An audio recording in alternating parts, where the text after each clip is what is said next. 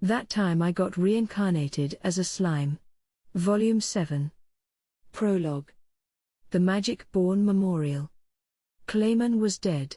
And when Laplace delivered the news to the group assembled before him, the reaction was stunned silence. "You lie. There is no way that could happen." This was Footman frantically shouting now, but no one could find it in themselves to see things his way. Laplace was always so aloof, easygoing, never one to express any of his true emotions. But his face said it all. This was not the Joker all of them knew, he was literally hanging his head in shame before them. It was all they needed to see to know that Clayman was really and truly dead. "Last night, the night of that Walpurgis Council, I lost my connection with Clayman," Kazalim ponderously stated as tears sobbed nearby. "My connection with someone I viewed as my own child. It could only mean one thing for him, death. I hardly wanted to admit it to myself. Even now, Laplace, after what you told us, I am filled with a stubborn refusal to admit it. This was my mistake," a boy with black hair regretfully lamented. "I thought the demon lords were kid stuff. I needed to be more careful. Gather more intelligence and then take action." There were 10 demon lords in all, looking down upon the world from atop their lofty peaks. But even in such heady territory, each of them bore different strengths and weaknesses. Clayman's apparently successful application of Demon Dominate on the mind of the demon lord Milim caused him to forget that vital fact, and even worse, led him to believe he could rule over all his fellow lords. It was much too rash of him. "If you're gonna put it that way," replied Laplace, lightening the mood with a joking tone, "I'm the one who suggested it to the guy. I never thought for a moment it'd turn out like this, no, not that it matters now. Plus, you have to admit it, Clayman was too stupid for his own good this time. I told him not to let his guard down, but he got carried away with it, and it blew up on him. All there is to it." "Laplace," snarled Footman. "You can't speak of him like that. I'm only tellin' the truth. He was weak, he got carried away, and now he's dead." "Laplace." Letting his anger overcome him, Footman took a swing at Laplace. His fist dug into the cheek of its target. Laplace didn't bother to dodge it. But that was all. Laplace remained where he stood, his eyes swiveling toward his attacker. "Oh, what, you wanna go, Footman? Well, be my guest." He let slip an easygoing smile as he taunted Footman, all but daring him to focus his anger upon him. Kazalim saw right through it. "Stop it, you two," she roared, halting them both. "This is a sad occasion for each of us." "She's right," the boy added. "Why are you playing the bad guy all by yourself here, Laplace? That's not like you. If anyone should play that role, it ought to be me for hiring all of you." Ah. Now Footman realized it. Laplace was goading him on purpose. "My apologies, Laplace." "Nah, it's fine. But you know, pal, and you too, President, you sure are mean, ain't ya?" "I am trying to be the bad guy here, so how about not letting the cat out of the bag?" He rubbed his cheek as he continued to complain. And something about the sight was so comical that it really did lighten the mood, if only a little. Back in control of their emotions, the Magic-Born discussed what to do next. Wailing about the misfortune of it all, Kazalim reasoned, would do nothing to realize Clayman's goals. Their talks grew sterner, more serious. "I couldn't tell you what happened in there, but as the demon lord Valentine put it, Clayman definitely died during the council. He didn't mention who did it, though." "Too bad I couldn't have beaten it out of him." "No, Laplace. I am glad to see you still breathing, at least." "Ah, I was just lucky. It happened to be the new moon, and being a vampire, Valentine was at the low end of his strength. We were in a holy place to boot. Lots of holiness filling up the atmosphere. That's the only reason my attacks worked at all." Nobody doubted Laplace's words. Laplace only managed to defeat Valentine, whose strength was on a par with the Kazalim of the past, thanks to several overlapping factors working out in his favor. Plus, Laplace was second only to Kazalim in brute force. His role as vice president of the Moderate Jesters was no empty title, he had the strength to back it up. That was why everyone in the room so readily accepted Laplace's astonishing victory, and thus, the talks continued, with nobody noticing the lie lurking between his words. This is quite the conundrum, however. You could say that, Kazalim muttered. We lost the base of operations we granted Clayman, his forces, his treasure, everything. A staggering loss. The boy nodded his agreement. What do you mean? Tia asked. Whether the demon lords killed Clayman or not, we still have his headquarters, don't we? I know that Clayman's forces were routed, added Footman, but we still have every chance to regroup and attack once again, no? We still have a Dalman, that crazed saint, patrolling the lands. A white king like him is just as strong as any of us, and the curse you've laid upon him is as active as ever, isn't it, President? Kazalim exchanged glances with the boy before slowly, painfully, opening his mouth. The complex I granted Clayman fell yesterday, in the course of a single evening. That slime, of all people, sent a small assault force to capture it. Huh? Laplace reacted. No. Tia shouted. You're kidding me? Protested Footman. So the magic born I saw on that battlefield wasn't even the full force at that Raimaru's disposal. Wait a minute. He looked up for a moment. Hold on, I remember that crystal. Right. The boy nodded. The images Laplace took, you saw the ogre mages in there, didn't you? I think it's safe to say that each of them alone is a special A-grade threat in the battlefield. Footman fell silent, mouth agape. Really? Tia whispered. Nobody answered. Regardless, reported Kazalim, that slime Raimaru was at the battle. I suppose he sprang that fight upon us as a ruse, so he could capture Clayman's quarters himself. For a slime of his caliber, it's not impossible to imagine him breaking through our defensive lines. Now the rest of the room was beginning to realize just how ominous the situation was. Which is why, the boy said, I think we need to reconsider our objective. With the majority of their military forces gone, he reasoned, any strategic moves needed to be avoided for now. Clayman's death alone was a serious psychological blow to everybody who knew him. But fortunately, they had not lost everything. They still had resources left untapped in order to spread out the risk, as well as the group they had implanted deep inside the Western nations. Plus, the political influence they wielded behind the scenes with those two groups was still as strong as ever. Perhaps they lacked physical might, but they had intelligence-gathering experts deployed across the land, laying out feelers to gauge every nation's direction. To the boy, who had started with nothing and come this far, it was still possible to stage a comeback. And that was why. For the time being, we need to lay low. It's a shame about Clayman, but we don't have enough power to try to exact revenge upon the demon lords. If we want to reach our ultimate goal of conquering the world, I think we need to be patient for now. His audience nodded their agreement. True enough. We've made major strides over the past 10 years. Perhaps it planted the seeds of arrogance inside all of us. Yep. Hence why Clayman got it in his head to pull all that nonsense. Right.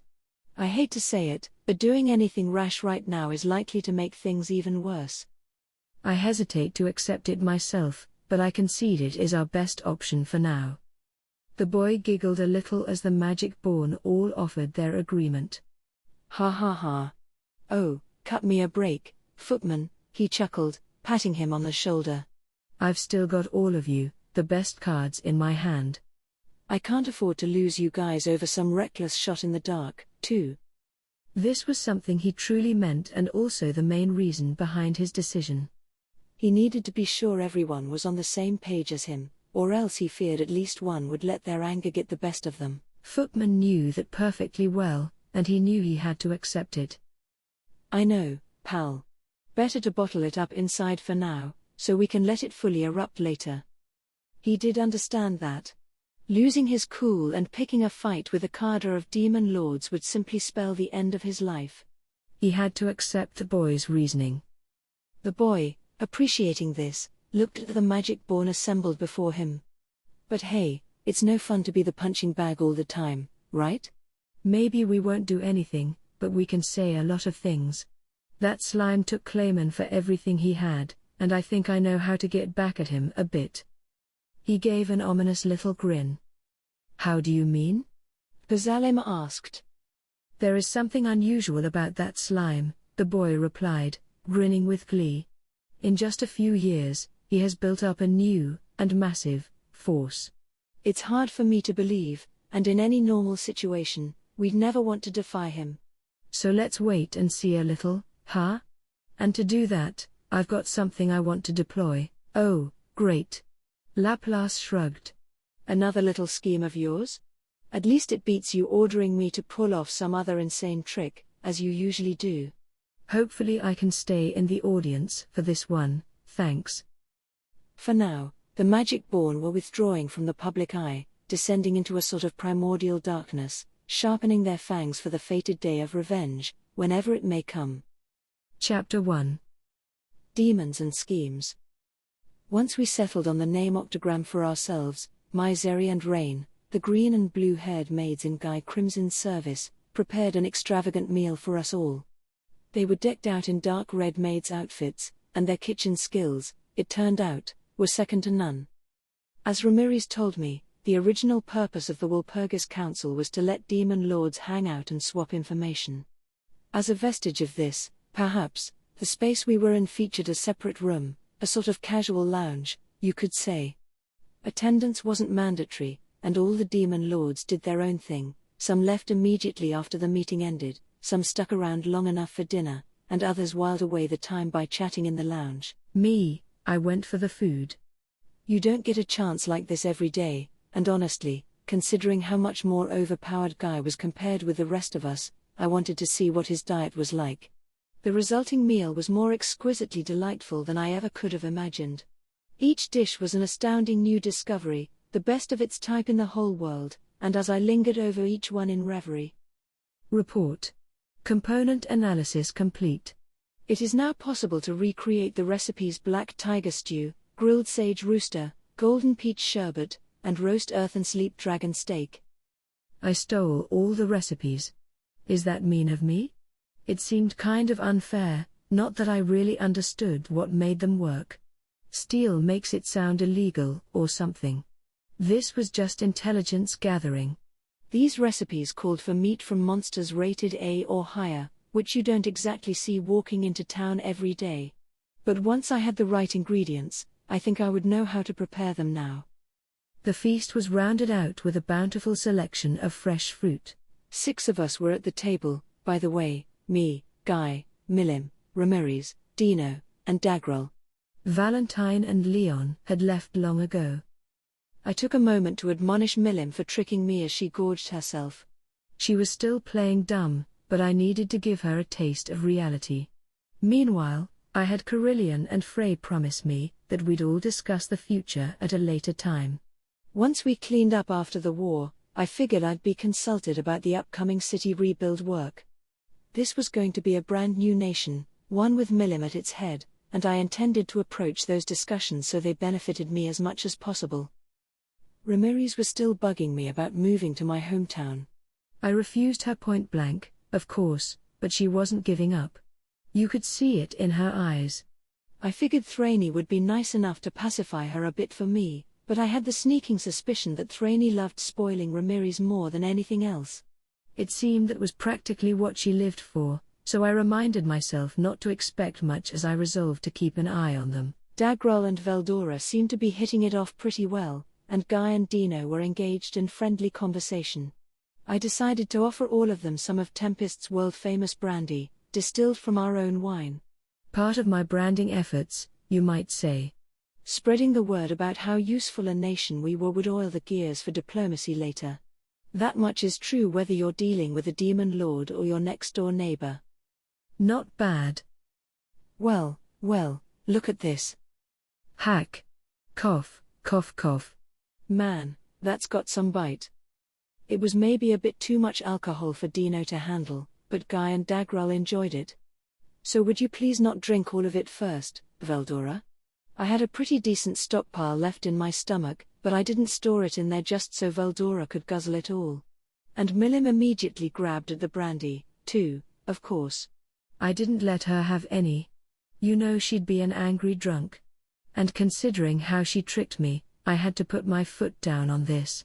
And it's fine for me, Ramirez, meanwhile, was already preciously cradling her glass, 3 sheets to the wind in the blink of an eye. I let the frantic Beretta and Thraney deal with her. This was actually good for me. If she stayed sober and undistracted tonight, there's every chance she would have tried following me back to Tempest. So things were in full swing before long at this feast, and I decided to take my leave before Ramirez woke up from her stupor. It was quite an ending to the Walpurgis Council, not at all what I expected, but I'm glad my worrying was all for naught in the end. It had been, to say the least, an eventful 24 hours. Walpurgis began at the stroke of midnight. By the time we wrapped it up, it was already early afternoon the next day. In a flash, I was back at Tempest. The trip over there was one thing, but with Dominate Space, the journey back was a snap. And unlike before, my nation hadn't fallen apart in my absence, spirits were high, everything worked fine, and I was tremendously relieved. All our forces had kept their high alert going, just as I ordered. They were all more refined now, contributing to safety on the streets more than ever.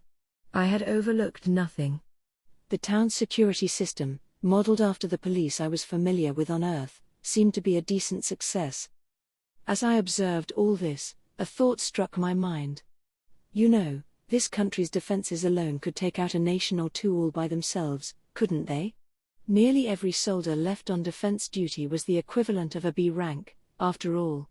Your garden variety magical or paranormal beast wouldn't dare lurk nearby. Overall, the rule of law and order had really taken hold around here. But that made me worry about monsters coming out of the city, potentially causing havoc somewhere else. It might be better, I thought, to check up on that. So I dragged Veldora and Shion back to town, riding on the back of Ranga. The moment I entered the city, the local residents and patrolling soldiers immediately took a knee at the side of the road, forming a path for me to follow. It was all so expertly choreographed. I had no idea when they learned how to do it. What's up with that? I thought, only to find Diablo approaching me from the other end of the path. He gave me a sincere smile, one brimming with joy, as he exchanged glances with Rigard. "Welcome back, Sir Rimuru." "It fills us with joy to hear of your induction into the Octagram. I am so glad to see you back here safely." I appreciated that from Rigard and Diablo, yes, but, seriously, what's going on here? "And how did you guys know I was crowned a demon lord?" That had to be the first time anyone used the term octagram in this world, too. I should know, I thought of it myself. The questions just kept piling up. Wasn't Diablo supposed to be out conquering the kingdom of Farmus right now? Why was he here roping the entire town into doing this little dance number for me? Starting to feel a little ashamed about all this, I finally decided to ask. "It's simple, Sir Rimuru," the smiling Diablo replied.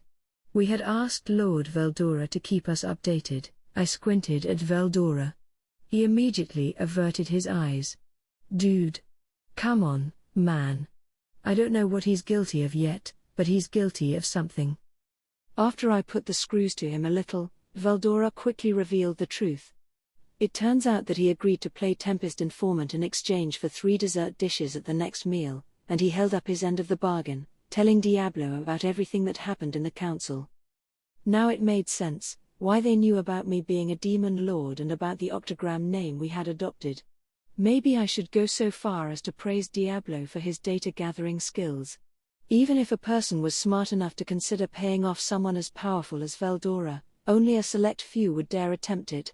Of course, Veldora deserves a lot of credit for actually agreeing with that nonsense, but still, I like this kind of proactive behavior. If all parties involved were pleased, I saw no need to harp on it. Still. Veldora, do you even need to eat? What kind of nonsense is that, Rimuru?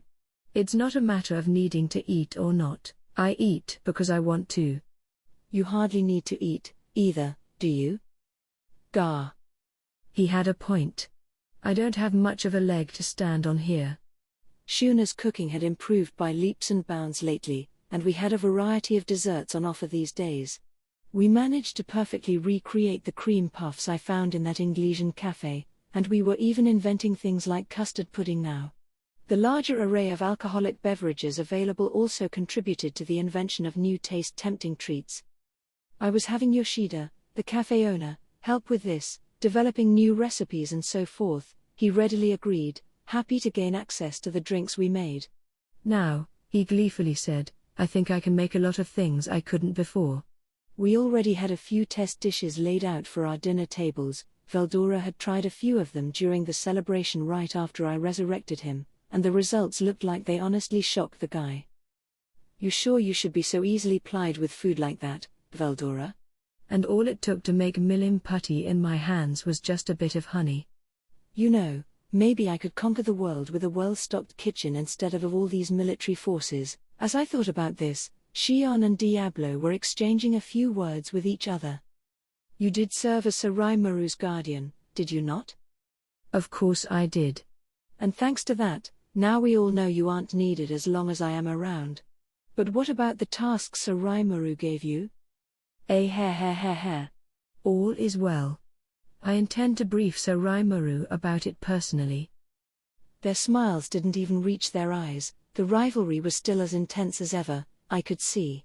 If I left them to their own devices, they'd be at it all day. Guys, can you knock that off? Yes. Rigid nodded. I am sure Sir Raimaru is tired. I believe Haruna has a meal prepared for all of you. We can talk once you are suitably refreshed. Thanks, Rigid. I'm loving this new air of authority you're giving out. So I had him lead me through town. Everyone we passed by was all smiles, ready to go into full-on party mode at the drop of a hat, but Benimaru and his team still weren't back from their mission. The full celebration could wait until later. For now, I could rest in the knowledge that one thorny problem, at least, was solved. Thus, I decided to sink into my hot spring bath, enjoy the food Haruna prepared for me, give myself a mental recharge, and then listen to Diablo's report. The battle with Clayman ended in total victory for me, and that just left the establishment of Yome's new kingdom and our future wrangling with the Western Holy Church to deal with. There would be new negotiations to consider shortly, with the Beast Kingdom of Eurasania, with the Winged Nation of Fulbrosia, with the Dragon Faithful who worship Milim, but those all looked bound to end on friendly terms, so there was no need to fret much about them now. So, I asked Diablo as I enjoyed some post-dinner tea, what have you been up to? I asked you to destroy the kingdom of Farmus and install Yom as its new king. If you abandoned that job and came back here, should I assume that to mean you need more resources? I was back in slime form for the first time in a while, relaxing in Shion's lap as I enjoyed the roundness of her breasts over my head. I think that made my question sound even more serene than I intended. If Diablo needed help, I figured someone like CI could provide it. We had some leeway again for a change, no need to make Diablo fend for himself. Shion was laughing above me, going on about something like, oh, I would say being your tea fetcher is the ideal job for Diablo, my lord. Allow me to conquer that kingdom instead. And so on, but I ignored her. I just couldn't see her as up to the task. It was probably her way of lending Diablo a helping hand, but I wasn't listening, and as it turned out, it wasn't necessary. No, Sir Raimaru, he said as he refilled my cup, no resources will be necessary. Everything is proceeding smoothly, and according to plan.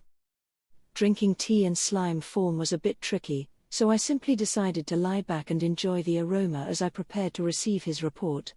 Ah, bliss. A bliss that abruptly ended with the next thing he said.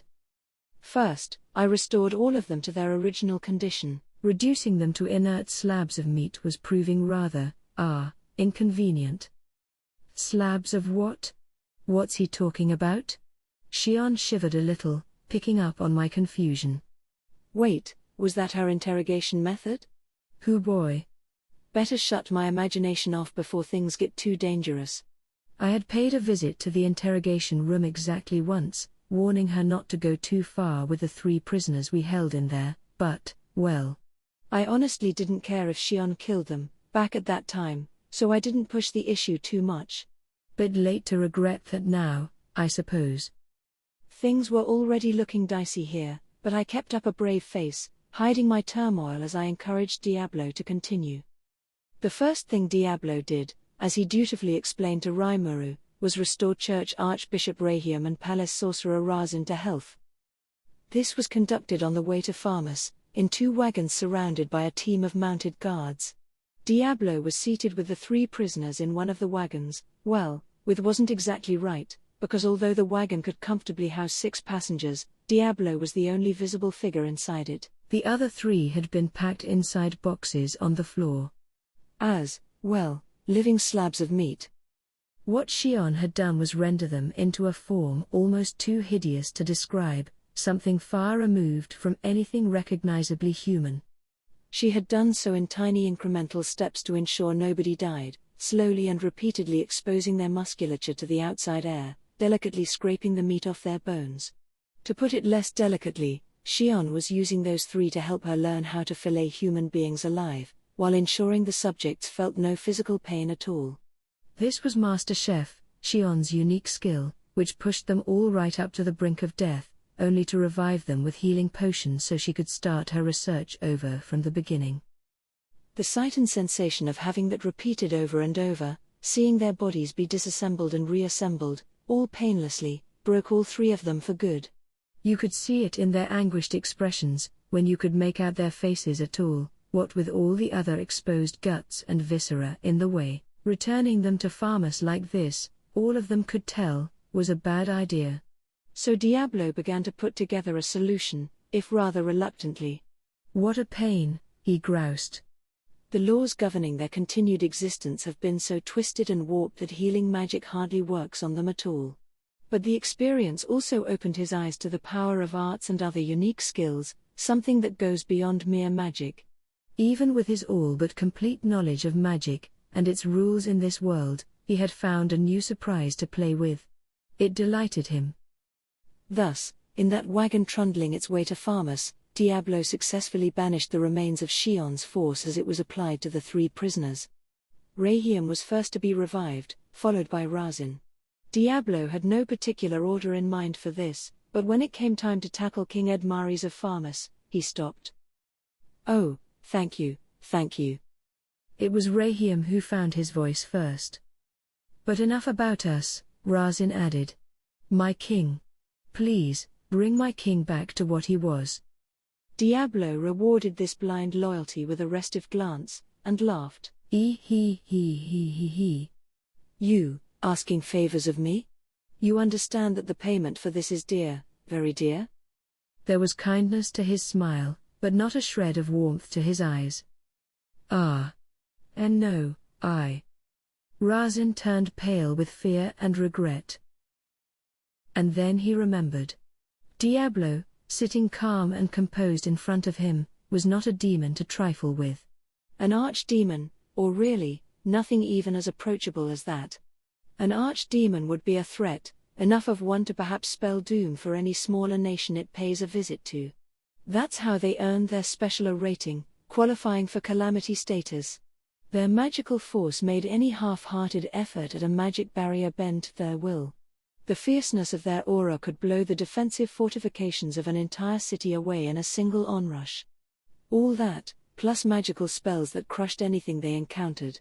Any adventurer who didn't rank at least an A themselves had no chance of handling an archdemon. Simply standing in front of one would be forfeiting their lives. Even Razin would hesitate to confront one. But that didn't even compare with Diablo. There didn't seem to be any aura coming from him at all, he looked merely human. Only his eyes were unique. One glance, and they were unforgettable, like golden moons in the dead of night with slashes of crimson red down the middle. It was alarmingly eerie, but otherwise, he was no different from anyone else, meaning he could simply walk right through any fortifications a city might use to block a lesser demon's approach. If humans had any advantage over demons, it was in knowledge and wariness.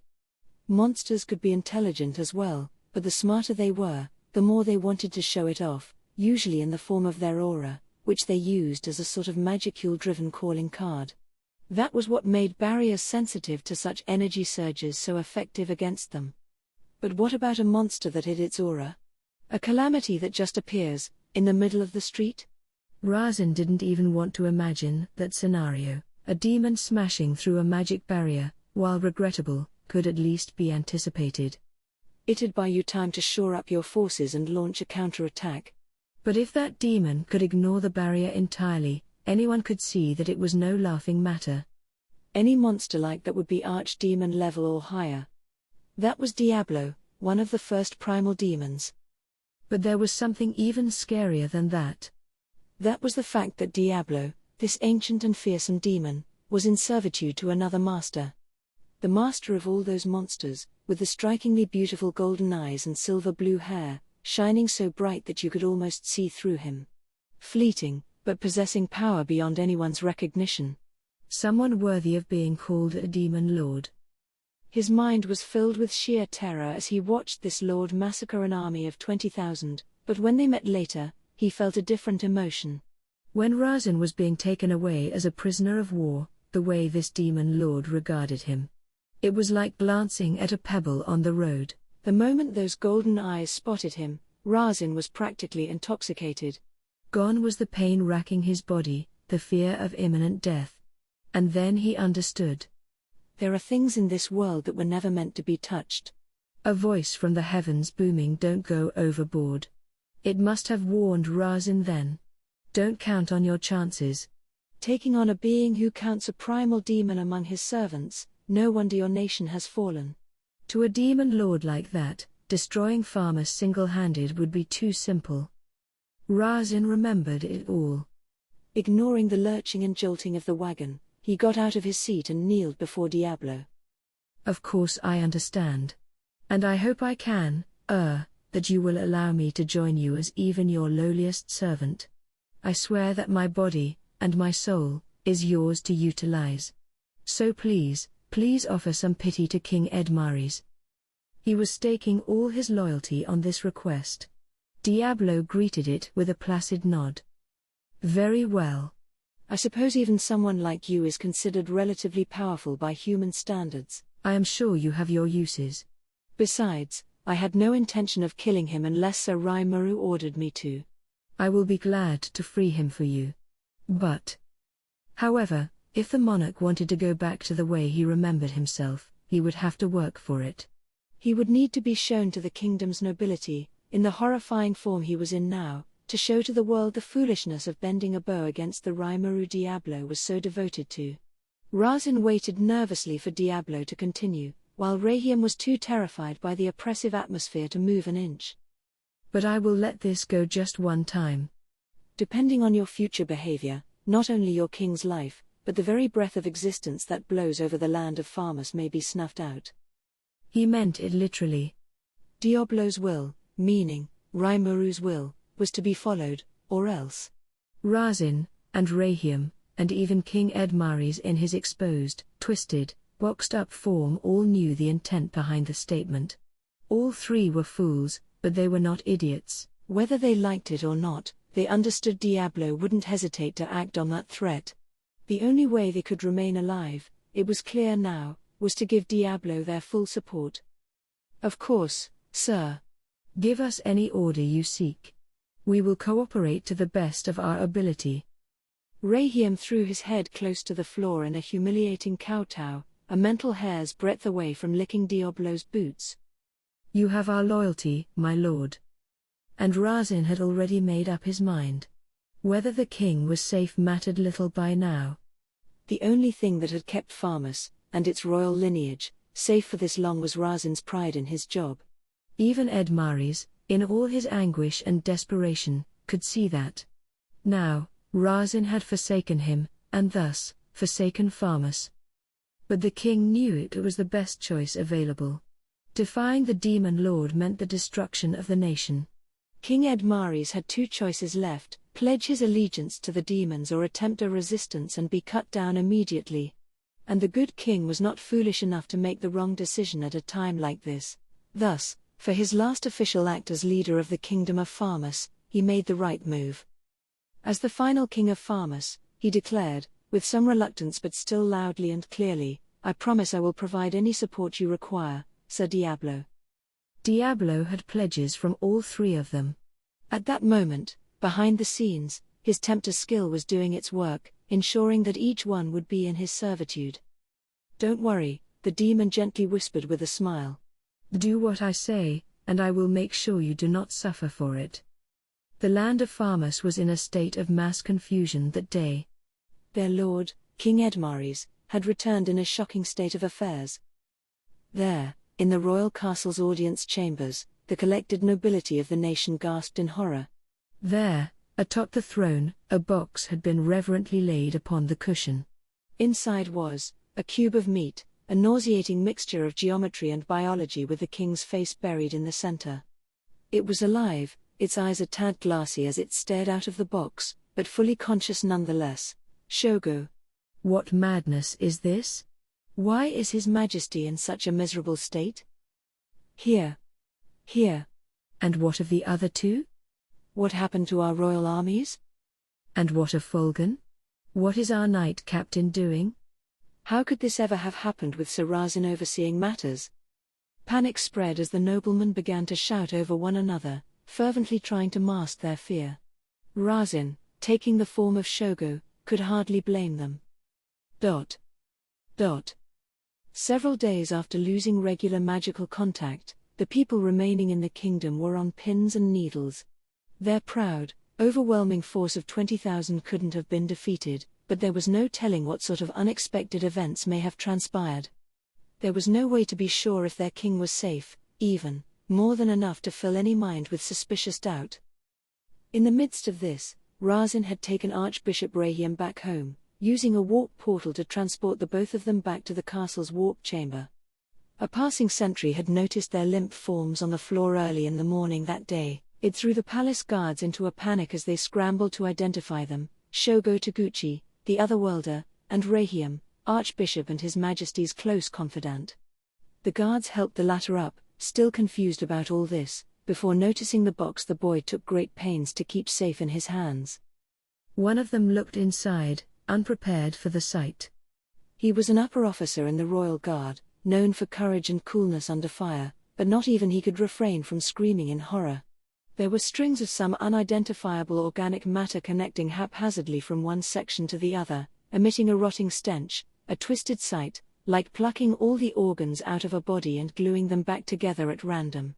The sole ruler of the kingdom of Farmus had been reduced to a sickening creature, and no one could criticize that royal guard for so rudely screaming his head off at him. Attracted by the noise, others went to look for themselves and reacted the same way. The attendants and ministers were all thrown into utter chaos at the transformation of their lord. Some screamed and sobbed. Some found themselves emptying their stomachs on the spot in fear. Some fainted entirely. None of them could believe this was their king. But this was reality. When they finally dared to come close enough, it was confirmed for good: this truly was Edmaries before them. "What are you doing?" one of the ministers shouted. "We must help His Majesty." That was the catalyst. At once, everyone sprang into action. The sorcerers who stayed behind in the palace tested out every spell at their disposal. The high-level priests of the Western Holy Church were summoned, each attempting their own healing magic.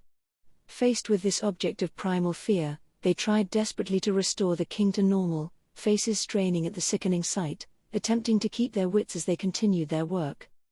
But nothing worked. No matter what they tried, they couldn't save their king. Now Shogo had regained consciousness. He was immediately called in for questioning.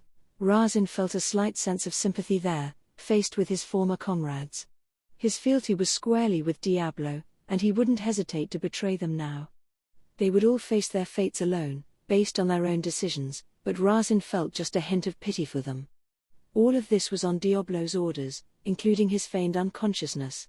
Everything was going to plan. As Diablo's servant, Razin had received a briefing on what his new master intended to do with this kingdom. He fully understood what needed to be done to achieve those aims. In a word, this land was to become the Demon Lord's plaything.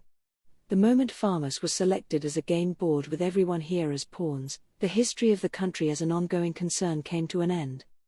But this was not necessarily bad news for its people. When told of the Demon Lord's plans, Razin felt a broad sense of hope. Already in his mind's eye, he could see the land of Farmus growing more prosperous than ever before. If achieving this goal meant toppling the current system in place, then so be it. Calm yourselves. This is Razin inside this body. I have taken His Majesty back to safety, with the kind assistance of a champion to our cause. What? You're not Shogo? What happened to? Ah. Yes, now I see. Imagine, so Razin inside that impudent snitch Shogo's body. This will take some getting used to. Despite the initial confusion, the people in the chamber were convinced. Razin was, after all, a great magician. But you fled the battle? Does that mean our forces, Farmus's forces, have been defeated? What happened after that? You didn't simply march back to the castle because you couldn't eradicate the monsters, did you? The nobleman's questions grew to a torrent. They were the leaders of the nation, although many of them secretly, or not so secretly, schemed to use this war as a cover for the profits they intended to make off it.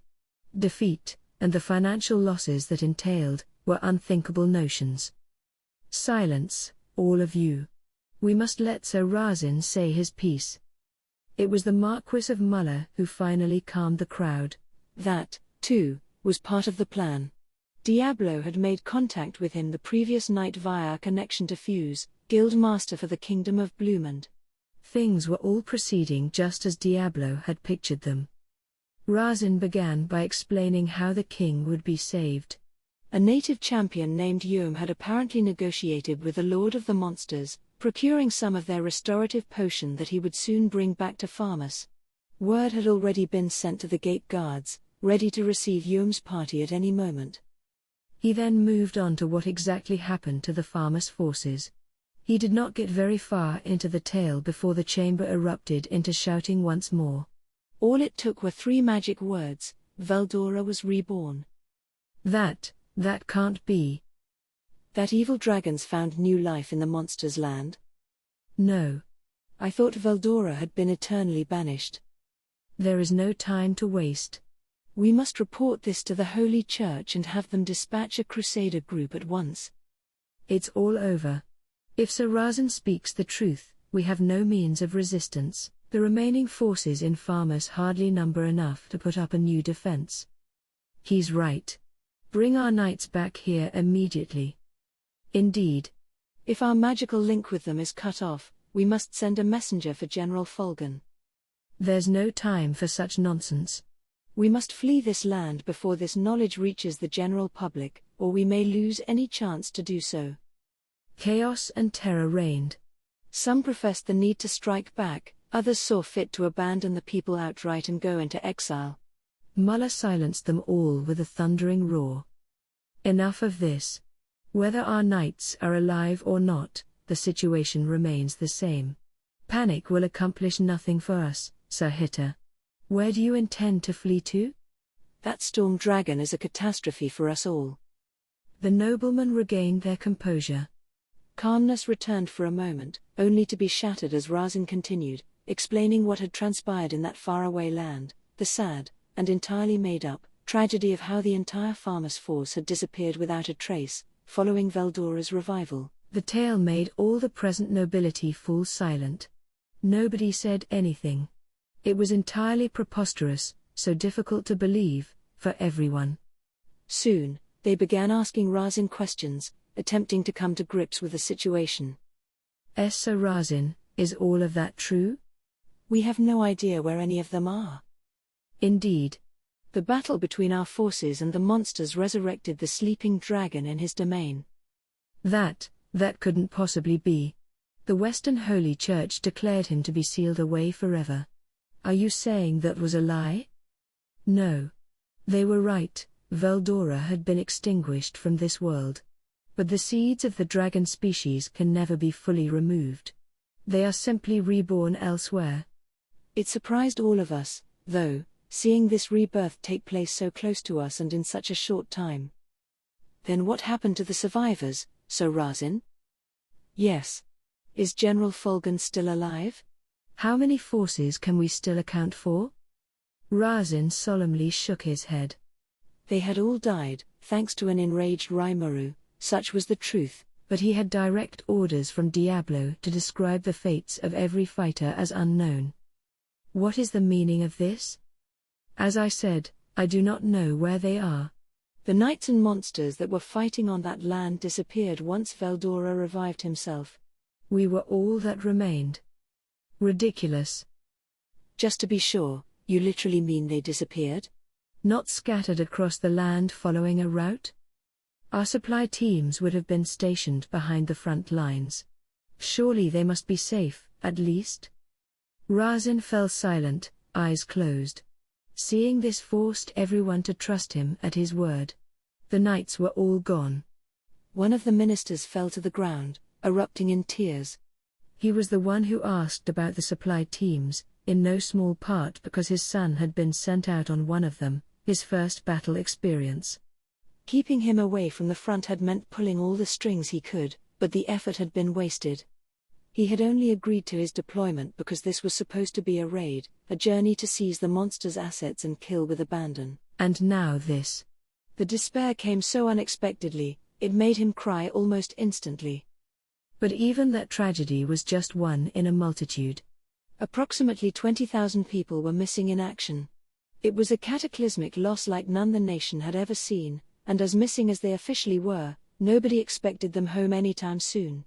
They were as good as dead. And now all of them had connected that cataclysm in their minds with the revival of Veldora.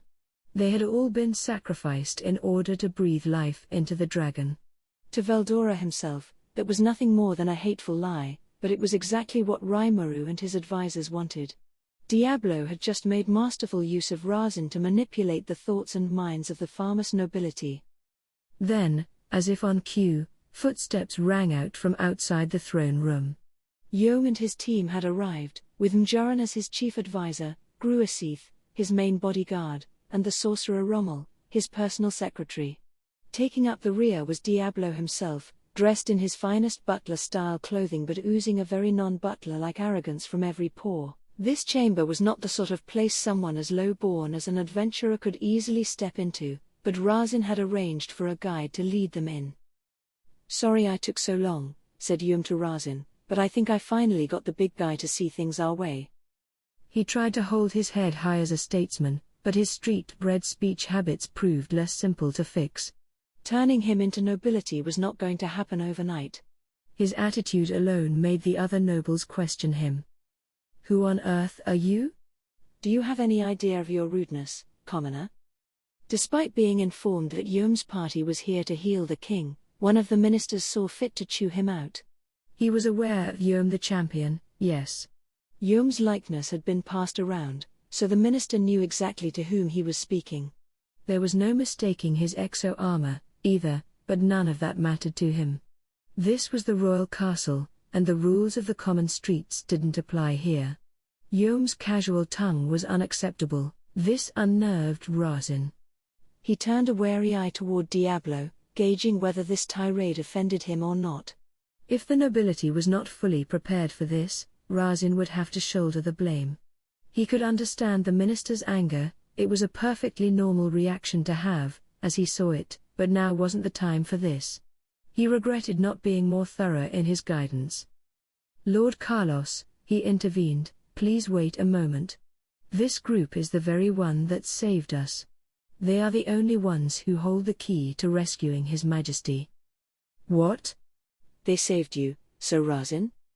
"As the so-called defender of our kingdom, Sir Razin, that hardly sounds like you. What is the meaning of this?" Despite the nobleman's misgivings, Razin was still the most powerful wizard in Farmus. There was no doubting his powers, and his track record in defending the kingdom from outside threats spread across hundreds of years. His words were not to be taken lightly, and so the nobility sheathed their swords for now. If anything, though, this response was merely a bluff in the face of the mortal danger this nation faced. If Razin had been saved, perhaps there was a way all of them could be, too. As Razin opened his mouth to answer the question, another voice joined the conversation. "Allow me to answer that." It was Rahiam, the archbishop. He had pretended to be himself just revived, this moment come to Razin's assistance. Relieved, Razin gave him a nod, then turned to Diablo, noticing his expectant smile. Yes? How was Sir Razin rescued, then? I trust he has already told you about the storm dragon's reawakening, Rahiam began. The battlefield was intense, vehicles from both sides smashing against one another. Our side outnumbered theirs, but the monsters had the geographical advantage. It was a much harder battle than any of us expected, and there were many casualties on both sides. His voice echoed across the otherwise silent chamber as he continued, keeping a close eye on Diablo to gauge his response. The chaos on the battlefield was what revived Veldora, and when he emerged on the scene, both human and monster were sacrificed en masse. It was also Rahiam and I could do to keep His Majesty protected, Razin said as he nodded. He was careful to emphasize that there was nothing he could have done to save them. Exactly. We were situated in the rear of the main force, watching in despair as the tragedy unfolded before us. Before the storm dragon, dooming our legions to death and crushing everything in his path, we all said our final prayers. But then, one rose up to stand between us and this merchant of death. Razin shot to Diablo a glance, to which Diablo gave a self-satisfied nod back. It was just the signal he and Rahiam wanted. It was none other than Sir Raimuru, the master of the monsters. Indeed, it was. Sir Rahiam and I were both prepared to die, but Sir Raimuru convinced Lord Veldora to calm his rage. Convinced? He actually spoke with the monster? It would be suicide to stand before the likes of Veldora. Being exposed to all those magicules would kill most creatures. How did he do it? The nobility was understandably surprised. If Veldora could be reasoned with, perhaps there was a way to keep him from laying waste upon the land. They looked toward Razin and Rahiam with hopeful expressions. There was every chance that Veldora would spare Farmus, but it would be foolish to idly hope for that to transpire. But what was to be done, then? Nobody had an answer for that. Now that they knew a force of 20,000, including the king's personal Night Corps, had been literally erased from existence, nobody was reckless enough to suggest confronting the dragon. If they could negotiate with this threat, that was the best solution for everyone. You are all aware, I assume, that Sir Raimuru is also the overseer of the Forest of Jura? Or so he claims, at least, groused a minister. Diablo greeted this with a scowl that immediately filled Razin with alarm. It is no mere claim, minister, he said. I have personally witnessed the town the monsters built, and truly, it is more than worthy of serving as the capital of any kingdom. But we can discuss that later.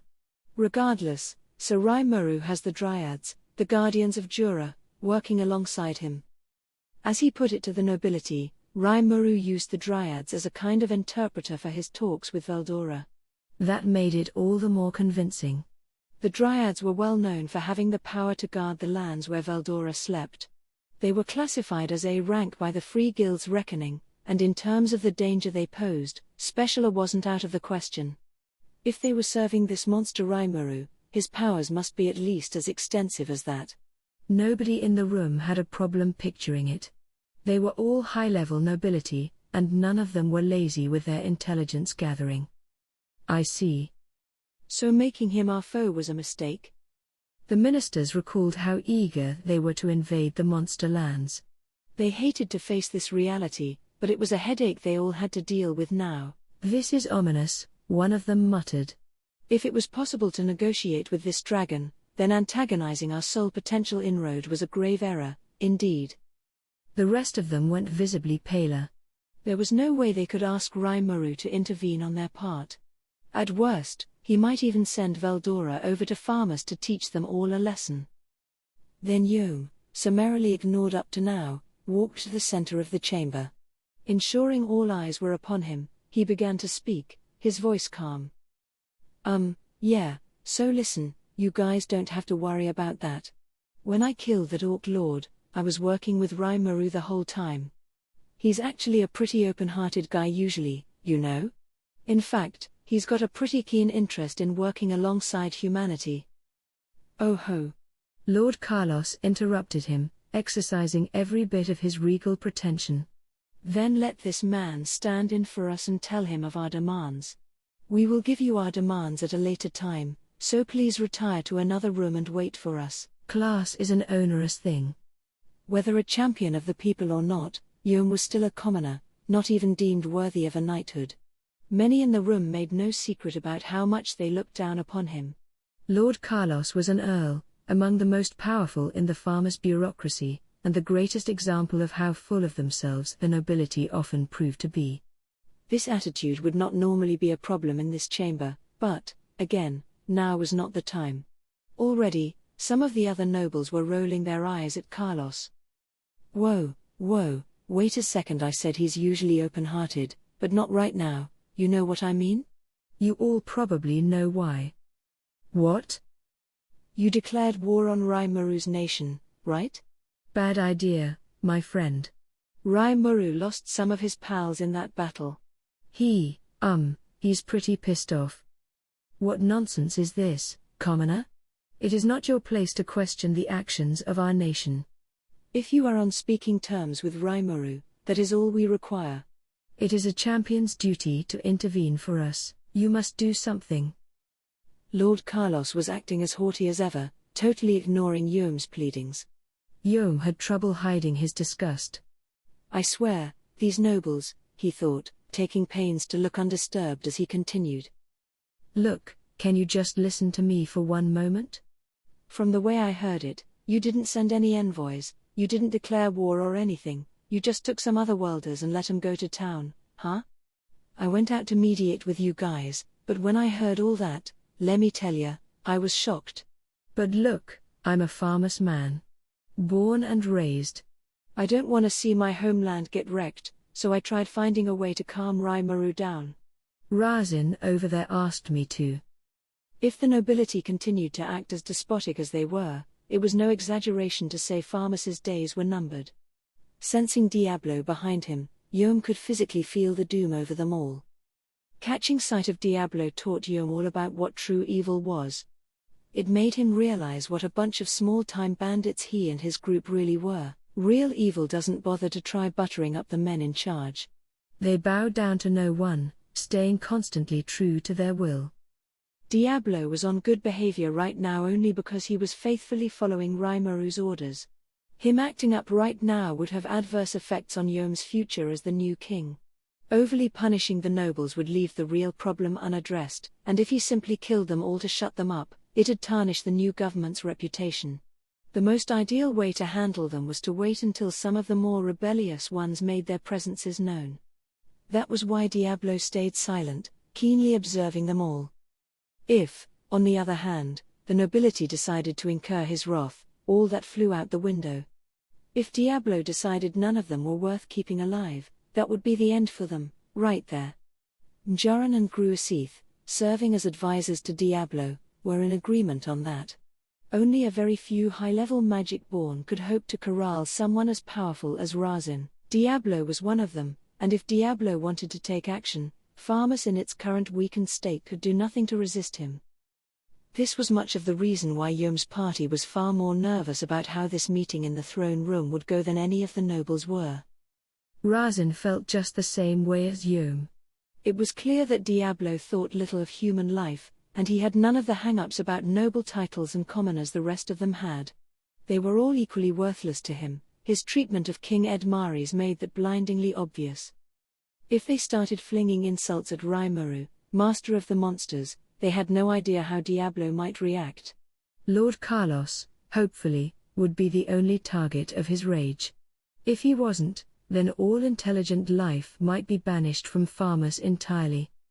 Razin knew that, and that knowledge made him frantic. Assuaging the panic running inside his head, he tried his best to back up Yom.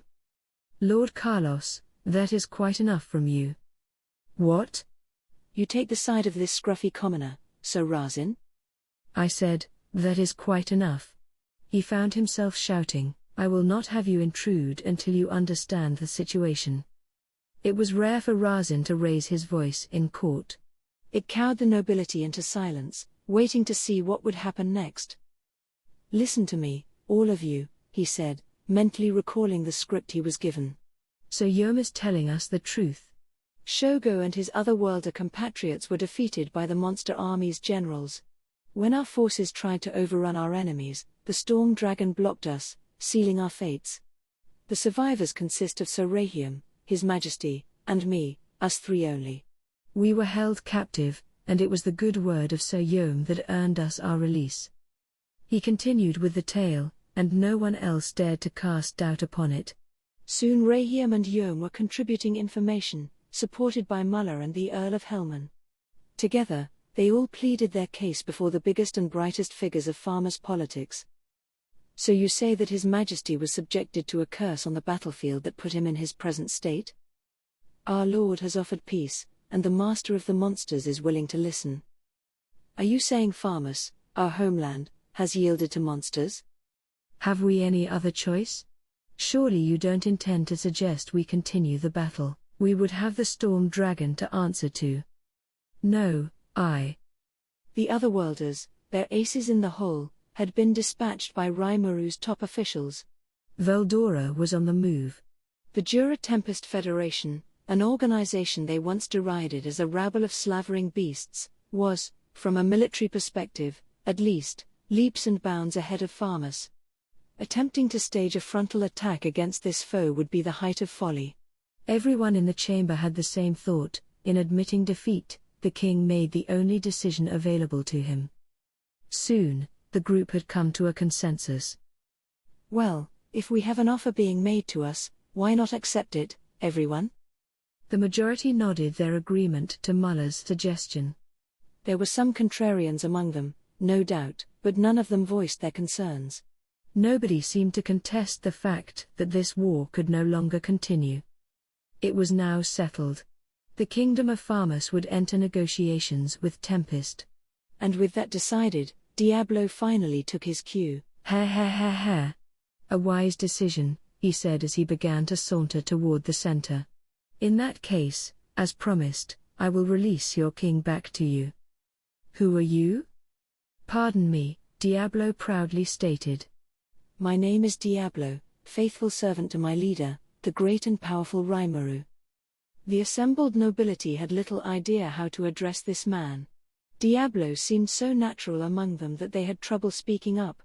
Only Razin demonstrated any fear of him, for only Razin knew what that name meant.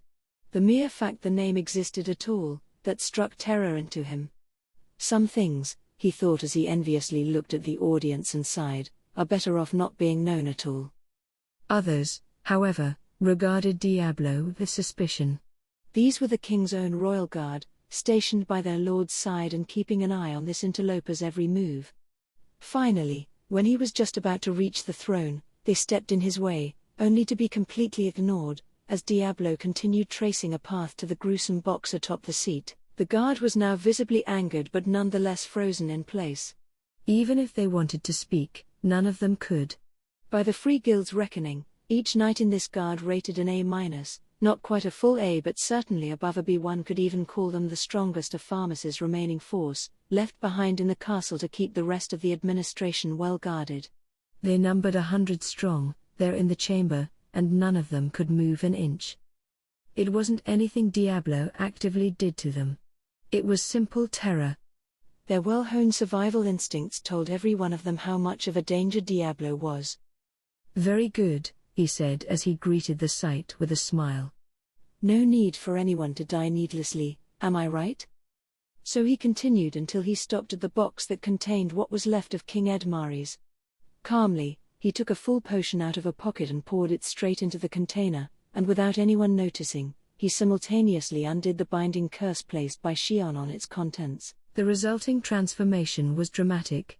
The moment medicine made contact with flesh, the king was back, in the robust shape everyone recalled. Diablo's scheme was a roaring success. This king, whose malady had been thought of as incurable by the men assembled, was back to normal in an instant. The attending doctors and sorcerers all yelped in surprise. What is that potion? It is a full potion, he gently replied. A specially refined creation of my homeland, the most potent of all restorative treatments. We export it only to nations on friendly terms with us. This introduction was a key part of the plan. The potion, after all, was Tempest's main economic weapon. Full potions were only rarely found worldwide, usually dug up from the ruins of ancient magical empires.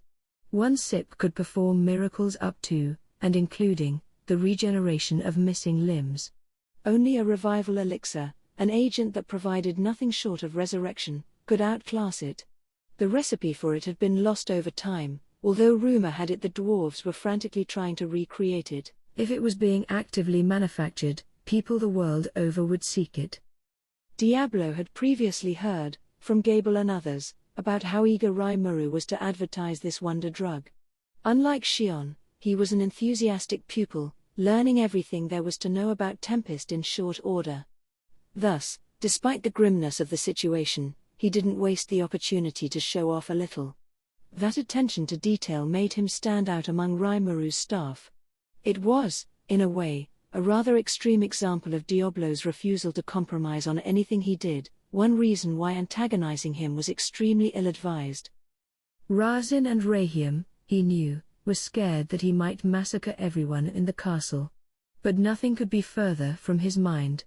Doing that would wipe out Rimuru's trust in him.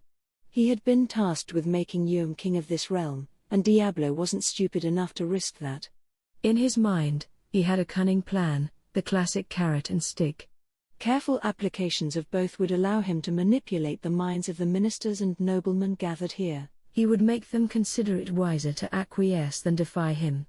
And if any one of them was foolish enough to make the wrong decision, he would cleanse the kingdom of their presence. That was the gist of it. The king was back in human form, much to the astonishment of his slack-jawed audience. To the casual observer, it looked every bit like the full potion alone had healed him. "How do you feel?" Diablo asked. Edmaris, a tad pale in the face but otherwise none the worse for wear, nodded back. "Ah. Why yes. Thank you. You saved me." This weak reply was half honest feelings, half scripted act. Edmaris was doing Diablo's bidding. Tempter, Diablo's unique skill, was in the same family as Rimuru's own Merciless, allowing him complete control over anyone whose spirit he had sufficiently broken. Under its influence, if King Edmaris ever attempted to defy Diablo's will, Diablo would immediately be informed of it. As the king put on the clothing hurriedly provided by an attendant and breathed a sigh of relief, Diablo motioned at him with his eyes. He nodded back. "Now, my liege, I have a message from Sir Rimuru, my own lord," said Diablo. "I will be glad to hear it, messenger from the monster realm." This was the first time the king of Farmers acknowledged Tempest as a sovereign nation. It was also a signal to everyone in the room. From this point forward, as far as King Edmaris was concerned, Tempest would be recognized as an orderly negotiating partner, which in turn meant Diablo was the official representative of the other side of the war. It was as significant a gesture as Edmaris could muster, in an effort not to get on Diablo's wrong side, and thanks to that, any nobleman fostering ideas of revolt were silenced for good. Of course, nobody had any will to continue the war at this point. This declaration was less for Diablo's sake and more in hopes of protecting the king's own countrymen. "Allow me to give you his statement." 1 week from now, my lord wishes to hold peace talks between the representatives of both nations here, in this land. Before we sign the peace treaty, you are asked to agree to the following conditions provided by us. Diablo took out several pieces of parchment paper. You have the right to make your choices about these stipulations. After an ominous opening, the document laid out its terms, ostensibly written by Rimuru, but in reality, written by Diablo. Its contents were, to be frank, revolting. The first article provided was for the king to abdicate and the nation to pay war reparations. The second was for the nation to surrender to Tempest and become a vassal state. The third wasn't even a choice, it simply stated that, if the first two choices were not replied to in the affirmative, the war would continue. These conditions may not have seemed like they altered the current situation very much. But they did. With Tempest now recognized as a state, Pharmacy's footing after starting a war without so much as a formal declaration was shaky at best. None of its neighbors would want any part of it, and the Western Holy Church would doubtlessly have their hands full with Veldora. Nobody in the room imagined that any local power would go out of their way to help farmers. It was, in other words, blackmail. A threat to raise the land, avoidable only by swallowing a litany of intolerable rules. Diablo read all the conditions out loud, his haughty voice reaching every corner of the room, the glee evident on his face as he enjoyed the nobility's reactions. When he was finished, he could hear one of the ministers whisper ridiculous in a half wail. This he ignored as he turned toward King Edmaries and bowed. "That is all. Please have a response ready for us in a week's time." Wait a moment. That is far too little time for us to work with. At least provide us a month to. Silence. I have a short temper. But, sir, this is not a matter we can decide upon in the royal parliament. We must summon the regional barons and stage a vote with the entire assembly. I said silence. Your logistical issues matter little to me. And I will also suggest not to attempt any juvenile tricks with us. These deadline extending excuses shall not be tolerated. If there is no reply after a week, we will take that to mean you wish to continue hostilities. I ask you to provide your full consideration of this matter. And with that one-sided caution, Diablo turned his back on the king and his court. He could hear someone loudly calling him a tyrant, but it didn't bother him. He simply left Yom and his men behind and walked out alone, his work apparently done for the day. After he was gone, King Edmaries officially called for a session of the royal parliament, with all nobility required to be present.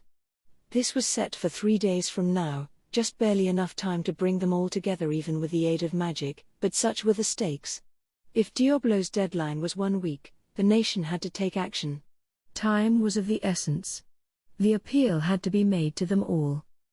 At once, the king's attendants sprang into action. The room echoed with the clamor of activity as they began to prepare for the meeting as Edmaries watched, exhausted. "Do all of you understand the situation?" he asked his closest ministers feebly. "Before the nobles arrive, we will need to decide on a direction. I will offer my views tomorrow, at another location, and I would like to hear from all of you as well." There was no doubt that Farmus was hurtling headlong toward its doom. Now was no time for infighting within the bureaucracy. The parliament was going to be a wild, confused meeting, that much was certain, which made it all the more important that everyone was on the same page beforehand. That, the king thought as he silently firmed up his resolve, and so we can keep the casualties as low as possible. The next day, the king and his group reconvened in another meeting room. These were all trusted confidants, the only exceptions being the Marquis of Muller, most powerful among the court's neutral elements, and his associate, the Earl of Helman. Edmaries began by summarizing the events that led here once more, his audience silently listening on. Razin and Rahim had already covered this territory, but the horrifying truth of it all still crashed upon the ministers like a tidal wave. "My liege," Muller asked, "is all of this true? I mean, about Veldora being revived?" The king nodded. "It is just the way Razin and Rahim put it yesterday. But the sole problem I face right now is which conditions must be accepted, out of the 3 offered." That, and I also wish to deliberate over how to handle future events. As he implied, nothing should be left on the table in this discussion, and soon, opinions were flying in all directions. The forest of Jura that Veldora protects is a forbidden land. Not even the Eastern Empire has tried to lay hands upon it. It would be a fool's errand to tackle it on our own. Too true, too true. There is no path to victory for us. Any further belligerent activity would spell the end of our nation. Indeed. The question, then, is how to approach conditions 1 and 2. I refuse to let us be colonized. How could we let the monsters rule over us when our own positions haven't even been guaranteed? That's not necessarily true. I doubt we will see any further wars, for one. Ridiculous. The landholding barons of the kingdom will hardly allow such nonsense. It will mean civil war. Which, I suppose, is what the monsters want to see. And what of the king abdicating? And the reparations? Have you seen what they are asking for? It will collapse our finances. 10,000 stellars. The equivalent of 1 million gold coins. A good fifth of our annual tax revenue. Outlandish. But think about it. Is that not preferable to the end of our kingdom? That it is. They are honorable enough, at least, not to demand every coin in our coffers. So there is nothing to be done but accept their terms? I see no other way out, no. King Edmares listened on in silence as his ministers and nobles deliberated, keeping his thoughts to himself. Beautiful. As sweet as a young girl, but such an overwhelming presence in person. This Rimuru, lord of the monsters, he is a fearsome demon lord, indeed. Merely thinking about him makes terror erupt from the bottom of my soul. There was no way the king could ever put his own majesty above him any longer. The fear in his heart made the thought of defying him unthinkable. He had been rendered helpless, a cube in a box, forced to devour his own limbs. He never wanted to experience that again, and now he had to convince the ministers to see things his way. In his mind flashed images of defeat and the assorted types of torture he had endured, and in between, the monster's town, far more orderly than he had guessed. The birth of a new demon lord and the resurrection of the storm dragon. It was all the truth, and Edmares knew it meant bitter defeat for him. Stained by greed, he had made a terrible error. If he had approached on friendlier terms, perhaps they could have worked together in a far different situation. But the time for that was gone. No further errors would be allowed. Diablo advised him that he was free to respond to these 3 conditions any way he wanted.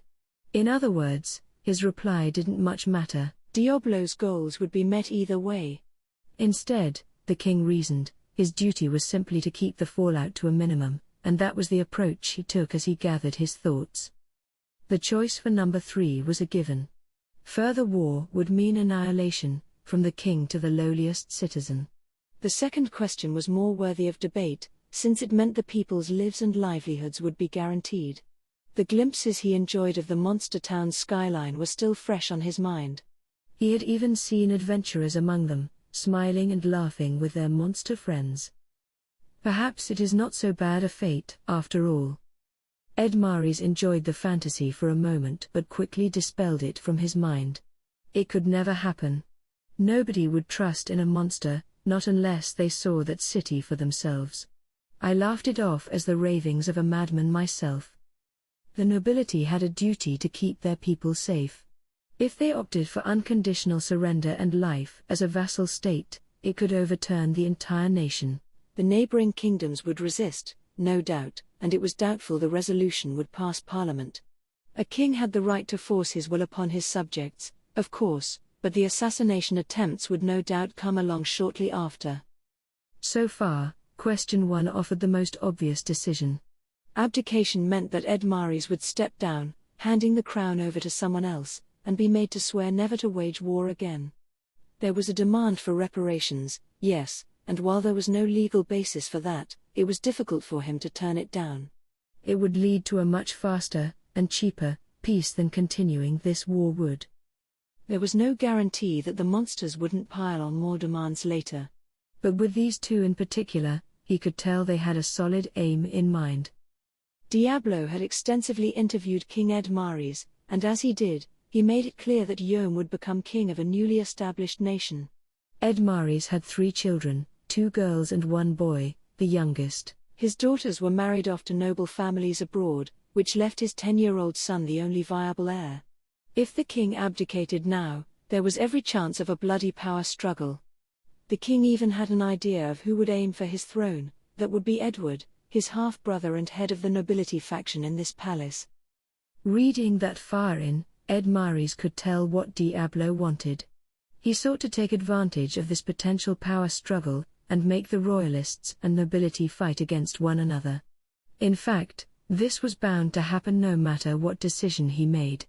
Whatever he chose, Diablo could easily factor it into his own plans. The king sighed to himself. So it just doesn't matter? And if it didn't, if the results were the same regardless? All right, everyone. Allow me to state my views. Just when the debate was starting to die down, King Edmares began to speak. The nation of monsters calls itself the Jura Tempest Federation. It is a gathering of assorted species of monsters, all bound together by an overseer by the name of Rimuru. I do not feel it is such a bad thing to join them in this federation. You seek to become a vassal state? No, not like that. I am merely stating my belief that their nation is governed in a surprisingly peaceful manner. He stopped for a moment, allowing the audience to gauge just how resolute his expression was. This war was a mistake. It was not for the sake of our people, but of my own greed. That is why the heavens saw fit to forsake me. The price of that made Veldora rise from the dead and spread the seeds of disaster across Farmus. If I had followed the Marquis of Muller and the Earl of Helmand's advice, none of this would have happened. My liege, please, none of this is. We are unworthy of your great modesty, your majesty. Thank you, the king said, nodding in heartfelt appreciation. There is no longer a second chance for us. None. Thanks to Sir Rimuru, Lord of the Monsters, I stand here before you now. There is no next time. One more incorrect decision, and the flames of war will descend not just upon me, but upon all our people. My pride and honor no longer matter. All I want to do, at the very least, is ensure my people are not engulfed by those flames. What can we do to steer things in a better direction? What will make our people happier? That is what I want us all to consider. The ministers froze in surprise. Their cold, calculating king, always putting his own profit ahead of everything else, admitting to his mistakes and calling upon his advisors to come up with a better idea. Their shock was understandable. They all looked wide-eyed at their king, reflecting upon their own thoughts. The selfishness within them, as they used pride or whatnot as an excuse to protect their own assets, was now all too obvious to them. Every last one of them stood up, then kneeled before their king. My liege, Muller said on their behalf, we apologize. We were all foolish. We must seek out a better path, for our nation and for our people. The rest of them shouted out their here. Here. As their heads touched the floor, the talks continued well into the ensuing night, as Yom and his team were invited to participate as advisors.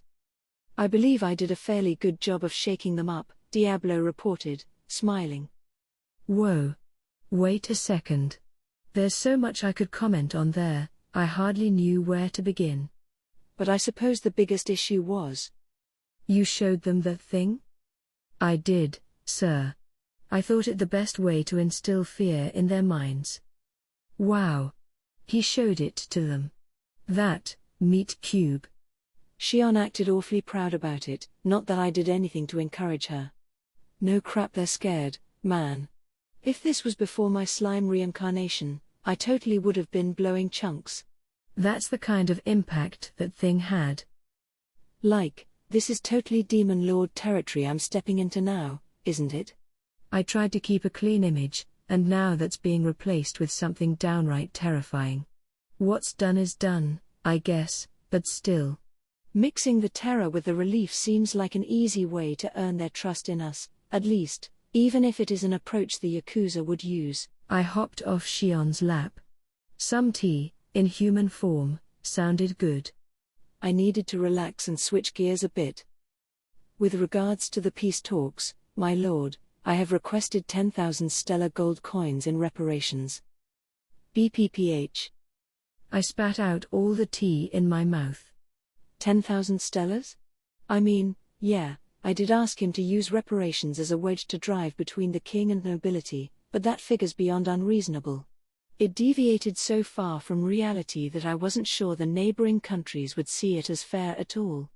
Bartering was still the preferred method of trade in this world. Currency was the norm in population centers like Bloomond or Inglesia, but over in the farming villages, people could go their whole lives without seeing anything more valuable than a silver coin. In other words, money had a lot more value here than I originally gave it credit for. One copper coin was about 10 cents, one silver coin about $10, and one gold coin about 1,000. That was the general understanding I worked with, but even that only applied in the big cities. In real life, the differences were even starker.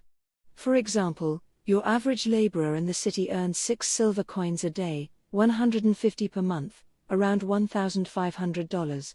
In the villages, meanwhile, you wouldn't even make 100 silvers a year.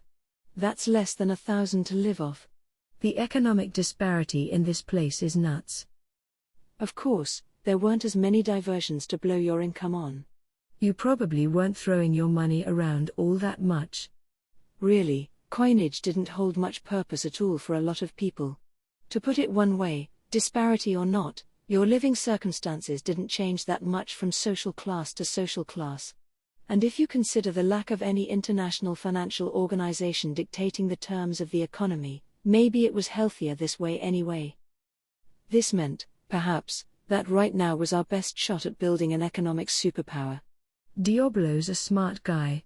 When he heard me talking about multiple races sharing one another's prosperity earlier, he immediately connected that to economic domination.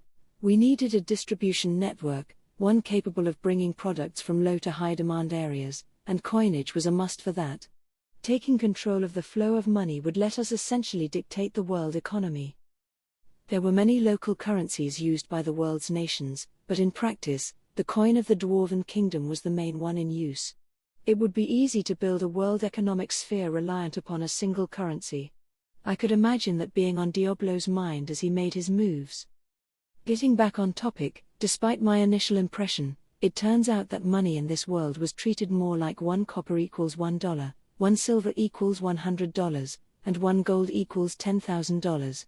10,000 stellar gold coins, then, meant we were asking for war reparations to the tune of $10 billion. This wasn't Japan. There wasn't as much stuff all over the place, no great need for a national budget to be that massive.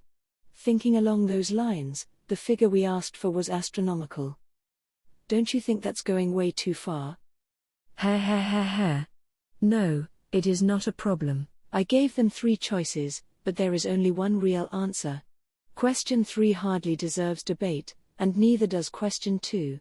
The only real decision to make is on question 1, and it is from there that their negotiations will begin, I suppose.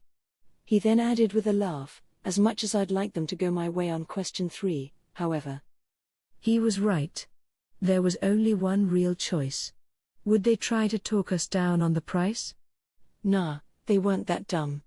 They might ask for payments spread out every 10 years, perhaps, if they couldn't cover it now. I have no intention of offering a discount, advised Diablo. Farmers will be forced to give in to our demands. However, I doubt it will ever come to pass anyway. If that amount of coinage leaves their markets, the effects on their economy would be staggering. Yeah, I'll bet. I knew Diablo was doing this on purpose. I suppose what they'll decide to do is force the obligation on some third party. Oh? Here was what Diablo pictured. Basically, they'd make a deposit, then pay off the balance with something else. That way, even if the owner of that something else refused to back it up with coin, that was no longer any of the kingdom's business. They'd be off the hook, and if we complained about it, they can turn us away and claim they lived up to their end of the bargain. The approach would only work if you were dealing with a very stupid adversary, but if we fell for it, there could be trouble. What would we do then? It is all factored into the plan. I am sure we can recover at least 1,000 stellars, and that would wrap up the first part of the operation. Huh? Hang on. How do you know we can earn that much? Oh, that? Simple. To sum up, it was because farmers simply didn't have much immediate use for the stellars. That actually made sense, if you think about it. With 1 coin worth 6 or 7 figures, trying to make change for them must have been a huge pain in the ass. It was nothing more than a hoard unless you were engineering some huge deals, and they'd likely figure, in Diablo's estimation, that coughing up a decent number wouldn't affect them all that much, day to day. Gold coins were what drove the national budget most of the time, so the stellars were more like securities, inaccessible under normal circumstances. In a world without banks, you couldn't generate interest off them. So maybe they wouldn't put up much of a fight about them after all. Well played, Diablo. I was willing to meet them in the middle and ask for somewhere between 100 and 300 stellars. About $1 million per victim on our end, plus a little consideration for the roofs and stuff we had to repair. That was the minimum I was comfortable with, so if Diablo thought he could extract 1,000, then I had no problem with going to the bargaining table. A cool billion was still more than enough for anything I could imagine. Diablo, meanwhile, wasn't content with just that. He was also formulating a plan to trigger civil war inside Farmers. Scary guy. What more do you really need from them if we're already recouping our losses? Ha ha ha ha. King Edmaris may be freed, but he is now my willing puppet. He is under the thrall of my tempter skill, so I can will him to do anything I want, to some extent. In other words, with tempter activated, Diablo had life and death power over the king. He couldn't fully take over his consciousness or anything, but Diablo had the right to will him dead at any moment. As long as he kept following his orders, all was well, but if he showed any signs of rebellion, Diablo would immediately spot them. He could kill the guy right then and there, and if he understood that, a betrayal just wasn't going to happen. Controlling people with terror is a pretty scary skill, huh? Everything's fine if you don't cross Diablo, but still. Anyway, that's how Diablo was observing King Edmaris' behavior. As he hoped for, the king primarily deliberated over question 1 and seemed ready to abandon the throne. He had asked Muller and Hellman to call upon Edmaris to take responsibility for this crisis, but that no longer seemed to be necessary. I guess Diablo had been building relationships with the royalists in the castle, too, something that deviated from the original plan a little but actually worked out for the better, as he explained it. When Edmaris abdicates, the foundation of power he built goes with him, and with that, it becomes easier to pin the blame for everything on him. With the Royal Knight Corps dead by your hand, Diablo told me, there is no one left to protect the royal family. Right now, antagonizing the nobility spells death for Edmaris. He'll have to answer their every need, at least, on the surface. Nobody was around to speak for the king. The nobles wouldn't hesitate to take advantage of that, which goes into the third party Diablo mentioned. War would be the only thing to come from that. The nobility wanted to make King Edmaris into a sacrifice, and the king was racking his brain for ways to fight back. So, what next, then? The royalists didn't have an army, they were bound to be pummeled. How can we avoid that? Understood. The best approach would be to bring in Yome's force and retain a cooperative relationship. This would allow for... Oh. Right. Yome's connected with me. Edmaris knows I want him to become king, and if he makes concrete moves toward that. Maybe an immediate handover of the crown wasn't too realistic, but if we could frame it as Yome saving the king's life, perhaps it could look like a ruined royal family passing the torch onto another generation. So the king's going to take Yome, and us, as his allies? Diablo beamed. Yes. A very wise assertion. Oh, I was right? Having us as an ally would give Edmaris a force that made his Royal Knight Corps look like a bunch of kids. The nobility, carried away and assuming they had an easy win, would be slaughtered at the hands of Yome the champion. So should we give Yome more resources? We should. Razin, who is also under my command, has been instructed to contact us when the time comes, so I hope I can count on you for that. That's Diablo for you. He's got all his men at work so he can kick back and relax. He was taking the motto "Be prepared" to its most elegant extremes. Razin, though, huh? This super great guy, the protector of the kingdom and all that? Guess that didn't matter to Diablo. But no point dwelling on that. So can Yome beat them, though? What if some other pretender to the throne forms an alliance with the neighboring kingdoms? I am having Sir Fuse and King Garzel pressure their governments not to intervene. I think that is a possibility we can safely ignore. If it does come to pass, however, I will enter the battle myself, so don't worry. All I could do was nod at his supreme confidence. Diablo's totally intent on staying behind the scenes, isn't he? Crazy to think he's basically letting all these other people take down an entire kingdom for him. Raphael was also telling me the chances of an alliance were dim, so I had no complaints. I gave the kneeling Diablo a pat on the shoulder. All right. I'll leave that to you, then. Let me know if anything happens. Yes, my lord. I assure you that everything is in good hands. So now I had been briefed on the general outline. Just when I was checking up on the little details, Haruna came in with a new dessert, something to accompany the tea, as she put it. "Oh, is this the green tea custard?" "It is, Sir Rimuru. I may not be up to Lady Shuna's quality yet, but I do believe I've improved." With a soft smile, Haruna set the plates on the table. Veldora, who had been reading manga without bothering to join the conversation, picked that moment to join me there, as if he'd earned the right. "Ho? Some for me, then?" "Of course, Sir Veldora." He gave a gregarious nod and reached out for a plate of the eggy treat. "Sir Veldora," Diablo said as he offered his own plate to him, "here is your promised portion." Wah ah ha ha ha. "You are a man of your word, Diablo." Talk about a cheap bribe. "You don't want any, Diablo?" I asked, figuring Haruna could always scare up another one, but Diablo bowed politely in response.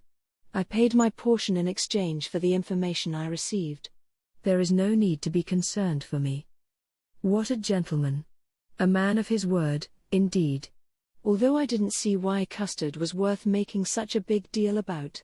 But if that was what Diablo preferred, more power to him. Oh? Well, all right. "Still," I said, changing the subject, "it's funny how you came back right in the middle of Walpurgis." We must have passed right by each other.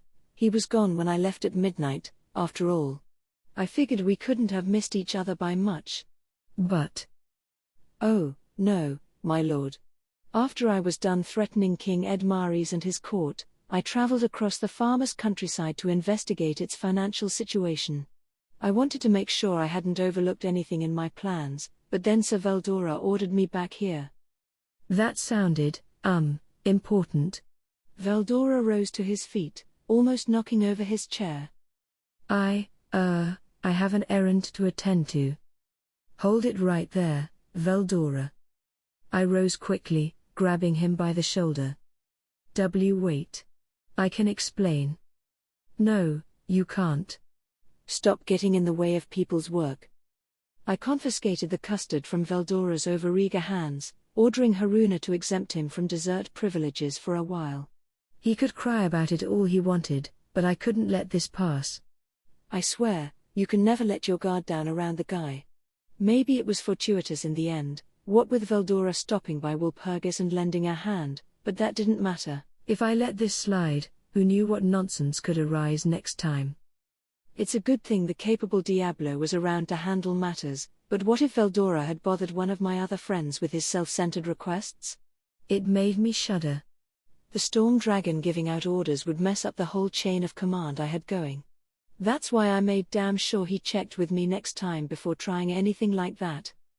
Fortunately, Diablo had no other pressing business in Farmus, apart from the peace talks 5 days from now.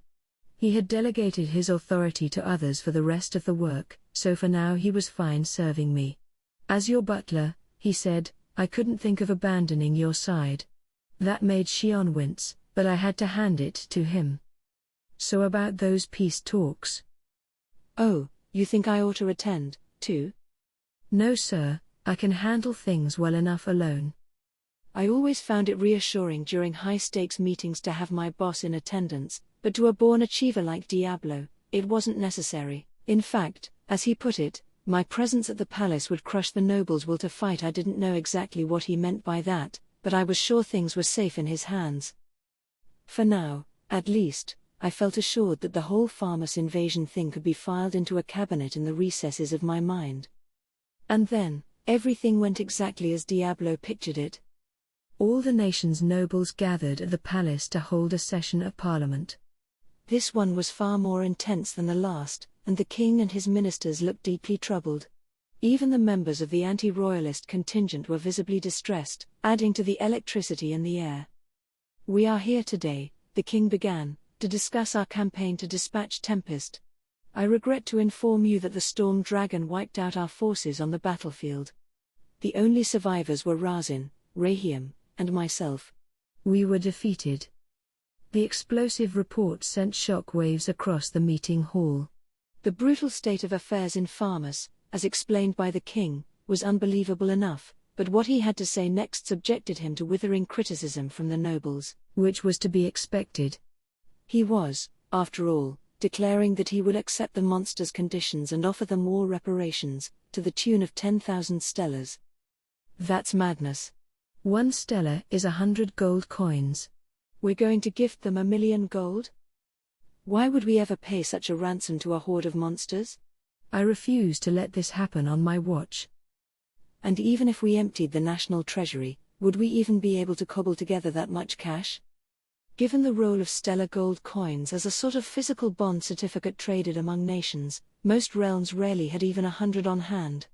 The land of farmers was large, indeed, but maybe they could scare up 1,000 if they wanted to. If this was to be paid in regular gold coin currency, the logistics behind the delivery gave the nobility understandable pause.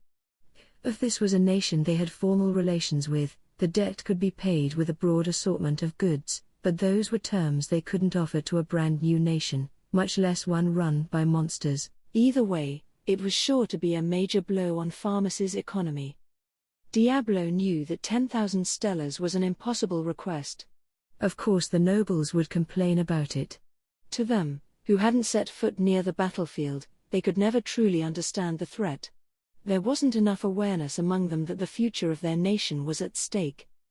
It therefore did not take long before their complaints morphed into a drive to continue the war. Indeed, surrendering to their forces would be absurd. We have no guarantee that our adversaries would honor their promises and keep their hands off our people. Our only option is to resist to the bitter end. I would gladly stake my pride to say that our forces could easily defeat a dragon that has only just awoken. With Veldora as our opponent, the Western Holy Church will not stand by idly. I imagine the beautiful, talented Hinata will take action. Ah yes, the captain of the Crusaders?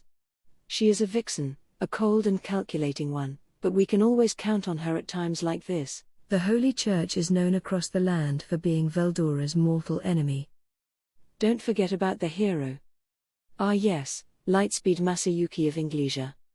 Exactly. The strongest hero of them all, a man who slew his foes before they even knew what happened to them. I'm certain he will show Veldora in short order that Lightspeed is no mere nickname. Yes. That's the spirit. We'll clear those monsters away in the blink of an eye. The nobles were growing restless, bragging about all the impossible things they would accomplish. The objective, to them, was theirs for the taking, they just wanted someone else to take it for them. The royalist ministers watching began to feel terribly awkward. It reminded them too much of when the king first broke the news to them. Some visibly reddened as they sighed in despair, while others silently reflected on what their leader must have felt back then. King Edmares, to his credit, understood what was running through the minds of the nobles he had assembled. The war hawks were doggedly interested in preserving their own interests and no one else's. They didn't care about Pharmas itself, nor the lives or property of the people who dwelled in it. Their supreme, serene confidence stemmed from the fact that they had no intention of really fighting for it. The king knew it would turn out like this. The landed nobility here had yet to grasp the reality of it all. They had tasted none of the terror, they had no interest in facing the brunt of this menace. They just wanted to stay holed up in a safe place, and make someone else duke it out. If it ended in defeat, they would all refuse to be held responsible for it, no doubt. And maybe they could have gotten away with coasting like that before. Pharmas was large, its land giving it several decisive advantages over its neighbors. But that wasn't going to work now. Putting the screws to nearby nations wouldn't accomplish anything, and besides, their foe was a catastrophe-class monster who laid waste to an entire army single-handed. The nobles' rage continued, most of them shouting for the king to shoulder the blame. The royal family should pay the reparations out of their own pockets, the monster's demands must be refused, Pharmas must prepare itself for total war. In a way, they weren't mistaken, but they were missing a vital point. Pharmas had already lost most of its internal ability to fight, something that, perhaps, they were refusing to believe. When this was pointed out to them, some turned white with horror, while others brazenly challenged any affront. Just as King Edmares feared, the nobility refused to work as a coherent group. As the parliament grew more chaotic, Edward, the king's half-brother and leader of the anti-royalist nobility sect, chose that moment to speak. My brother. Your Majesty. Even if you abandon the throne, you cannot avoid your responsibility. Is a king as proud as yourself truly admitting defeat so easily? Edward, listen to me. We are pitted against Veldora, the storm dragon. My pride, compared with his tyranny, is a mere pile of ashes. You will never see me willing to face such terror in my life. Or if it is such a matter of pride to you, will you take up the fight? I will not stop you. But I do believe that it will result in nothing but more blood on your hands.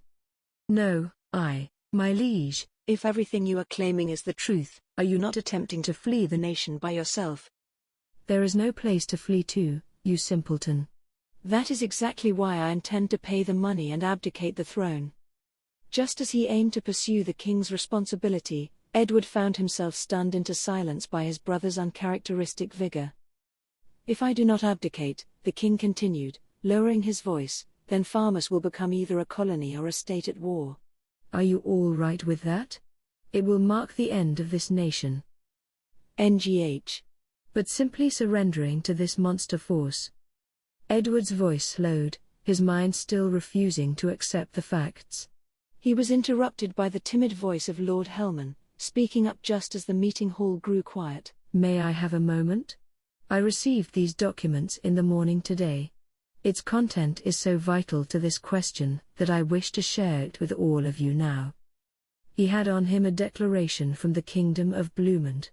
In it, the nation reaffirmed its support for the Land of Tempest and criticized Farmus's failed campaign. It was, in short, an attack on Farmus. Where does such a tiny kingdom get the nerve? As if they would have said anything if we won. They think they can enjoy the last laugh, don't they? The bad news for the fuming nobles didn't end there. The Minister of Trade then reported receiving a similar announcement from the Dwarven Kingdom earlier. This made even the most hardcore of the Warhawks demur, their words growing weaker by the moment. Bloomond may not be a concern, but if the armed nation takes action, that bodes very poorly for us. Do you think King Garzel will maintain his neutrality?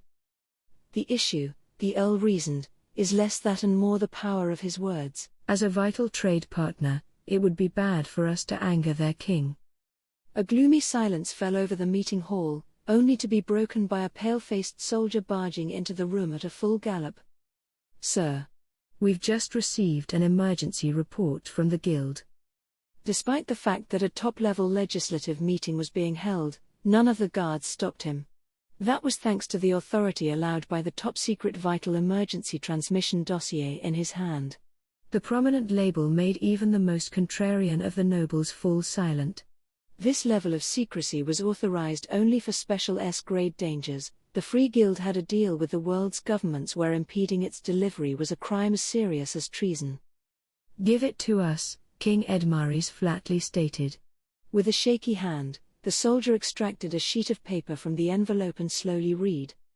The monster Rimuru, who has named himself Overseer of the Forest of Jura, has reportedly declared himself to be a demon lord. What? That. It is in fact good news, no? Our nation is saved. Yes, the other demon lords will not take kindly to this. This Rimuru fellow has sorely overreached. He will learn the terror a true demon lord brings to the world shortly. And if all goes well, perhaps the other demon lords will defeat Veldora alongside him. Cheers erupted from the nobility the moment the messenger paused to take a breath. What the soldier had to say next quickly restored the silence. We have word that, resisting this declaration, the demon lord Clayman challenged Rimuru, the demon lord Rimuru, to a duel and lost his life in the process. Gasps filled the room. Huh? Impossible. Where is Carillion, the Beastmaster? What happened to Frey, the Sky Queen? Are they simply letting this upstart take over the Forest of Jura? The shock was real. Now their foe was a full-fledged demon lord. But as the nobility questioned what the demon lords adjacent to Jura were doing, the soldier finished reading the missive. Regarding Carillion and Frey, They have reportedly renounced their seats as demon lords and agreed to affiliate themselves with the demon lord Milim. The group is in the midst of restructuring itself, its 8 current members naming themselves the Octagram. The anti-royalists fell completely silent. They knew, now, that their adversary Rimuru was part of this new Octagram. Even the royalists, tipped off to this news in advance, looked tense and nervous. No matter how many times they heard it, the report was so difficult to believe that it drove them to silence as well. It seemed the source for this report was the demon lords themselves, who all signed a directive disseminated to the guild. There was no questioning its veracity. The demon lords were all so powerful, there was no need for them to resort to tricking the human race to fulfill their needs. With a slow, solemn voice, King Edmaris spoke. "Did you hear that, everyone? Veldora is a threat, but this monster Rimuru is another one entirely. A monster beyond all imagination, one who apparently made short work of the demon lord Clayman. Have we had enough debate yet? I have already made up my mind. I will abdicate the throne." It was foolish of me to proclaim this was for our nation's sake, when I had barely any clue about the foe we prodded. It was my mistake, driven by pure greed. If only I had taken another approach, perhaps they could have been good neighbors to us. By the king's reasoning, his departure could help build a new relationship. None of the nobles listening to him voiced any disagreement. Now they understood. The only way forward was to do what King Edmaris said. "Thus, I will leave my post as king, and I wish to nominate Edward as my successor." "My brother." "What? Not Prince Edgar?" The hall was thrown into chaos once more. It was a given that Edmaris would give the throne to the sole prince of the nation. That was why Edward was working so hard to make his presence known. He knew Edmaris, his elder brother, had to go, and the opportunity was like a dream to him. Even if Prince Edgar was awarded the throne, it was still a golden chance to state his case for next time. The prince was only 10 years old, but as long as the king's brother was still alive, he would not have another regent ruling in his stead. If, Edward thought, he could plant the seeds of uncertainty and doubt in the nobility's minds, he could make them think that he was the only viable choice for the throne, at least until Edgar reached adulthood. Now, that had all been taken care of for him. He smiled in front of the throne. "We face difficult times ahead," muttered Edmaris bitterly. "Edgar is still too young. He will have trouble overcoming any of it." Reactions were varied, but a healthy contingent was already convinced. The Marquis of Muller spoke first. "I believe that is the best solution, my liege."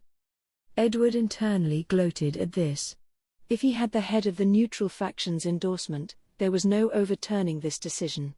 And once he had the throne, this crisis could be deftly handled, such was his conviction. They could find one way or another to delay the payments, buying time to get their neighbors involved and go on the offensive, as the anti-royalist nobles proposed to him earlier. They could even form a cross-humanity alliance of sorts, bringing paladins and heroes together to fight for the entire world. And maybe none of that would be needed at all. A new king meant a new administration, and there was no reason why that government needed to follow the old one's agreements. They could declare the debt null and void, and that would be it. If Tempest complained about it, they could just keep pinning the blame on Edmaris, the ex-king. It was a simple thing, but it was enough to convince Edward. Ha ha ha. This nation will reach new heights of prosperity under my rule. He smiled broadly, basking in the glow of his newfound power, never realizing that this, too, was all part of the script. The session proceeded more smoothly from there. Problems were brought up, adjustments were made down to the last detail. By the end of the day, they had a final outline that was approved by unanimous vote for use in the peace talks. Said talks came all too quickly, as did the signing. Several days later, the great nation of Farmus, with all its proud history, had signed an armistice and a peace treaty with the Jura Tempest Federation. On the surface, Farmus had recognized Tempest as a nation, and while formal relations were a ways away, they could no longer flout international law when dealing with them. At the same time, Tempest was not a member of the Council of the West, the Western nation's primary legislative body, so even if Farmus did stage another invasion, there was little anyone could do to legally stop them. Tempest had attained nation status only in the most basic of definitions. But this treaty proved, once and for all, that this new country called Tempest could defend itself. It was led by the demon lord Rimuru, who boasted the storm dragon as a key ally, and in just over 2 years, he had laid claim to the entire forest of Jura. Whatever he was a non-human brilliant beyond any human measure. Considering that, no nation dared to open hostilities with Tempest. Compared with the potential profits waiting to be reaped, the projected losses were just too great. It could even knock out the attacking country entirely. From that day forward, Rimuru began to be treated as an impenetrable leader, a disaster-class demon lord, and thus, without major difficulty, the first part of his plan was completed. Exactly as Diablo had pictured it. Chapter 2. Roles to uphold. Shuna and Ci were the first to return to town the morning after Diablo's report. I have returned safely, Shuna proclaimed, rubbing her cheeks. She had apparently exhausted her magical force in battle, requiring several hours of recuperation before she could cast spatial motion. I could just use dominate space to pop myself over to where I wanted, but Shuna's relative lack of magical storage meant she could only tap so much magic per day. Ci could have used shadow motion himself, but he waited, thinking it gauche to return first despite being Shuna's guard. Even now, several of his replications were patrolling Clayman's main base. I guess nothing too dicey was happening right now. And where's Hakuro? I asked him to clean things up for me, Shuna replied with a smile as Ci averted his eyes. So they threw all that work on him, huh? Hakuro, unable to use spatial motion, didn't have much recourse if they left him alone. But I dunno, he always saw Shuna as kind of a beloved granddaughter anyway. Maybe he didn't mind that treatment too much. Currently, he was working with Gel to investigate Clayman's castle, divvy up the war spoils, and command the prisoner handling process. I gave him an internal word of thanks for handling all that boring follow-up for me. It must be a ton of work, but an amateur like me couldn't offer much help. I think I'll just keep mum unless asked. Benimaru and the others made it home by that evening. Huh? What's our chief general doing back here? I asked. He. With the war over, there is no reason for me to stay there forever, so I gave my command over to my talented officers, and we left the scene. He seemed remarkably invigorated. I guess this means Benimaru let the 3 lycanthropeers handle the rest. I could see the anguished faces of Alvis and his cohorts in my mind. Those two, Benimaru and Shuna, guess they really are siblings, huh? They just pulled the exact same trick on their subordinates. I wish they would learn a little responsibility from someone like me. Understood. I believe this to be the result of following your example, Master. I didn't ask you to believe anything. Besides, you know that has to be wrong. Did something go haywire in the circuits between morphing from the great sage to Raphael? Negative. Such a phenomenon has not been detected. Oh, sure. Deny it. I bet that part of its logic got extensively upgraded. Better let it slide, it's not an argument I'd ever win anyway. I decided to turn my attention back to Benimaru. So is Gable still at the battlefield? He is, yes. He has kindled a friendship with one Midray, a priest in the service of Lady Milim, and they are tackling the post-battle cleanup together. Ah. So Geld's in Clayman's castle, and Gable is outside. Even Gable's lending a hand, huh?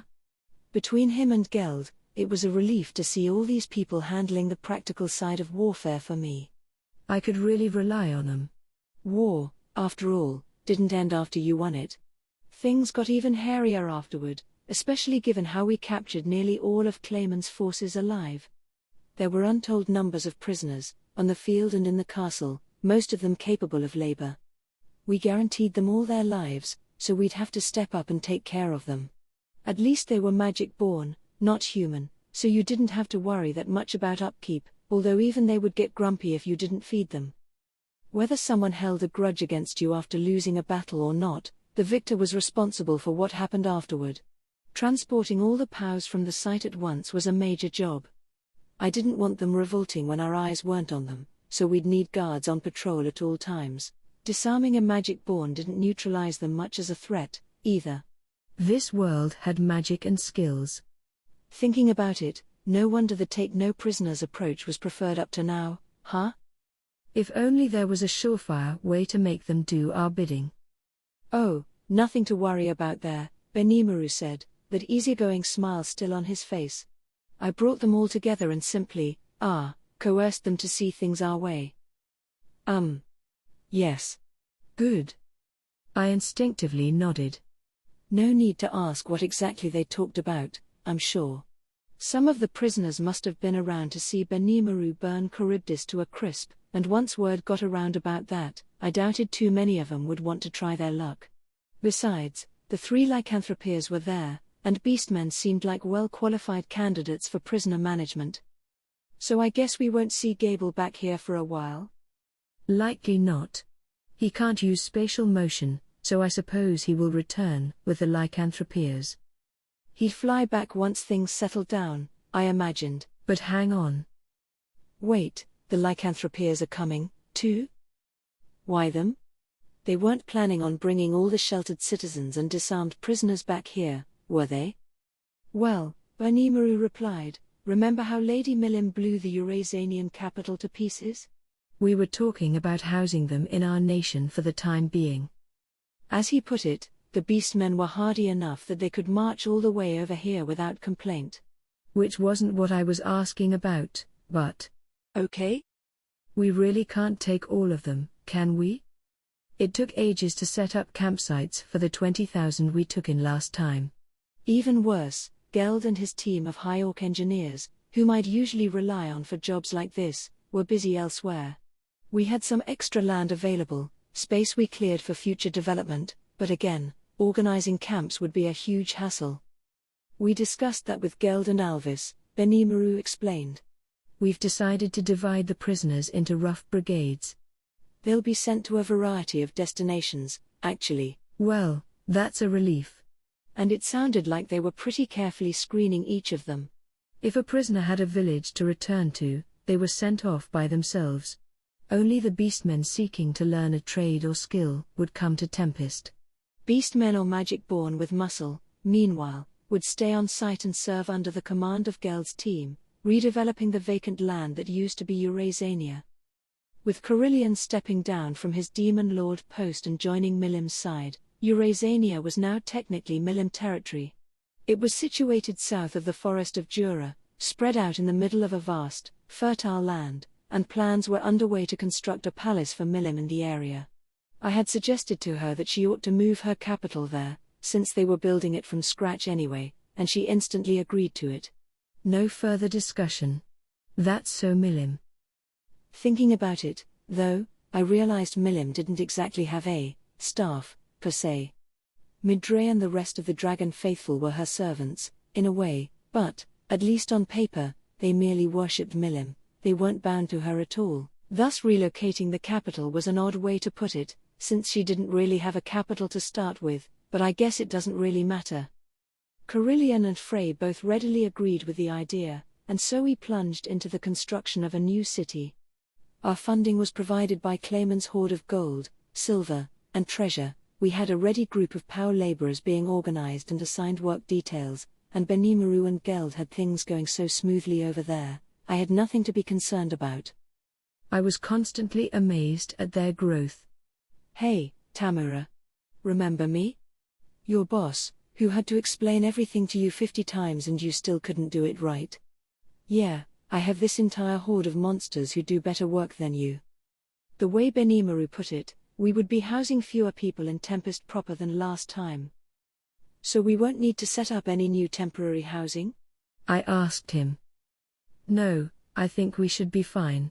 But it will not only be beastmen, we have magic-born prisoners as well. We had best make sure everyone is aware of that and exercises suitable caution. I see, Rigard said with a nod. Very well. I will explain matters to everyone. These guys are so reliable. I didn't even need to order them around, they could make their own decisions. Wait. Couldn't these guys get along without me by this point? The thought made me feel a tad isolated. One evening, a few days after Benimaru's return, Diablo entered my office carrying a box painted black. Our negotiations proceeded as planned, so Rimuru. This box contains proof of our peace agreement and one part of the reparations, totaling 1,500 stellar gold coins. Oops. Forgot about that. Today was Peace Talks Day, huh? He said I didn't need to show up, so forgetting about it wasn't a big deal, really, but I still felt a bit guilty. I felt like everyone else was working hard on this huge work project, and I was just sitting at my desk playing solitaire. Not that I was, but still. I didn't want to be a lonely despot, after all. Or that was how I consoled myself as Diablo presented the box to me. Ah, excellent. That's more stellars than we expected, no? He had demanded the outrageous sum of 10,000. As I found out later, nobody was sure whether 10,000 stellars were even in circulation worldwide. We can only create one stellar gold coin per month, King Garzel claimed when I asked. Our kingdom did not begin minting them until a fairly long time after our founding, so I imagine they have some rarity value. He had a point, there were hundreds of times more garden variety gold coins flowing around. And now I had 1,500 of them here. Over 10% of the entire world's supply. It made my head swim. You could really see how strong Farmus was, being able to scrape this up. I guess Farmus really is a superpower, isn't it? I'm impressed they collected so many. Perhaps. But it seems the majority of this was seized from the personal coffers of King Edmaris himself.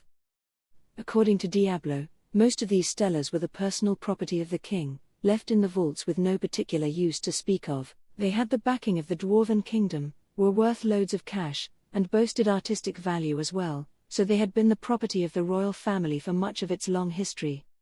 Luckily, King Edmaris's thought process was as I had planned it.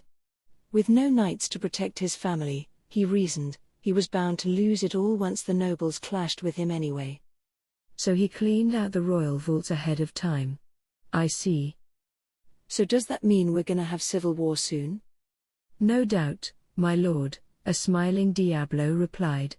The remaining balance exists in the form of an outstanding loan, but I doubt the new king will abide by that agreement for long. Taking the potential new king into consideration, Diablo had gone out of his way to have Edmaris's younger brother Edward take the throne, instead of the young Edgar. This was done with Edmaris's agreement. Everyone involved felt it was the only way forward. Normally, the former king would be rewarded with a dukedom for his service to the country, but Edmaris turned this down, renouncing his post and becoming a viscount. In this role, he would be shortly moving to a small patch of rural land in the countryside, not far from Nidal Meagam's own lands, near the forest of Jura. To everyone's eyes, it looked like Edmaris had lost his lust for power. In which case. Report. The Farmus forces who refuse to pay the remaining reparations will likely move to push all responsibility for this affair on Edmaris. Yep. It was all going the way Diablo meant it to. Nidal's domain of Meagam is home to Yom's band, too. This way, they can come help out if anything happens, huh? Indeed, my lord, he replied, still smiling while Shion listened on behind me, scowling. Or maybe not listening. She probably tuned it out once she realized it was all way over her head. But I wasn't talking about her. Nidal's land bordered Jura's. By country standards, it was mid-size, boasting its own free guild branch and a fairly decent population. If you were going to start a popular movement, it wasn't a bad spot for it.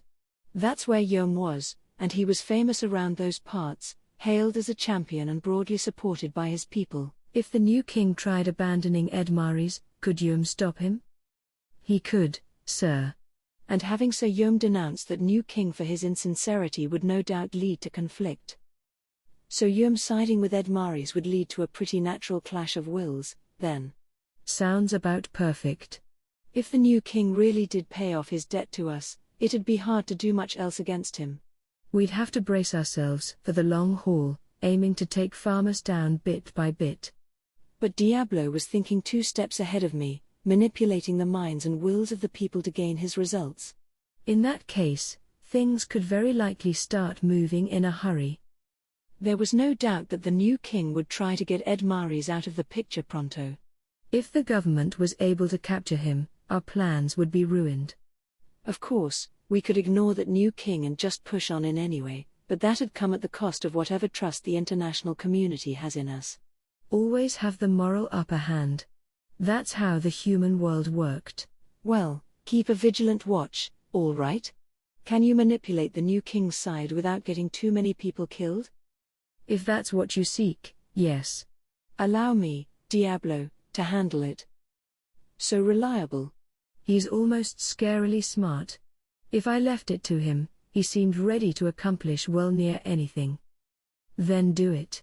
If you're short on war funds, you can use these stellars if you want. I placed 1,000 of the coins into my stomach and pushed the remaining 500 in his direction. Fortunately for us, all our wounded were now fully recovered. Apart from paying personal visits to their beds, I wasn't called upon to do much of anything for them.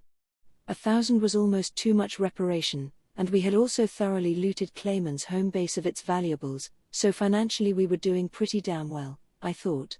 Much of our newfound fortune would be spent on future urban development, but we had enough breathing room to provide Yom whatever he needed.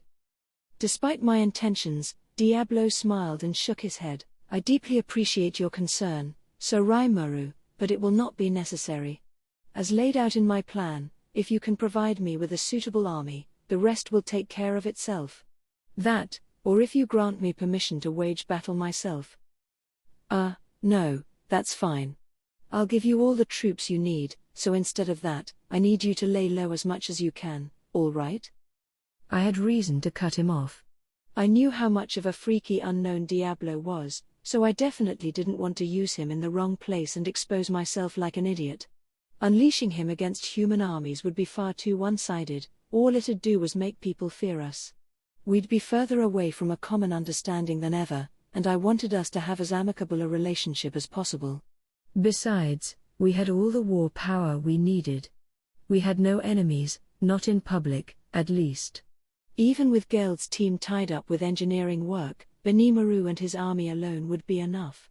Farmus, with the majority of its fighting force gone, was not a threat to us. So I decided to just prepare reinforcements if necessary and use this stellar windfall to invest in the new nation Yom was poised to build. This was enough to convince Diablo. Very well. I will remain firmly behind the scenes. Right. You know, Shion, you could learn a thing or two from Diablo. What? When have I ever lost my head and failed to follow your will, Sir Raimaru? I tried to throw a word of advice toward Shion like this now and again. She seriously never seemed to realize she did anything wrong. Yeesh.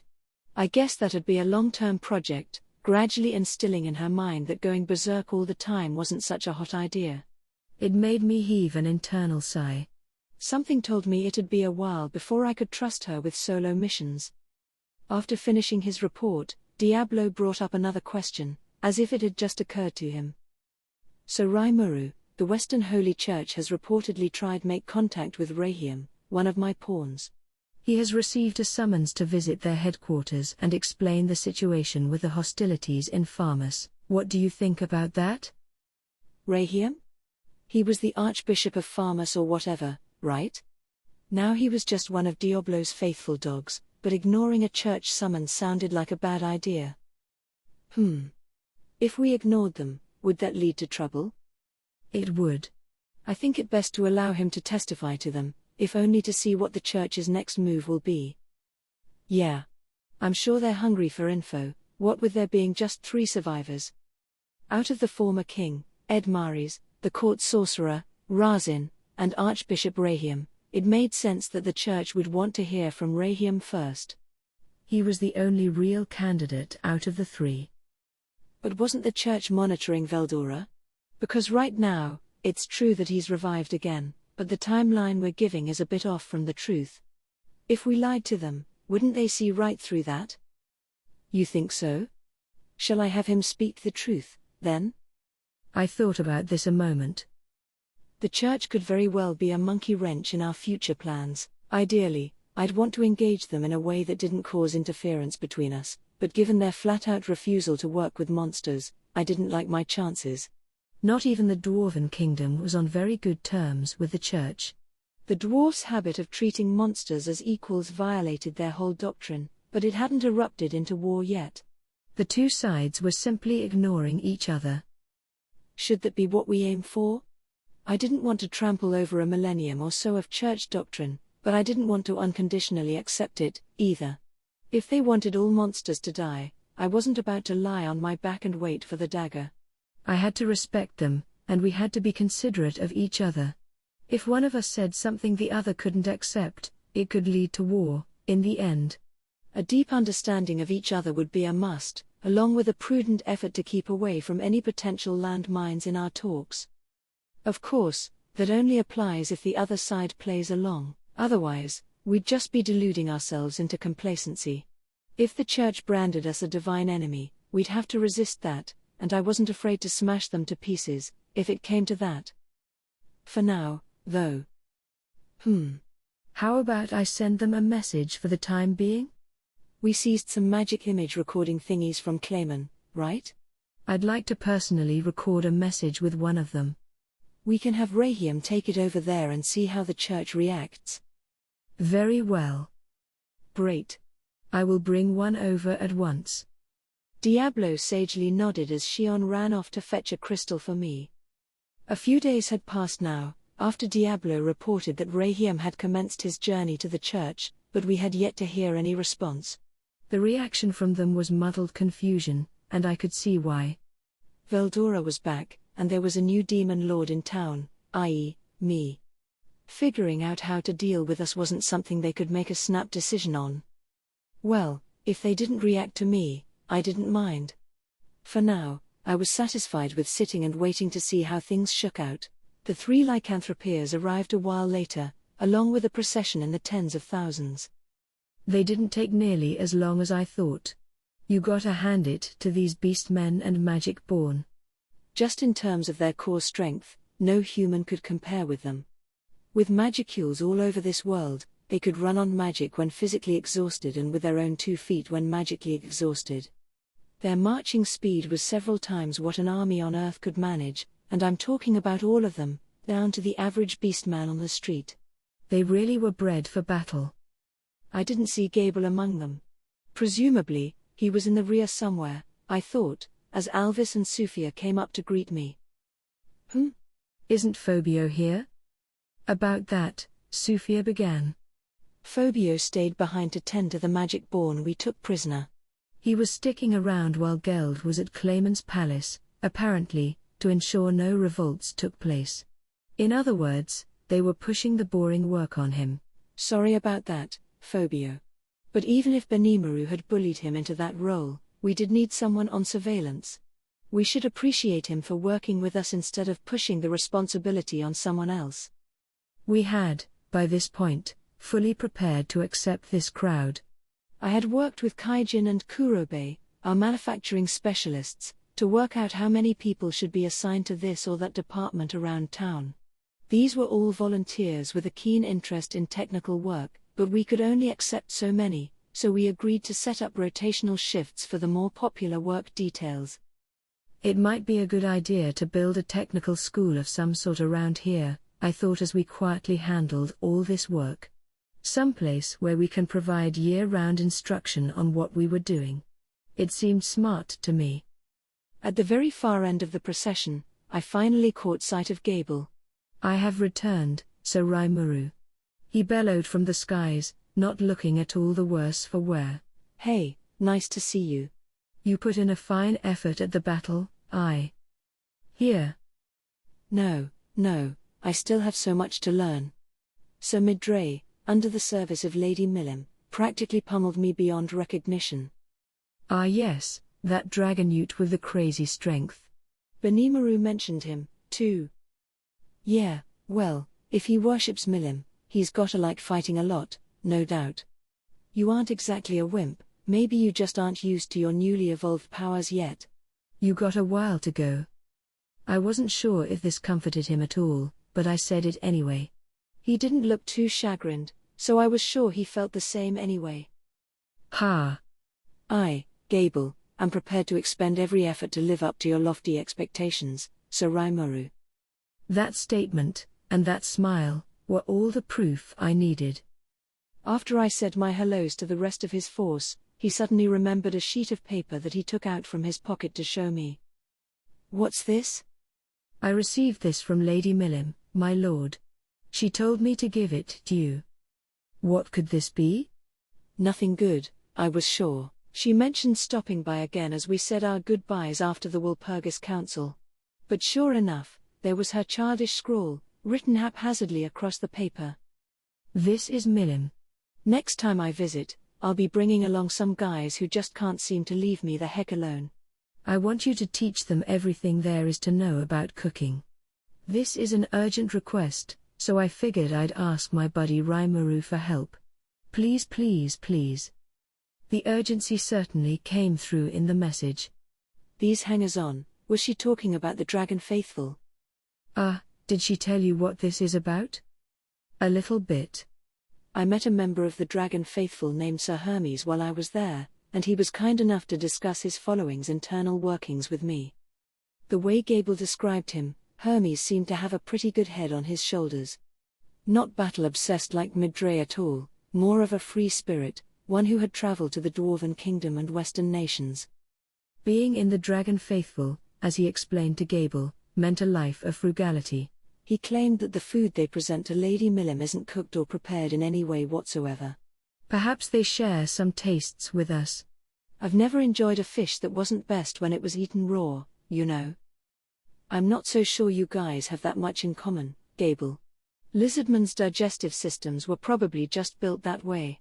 But they knew about preparing food, or at least smoking it, and they had a few non-fish staples they enjoyed as well.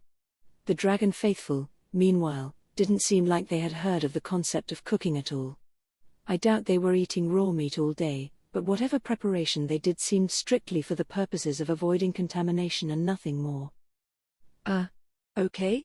I thought dragon newts had the same sense of taste as humans. We do, sir, we do. Thanks to my glorious evolution, I have gained the most wondrous, expert set of taste buds. All the bland meals of my lizard man passed pale in comparison to the vast cornucopia of delights I can now sample. Yeah, I'll bet. So when you eat a good meal, you know how you kinda want to eat it again later on? Gable nodded sagely, growing increasingly excited. Yes. Yes, now I see your point. This is Sir Hermes's way of eliminating that Dragon Faithful tradition once and for all, is it not? Probably, yeah. Tradition or not, I could read Millim's mind easily enough. If they worshipped her as a god, though, why were they deliberately ignoring her will? That's kind of, blasphemous, isn't it? And why can't Millim just chat about this with them herself?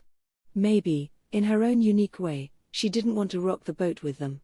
She knew they were only acting out of virtuous intentions, so she put up with that treatment without complaint. In that case, we'll need to give them all the royal treatment, won't we?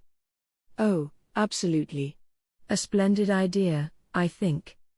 We'd need to keep it casual, nonchalant, making sure we didn't act all high and mighty. Then they could naturally observe, and learn, what made Millim happy. It sounded like a tougher mission than I first thought. Better assemble my team, and discuss this later on. So I instructed Gable to return to his research in the cave. Vesta was putting in a full effort down there at the moment, but we still didn't have a large enough team. Losing Gable's crew must have been a major blow to their progress. Right. I shall be off, then.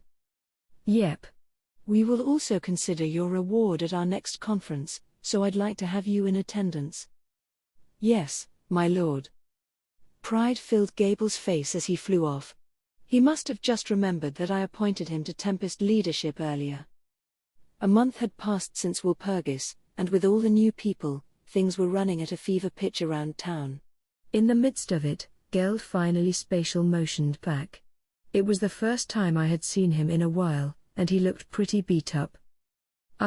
It's good to see you again, Geld. He heaved a sigh at my pensive greeting. I have to say, So Rimuru, I look up to you more than ever now. Whoa. Where'd that come from? There was no doubting the respect in his voice as he turned his weary eyes to me. I hadn't done anything of note recently, so I had no idea what he was talking about. What happened to him in the space of a few weeks?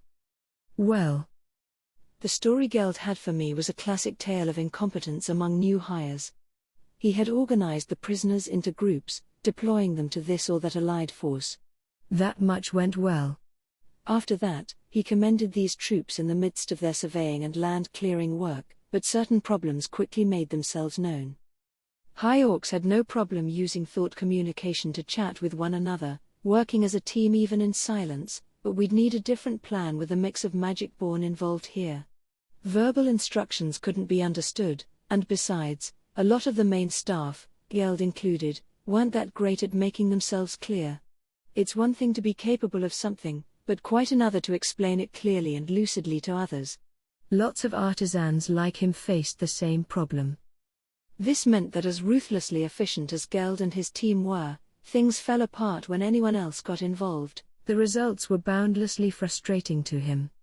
The Magic-born weren't great fans of being ordered around, either, so even if you carefully showed them what to do in person, many of them weren't interested in meekly copying your actions.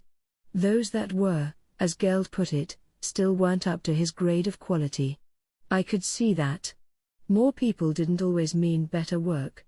Put together a crowd of idiots, and all you had was a mob on your hands. That was why education was so important.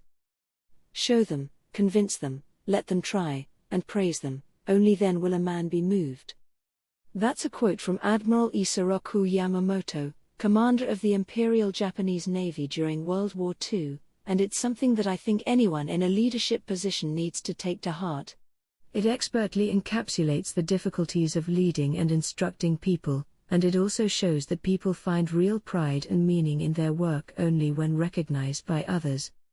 Listening to Geld's grumbling reminded me of the more painful moments of my office job, in my previous life, work staff who never listened to you, people down the ladder who tried hiding their mistakes, bosses who attempted to push the blame on someone else. It wasn't wine and roses for me back then, either. A lot of good memories, too, but get me started on the bad ones, and I could go all night. And whenever I had it really rough. All right, Geld. Let's have a drink. I slapped him on the shoulder. Rewarding the staff for hard work was part of any boss's job, and one way to do that was to let them vent their grievances and work out everything in their system. I needed to pay special attention to Geld, given how much responsibility he felt for his work, and so we drank the night away, while Geld aired out all his pains and concerns and I carefully listened. I planned to assemble the leadership for a conference the next morning, but before that, I called Hakuro over for a private chat, contacting him via thought communication the previous night. I traveled to his quarters at sunrise. So Rimuru, he greeted me, almost choked with emotion, coming over personally to see me. He didn't look as tired as Geld. Sorry to put you through all this grueling work. Oh, not at all, not at all. We've sifted through the prisoners now, so my job is almost done. I have to say, though, Geld has it far worse. I finished transferring leadership over last night, so there's no need for me to go back over there, at least. Geld. Yeah, sounds like he had it tough. After I contacted you yesterday, he and I drank for a while, and it sounds like he's got a lot on his mind, you know? Like, up to now he's been able to just shut off his brain and focus on his work, but directing prisoners on the job site was a huge challenge for him. Indeed. He would have it easier if he was willing to compromise on matters, but he was always far too serious-minded for that. As Hakuro explained, it would have been easy to use force to corral this motley band of magic-born, coercing them into following commands. But if you do that, you can't expect a top-quality job to result from it. You'd have to settle here and there, and as an artisan, those results wouldn't be enough to satisfy Geld. I have something else to report to you, so Rimuru. But to Hakuro, that was Geld's problem. He turned back toward me. What's that? I asked. Clayman, as you know, ruled over what was called the puppet nation of Distav, a land where the majority of people are in the slave class. These are entirely dark elves, no other species, and well over 1,000 of them were tasked with maintaining and managing the castle grounds alone. Right. So? Well, as they described it to me, Distav used to be home to a kingdom of elves. Elves? The denizens of the sorceress dynasty of Thalion descended from elves, too, didn't they? Is there a common ancestor here? Maybe not, we're talking pretty well out of the way, geography-wise. And remarkably enough, some elven ruins remain in the land. The Dark Elves describe themselves as keepers of their graves. Oh? Grave tenders? Over what sort of graves? Elves had life expectancies of who knows how long, besides. So you're saying there are these well-guarded, untouched ruins from an ancient kingdom just lying around? This was big news to me. Ruins like these were dotted all over the world, often raided by the hunter-gatherer adventurers who made treasure hunting their line of work. Most of them didn't have a very good time at it. Only a precious few ruins had been discovered at all, and those that were had already been picked clean a while ago. But if there was a brand new cache of ruins to explore and exploit. Hakuro, I'm classifying this discovery a state secret. Don't tell anyone about this for the time being, not until I go there and survey things for myself. Yes, my lord, he said quietly, nodding. He must have understood how vital this could potentially be. If I had to guess, Clayman derived much of his riches from the things discovered in these sites. He had to? That would explain all the artifacts and magic items Geld told me they recovered. But does that mean we should just, take them over? I decided to hold off on judgment for now. The secret seemed to be safe with the Dark Elves, word wouldn't get out unless we wanted it to. This was Demon Lord territory, forbidden lands that no adventurers dared to approach. Better to go slowly on these ancient ruins, trying to overextend ourselves to all of them at once was too likely to backfire. Everyone was now seated at our main meeting hall. I surveyed them all from my specially made slime seat. Right. Hello, everyone. As some of you already know, I have been promoted to Demon Lord. Congratulations. They all shouted their tidings to me, happy and excited whether they knew or not. I was just as happy. I had safely weathered a major storm. It was a long journey, indeed, yes, Rigard observed, but we have finally made it. Rigard, it hasn't even been 2 years since we met, right? Riga, meanwhile, was crying like a baby. Truly astounding. Seeing our leader become a demon lord fills me with so much emotion. Shion sneered at the crowd like this was all inevitably going to happen. It is the start of a new era for Sir Rimuru. Though, really, it was an emotional time for me, too. The only problem left was essentially the Western Holy Church. If I could handle them, it'd be easy street on the way to creating the ideal environment I'm looking for. Brimming with confidence, I continued my briefing, going over what we decided on at Walpurgis. Right. I didn't mention this, but it's been decided that I'm the official ruler of the entire Forest of Jura region. I don't think this really changes much, since it's already been that way for a while. It just means that, if someone invades the forest, not that they would, we'd be fighting back under my own name. Also, should we formally declare our rights to this territory, do you think? Or are we safe just leaving it be for now? As I spoke, the looks on my leadership grew more nervous. Some of them appeared downright terrified. What? Did I say something bad?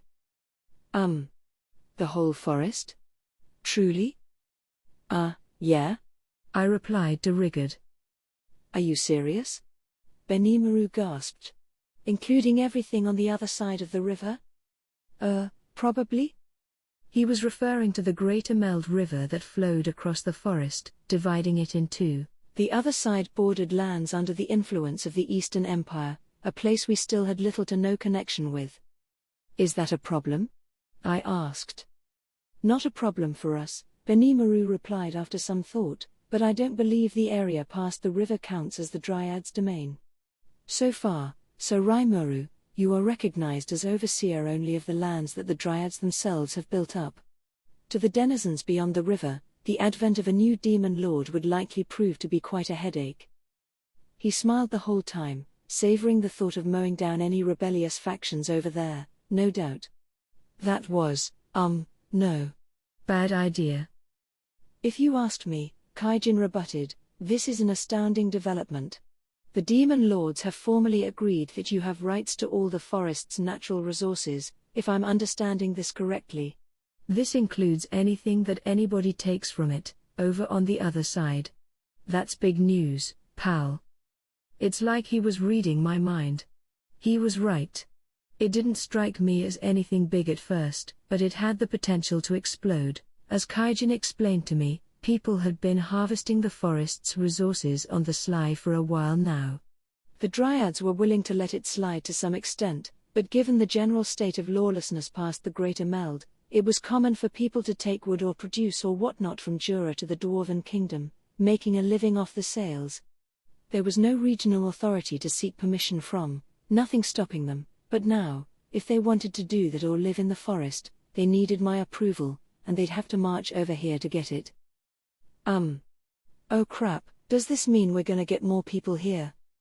I think it does, Shuna said, a serene smile on her face. Now that you're an approved demon lord, anyone who fails to come here and pledge allegiance to you could be legally branded a rebel. Her opinion had to be shared by much of Tempest, I figured.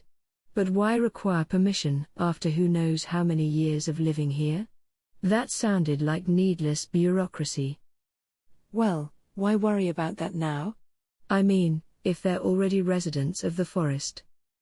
No, countered Rigard, a demon lord is, in a way, a projection of pure power. It is something to be proud of. To a goblin, you understand, a high-level magic born is something of a divine presence. Exactly, Gable added. Some of these uncontacted residents may seek the protection of the demon lord, others may go on with their lives without recognizing your authority. They have the right to make that decision for themselves. But even among the lizardmen I used to be with, the protection of a demon lord would have been a literal gift from the gods. Defying one was unthinkable, ignoring one, the height of folly. Compared with the risk of angering the local demon lord, it would be wholly typical for them to come and greet you instead. And as Shuna put it, failing to acknowledge me could even put you under suspicion. If you got attacked for it, you had no right to complain. Not that I'd want that, though. And besides, what if you're a monster who's never heard of me before? How would you even know? At the very least, Gable said, the lizardmen are coming to see you, I assure you. My father has already been told of your ascension. Wait. When did they decide to do that? You mean Abil? He's coming? He is. He told Lady Shion about it as well. Ah, he is counting the days before he can see you, in all your demonic glory for himself. This was starting to sound big. Really big. The lizardmen were one of the largest size races in the whole forest of Jura. If they took the pilgrimage to see me as a given, I assumed that went without saying for any species weaker than them. And I'm sure the process would be pretty casual for anyone familiar with me, but if not, they might be showing up on my doorstep trembling with fear. I'd just look like the latest local despot to them. They might freak out over making one false step and being annihilated or whatever. Maybe there's something we could do to make this whole process a lot more chill. Still, though. Haha. I'm sure Sir Raimaru would expect nothing less. I peered down at the triumphant-looking Shion. If she knew Gable's father was going to show up, why didn't she bother telling me? And I really didn't appreciate the grin on her face. She didn't care about this visitor at all. I swear, she looks like the perfect executive secretary on the outside, but if you want her to actually do the job, forget it. Ugh. Just leave her be. I mean, I'm glad she enjoyed hearing praise for me, even more than I did, but I knew she'd take any criticism from me the wrong way, so. To sum up, once word got around about my demon lord Dom, I'd have a parade of visitors beating a path to this town, most monsters preferring to request my protection instead of risk my wrath. We'd have a hell of a lot of visitors to deal with soon, in other words. We would have to conduct a cross-forest survey shortly, seeking out the intelligent races. This wouldn't be a problem in areas where I was already the acknowledged leader, but anywhere else would be an uphill climb.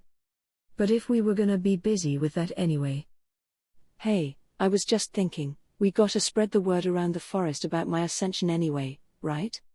So why don't we turn it into some really big ad campaign and use it to unveil this town to the whole world? It'd be easier to make everyone come over here than go reach out to all of them, I think. How do you mean?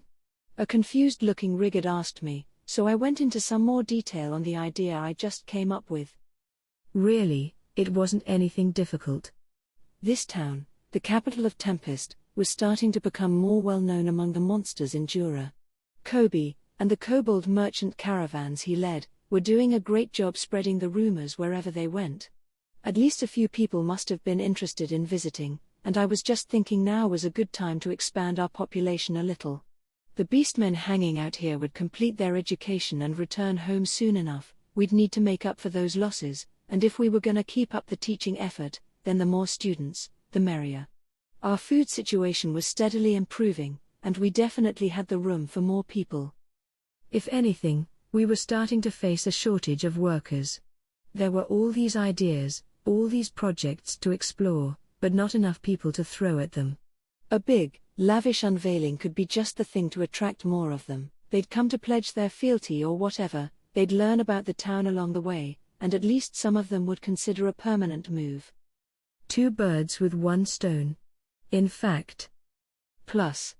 You know, we've all been on pins and needles the past little while. Why don't we kick back a little bit? Let's hold a big festival to start this off. We'd set up a specific time for the meet and greets with me, and we'd stage a city-wide festival around these to fate them with. That way, I wouldn't have to spread the meetings out over weeks and weeks.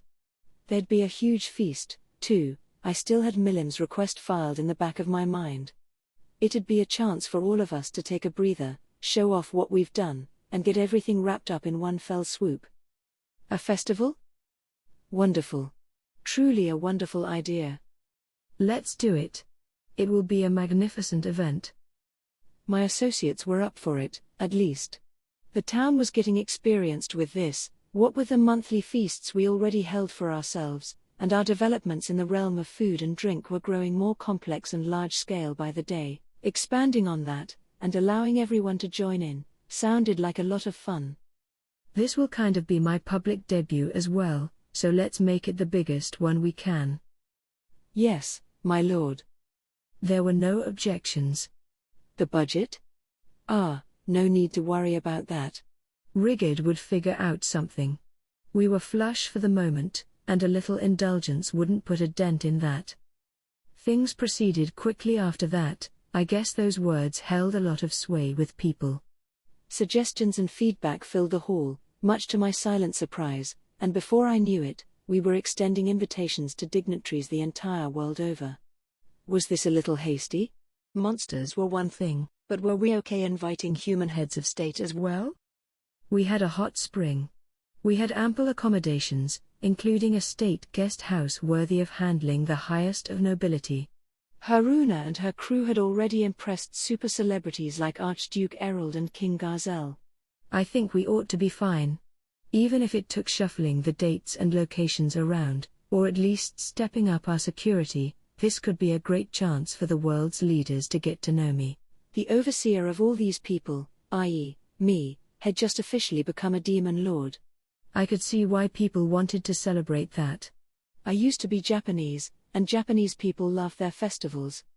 I figured I needed to really go all out with this and teach everyone what a real party is about, and show them what a friendly demon lord I was. With a promise to hammer out the festival details later, I concluded my report. We followed this up with reports from the rest of my main staff. I had a grip on everything, but not everyone on the team knew what everyone else was up to, and maybe I'd learn something new myself. Diablo, in particular, had a completely different view of the world from me. It was like he didn't know what common sense was. Small trifles to me could be huge, world-changing matters to him, it felt like, and if something like that came up, it'd be difficult for me to handle that alone. That was why I set up these regular info-sharing reports. Rigid kicked off his briefing by stating that our merchant partners had begun returning to town. Our numbers were trending upward again, likely because Fuse was spreading the word that things were safe now. Beyond that, none of the other nations were making any particularly noteworthy moves. My ascension seemed to alarm many of them, but for now, they were likely waiting to see how Blumund and the Dwarven Kingdom would respond. We also had word that Elmesia El Ru Thalion, Her Excellency the Emperor of the Sorceress Dynasty of Thalion, had expressed a personal desire to open formal relations with Tempest. I could practically hear her whisper, "So build a highway linking us," already underneath those words, but there's no doubting what a useful support they'd be to us. Her statement, propagated by magic to all world leaders, had apparently led to much consternation. It can be said, Rigid happily closed, that all our relations are fulfilling their sworn duty and working hard on our behalf across the world. Next came CI. I had left him to investigate a lot of things, so I figured he'd have the floor for a while. This included the preliminary setup for the highway between here and Thalion, the advanced surveying and so on before we put shovel to dirt. I had already worked out the general route from my bird's eye view over the forest, so CI was sent out to check for nearby monster villages or other construction obstacles. This was something I had him do for the roads to Dworgen and Blumund as well. It was pretty important work. You didn't want to omit that stuff, unless you wanted trouble later. So far, the monsters impacted by the roads had been cooperative with us, so there were no major problems to speak of, but you never knew when we'd have to eminent domain someone out of their ancestral homes or whatnot. Very few of them would defy my will, me being demon lord and all, but I didn't want to act that much like a tyrant, so I had to be careful. It'd be easy to just push them away by force, but I wanted to avoid that if I could. Coexistence was my creed, and that applied equally to humans and monsters. Hopefully I wouldn't run into any issues this time, either. I wasn't in this to demand anything from the monsters I ruled over. Anyone who wanted my protection got it, but otherwise, I didn't want to interfere, well, unless they lived right in the middle of my projected road. But I wanted to avoid pointless conflict, so if they were willing to negotiate, so was I. I'd be happy to make all the moving arrangements for anyone displaced, should I need to. After all, any village near this road was bound to become a resting stop, a lively place filled with inns and taverns and travelers going to and fro. It wasn't all going to be smooth sailing, but it'd make for a better life for the natives.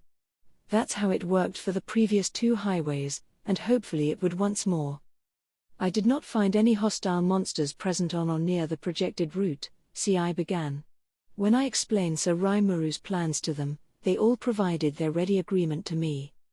Ah, good. I'm glad he made it clear we weren't kicking anyone out of their homes. That's great. In that case, make sure you wrap up the surveying and other work by the time Geld's free again. The rough on-site investigation work was already complete. If we didn't find any more safety concerns after this, it'd be time to send our engineers over. Well, one moment. I did discover one issue. The Forest of Jura is in your jurisdiction, Sir Raimuru, but the Kusha Mountains lie on one of its borders. The area is filled with high peaks and treacherous canyons, and at the higher altitudes, there is said to be settlements populated by a long-nosed tribe known as the Tengu. That is information from the local populace, so I found it difficult to dismiss entirely. In the lands southwest of Raimuru, the capital and central city of Tempest, there was a mountain range that spread out across the shores of Lake Sisu. These were the Kushas, an area that high orcs had migrated to in the past. A southern branch of this range was also home to the former demon lord Frey's castle. It was noted for its beautiful, extended rows of towering peaks, many of which were treacherous and all but untouched by living creatures. The current plan called for a highway to be built right up to the border with Thalion. There was a mid-sized town there situated between the mountains, that would serve as the terminus. We wouldn't need to go through the Kushas themselves. So what was CI worried about? What's the big deal about that? The Tengu are said to be friendly, but at their core, they are a warmongering race. Even the demon Lord Frey avoided direct conflict with them. I would suggest seeking her advice about this. Technically speaking, CI advised me, the Kusha Mountains were outside the Forest of Jura and thus not our territory. It wasn't Frey's, either, making it independent, unclaimed land. I could have just used my demon lord powers to beat them into submission, but maybe it'd be better to zip over and explain matters to avoid future trouble. In their eyes, they might see me as a greedy demon lord trying to expand his territory.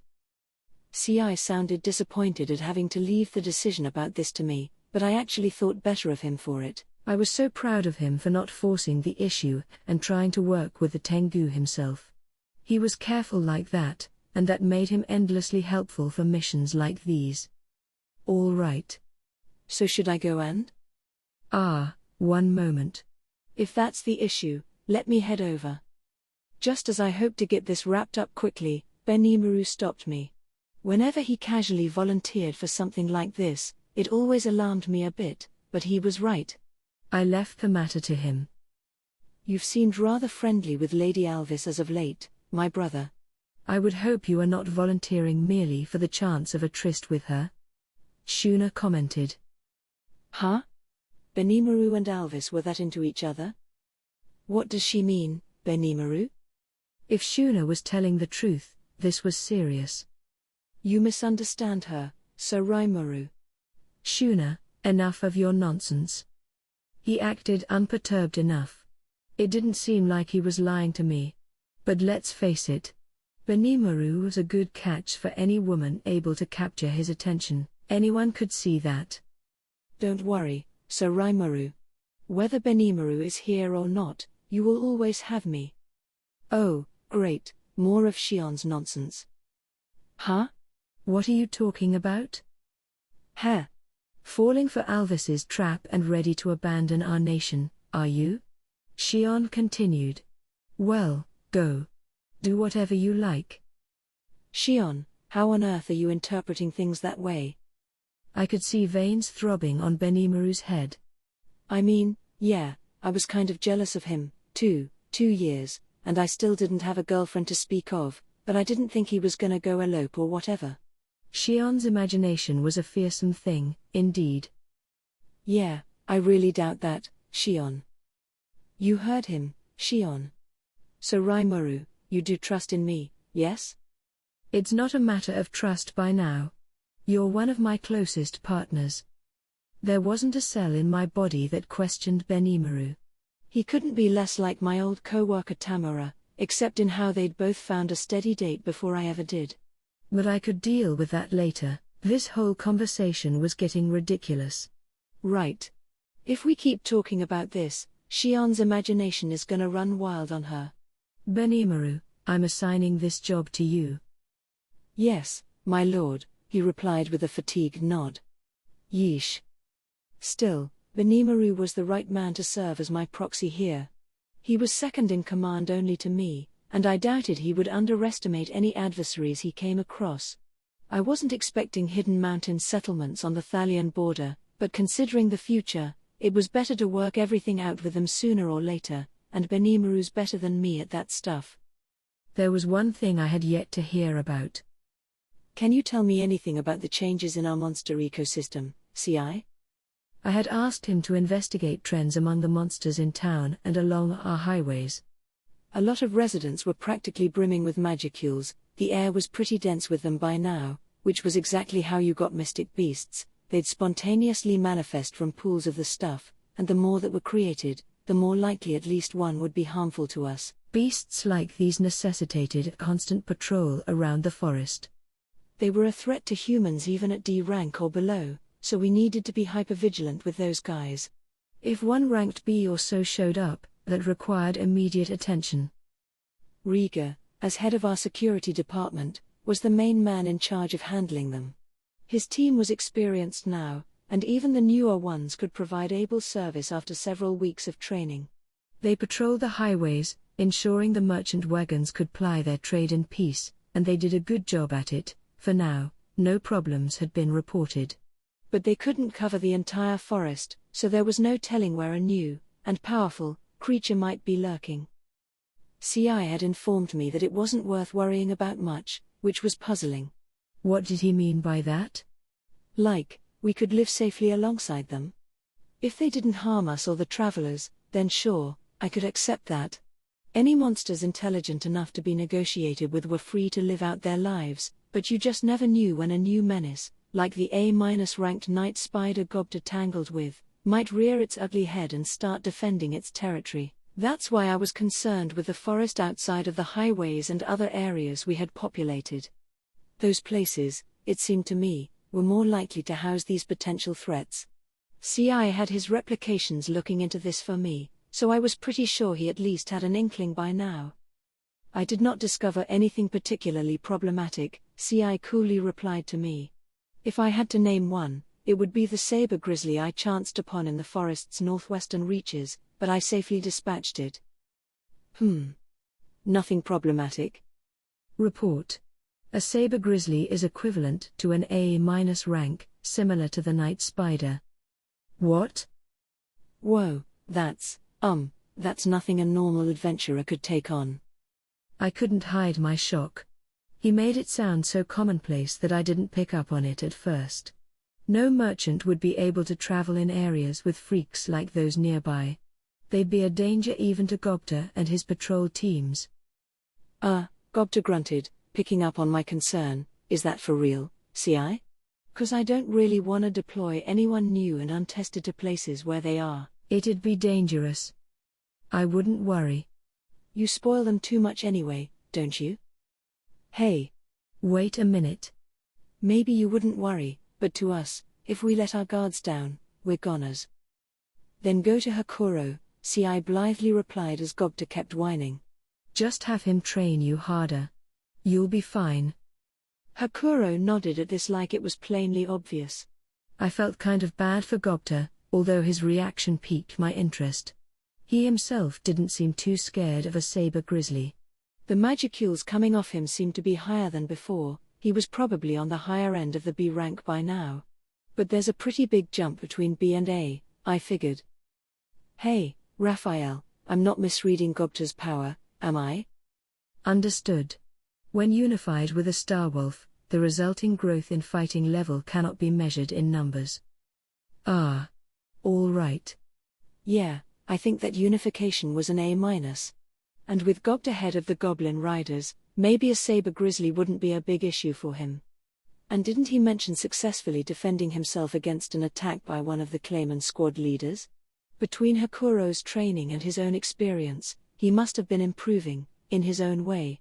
He didn't look any different, but maybe Gobta's a force to be reckoned with? I smiled a bit as I reflected on this. Now, I think Gobta's got a good point. Just because you can handle it doesn't mean the whole world can, CI.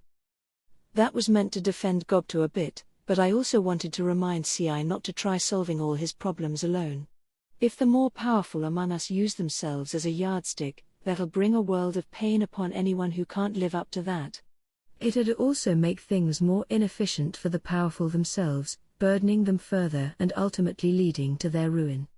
I spent a few moments explaining this to the team, mixing in a few real-world examples. I understand.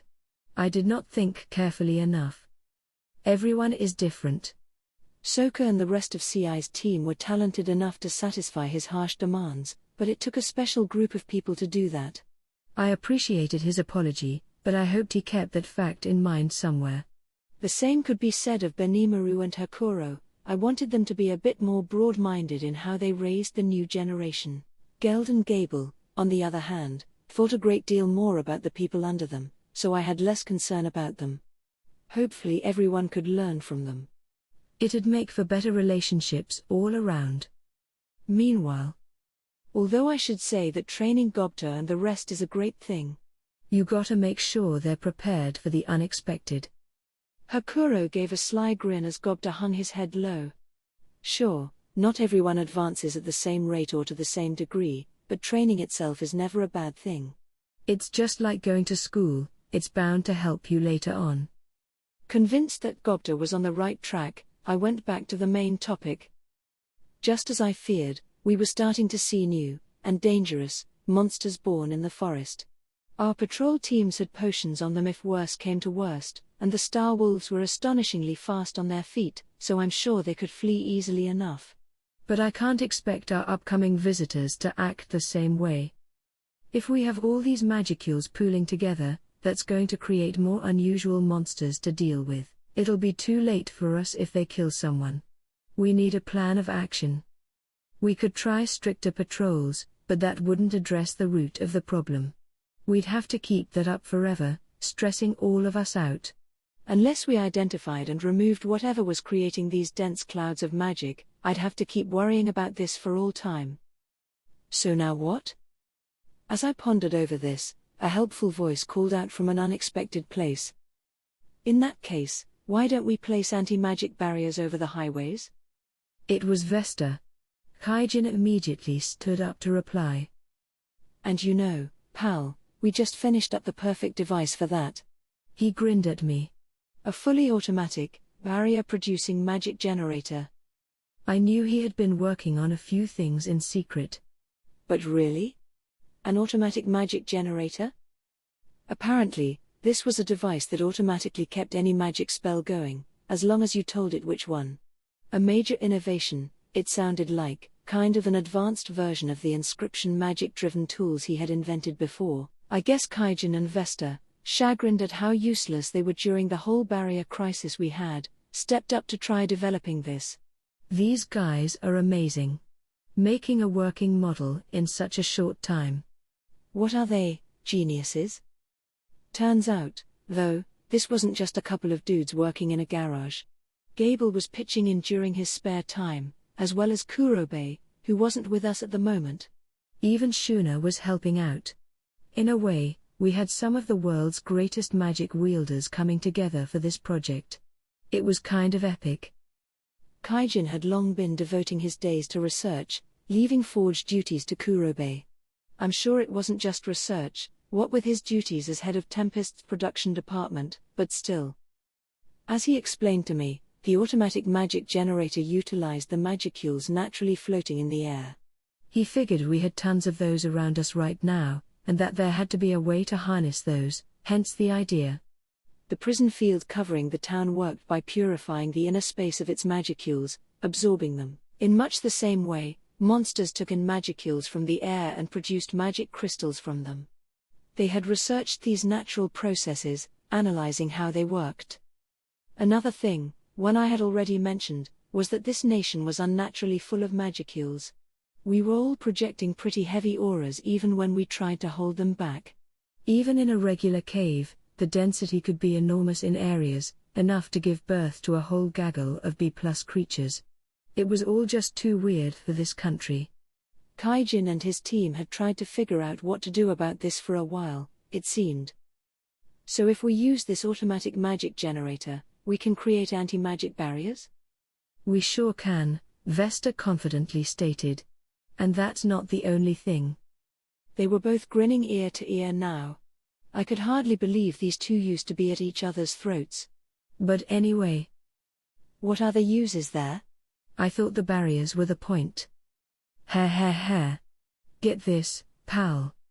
This generator includes a mechanism that collects and gathers magicules from the atmosphere. We can use this to lower the density of magicules in the air. Whoa. Really?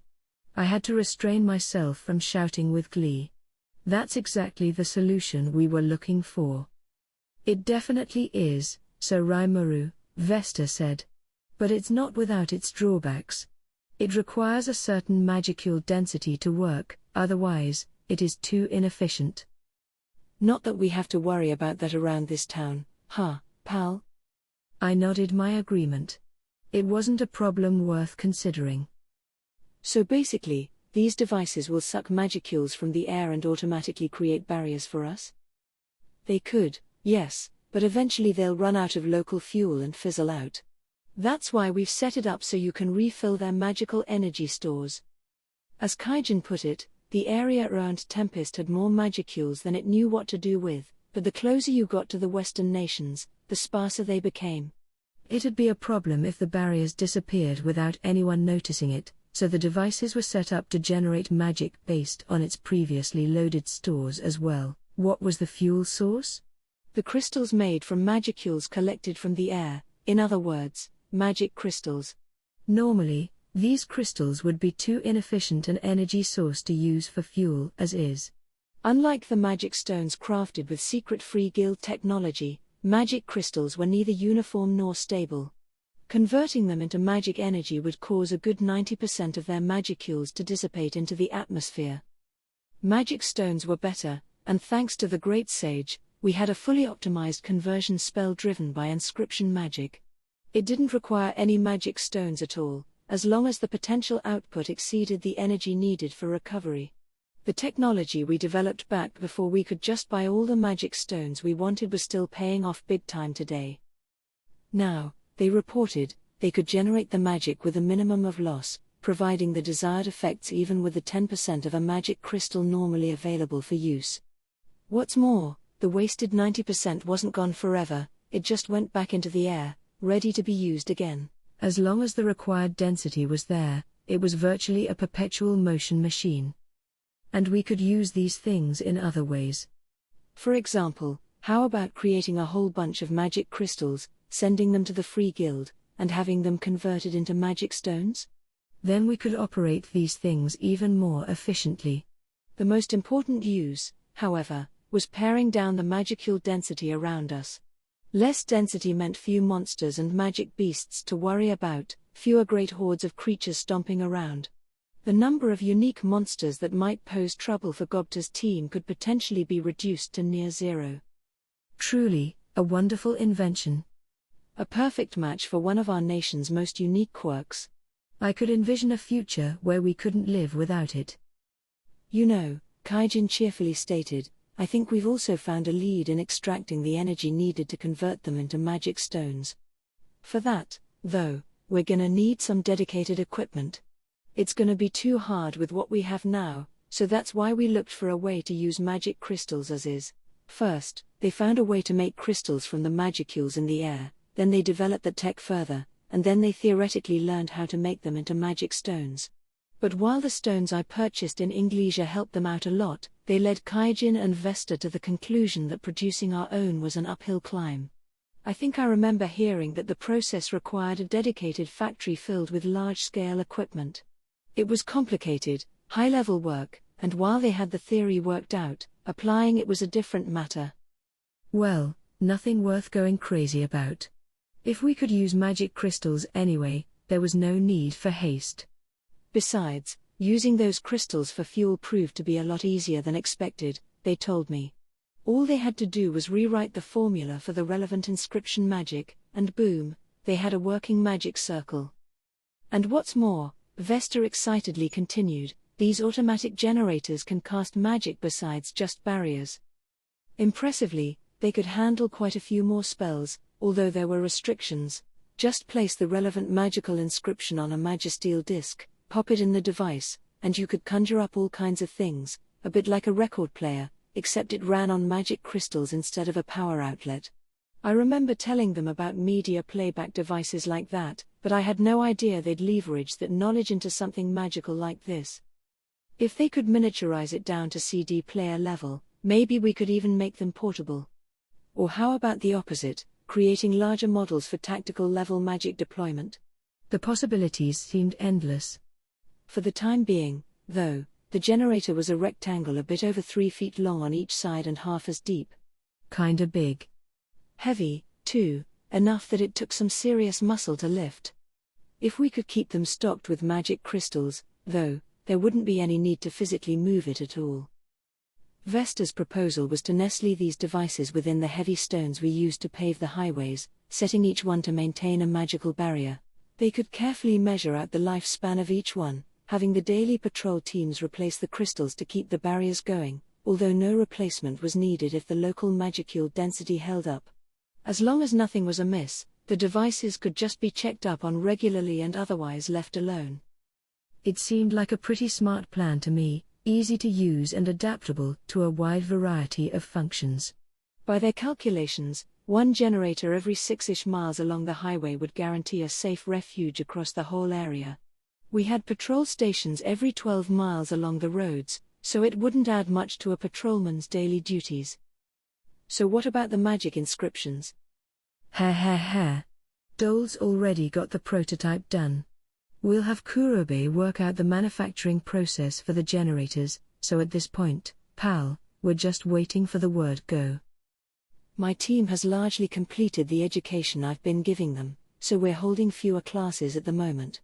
I have some free time to work with, and I would love to take this job on, if possible. Vesta's eyes were burning with anticipation.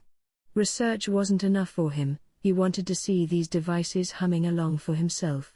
And so did I. It looked like they could solve our magical problem while improving highway safety. I saw no reason not to add this to our highway planning. Okay, Vesta. I want you to begin tomorrow. Leave it to me, sir. He smiled, elated. Glad I could rely on him. I intended to have the high orcs left in town help with the installation. The devices were ponderously heavy to a human being, but just a bit of a lift for a monster. It'd be far more efficient that way. I figured that adjusting the ranges of each barrier to match the path of the highway might be the biggest challenge remaining. Vesta laughed that concern away, but before he could go into detail, the friendly atmosphere was shattered. Wah ah ha ha ha. Once you complete that network, I can release as much mystical energy as my heart desires. No, you can't, dumbass. You'll kill half the populace if you do. I couldn't help but yell at him for that. I really didn't need Veldora's crap right now. Vesta's smile turned into an alarmed, pale frown. I wouldn't advise it, no, a disturbed Benimaru replied. We might be able to handle it, but the rest of the city? I doubt it. Indeed, added Shuna, even if we moved Sir Veldora off-site, the force of the blast would likely affect us in one way or the other. Yeah, no duh. Even the sealed-off magicules leaking out made it impossible for most people to be near him. If he started shooting out his mystical force willy-nilly, we'd be awash in corpses. But, I've been holding it in for so long. It's wearing me out. Deal with it, I snapped back. But why doesn't holding yours in bother you at all, Rimuru? Huh? Well, why do you think? Me? I just shove it all in my stomach. Ever since Rigard suggested it, I had been bottling up my mystical force and pushing it into my stomach. By this point, it was an instant transfer, preventing any of it from leaking out at all. Ascending to Demon Lord status boosted my magicule stores a fair bit, but it also upgraded Predator to Beelzebub, Lord of Gluttony, which vastly expanded my stomach storage. Thanks to that, I had no desire to unleash my mystical force at all. You must remember, Diablo advised me, that perfectly blocking one's mystic force is intensely difficult. Even Sir Benimaru and his family are allowing a tiny amount to leak out. Yes, Veldora said, nodding meekly. You are an observant demon, Diablo. Come on. Tell Rimuru more about how hard this is for me. Diablo then explained how the demon races are particularly gifted in the handling of magic and mystical forces. That gave them perfect control over such powers, but even from that perspective, Diablo was giving Veldora an A for effort. With all the energy stored inside him, Diablo reasoned, keeping it under control was a Herculean act. Is that true, Veldora? Yes. Yes, it is. I've been holding it in ever since you taught me how to, and I want to go blow it up somewhere. This, might be kind of a big deal. He wasn't set to pop right this instant, but if we didn't take action, we might have a disaster on our hands. If he busted all of that out without warning, we'd have acres and acres of wasteland, and with all these freaky powerful monsters and creatures dying en masse as a result, that could lead to the creation of another Charybdis. Talk about your catastrophes. Whether he meant it or not, Veldora was seen as a mortal danger to the world for pretty solid reasons. All right. I'll think about that. So hold it in for a while longer, okay? Very well. I can manage that well enough, still. But try to be quick about it. Good. Still, does it always have to be like this? I solved that magicule density problem, and an even bigger one immediately replaces it? I let out a soft sigh. You just never know what life's gonna throw at you. CI had finished his briefing, and before long, so had my other main leaders. But just before I was ready to adjourn. Could I have the floor a moment, Sir Rimuru? Geld raised his hand, looking concerned. What's up, Geld? If you've got something to say, go right ahead. He didn't seem that troubled last night. It probably had to do with the magic-born prisoners, the source of all his recent stress. I wanted to help him if I could, but I was hoping, he began, to tell my fellow orcs about your ascension to Demon Lord. Would you mind if I travel to the villages of my countrymen, practicing my spatial motion as I did? Things appear to be calm across the land now, so I may perhaps find other comrades interested in serving you. Come to think of it, he's been so hard at work here in town that I don't think he's had the time to visit the High Orc villages. I had been hearing about improvements he made to our food situation, but beyond that, I honestly hadn't been giving him much attention. He deserved this, I thought. But Geld, if you find anyone willing to join us, I'd like you to send them to this town first. Why is that, sir? Well, I appreciate your interest in adding to your own forces, but I think it's important they complete their education here beforehand. That was my backstory. High Orcs like Geld could use thought communication to instantly get up to speed on work duties. That was a massive advantage to them and one of the reasons Geld was such a major contributor to our cause. But we could begin work at once. Between building these highways, constructing Lady Millim's castle, and everything else, you need labor that can move as quickly and fluidly as your own arms and legs. Which, by Geld's logic, meant the more High Orcs around, the better. No. We have all those prisoners to work with, don't we? So you go lead them and build them up for me. But Geld, I know what you're thinking. Your suggestion would be the most efficient way, I won't deny that. But I want you to aim higher. Higher? Yes. There's no doubting that thought communication is an incredibly useful thing. It cuts down on mistakes, and there's no reason to deliberately shut it off. But if we give preferential treatment only to races who can use that, what happens to the prisoners? Are we just gonna have them mopping floors and doing other menial tasks? The suggestion seemed to help Geld reach the same conclusion I had. Going forward, we clearly needed more workers. That's why we had to train those prisoners now, while things weren't too rushed. That's the iron rule of business: work when you have to, train when you don't. Plus, if I let Geld practice favoritism with his own species, that could lead to all kinds of discrimination I really didn't need around here. I was aiming for a paradise enjoyed by a diverse number of races, so there was no way I could allow that stuff. We were at a vital turning point in a number of ways. Also, Geld, you're definitely a talented commander. I think if I put you in charge of this diverse group of magic-born, that'll polish your skills even further. Our construction schedule is full, certainly, but there's no need to panic. Just use the experience you've built and lead them with your own words. And I took out a sheet of paper and handed it to Geld. I want to leave this construction job to you. That's just the foundational blueprint, but I firmly believe you're up to the task. Are you up for it? Sir Rimuru. This blueprint was for a gigantic structure, one I had been crafting here and there in my spare time. I showed it to Millim and the rest, too. Frey was impressed with how high it went, while Carillion rumbled his approval of the sheer majesty of the thing. Millim, meanwhile, simply loved it. This meant that all the guests who'd stay here would have no problem with it, although, this was an investment in the future, provided de facto free of charge to them, so I didn't want to hear any complaints anyway. The building was inspired by what I saw in Inglesia and my drive not to lose out to them.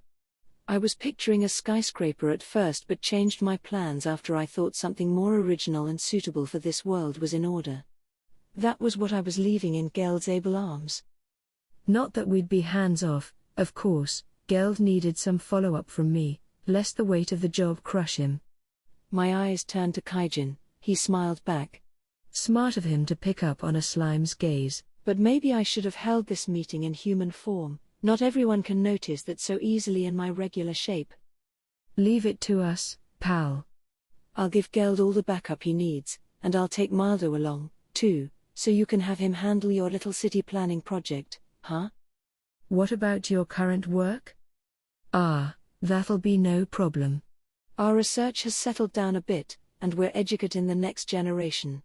I think I'm safe leaving town for a while. Good.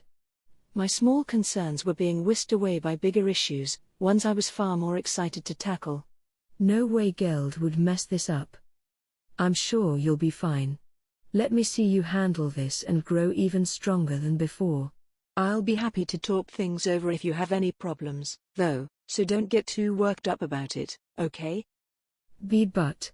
Geld looked frozen, his back nailed straight up. With a job as large as this one, what if I fail at it? It's fine, it's fine. Even if you do, that's still gonna be vital experience for you. Nobody's gonna die doing this, and it's not like it'll cost any more than a typical city if it goes haywire on us, right? We can always earn it back. He was serious-minded, he always put in a full effort, and he always took responsibility for his actions. That was why I had to say that. It'd have the opposite effect on someone lazier and less motivated than him, but it was just the advice Geld needed right now. Yeah. He's right. I mean, look at me. Last time you did what, Gobta? Mind coming to my office later to tell me in detail? Was this whole thing a trap for me? Gobta always wants to show off like that. At least he helped Geld loosen up a little. Ha. Thank you, Sir Rimuru. I suppose I was so afraid of failure that I let the little details overwhelm me. Please, allow me to take this on and live up to your expectations. Good to hear. You've got the job. It was good to hear. Geld gave me a refreshed smile, his mind clear of concern. Why does he get all the attention? A clearly jealous Shion asked. It's the right person for the right place, I replied. You have your own work, don't you? Yes. Cooking. No, you idiot. Well, we all have a few things on our plates, but in your case, I wouldn't say cooking is one of them. I tried to be as indirect as possible. If she had one single job, I suppose it'd be protecting me and this town. I mean, she had her own good points, too. We're all good and bad at different things. No need to freak out about it. But look, Shion, Benimaru said, getting ready to end the conversation, you have an almost unfair amount of strength, enough to even beat me depending on the circumstances. So when I'm gone, please keep Sir Rimuru safe and sound, all right? Our reporting was just about done. I could have wrapped things up there, but while we had the chance, I figured we'd listen to an update from Diablo about his own work. Very well, he said with a respectful bow as he began. His update on worldwide trends and how they influenced us was the same as Rigid and CI's. He must have picked up on the same info, but a little confirmation was always nice. It'd all tie in with establishing Yome's claim to the throne eventually. He also told us about Yome, the man who would be king. He had no education on how to act like a noble, much less king, so there was no way he could negotiate directly with all those highborns. Instead, Edmaris, the former king, had joined Diablo's cause and was in the midst of providing a crash course to the guy. Sounded good to me. With Diablo watching, I doubted the former king would try any funny stuff. Depending on how things worked out, it might be pretty neat to befriend Edmaris and take advantage of him. That would probably help Yome out as well. So as I listened to Diablo brief the rest of the room, I made a mental note to go see this man Edmaris for myself sometime. The new king, to no one's surprise, was lurking around behind the scenes. It'll be a while before he makes any moves, though, right? At least several months, I figured, before he could regroup his forces and take real action. But Diablo disagreed, or at least had an answer well beyond my own imagination. I would like to have this done sooner rather than later, so I am taking measures that will encourage him to hurry it up. Huh? He was smiling at me again. Do we need to prepare for something? No problems there. I have let Sir Benimaru organize the forces we will deploy when the time is right. Yes, Benimaru casually replied, we are all set to go there. One force that will mingle with the general public and make its presence known, and one force operating in the shadows. Both are ready for action. The selection process was quite a pain, actually. Nearly everyone volunteered for this mission. They all seemed so informal about it, like they were figuring out what time to meet at the park for a picnic. It's a little more important than that, I thought. However, Diablo said as his smile faded, there is I wouldn't call it a problem, but something that does concern me slightly. I didn't report it since it was not worth reporting at the time, but Rahim has yet to return. Oh, right. I thought I was forgetting something. I sent a rather pointed message to Hinata, and I still hadn't received a reply. That's the Archbishop we let travel to the Holy Church to report to them, right? Did he not make it or something? No, he had reached the Inglesian capital accompanied by my agents, crystal ball in hand. There is a preset transport gate there that leads directly to the church headquarters in the Holy Empire of Lubelius, so he should have arrived safely.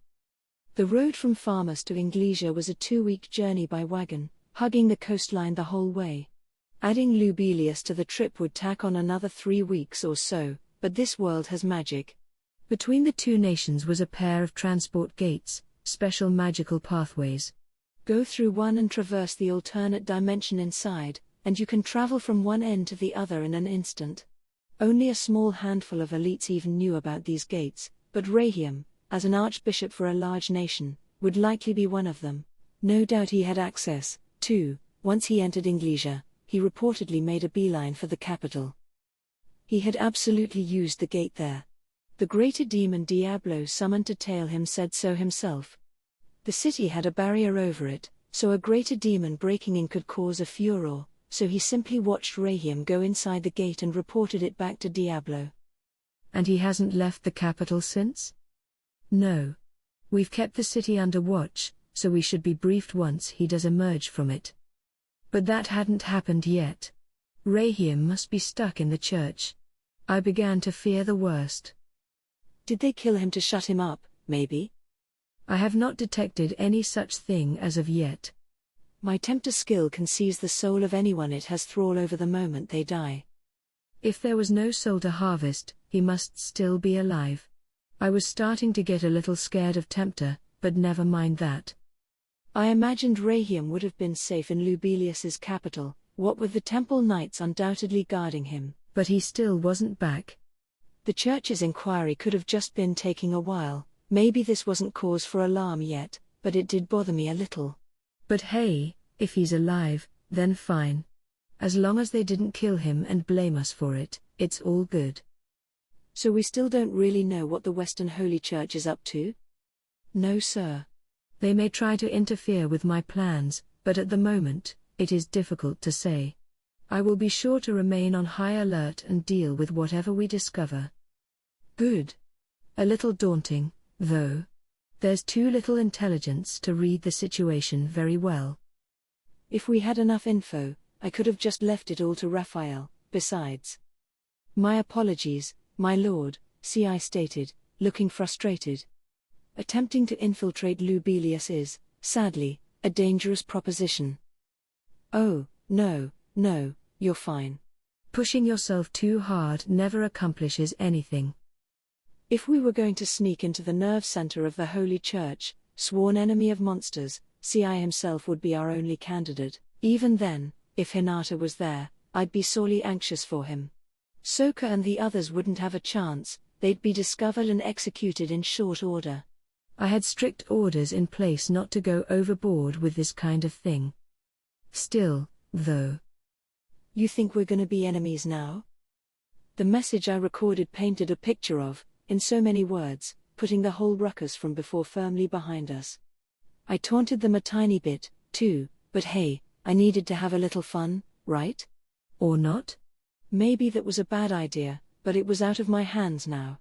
No undo button to press. The overall message was friendly, though, so I was pretty sure that's how they'd take it. Hinata was intelligent enough to make the right decision, I believed. If she opted to live alongside us without hostility, that'd be the most ideal thing. For now, outside of the Octagram, the church was the biggest threat out there. The Eastern Empire seemed kind of fishy, too, but they were unlikely to take action for now. If the Western Holy Church could do the same for us, Diablo's plans were all but accomplished already. That is a thorny question, Benimaru said. Personally, I would prefer to have this dispute firmly settled, rather than leave any grudges behind. I appreciated his feedback, but if we were defeated, it was all over, so let's keep it peaceful, okay? Shuna gave me a thoughtful look. You know, so Rimuru, we were attacked while you were fighting the Saint Hinata. These attacks were undoubtedly timed, and someone needed to plan that out in advance. Plus, Clayman himself hinted at the presence of someone behind the scenes. She helped me recall someone I really shouldn't be forgetting about. The big man upstairs. Him, huh? Yes, said Hakuro, bitterly nodding. And now that we know this someone exists and is trying to entrap us, we will need to consider his upcoming moves as well.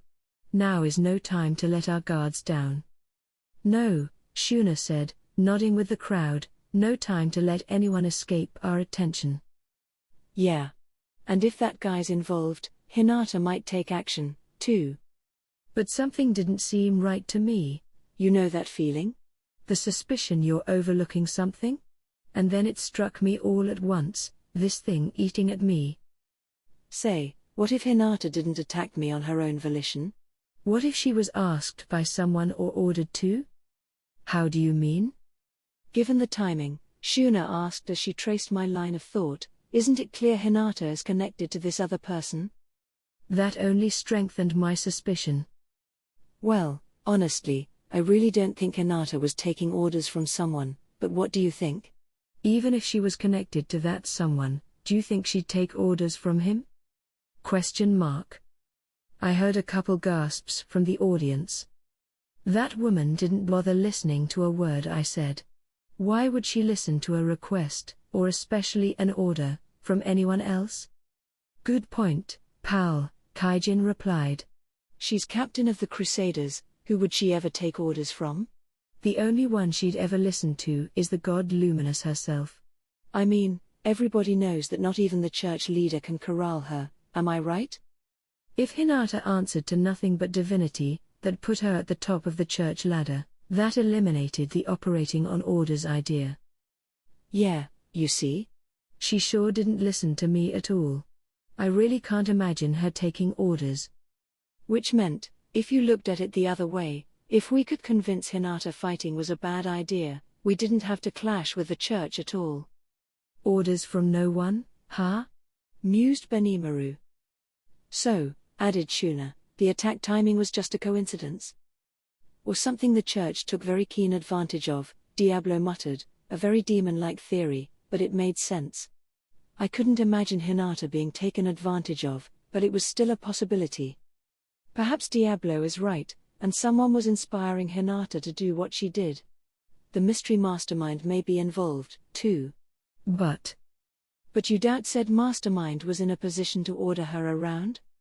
Exactly, I said, nodding at Diablo. Benimaru closed his eyes, considering my suggestion. So this mastermind drove farmers to action, manipulated Clayman, and tried to destroy our nation. But he didn't have that kind of free control over Hinata, then? Does that mean, so Rimuru, you don't expect any moves from the Western Holy Church at this time? That's the thing, Diablo. I couldn't answer his question. From her point of view, it should have been clear to Hinata that we, and the church, should avoid being enemies. I clearly stated that in my message to her, I didn't want to oppose them at all, and since we had a disaster class threat in me and a catastrophe class 1 in Veldora, Hinata couldn't be stupid enough to take on Tempest. Just look at the stakes, she would accomplish nothing. Even if she won, all she'd earn from it was more fame, and that wouldn't nearly make up for the massive losses the church would face. It just wasn't sane to wage war if you had nothing to gain from it. Hinata didn't like listening to people, but she had to see that, at least. But I still had my concerns. There was this certain annoying dragon thing next to me mumbling Luminous. This god's name was Luminous? I feel like I've heard the before and so on, which kept interrupting my train of thought, but I still had my concerns. Hinata told me that we were a bother to her. That's because the teachings of the Holy Church, of Luminism, dictate that life alongside monsters is impossible. But that might not be the whole story. Why did Hinata call us a bother? Because Luminism refused to acknowledge us. But if that was the only reason, it just didn't seem rational of her, or to put it another way, it wasn't like Hinata at all. There had to be something else. And while this is the exact opposite of what I just said, what if there was some mastermind behind it all? Someone besides Hinata, who also sees us as a bother to their plans? What would that someone want? Report. There is an increased possibility that multiple motives are at place. All these events are interconnected. However, it is estimated that they are not all occurring by the will of a single entity. Meaning? Understood.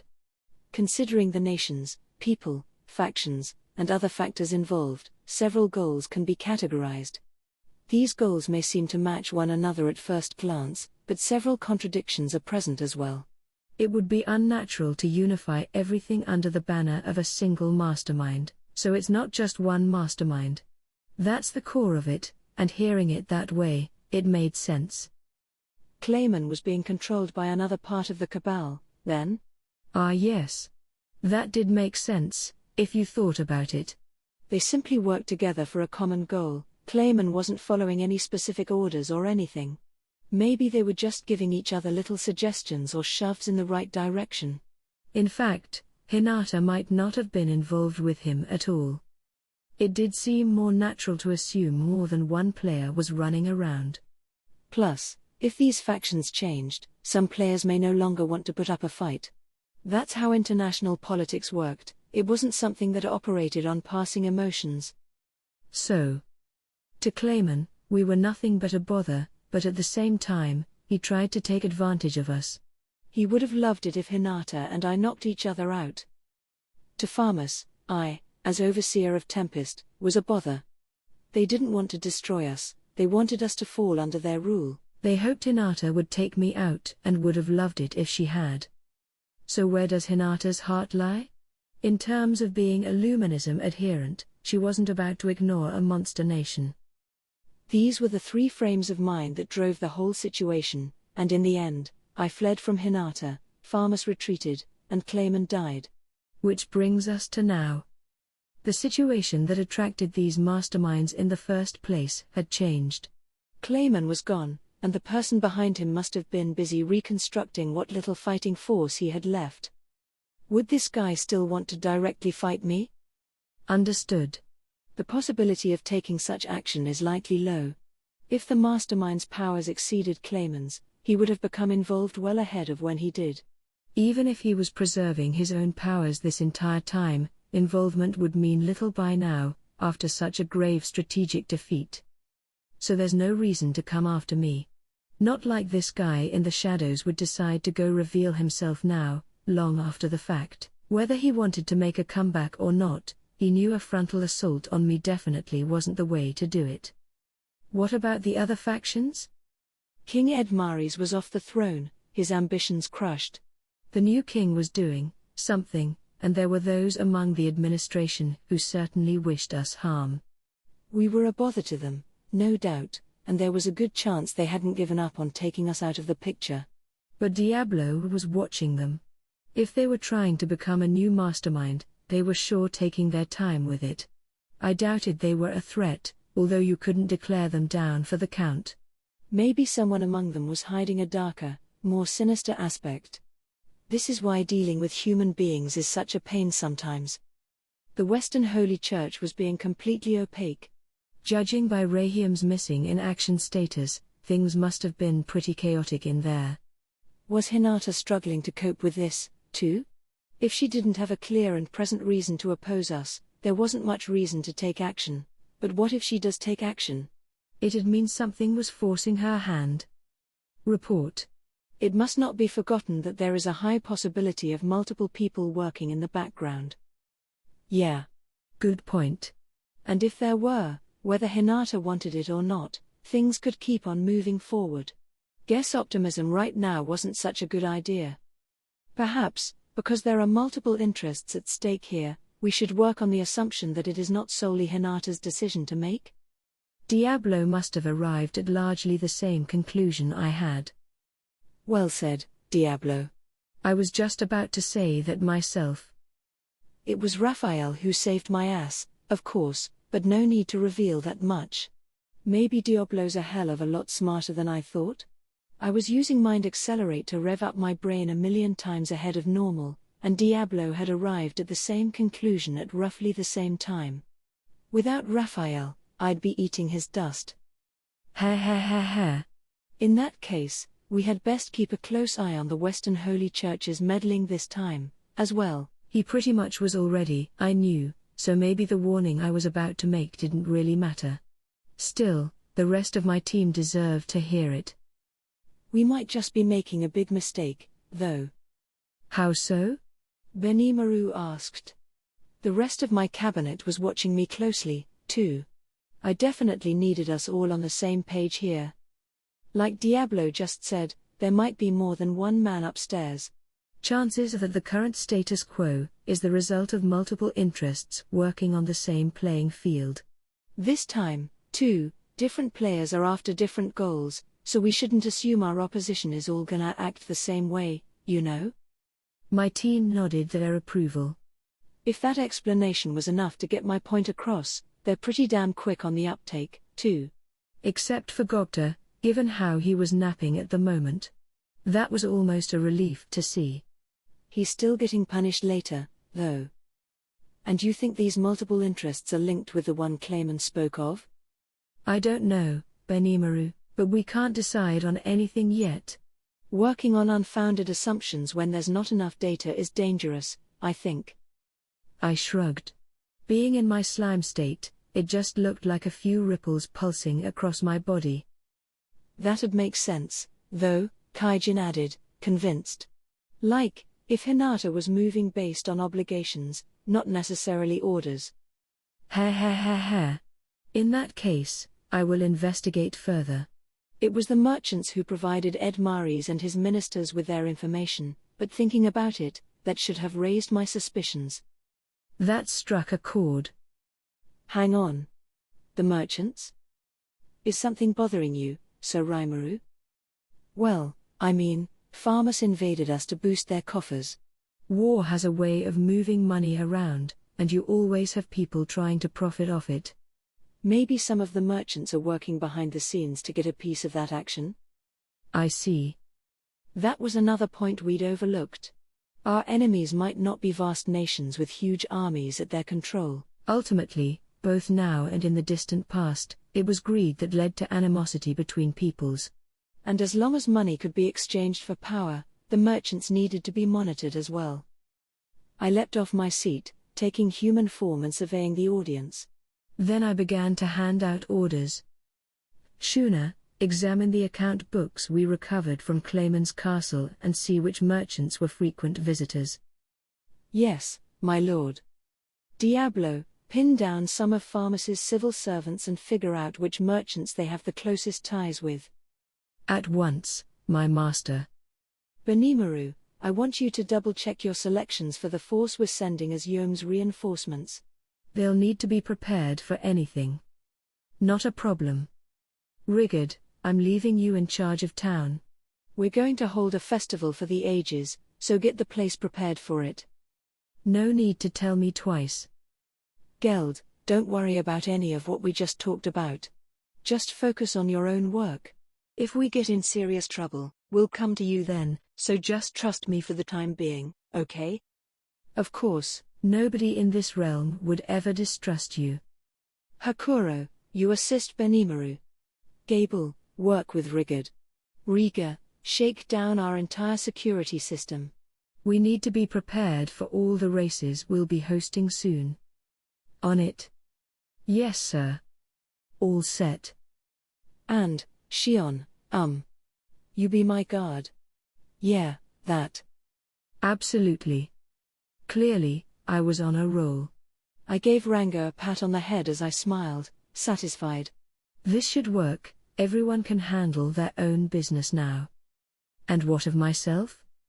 Oh yeah, Veldora, stay out of everyone's way. It shall be done. I doubted it. I'll need to keep a personal eye on.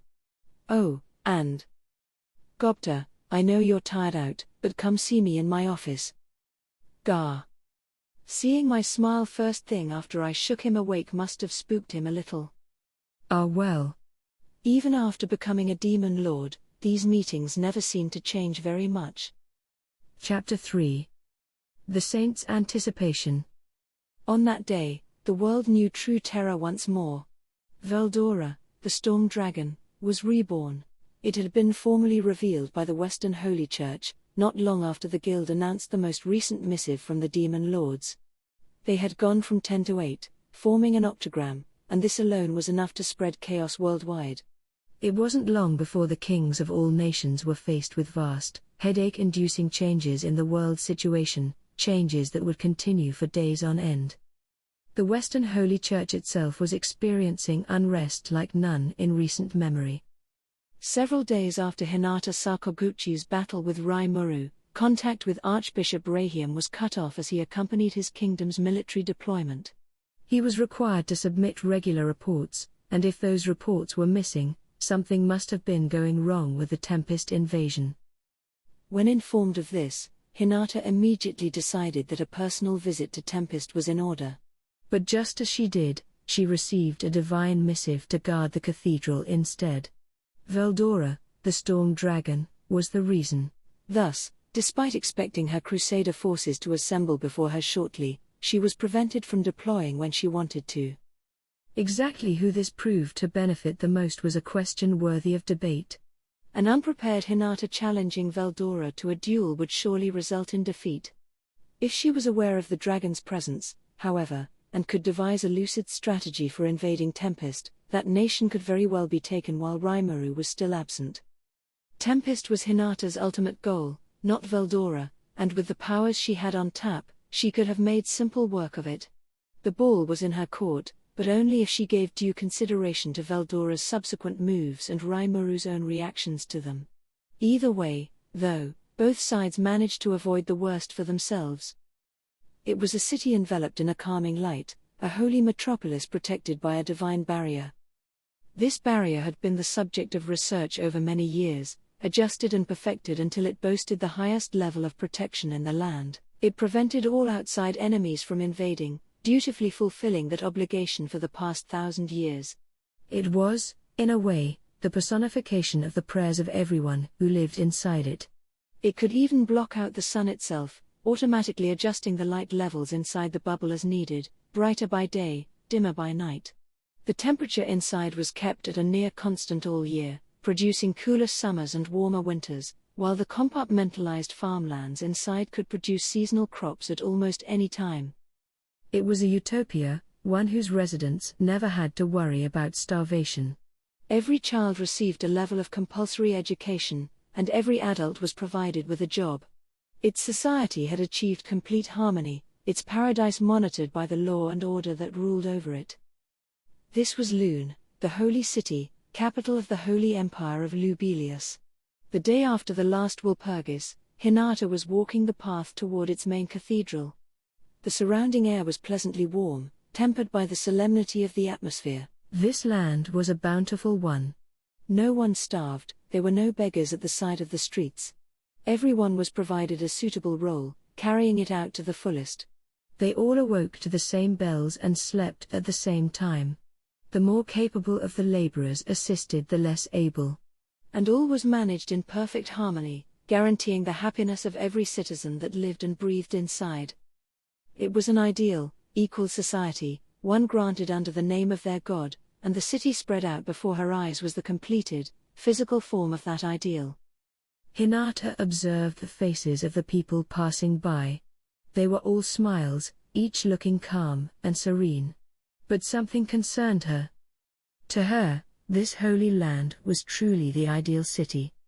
It was her lofty goal to make the Western nations, and eventually the whole world, a peaceful, war-free society.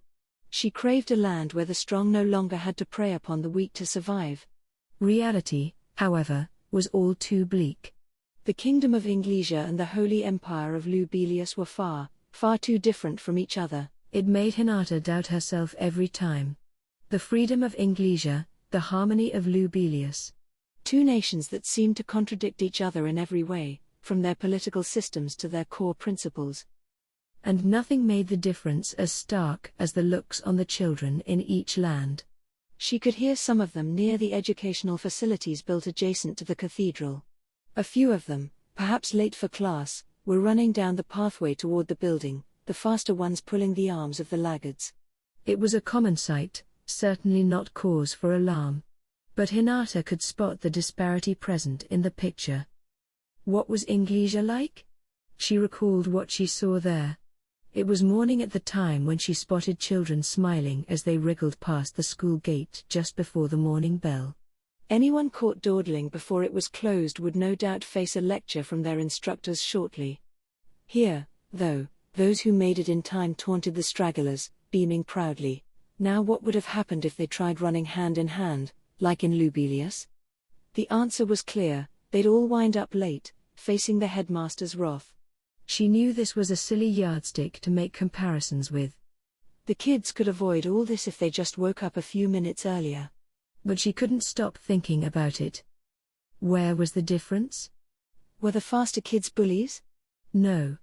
They picked on the slower ones, but there wasn't any air of superiority involved. Even the stragglers flashed embarrassed smiles back at them. Even with those stern headmaster lectures, they still seemed to be having fun with their lives. But what would happen over on Lubelius? All the children running to class wore the same expression.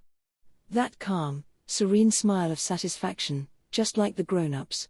That total disinterest in competition or personal expression, all the same face. A fully managed society can provide happiness, but it cannot provide freedom.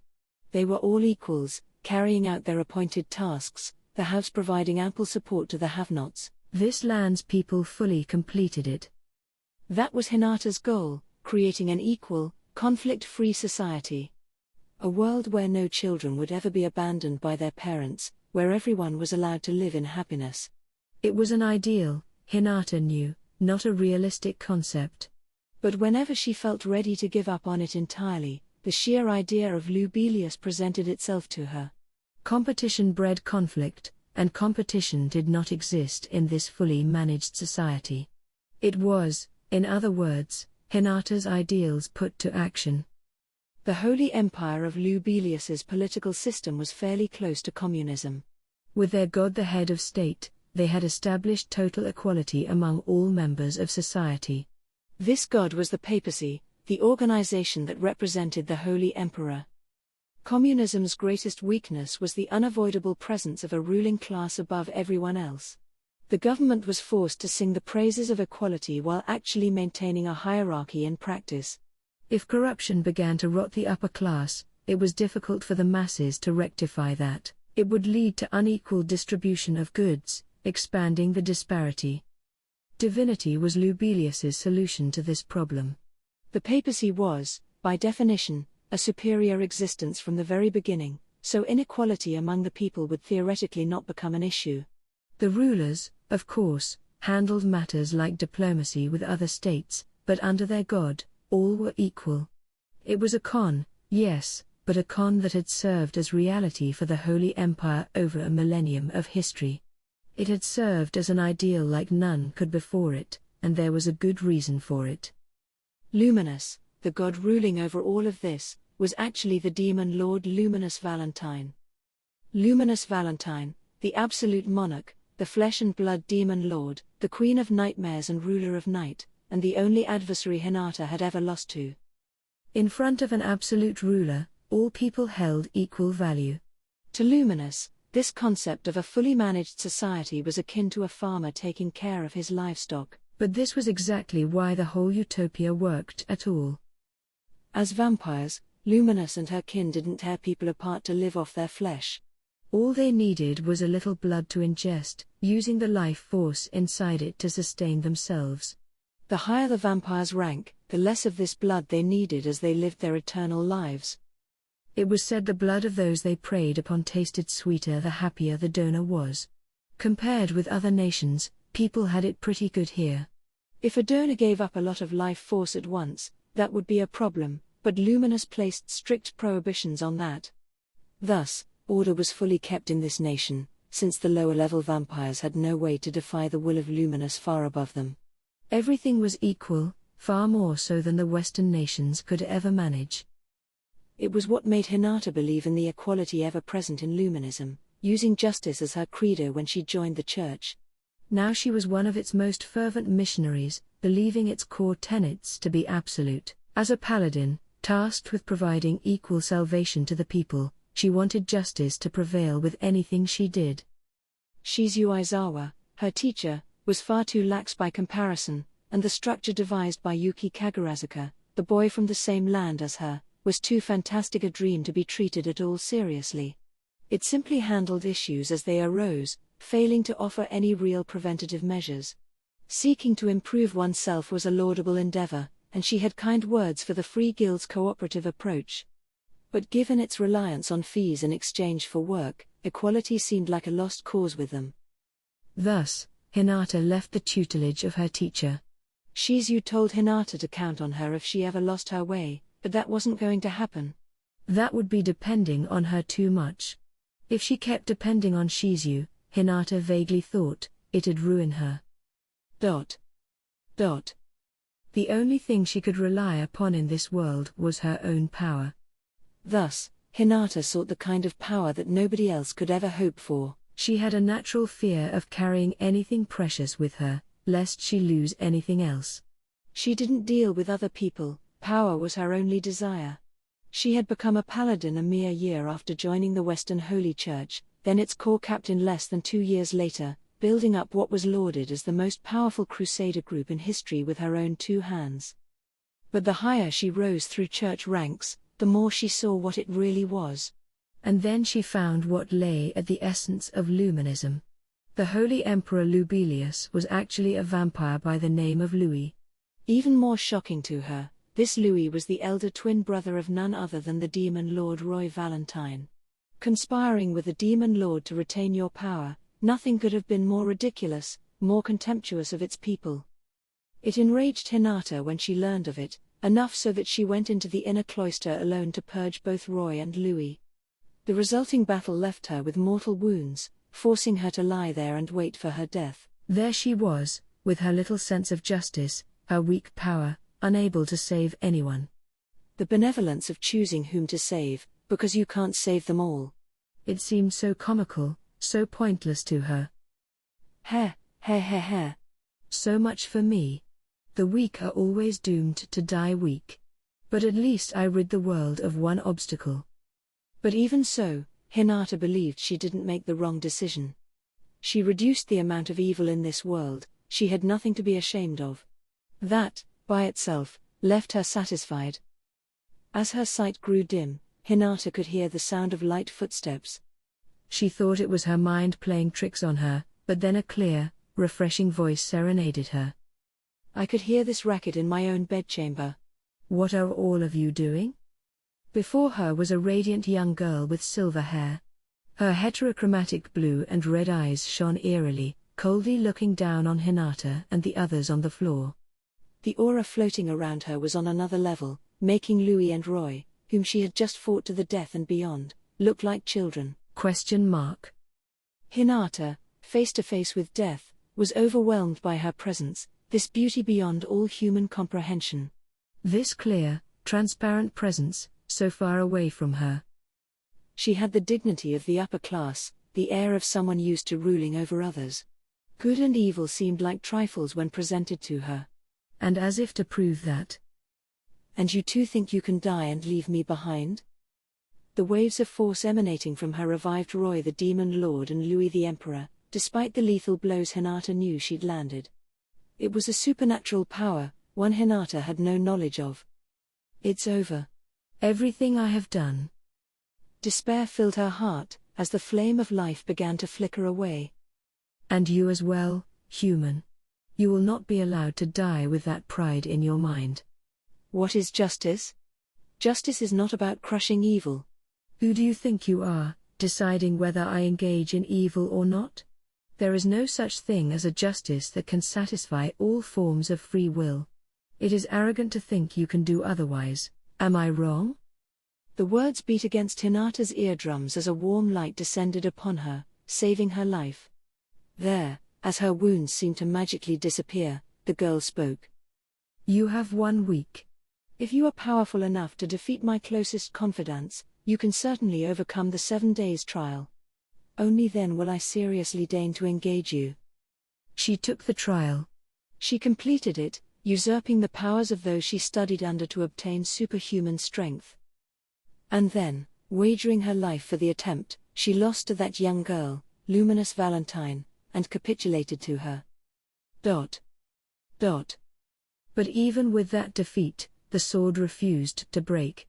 Instead, it grew more flexible, stronger, and with it, Hinata was reborn, as a divine sword, the right hand of divinity, the slayer of all travails. To Hinata, the presence of Luminous was all that mattered. Luminous was the key to an equal, fair society, and losing her would mean the destruction of all order. Maintaining a utopia required constant effort and resolve, and along those lines, Hinata was a double-edged sword. If Luminous ever became the enemy of humanity, Hinata would have to slay her with her sword. It seemed impossible, but she was resolved to do it. That was why now, even today, she continued to put herself up to the trial. Soon, Hinata had reached her destination. There, waiting for her, was Louis, the Holy Emperor who was now a kindred soul. He had unbelievable news for her. My brother died last night. Last night. Hinata had chased off an unknown intruder in the cathedral that night. She was meant to meet with someone else, but after Luminous's missive made her cancel all that, she changed her plans. That, fortunately, allowed her to end the night without dirtying the Holy Lands with anyone else's blood. Or so she thought. You're joking, right? Roy is a demon lord. He was at the Walpurgis Council. I speak the truth, Hinata. Roy returned earlier than Lady Luminous, and the intruder you let escape ran into him first. No. That intruder fled the moment he saw me. He was so fast that I wasn't able to give chase, but... Indeed, perhaps you thought it was just a diversion. Lady Luminous charged you with defending the Holy Lands, not with killing intruders. That is the job of our Imperial Guard, as worthless as they have just proven themselves. The guard that I'm chief knight of. But Roy, being killed by someone on that level? Who's the worthless one now? She laughed boldly, right in front of the Holy Emperor, Roy's elder brother. Luminous Valentine was the true demon lord, the twin brothers Louis and Roy her close confidants. Louis ruled the external world as its Holy Emperor, while Roy ruled behind the scenes as demon lord. Luminous, meanwhile, governed over everything as a god. This was the world they had pursued. It was also why Luminous preferred a policy of insular government, locking herself inside the inner cloister and never revealing herself in public. Roy, serving as her demon lord representative, had been more than powerful enough to sit alongside the other 9 at the table. Simply being born a vampire made him the equivalent of a bee, ranking-wise. His muscular strength, durability, reaction time, and everything else were several times better than what a human could muster, and his race gave him a multitude of excellent skills, including steel strength, self-regeneration, shadow motion, paralysis, charm, coercion, transform, and more. There were few vampires in the world, but even among the so-called high-level magic-born, they were a head above the crowd in fighting ability. Louis and Roy were elder noblemen, both in the service of their leader Luminous since ancient times. Their powers were monumental, it went without saying, and Hinata was fully aware of that. Having fought them both once, she had no doubts. This only meant one thing: whoever last night's intruder was, they must have been unbelievably powerful. But it doesn't really matter, does it? Hinata whispered. As long as Lady Luminous is safe. Not that anyone need worry about her. Not even Hinata could fully gauge the depths of the demon Lord Luminous. She was beyond all imagination, a supreme being that served as both an ideal goal to reach and a potential opponent sometime in the future. It would be impertinent for Hinata to even bother worrying about her. Roy, meanwhile, was worth about as much as a pebble on the street. Not to offend Louis, but it didn't really matter whether he was killed or not. He was weak, he died, and that was that. As far as Hinata was concerned, that was his own fault. It does matter. We let Roy exercise his violent streak as a threat to make people adhere to Luminism. With him dead, there is a chance people's faith in our creed may dwindle. The evil dragon Veldora is alive once more, and yet, the forest of Jura still remains stable as well. You have a point. Hinata could guess why. It was that slime she let slip through her fingers. This, she had no excuse for. It was fully her mistake, and nobody was more aware of that than she was.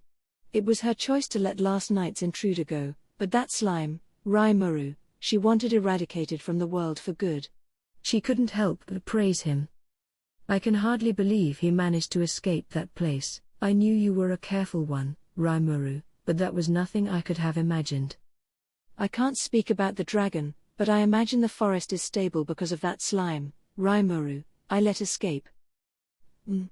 I conducted some of my own investigation, and it has been confirmed that the Kingdom of Pharmacy's forces have been annihilated.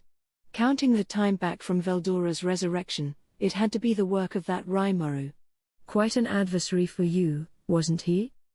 I suppose the moment I saw him, encased in that holy field, was the best chance I had of defeating him. You didn't give him some discretion, perhaps, after he claimed to be from your realm? Of course not.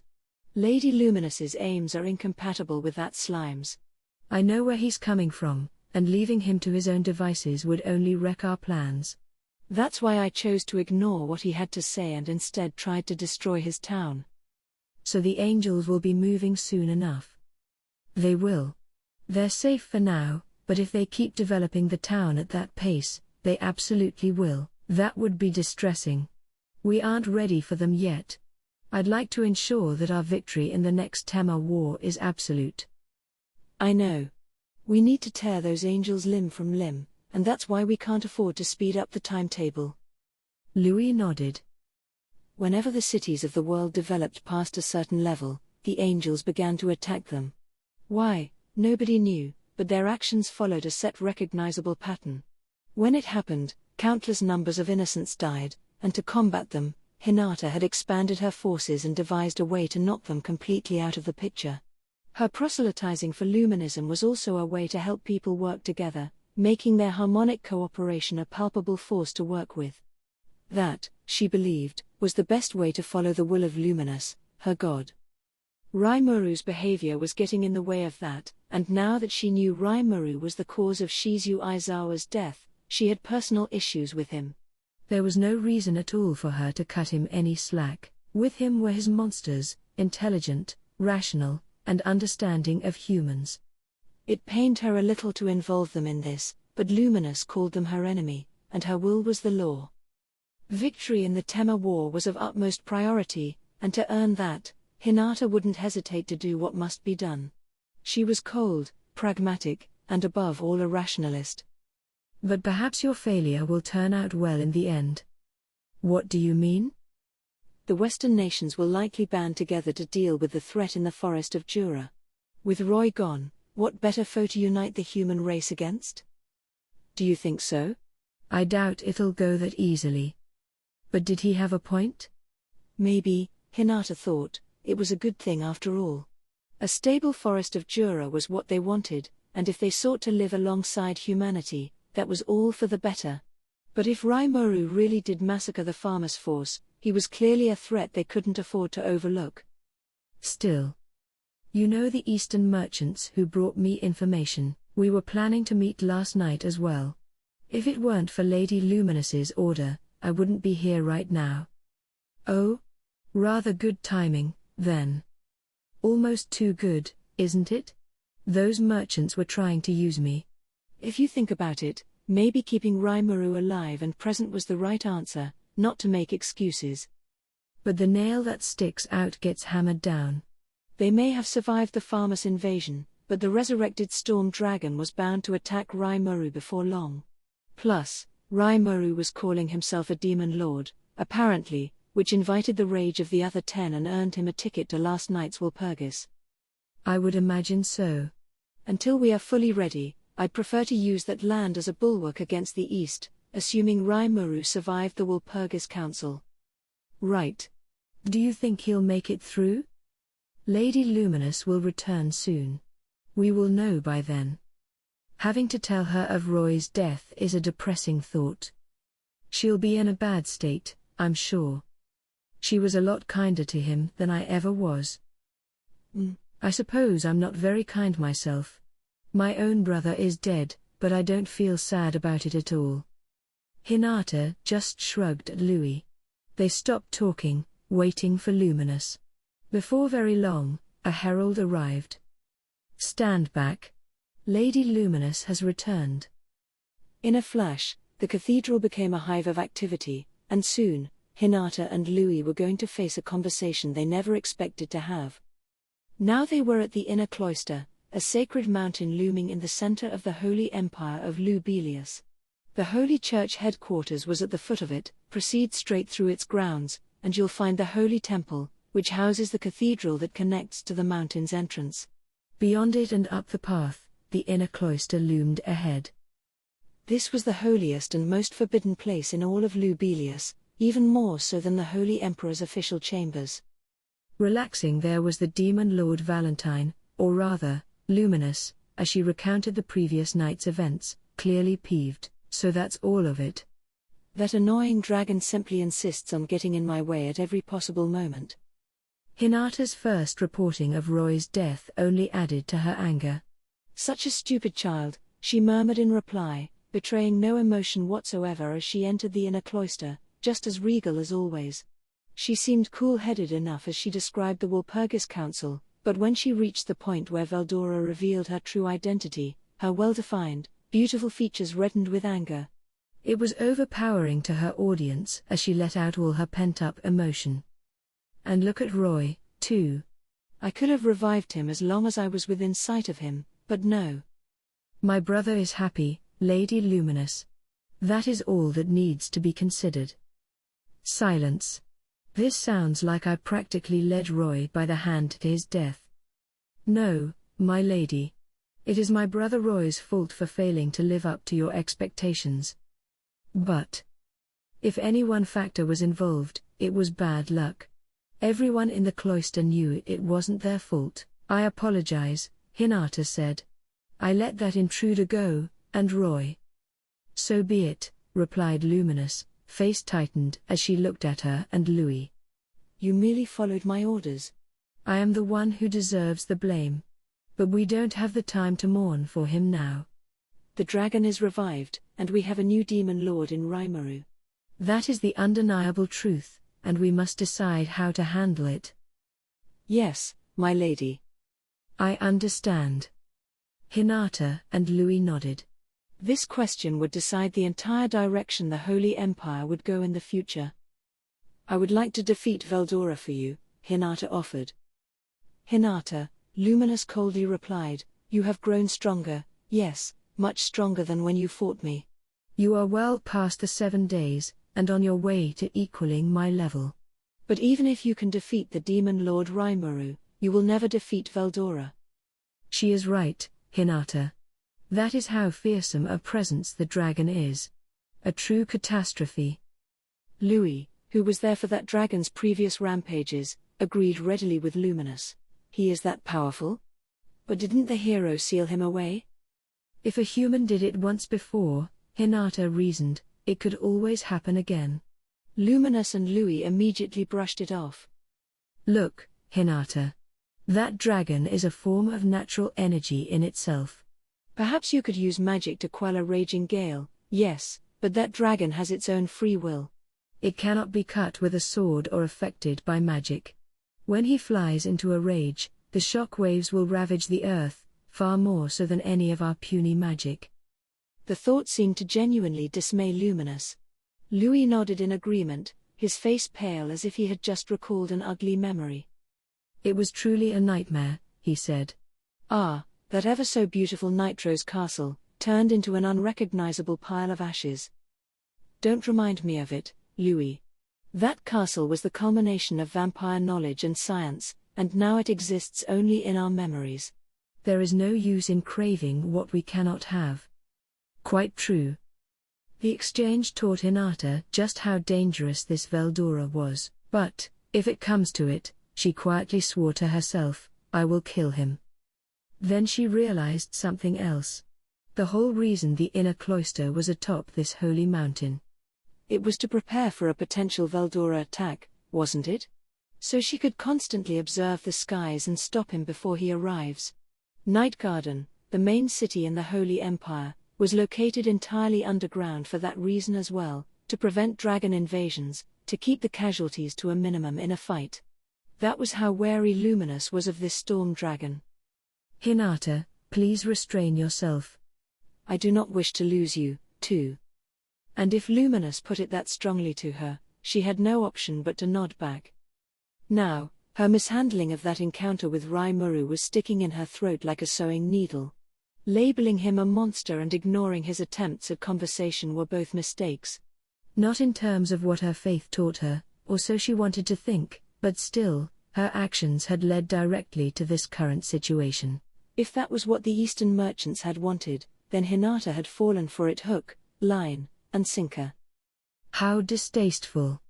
Giving me that information when they knew exactly how I would react. Or perhaps they have an informant of their own? It was hard for her to believe, but Hinata could imagine someone in the church working with those merchants. They may know all about their preparations for the angels by now, and maybe that was why they pointed her in Rimuru's direction, to take him out for them. A mole in the church had to be something for consideration, but for now, such a thought had to be left to simmer. There were other problems to deal with. Very well. But, what will we do about Rimuru now, as Demon Lord? We have no choice but to let him be. The church has yet to declare him a divine enemy yet, fortunately. No, but... Is there a problem? There is. I fear the city and highways the monsters are building could cause the angels to invade more quickly. Ah yes, there was that. Having those little insects flitting around is annoying enough, although making the Demon Lord Rimuru and the Storm Dragon Veldora our enemies would be much worse. But if they attract more attention for us, they'll become the angels' main target, I imagine. Either way, not much point thinking about it now. To Luminous, the angels were all but worthless. Hinata, understanding that, voiced her agreement. Beyond that, there was another problem. There is also the fact that their town. It turns the concept of monsters being humanity's common enemy, one of Luminism's core tenets, on its head. The question made Luminous visibly scowl. She mulled it over a moment. This was no longer an easily quashed threat, but if they let their religious tenets be deer-fanged like this, they would lose their validity, and their appeal to the masses. The faith they had spent the last 1,000 years building would be lost, and that could not be allowed to pass. Perhaps, Louis suggested, he could serve as a useful accomplice for us? As an evil demon lord? It was a thought he had shared with Hinata earlier, let Rimuru serve as a propaganda heel, much like how Roy acted as Demon Lord. But as Hinata expected, Luminous was less than enthusiastic. That could not happen. Rimuru, this new Demon Lord. He just wants to have fun living in his own little nation. That's all. He's going right up to our faces and declaring that he'll give the humans all the protection they want. Because he needs their help. He said it himself. Anyone who gets in the way of that, whether a person or a demon lord or the Holy Church, is my enemy. She let out a forlorn sigh. If only he wasn't mingling with the human race all the time, Louis, that would be such a good idea, she said with frustration. And Hinata realized, once and for all, that Rimuru wasn't lying. He really was a transfer from another world. But it was too late to act on that. She was fully aware that she had acted on incorrect assumptions, fueled by her lack of interest in listening to others. It was a bad habit, and it just blew up in her face big time. At least nobody seemed to know that the god Luminous was the same person as the demon Lord Valentine yet. If worse came to worst, only her own life would be forfeit. For now, then, all we can do is sit and watch. You're right. Simply hold ourselves, as we always do. No brash moves. The more excuses we make, the more we may entangle ourselves. Our only responsibility is giving our faithful across the world the truth. Veldora, the storm dragon, is back. And what about Rimuru? As Hinata brooded, Luminous and Louis were already deciding on their future policies. Yes. Well, Rimuru seems the sort of leader open to political exchange. We could deceive the Western nations easily enough. Are you fine with that, Hinata? It was a question, but Luminous meant it as pre-decided policy. I am. Would he bear a grudge against you? A little. I did try to kill him. Ah yes, you did. But Rimuru is not stupid enough to hold that against us to the point of becoming enemies. Such was the will of Luminous, a leader who didn't even mind if Rimuru knew her true colors. But Hinata was unconvinced. I will keep that in mind, Hinata said, attempting to hide her real thoughts as she left. A little over a month passed. Hinata spent it tirelessly at work. Her paladins were busy building a line of defense against Veldora, while the Imperial Guard was out gathering intelligence for her. Those merchants from the east, once a vital part of this spy network, could no longer be trusted, and so she decided to rely only on info she could personally gather herself. Now it was time for the Empire's monthly conference between both major groups of the papacy, the Crusaders, the Paladins under Hinata's direct control, and the Master Rooks, the Imperial Guard forces serving the Holy Emperor. They were both the pride of Lubelius, with Hinata Sakaguchi standing at the very peak. She served as the conference speaker, Hinata, chief knight of the Master Rooks and captain of the Crusaders, not to mention the strongest knight in the nation. A high seat was prepared for her. All the other attendees' chairs were situated in a semicircle around her. To her right were 6 people representing the Crusaders. First was Vice Captain Renard Jester, known as the Noble of Light, a paladin with a soft, plaintive expression. Next to him was Arno Baumann of Air, the man lauded as second strongest only to Hinata. He stood head and shoulders above the rest of the troop leaders, serving as a sort of assault team specialist for the Crusaders. Following Arno were 4 other commanding officers: Bacchus of Earth, a large brooding man gifted at smashing his magic-infused holy mace into his foes; Lightus of Water, a beautiful healer and elementalist who employed the Holy Spirit Undine on the battlefield; Guard of Fire, a tall knight and conjurer who wielded his flaming red spear; and Fritz of Wind, a magical fighter as talented in wind magic as with his twin swords. He was a tactical trickster, a rarity among the high-minded Crusaders he served alongside. Fritz never wore his uniform up to the prescribed code of perfection, but no one admired and respected Hinata as much as he. Each of these commanders led a team of 20 or so paladins, while Arno served as their overall leader. The 5 seated here were the best among the 110 or so paladins, and there was no doubting their talents. Contrasting with them, on Hinata's left side, were the Master Rooks, a much more ragtag assemblage in a motley variety of uniforms and armor. They numbered a mere 33 but still formed their own division, for each one was a powerhouse in battle, Rooks, as the Holy Emperor proudly called them. They all ranked at least an A on the charts, and a few of them were even champion level, a calamity on the threat scale. A few were particularly notable. There was Blue Sky Sare, who looked like an innocent boy but was older than anyone else in the room. He was the chief knight of the Imperial Guard before Hinata took the role. Then there was Giant Boulder Grigori, Sare's right-hand man, whose impervious skill granted him astonishing physical resilience. His muscles were his weapon, and they were harder than most types of metal, making him an impregnable fortress of a man. Last but not least was Raging Sea Glenda, who was newer to the fold than Hinata, but had made a serious name for herself in recent years. Notable for her spiky red hair, she was a wild woman, an ex-mercenary whose fighting skills were still veiled in mystery.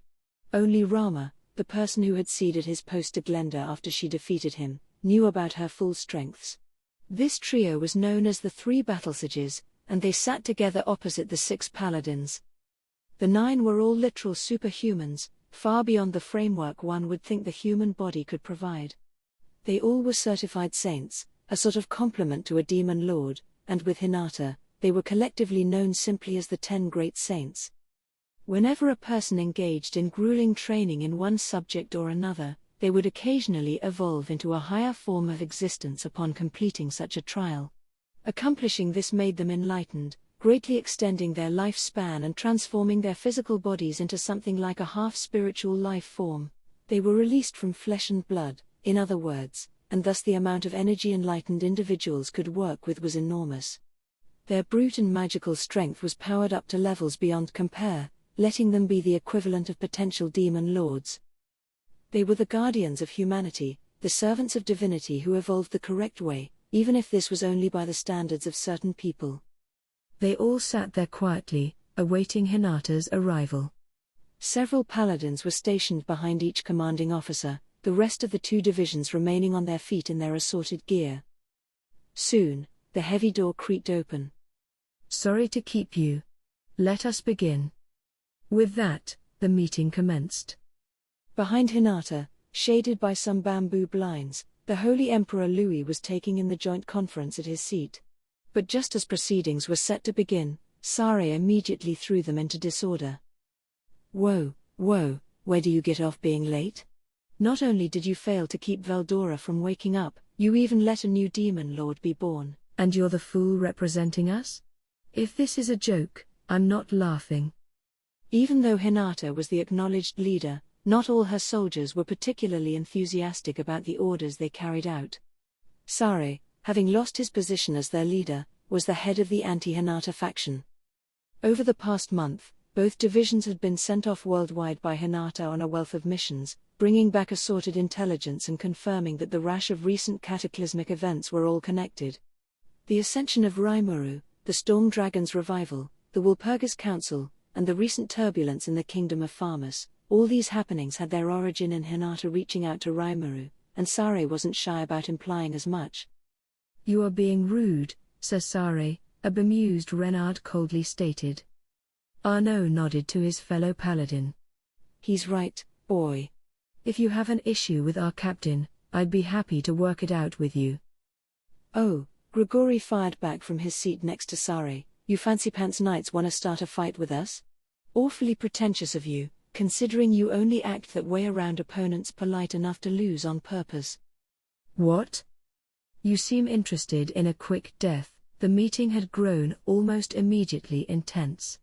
Hinata took the opportunity to cool it down. "Enough foolishness. Now's not the time for allies to be squabbling with each other." "Sare, if you'd like to take my place up here, you're welcome to my seat anytime. I'll need to test you out first, though, keep in mind." That was enough to bring silence back to the room. Her words went beyond mere frustration and well into the realm of murderous intent. If they kept carrying on, she was fully prepared to start slashing away. The audience was smart enough to pick up on that. It was rare for her to show that much emotion, forcing even Sare to admit that any more prodding would be dangerous. Instead, he just glared at her in frustration. PFFT. "I'll keep that in mind." He had already lost to her once, a battle he never should have botched. In his eyes, Hinata was the clear underdog, but the results proved the opposite.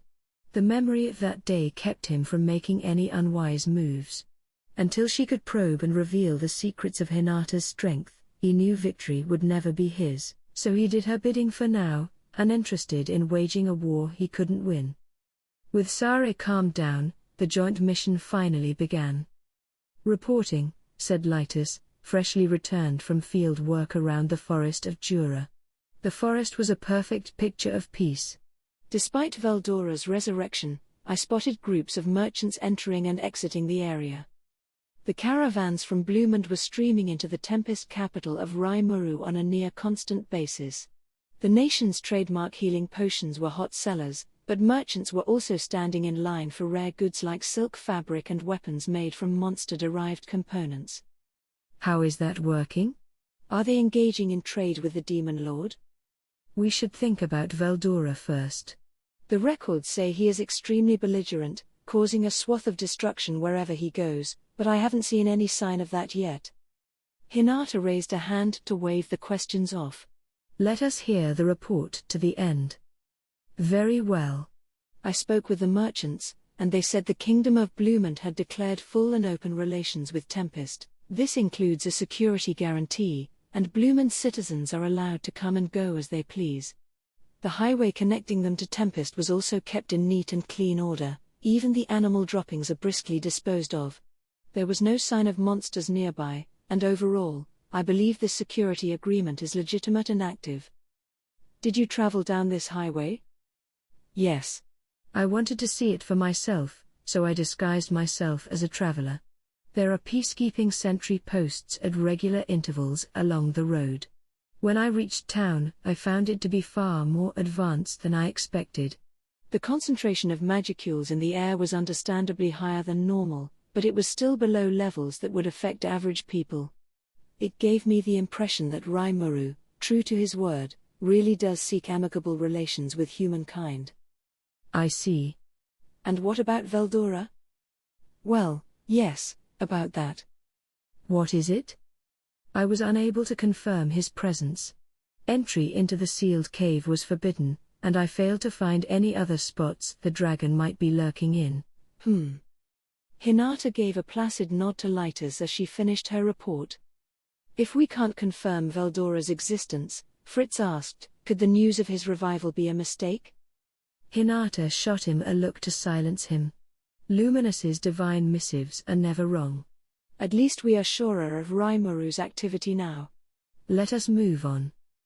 She kept the meeting going, having each attendee report on what they saw and heard, ensuring everyone had all available information at hand before they began to debate. So things were tranquil from start to finish during my time in Inglesia.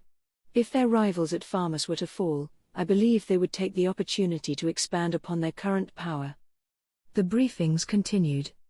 Master Rook's members had free rein to visit the Western nations, as well the right to give orders to the temple knights stationed within their borders.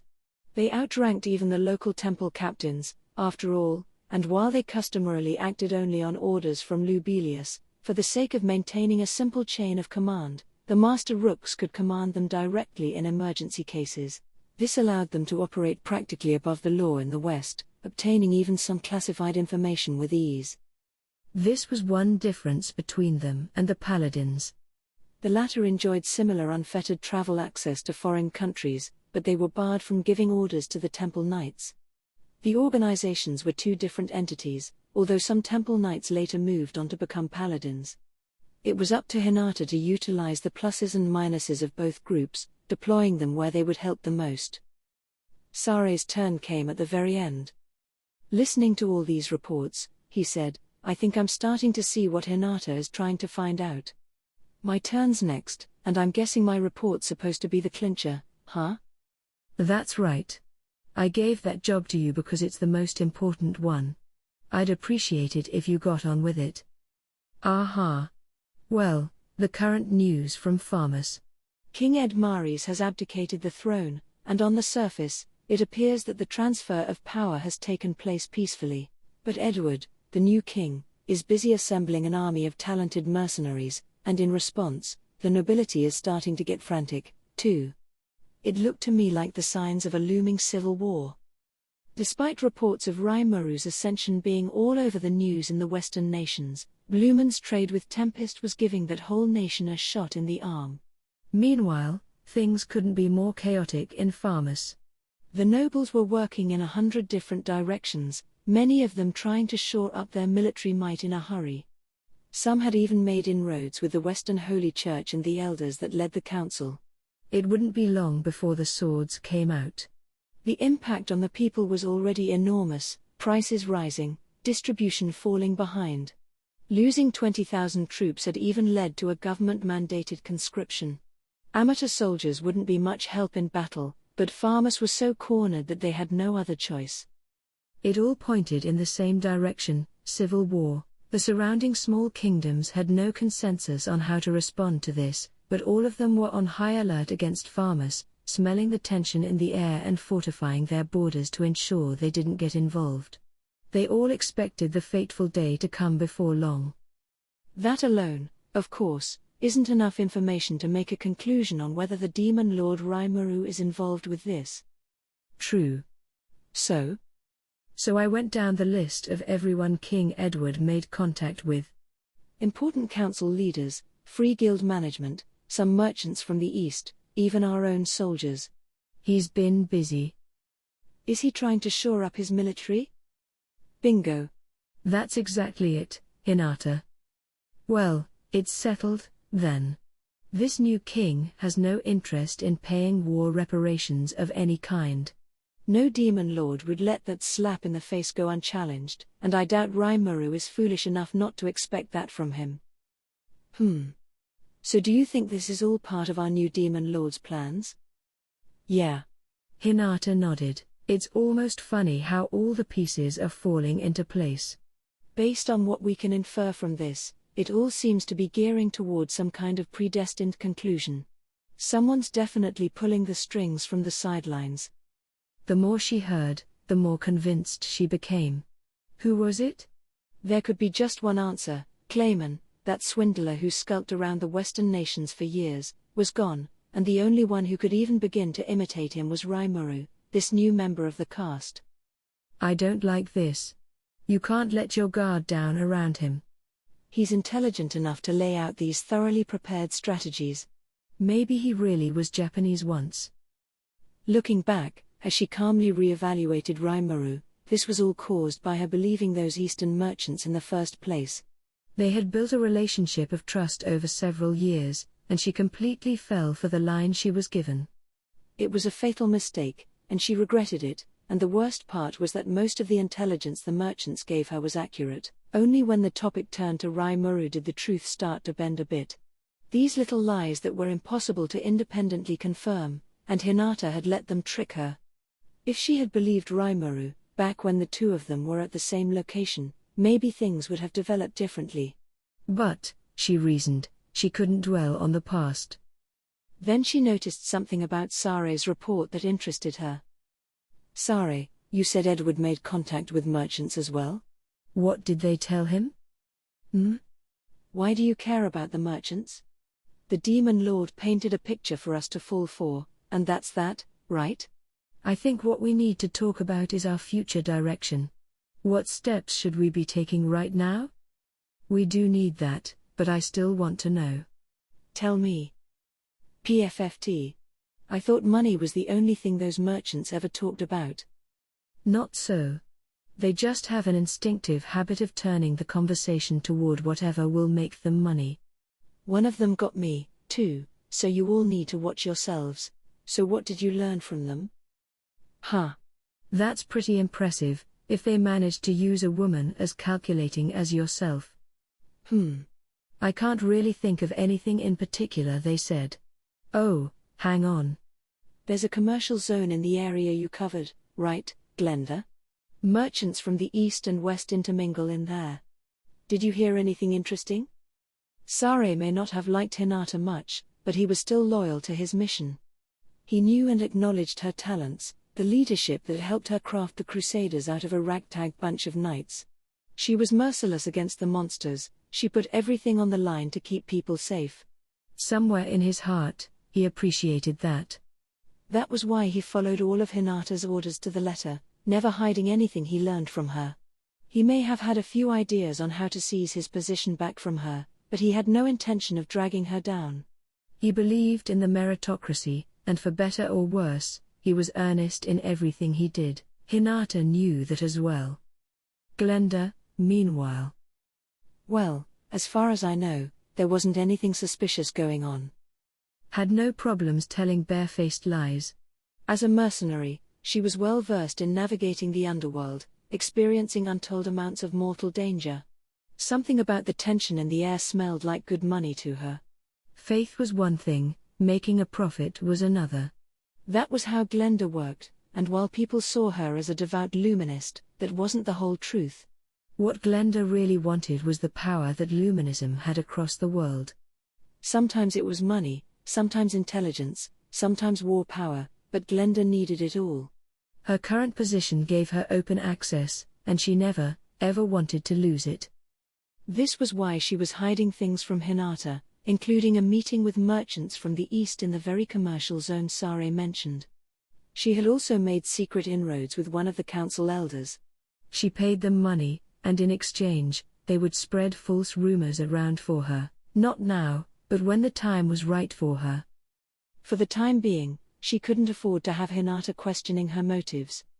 Hinata was cold, unforgiving, and merciless to her enemies. She never left herself open to attack at any moment. But at the same time, she was open-minded, almost soft on her allies, or, to be more exact, Luminists. To her, fellow followers in her chosen faith were like family. That was extensively clear to Glenda. That softness let Hinata forgive Sare's back talk, that softness made her fail to notice the people trying to betray her. And soon, Glenda thought, that softness was going to cost her the position she had worked so hard to achieve.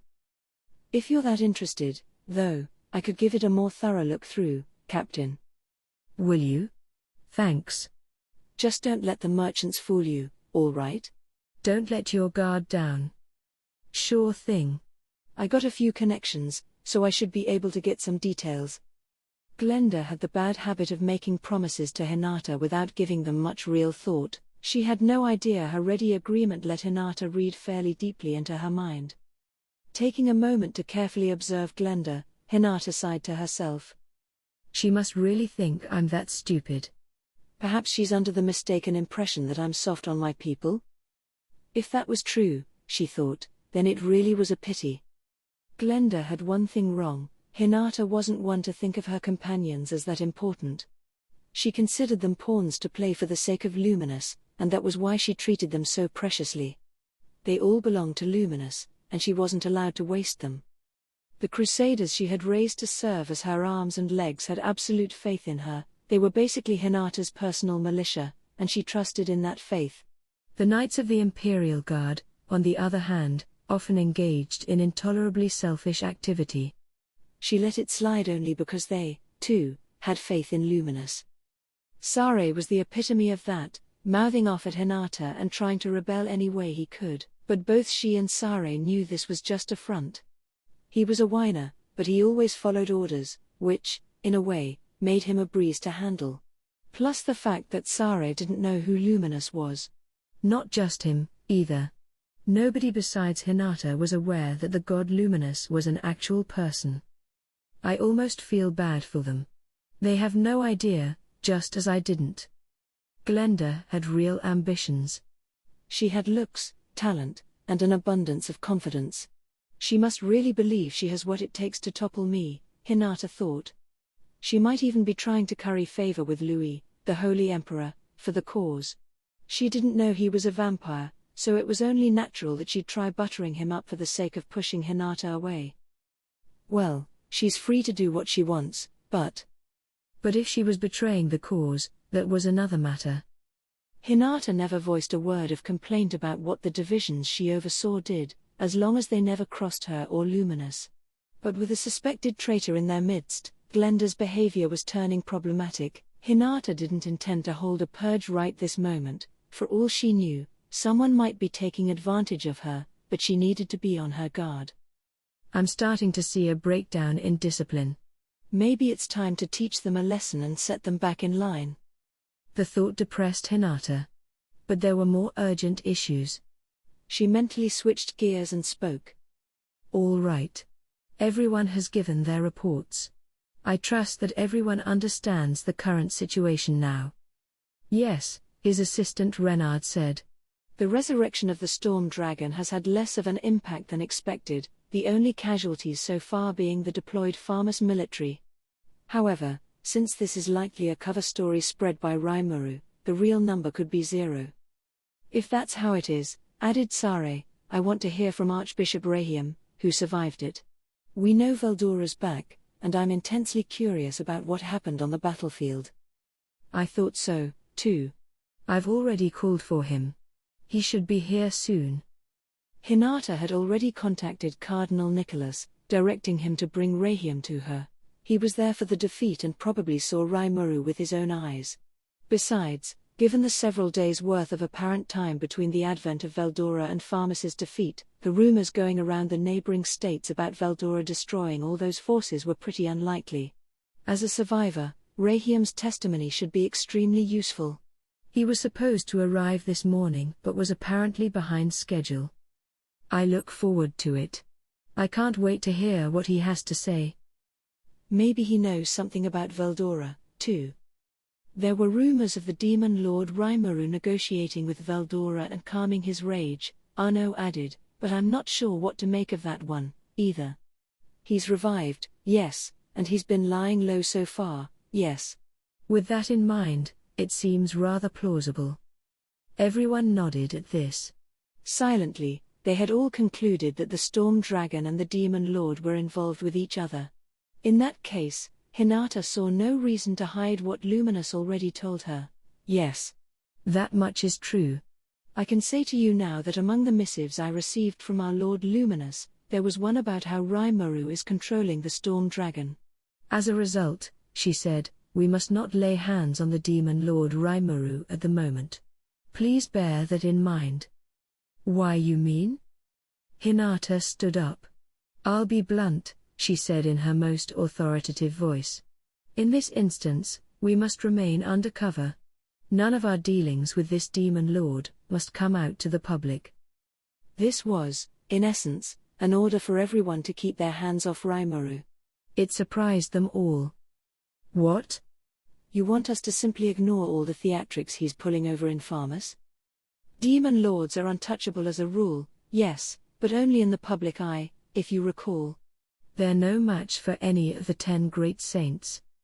Sare had a point. Humanity wasn't totally helpless against the S-class threat of the demon lords.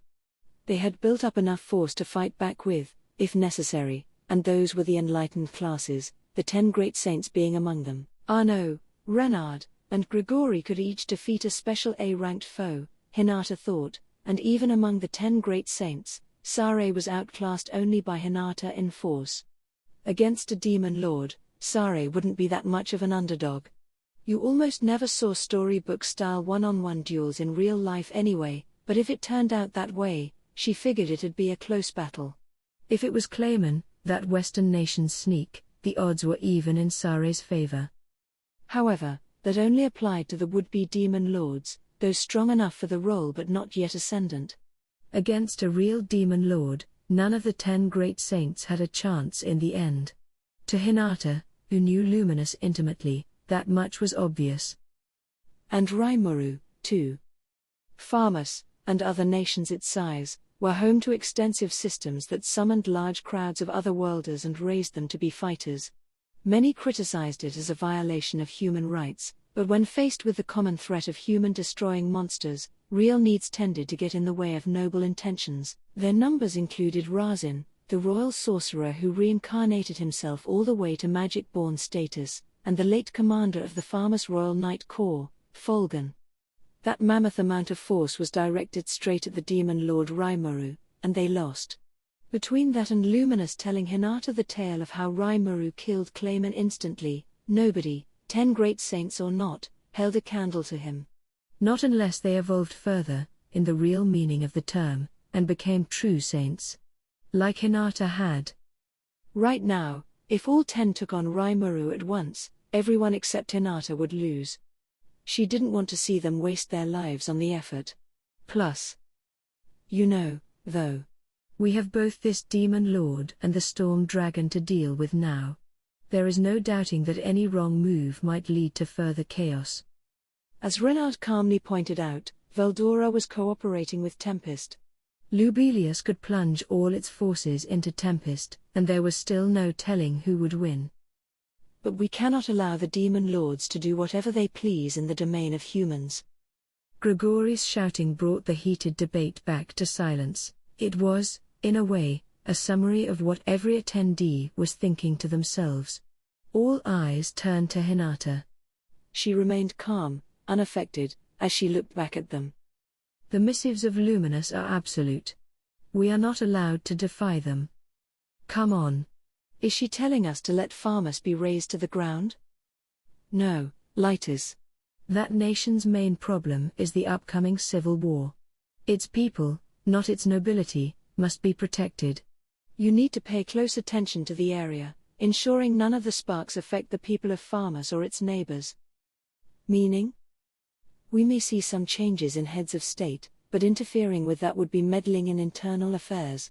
That's the excuse they always used whenever we tried putting an end to their otherworlder summoning projects, as I'm sure you remember.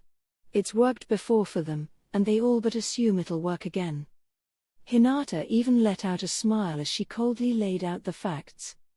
In that case, Grigori asked, should we just sit here and tolerate whatever Rimuru cares to do? Yes, we should. The Demon Lord has declared his disinterest in hostilities with the human race, and there is no further reason for us to be hostile in return. Archbishop Rahiam of Farmus was part of the invasion team, and I myself attempted to defeat Rimuru. We have both failed. And now that he likely sees us both as enemies, I'm not sure there is another option for us besides keeping quiet. But those are the mistakes of the Western Holy Church, and of yourself. It is not the mistake of Lubelius. Grigori bellowed. Hinata stood strong, her smile turning frigid. Exactly. And that is why you need to stay hands off. If worse comes to worst, I will declare that it was the arbitrary decision of the Western Holy Church to act against him. In other words, me. What? Lady Hinata. The paladins voiced their objections as Hinata addressed the Master Rooks. Even Sare found himself unable to answer. Calm down. I doubt he wants to wage war with us as well. The statement offered no comfort. Come on, Hinata, you really trust him that much? Sare asked. I know this sounds unlikely from someone who tried to kill him earlier, but yes, I think we can trust him. He told me himself that he's also an otherworlder. I ignored it at the time, but it seemed he was trying to avoid conflict with me. An otherworlder? So he was reincarnated as a magic-born, like the Demon Lord Leon? No. According to what he said, he died on his home planet and was resurrected as a slime on this one. Are you kidding me? You should know how much I dislike jokes, Sare. PFFT. But I've never heard that pattern before. There are cases of people being reborn, yeah, but that's just a matter of retaining your memories from your previous life. But crossing worlds while doing it? Maybe, but I haven't heard of it, Renard said, consulting his own memories. But what are even the chances of being reincarnated as a slime? Arno asked. I mean, what if that happened to you, Lightus? Lightus's well-defined face twisted into a grimace. I wouldn't want to imagine it. If I can't even speak the language, how could I explain to people what I'm thinking? Given the literacy rates around the world, I'm not sure I could even convince people that I'm not a dumb animal. Slimes aren't supposed to talk. No speech, no arms or legs. Even if you shared a language, you wouldn't be able to use it. Thinking about it, Lightus even began to pity Rimuru a little. Yeah. True. I had dismissed his talking as the ravings of a monster, Hinata said, but I think he was probably telling the truth the whole time. At this point, I do feel I was a bit needlessly rough on him.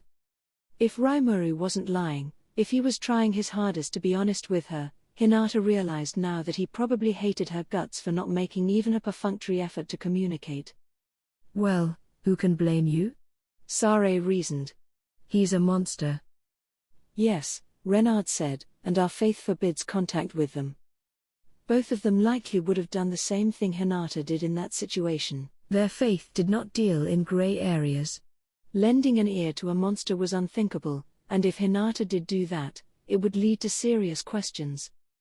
Plus, I was told that Rimuru was the one who killed my master. What do you mean? I've talked about it before. Those Eastern merchants were using me. They told me that the monsters were transforming into people to eat their way into other nations, forming their own country and tricking the ones around them. They also said Rimuru, the named monster leading them, killed my master.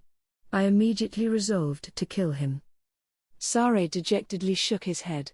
And you let him get away. Maybe that's not such a bad thing now, huh? He was right. By this point, it was clear this tip Hinata picked up from the merchants had given her nothing but trouble. She knew it, and she also knew that no matter how her encounter with Rimuru ended, she'd still be dealing with tons of fallout. I tell you, though, he has a natural talent for fleeing. And now he's a demon lord. He's undoubtedly evolved, so taking him on again couldn't be a good idea. No one objected. The missive was given, there was no use trying to argue this on religious grounds. They would have to make an attempt at reconciliation. So what are you going to do? Renard asked. I can't do anything, Hinata calmly replied. If this was a human being, she would readily risk her life to fight him. But if the demon lord Rimuru wants to build relations with other countries, Hinata was ready to silently accept that. She had no intention of turning her back on the will of Luminous. If Rimuru's actions start diverging from his words, on the other hand, that's another matter. Then what if Rimuru sees you as his enemy? Yeah, you did try to kill him. Now that he's got a bunch more power, maybe he'll try to get back at you, huh? I wouldn't blame the guy. Hinata brushed off the concern. I told you, I'll just say it was all my own selfish decision. But before we engage in any hostilities, I want to try going over and talking with him. If need be, I'll give him an apology, too. She made it sound so casual, the way she put it, but nobody in the joint meeting could let this pass. That's crazy. It's incredibly dangerous. The demon lord might set a trap to kill you when he has the chance, Lady Hinata. Yes. And even if he doesn't, what if all his legions of monsters descend upon you? Calm down. I'm not saying I'll simply waltz over there tomorrow. I need to make sure I correctly understand Rimuru's mindset first. But as she attempted to simmer things down in the room, Hinata personally didn't expect much of a problem.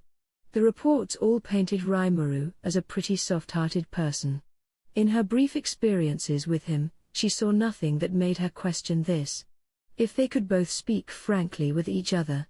It was a selfish hope, she knew, but it seemed worth pursuing. It was hope, however, that could never be fulfilled. Among the tangled desires of so many players, all at the mercy of their own motives, things were now moving in a worse direction than even Hinata anticipated. There was a knock on the conference room door. Come in, Hinata curtly replied, assuming it was finally Rahiam. The guards on the other side obliged, opening the heavy door, and inside strode exactly the man she expected, Cardinal Nicholas, one of her most trusted of friends, and a nervous-looking Archbishop Rahiam behind him. That much had all been scheduled in advance. But it was the group filing in behind them that made Hinata's eyebrows arch upward. The 7 days clergy was here. Good to see you again, Hinata. Are you in good health? What are you looking so surprised for? Hinata couldn't hide her astonishment. Why are all of you here? She unconsciously whispered. The normally staid cardinal was looking nervous himself, and Rahiam was white as a sheet. Who are these guys, Hinata? Sare asked. Silence, Sare. Nicholas hurriedly replied. You are in the presence of the 7 days. Nicholas sat up straight, startled. The 7 days? The ones of legend? Exactly, Hinata admitted, and when she did, everyone in the room stood up and saluted. The members of the 7 days clergy were all wise and well-trained, surpassing the realm of enlightened and charged with training the next generation of heroes. Their existence was the stuff of legend, shrouded in mystery, and they never went out in public, content with being discussed in the context of fairy tales. Not even the paladins knew about them, only a few directly interacted with them, including Hinata and Nicholas. One had to be at the very top of the Western Holy Church to be introduced to them. This was the group that administered the 7 days trial undertaken by Hinata, a test to help determine the next heroes and champions of humanity. This responsibility made the clergy a vital part of the church. But Hinata hated them. They were top-level advisors to the church, ordered by Luminous to oversee the organization and educate its staff. However, before Hinata took up her post, the Crusaders were an organization in name only. To her, it was sheer negligence. Looking back, I should have stripped them of their powers when I had the chance. Hinata's unique skill usurper worked in 2 ways. One, called Seize, took away its target's skills, the other, called Copy, let her learn them for herself. During her trial, she thought of the clergy as legendary contributors to the Luminist cause, so she naturally exercised copy to learn from their powers and improve herself. One could call her an apprentice to the clergy along those lines, but the 7 days were not having it. They shunned Hinata for daring to rise above them, interfering with her in any way they could find. This was a crafty group, one that had lurked in the darkness of the church and called the shots for an untold amount of time. But there was nothing productive in their actions. And once she took the trial and realized that, Hinata immediately judged them to be useless relics, took their skills, and left. Now she was using what she learned to train Arno and the rest of the division commanders. I wonder if that's why Luminous had me take the 7 days trial in the first place. If she did, she had to hand it to Luminous, such incredible wisdom. To her, the clergy had plainly abandoned their mission to train the next generation, instead focusing on covering their own backs. But if Luminous let them dodder on, there must have been a reason for it. That was why she never defied them. Not in public. Once everyone was seated again, Hinata addressed the group. So may I ask what brings you here today? He. No need for alarm. No. Archbishop Rahiam here has brought back some information about the demon lord Raimaru, has he not? We were simply interested in hearing about it ourselves. The voices echoed around in her mind. The 7 days clergy used thought communication to answer her. She sized them up again. There were 3 of them present, not the entire contingent, and in her judgment, these were the most corrupt ones out of the entire group. Among them was Arze, the Tuesday priest who governed fire. His force was like a disposable lighter compared with Shizu Aizawa's. He had nothing to teach, and Hinata didn't even need Usurper to complete his trial, but for some reason, he must have assumed she was incapable of seizing his skills. That made him look down at her constantly, which rankled her. The other 2 present, DNA, the Monday priest, and Vina, the Friday priest, Hinata couldn't guess at their motives. Helping Arze out, probably. What a chore. Luminous ordered me to make this as quick and painless as possible, too. Hinata grew nervous. Raimaru already had a poor impression of her. If she let this clergy get in her way here, she might never be able to reconcile with him, but as long as she didn't have a bead on their goals, she had to focus on Rahiam. She turned off her mind as she lent him an ear. I was foolish, Rahiam began. We challenged a foe that was fearsome, far too fearsome for any of us. He is a demon lord, beyond a shadow of a doubt. Through our own foolishness, we have engineered the birth of a new demon lord. His memories of the event put him into a frenzy, his eyes bloodshot, and his voice raised to a near scream. He continued, recounting the events that led to this birth, his misguided deeds, all laid bare without omission. It wasn't on someone's orders, he was being driven by the compulsion that he simply had to do it. He needed absolution for his sins, if he ever hoped to be free from his pain and forgiven by his God. As he told the story, the paladins began to murmur among themselves. The sheer force of this adversary, beyond all common sense, made it hard for them to contain their composure.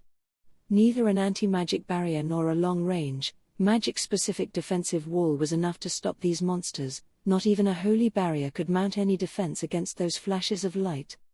But Hinata stayed resolute. Based on Rahiam's testimony, she surmised it was an attack involving concentrated sunlight.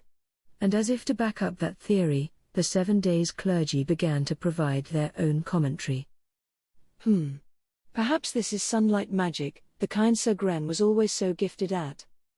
Light-bending magic? Wouldn't an anti-magic barrier shut that down? And Gren's didn't have that much force to it. Gren, the Sunday priest, was head of the clergy, his magic commanding light. One of his spells concentrated sunlight in a similar way, and while the clergy was on the wrong track with their theories, if they and Hinata had the same impression of this, Hinata assumed she was right. Idiots. It's not directly bending the sunlight with magic, it's reflecting the light off something else to focus it into a beam. Otherwise, a barrier could have easily blocked it. Were water and wind elementals cooperating with him, then? But that would take a lot of complex calculation. But she had nothing to fear. Once she knew the trick behind it, it was easy to counter. Just put up a protective film to diffuse the heat and scatter dust in the air to refract the light, and the threat was neutralized. If sunlight was the only thing it harnessed, the attack was full of holes to exploit. To Hinata, the attack was worthless. As far as I can tell, he was using his scientific knowledge from the other world for that attack. No wonder people here couldn't deal with it. They couldn't even understand it. Using it to poke holes in their magical defense was smart, though. Not a stone unturned. It took a lot of computing power to engineer that attack, as well as multiple ongoing spells at once.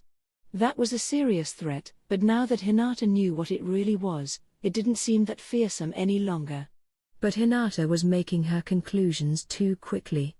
Rahiam wasn't done talking. There was more. The main course, in fact. One moment.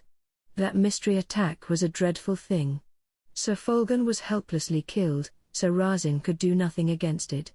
Nearly 10,000 of our finest knights were felled by it, I think. But. He paused here, nervously swallowing, sweat running down his head, trying his best to hold back the terror. The real horror came after that. The next moment, the battlefield went completely quiet. Some were unconscious, fatally hurt, others were wounded and screaming on the ground, still more were healthy but wandering around, scared out of their wits. The cacophony they all created together set the battlefield to a frenzy. And yet, the very next moment, Rahiam said, all the noise was gone. What do you mean? I mean exactly what I said, Lady Hinata. At that moment, the surviving members of that 20,000-strong force died. Only 3 remained alive, So Razin, Ed Maris, the king of Farmus, and me. Seeing it made me lose my sanity. I was so stricken with fear that I fainted. At Rahiam's tale, a similar silence fell over the holy cathedral. A single monster killed a force of 20,000 in an instant. The truth of that could hardly be commented on in words. And amid the solemn tension, everyone was recalling the same legend in their mind, the tale of a single person laying waste to an entire city and becoming a demon lord. Then Hinata recalled something Luminous herself told her. The precursor to the Western Holy Church was launched a good dozen centuries ago, likely longer, but that is as far back as the records exist. Its people, however, had first moved here 2 millennia ago, driven away after Veldora destroyed their kingdom. The dragon's strength and immortality put them beyond hope, trying to engage it would only add to the dead. To the vampires that called this place home, Veldora prancing around and destroying humanity would lead to food shortages. The purest of high-quality vitality could only be obtained from human beings, and while Luminous and her family were safe, this was a matter of life or death to the lower-level vampires. Thus, Luminous was forced to come up with their current co-op approach to protecting humanity. She rescued them, really, and now they worshipped her as a god. And it was all the fault of Veldora on the rampage. He was worse than any natural disaster, a threat impossible to prepare for, a catastrophe. That classified him as Special S on the scale, something humanity just couldn't deal with, but he wasn't the only large-scale destroyer of worlds. The only creatures in the Special S rank right now were the 4 dragons known to exist. But that's only the public story. In mythology, meanwhile, there were records of 2 demon lords exacting a similar campaign of death and madness. These were Guy Crimson, Lord of Darkness, and Milim Nava, the Destroyer. Demon lords all got an S rank, but there was disparity in these rankings. Some creatures, like these 2, could be rated Special S behind the scenes, and as Luminous explained, it happened when a potential demon lord was awakened by engineering massive destruction, taking in the souls of the resulting dead. Evolution beyond imagination would result. The term demon lord technically referred to the true ones who underwent this evolution, and even then, it could take place across several levels. It left some demon lords as powerful as dragons, and Luminous wondered if Guy and Milim had evolved beyond that. Even Luminous, as a true demon lord, had no chance against them. If I fought Milim, she told Hinata, maybe I could outwit her. Maybe it'd be a good fight, if it came to that. But I'd never win in the end. And what about Guy? Ha! It vexes me terribly, but it would be hopeless. He's in his own world. Someone as self-confident as Luminous, whose powers Hinata couldn't even begin to fathom, describing Guy's force as belonging to another dimension. It made Hinata think about Guy, and about Milim, who actually faced off against him once. It was hard to imagine. That's what the special S ranking was for. If all of humankind banded together, maybe they could deal with such a monster, but even that was wishful thinking, because it assumed the presence of a hero in the human ranks. There was no hero right now, and thus no chance. Plus, the current lineup of demon lords, the Octagram, was on its own level of danger, Rimuru included. Luminous believed Rimuru was still in the midst of awakening, and Rahiam's words were more than enough to back that up.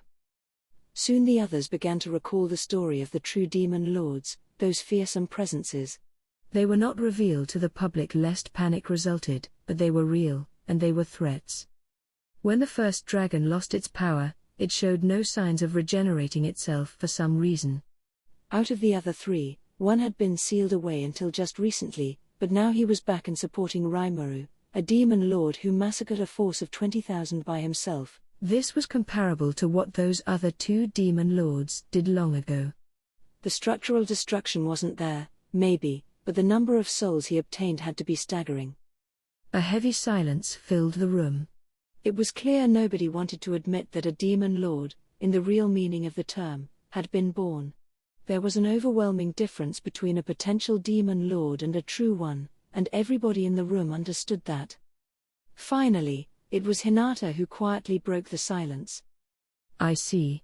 So we should assume the demon lord Rimuru has been awakened. The words cut like a sharp knife through the silence, lighting a fire under those who could no longer tolerate the stillness. I suppose we should. Now what? If we leave him be, he'll become a threat beyond anything we can handle, won't he? Calm down. Rimuru is a former human. If he seeks to live alongside humanity, there shouldn't be any need to fight him. Right. We need to see how he reacts. But we know for a fact that he mowed down 20,000 knights without hesitation. He is clearly a threat. Are you sure we should simply believe him? That final comment from Renard summed up everyone's thoughts. That's how many wars begin, the mind playing tricks, stirring fear of a potential opponent. That was true enough even among the human race. If the adversary was a demon lord, it was going to be hard to trust him. It wouldn't be an issue if that adversary could be hunted down at any moment, but Rimuru was growing more powerful at a rapid pace. To the paladins guarding humanity, and the knights serving as the Holy Emperor's blade, they needed to entertain the idea of tackling him before he grew truly impossible to handle. But Hinata stuck to her guns. Silence, everyone, she firmly stated. The missive is absolute. Nothing anyone could say would change her mind. As captain of the Crusaders and chief knight of the Imperial Guard, she guided the hearts and minds of the Holy Empire of Lubelius. She had to be a model for every citizen, a firm leader for those who served under her. Her mind would change only if it did so within the will of Luminous. That was what made her so unwaveringly resolute. And with that, the joint session would end, everyone returning to their intelligence-gathering duties. Or so it should have, but evil has a way of appearing from the most unexpected of crevices. Ah, Rahiam, did you have any other messages for us? Just as Hinata was going to end the meeting, the 7 days clergy finally spoke up. It seemed to jog Rahiam's mind, as he took a crystal ball out of his pocket and reverently handed it to Hinata. I actually do have this. It's said to be a message from Demon Lord Rimuru to you, Lady Hinata. A message? She accepted it, eyeing it with suspicion. A message from Rimuru was likely something she couldn't afford to ignore. This crystal ball, provided by Rahiam at the prodding of the clergy, was a highly valuable magic item. It allowed anyone to record moving picture images, making it a useful way to transmit messages. It also saw use in international negotiations, seen as a more trustworthy piece of evidence than a written letter. Regardless of where Rimuru managed to procure one of these, Hinata immediately tried playing it back.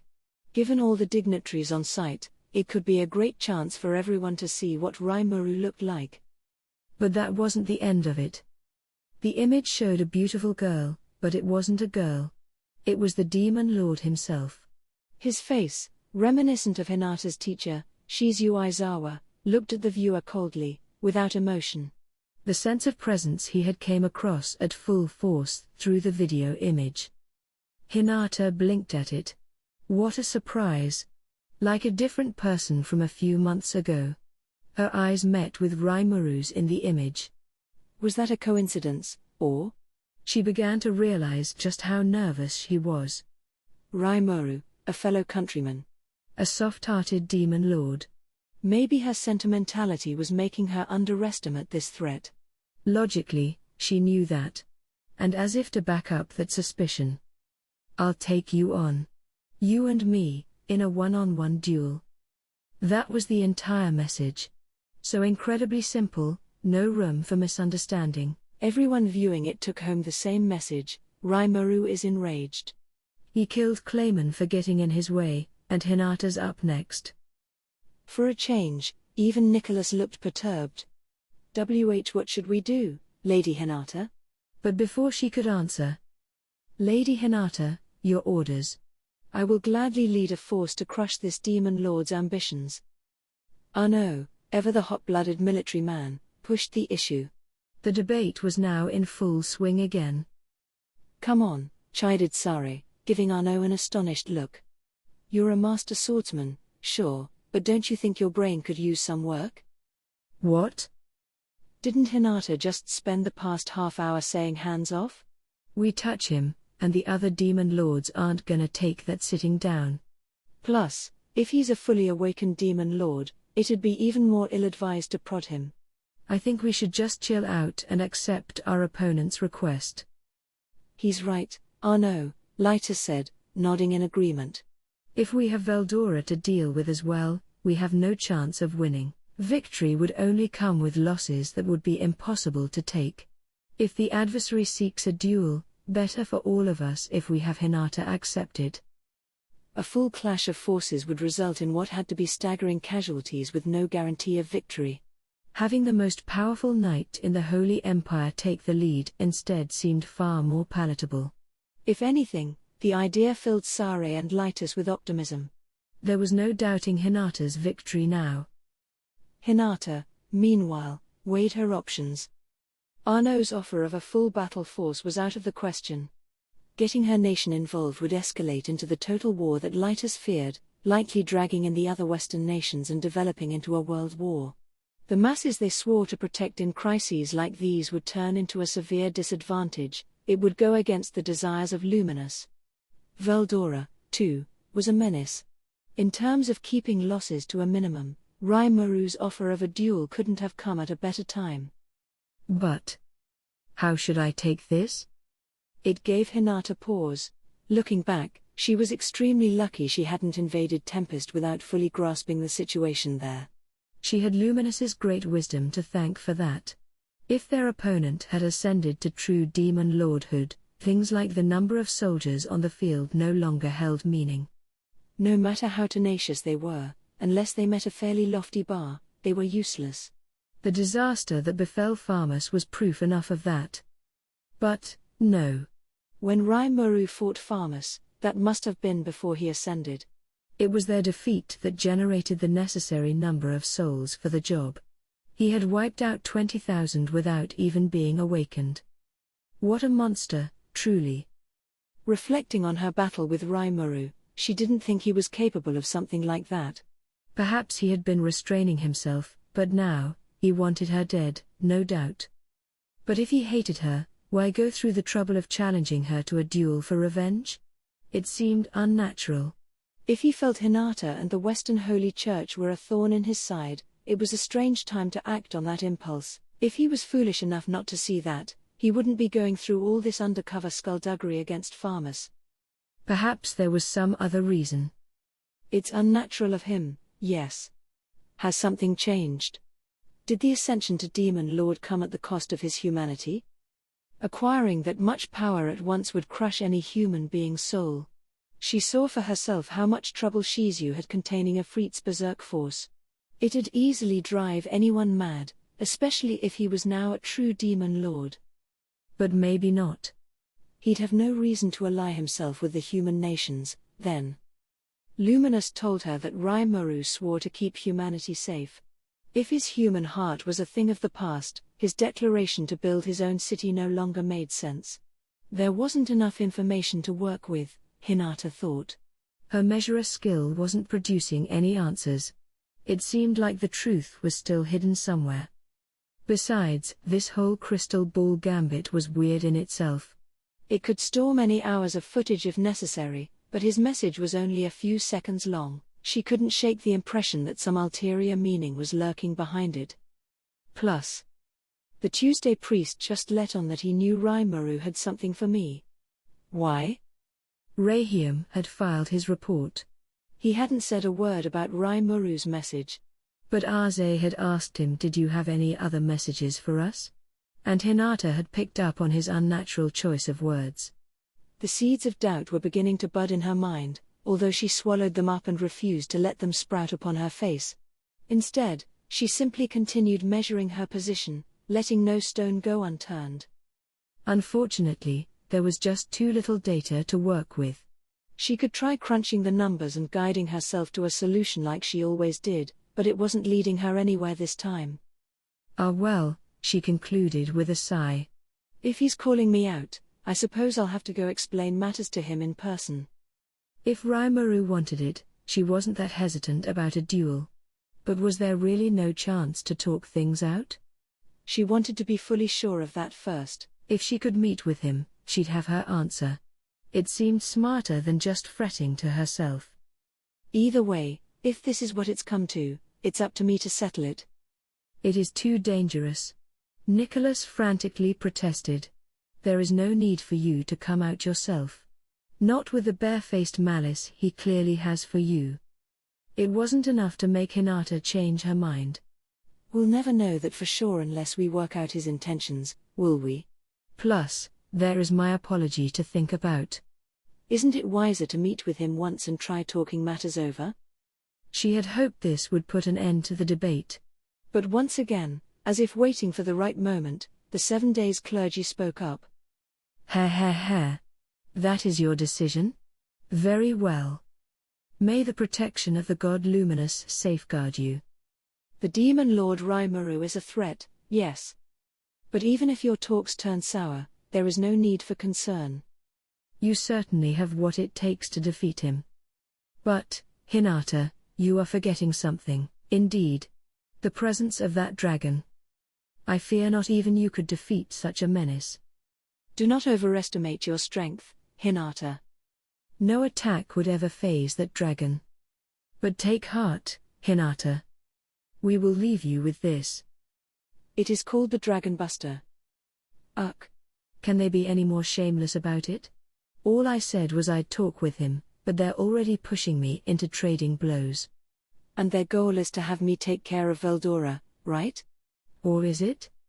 The 7 days clergy was a band of ex-humans enjoying Luminous's personal approval. Their faith was strictly for her.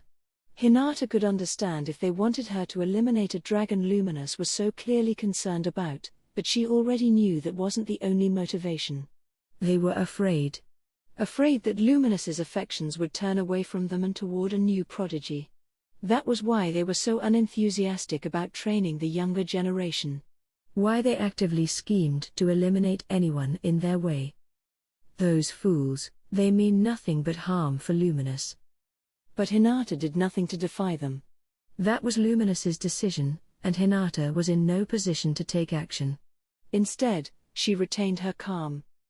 I will gladly accept it, she intoned as she took the Dragon Buster from Vina, the Friday priest. He and his co-conspirators gave her satisfied nods. I hope things go well for you. If worse comes to worst, that sword shall protect you. And if the effort ends in failure, the responsibility will fall on your shoulders. And with that, the clergy took their leave. Lady Hinata.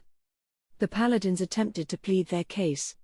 She waved them off, turning a quick glance toward Louis behind the curtain. All right. You have your assignments. This joint session is hereby adjourned. The 3 battlesages sat there, tongues silenced despite whatever they had to say to her. The paladins meekly accepted it, respecting their leader's choices. Hinata awoke from a light sleep. All that self-absorbed reflection on her memories must have made her fall asleep. She could detect the aroma of coffee as her consciousness began to focus. Nicholas, ever so gallantly ingratiating himself with her, could be seen preparing breakfast in the adjacent room. "Ah, are you awake?" This was Cardinal Nicholas Speltus, a man who, Hinata felt, was best described as unusual. He was a trusted advisor of the Holy Emperor, the supreme leader of Lubelius, which put him at the very peak of power in the land. But when dealing with Hinata, he was as steadfast and loving as a puppy. "Come, breakfast is served. Would you like to eat?"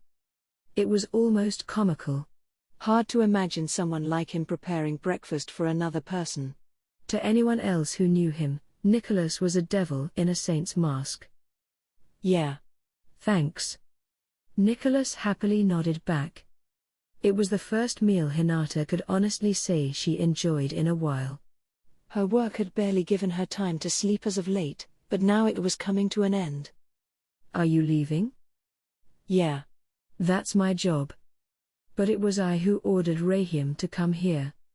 And I'm the one who let you do so without comment. You don't need to concern yourself about it." "Is there any way to convince you, not to?" "Enough already. Stop worrying. It's not guaranteed to be a fight yet. And if it was, it wasn't guaranteed to be a defeat." Hinata still had a trick up her sleeve, not some silly dragonbuster, but something much loftier, nobler. Besides, Luminous had personally told her to restrain herself. She had zero intention of dying. If it came to blows, whether Rimuru was ascended or not, she believed he was still a defeatable target, for now. There was nothing to worry about. She wasn't 100% sure of victory, but she had a lot of experience with taking on targets bigger than her. Plus, she even had more than one ace up her sleeve. It was such a lovely morning. It didn't need to be marred with such gloomy talk. "It'll work out fine, Nicholas." "Like it always does. You don't need to worry about a thing."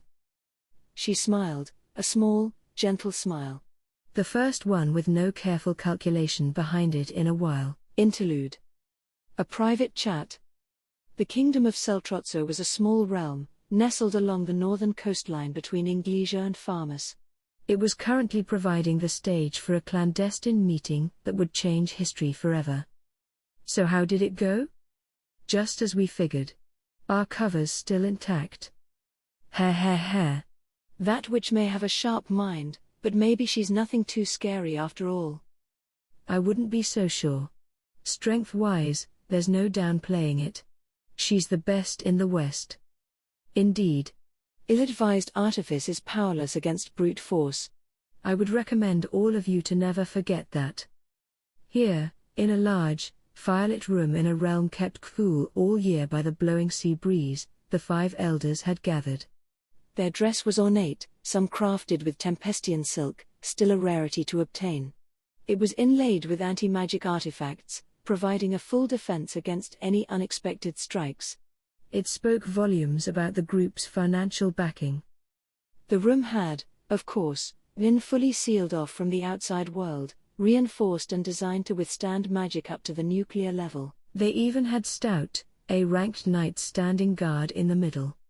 All of them were seated in a row, and with them was Glenda, the wild beauty with the spiky red hair, the raging sea, one of the 10 great saints and 3 battlesages. Her main source of employment came from these 5 elders, the council's power brokers. One of them, clad in a loose white outfit, had eyes as sharp as a hawk, his presence dominating the room, were it not for the charming, doll-like little girl seated on his lap. She was maybe not quite 10 years old, her hair a silky blonde, her lips a light shade of pink. At first glance, it looked like an old man babysitting his granddaughter, as much as the sight clashed against its surroundings. But nobody brought it up. They let the man do what he wanted, as if this was a given, for that man was Granville Rozzo himself, head of the Rozzo family and mediator of the 5 elders. The Rozzos of the Western nations were a family of rulers. Seltrotso was their exclusively owned domain, and family members could be found among royalty and farmers and Inglesia as well. The establishment of the Council of the West was largely the result of their tireless efforts, and while council seats were theoretically selected by its member nations, most were taken by those under the patronage of the Rotsos. Their power extended far beyond their diminutive borders, outclassing entire nations on the international stage. They could safely be called the de facto rulers of the Western nations. It was even their funding that let Yuki Kagurazuka establish the Free Guild. Granville was their leader, and nobody here was going to criticize the leader's behavior. He gave the girl on his lap a reassuring pat on the head as he solemnly spoke. Very good. A thin smile came to his lips. But Sir Damrada, I fear your lies have been uncovered, haven't they? This was in reference to Glenda's report that Hinata had discovered she was being taken advantage of. The question was addressed to Damrada, dressed all in black and covering his face with a broad, umbrella-like hat. He, too, held himself like high nobility, although his clothing was rare in these parts. He was not from the Western nations. Ha. I don't see a problem with that. We may have lost Hinata Sakoguchi's trust, but we earned a great deal in return, your trust, my good man Granville. Ha! You say that, even though the East has come here to spread division in the West and make money off the ensuing weapon sales. Then the Empire will wait until we're exhausted to take action, yes? Trust hardly comes into it. Well. I should have expected such fine insightfulness from you, my good man. Are you denying it? No point in doing so, is there? Ha! How kind of you to say. But back to the main issue. Yes. We both agree that Hinata needs to be eliminated, am I right? Of course. It goes without saying that Veldora, the Storm Dragon, was the Empire's greatest impediment to its western expansion.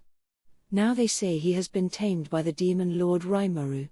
Whether that is true or not, it is safe to say now that the dragon can be negotiated with. That opens an opportunity for us. The next issue is the threat of the Western Holy Church. They are the glue that holds all these nations together, and with that, the Empire's full strength would not be enough to seize the West. Oh? So we hardly merit notice from you? I don't mean that at all.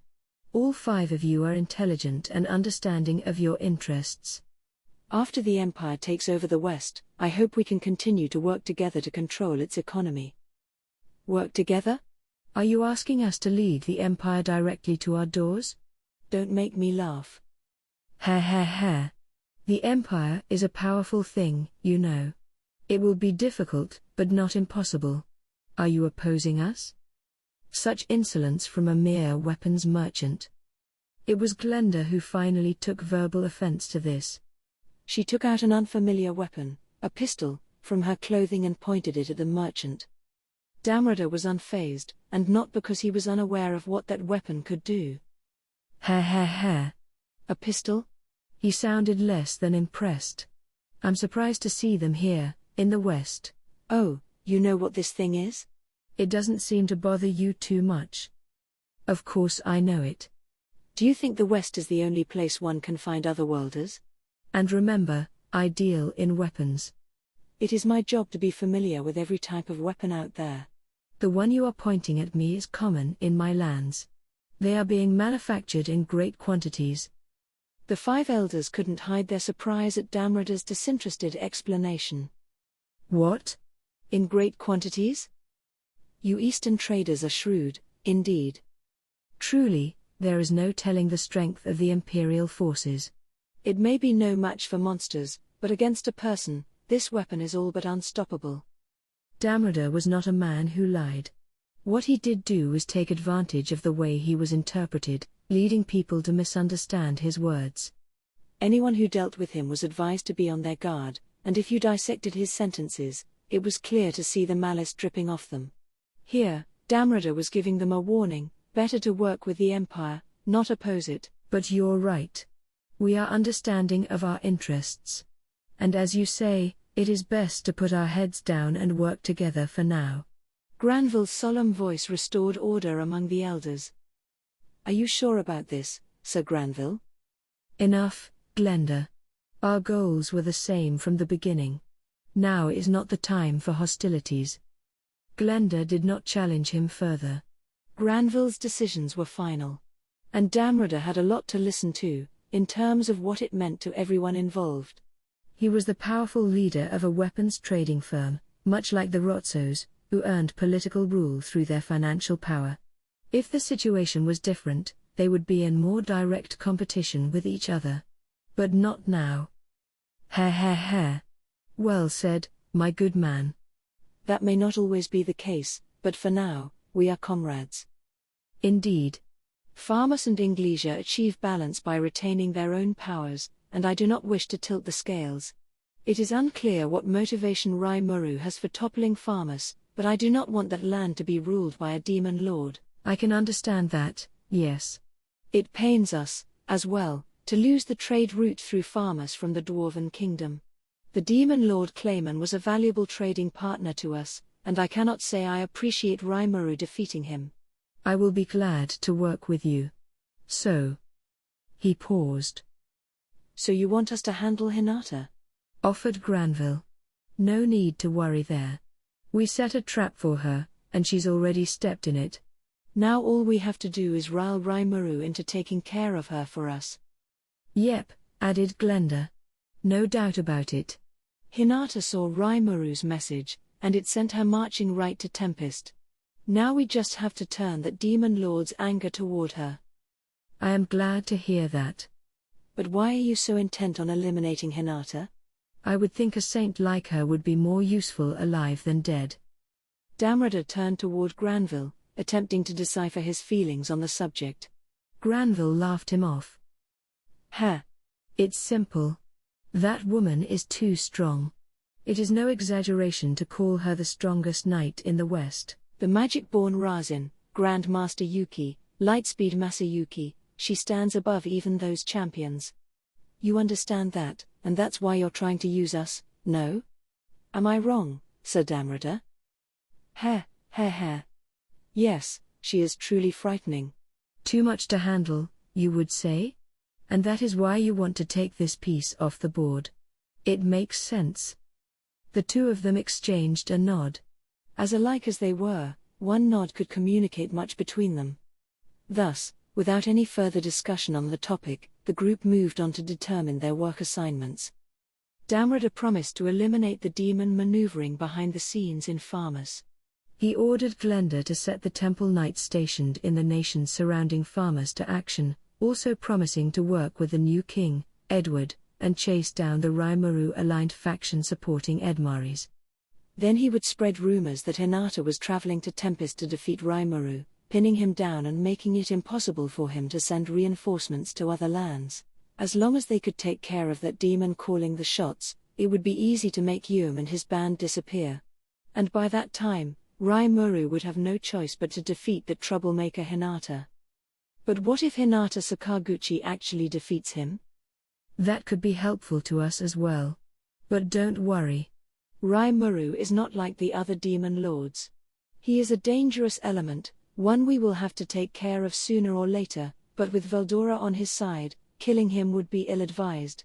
We have other plans in motion. Ha. I will leave that in your talented hands, then. Certainly. Just don't mess up how you deal with that demon, all right? I need no reminders, Damrada said. I am sure the Western Holy Church has demon experts on their side as well, but the East has a much more extensive organization for that. Not even an archdemon will be a problem for it. Very good.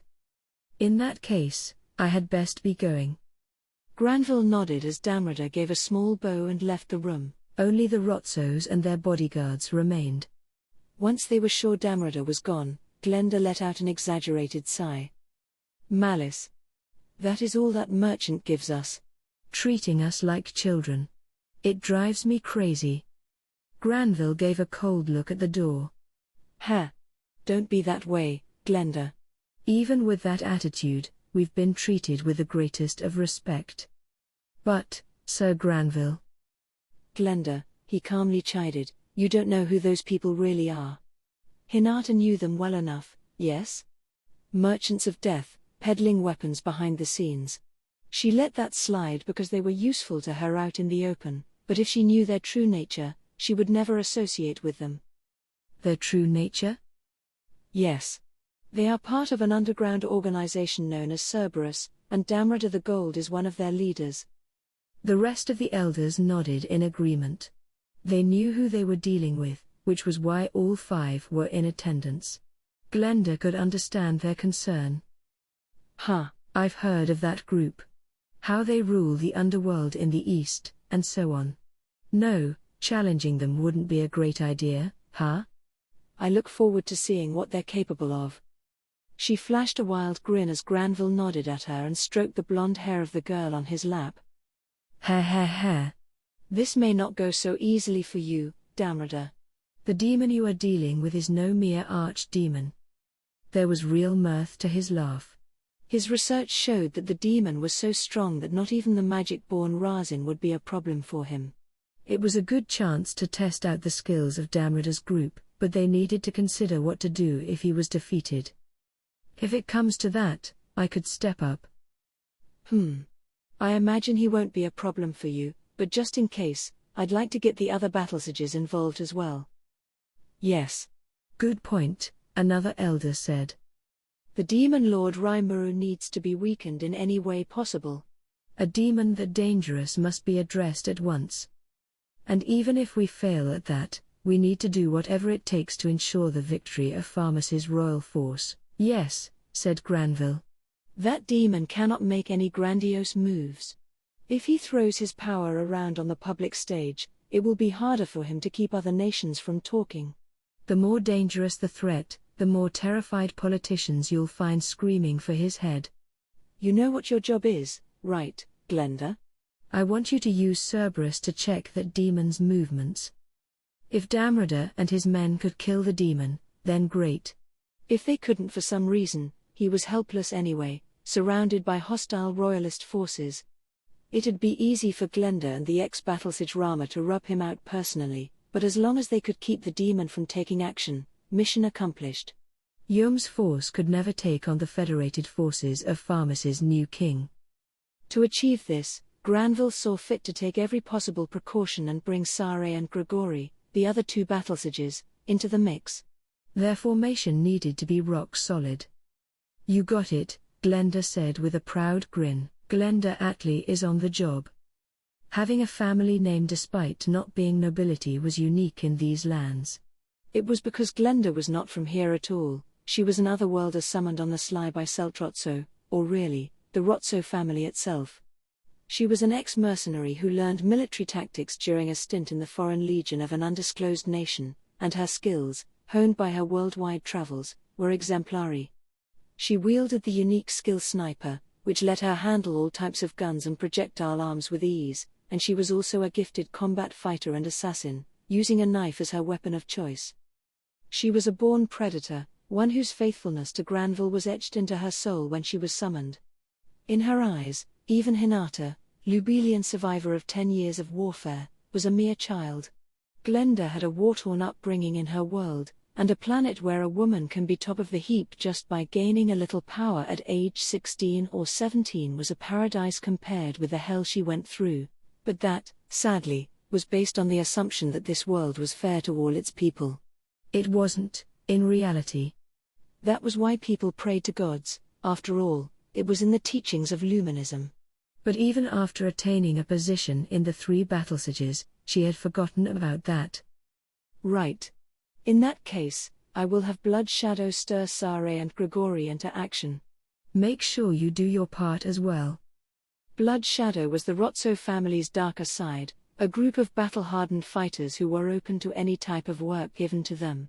It was familiar to many otherworlders, Glenda included, bound by contract to fight for the sake of the Rotsos. Glenda nodded. You're going to use them? All right. All for the sake of the family, and my freedom. You may go. With Granville's order, Glenda left the room, a fire burning in her eyes. The fire in the hearth burned a shade of red, crackling to life as it grew brighter. Is all of this good for you, Maribel? Yes. Very much so, grandfather. Deploying this group will prevent both of them from taking action. Rai-Muru will be too busy dealing with Hinata to help farmers, once the Western nations intervene to put an end to the civil war, in the name of Edward, of course. Then he'll be indebted to you, won't he? That's exactly right, Maribel. And I refuse to allow anyone to mess with the sandbox we rule over. Were it not for the Demon Lord's shadow cast over the farmers' conflict, he could have given support to both sides and turned the fight into a stalemate, but that had the potential of gifting Inglesia too much power. A single force dominating over the land was not the will of the Rotsos. Instead, Granville maneuvered to retain an ideal balance. For the Rotsos, the blonde, lovable Maribel said, the world. For the Rotsos, everyone else shouted back, the world. This was the center of the world, a world that the Rotsos sought to bring completely under their rule. And under the cover of the Council of the West, this desire was beginning to take real shape, to grow steadily, and grow large. Chapter 4. The second confrontation.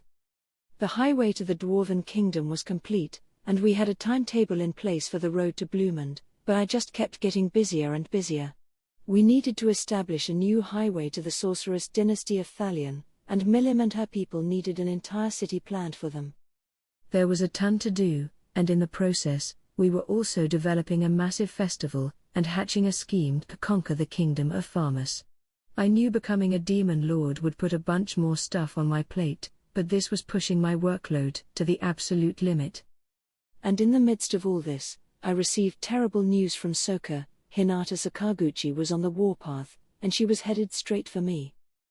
As Soka stood there, panting as he reported back to me, I brought a hand to my head.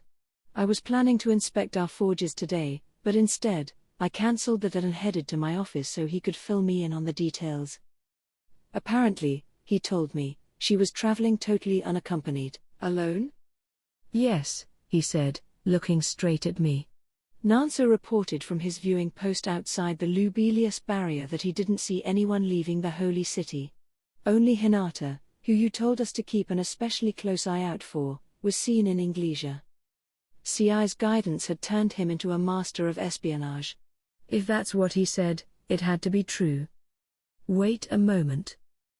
Then Toka, another guard under Soka's command, jumped out from his shadow. We've detected new movements.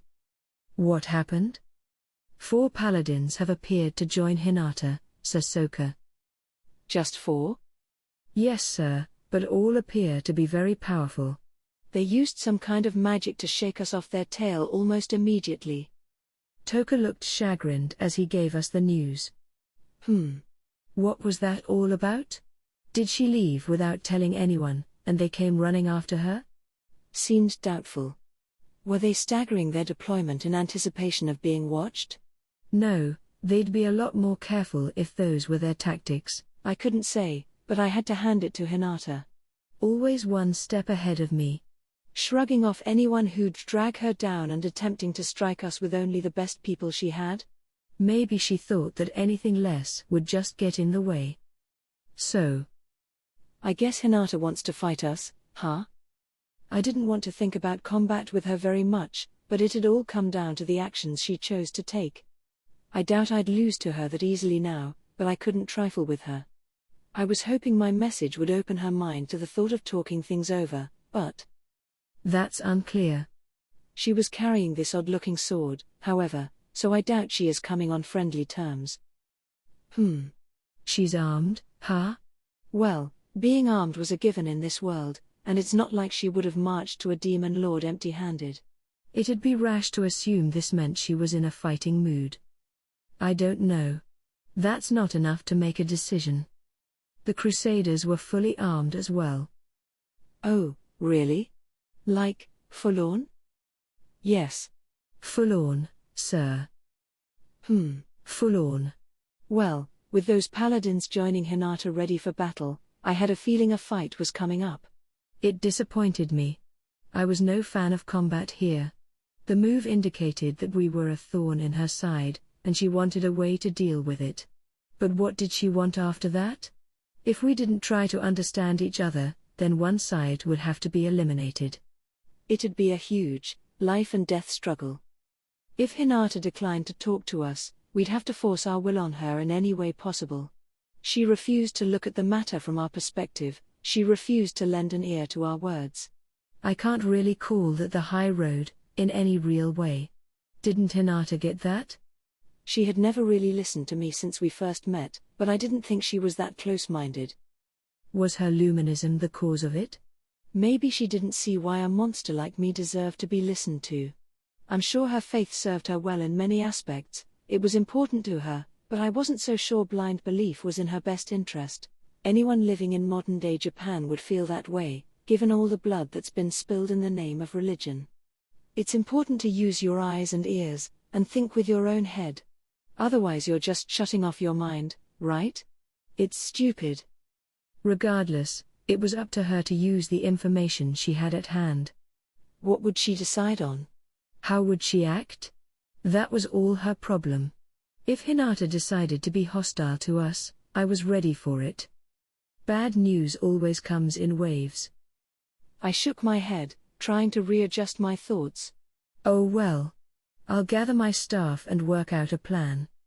With Hinata potentially attacking soon, we couldn't afford to be idle. Even if there were only 5 of them, those guys were nothing to sniff at. Whenever a demon lord was defeated, it was almost always by a hero and their hand-picked companions.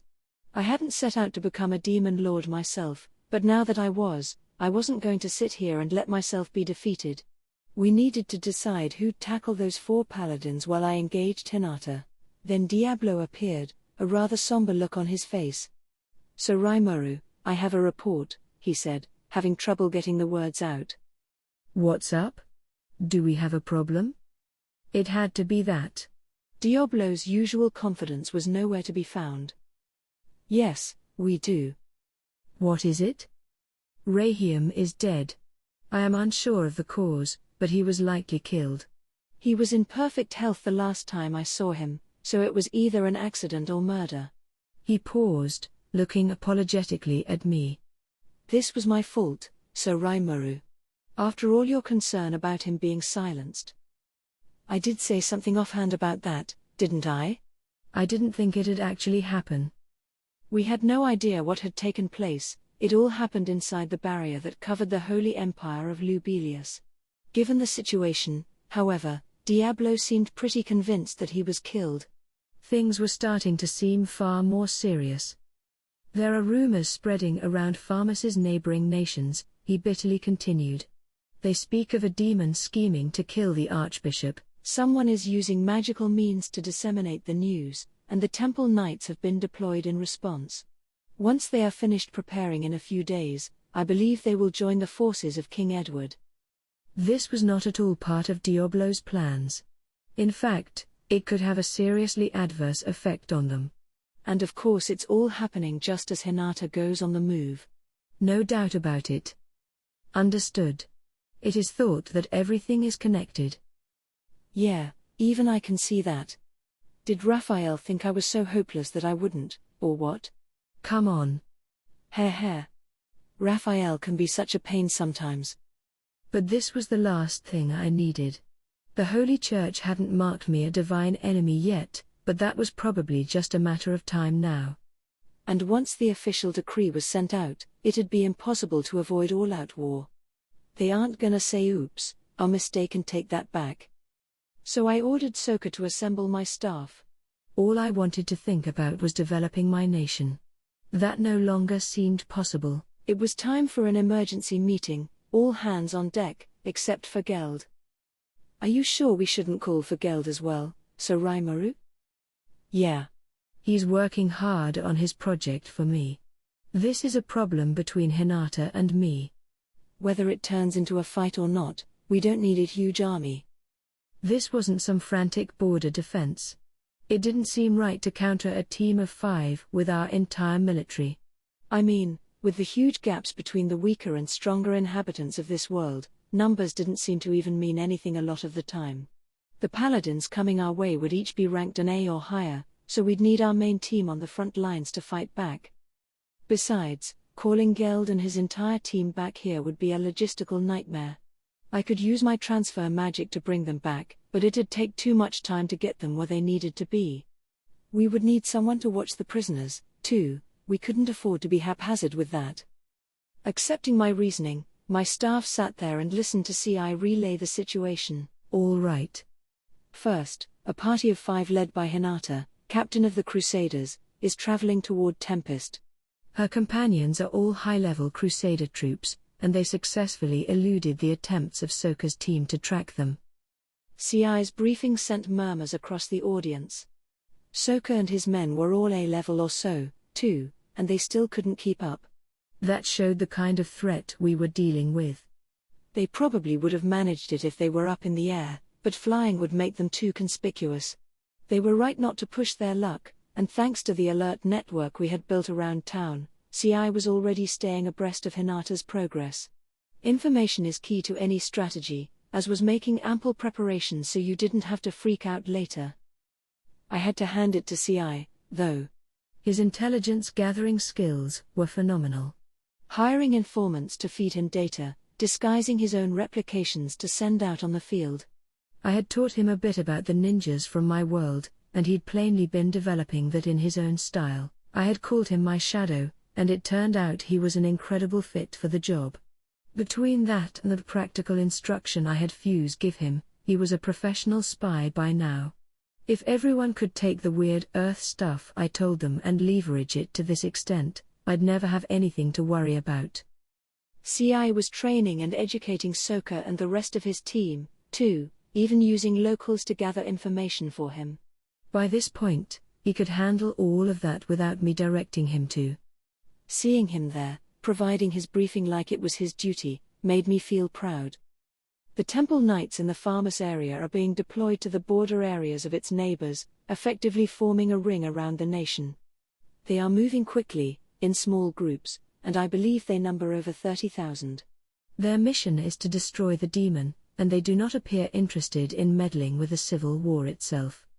If this keeps up, however, we cannot expect much support for Sir Yom from any of the powerful nobles in and around Farmus. Diablo grew notably paler. He had picked up on this same information, though, and it didn't seem to surprise him. There was no doubting which demon was being referred to, and he was probably dying to know how word got out about him. 30,000, though. Funny how all these knights from the surrounding nations, a few hundred here, a few thousand there, could turn into such a big force.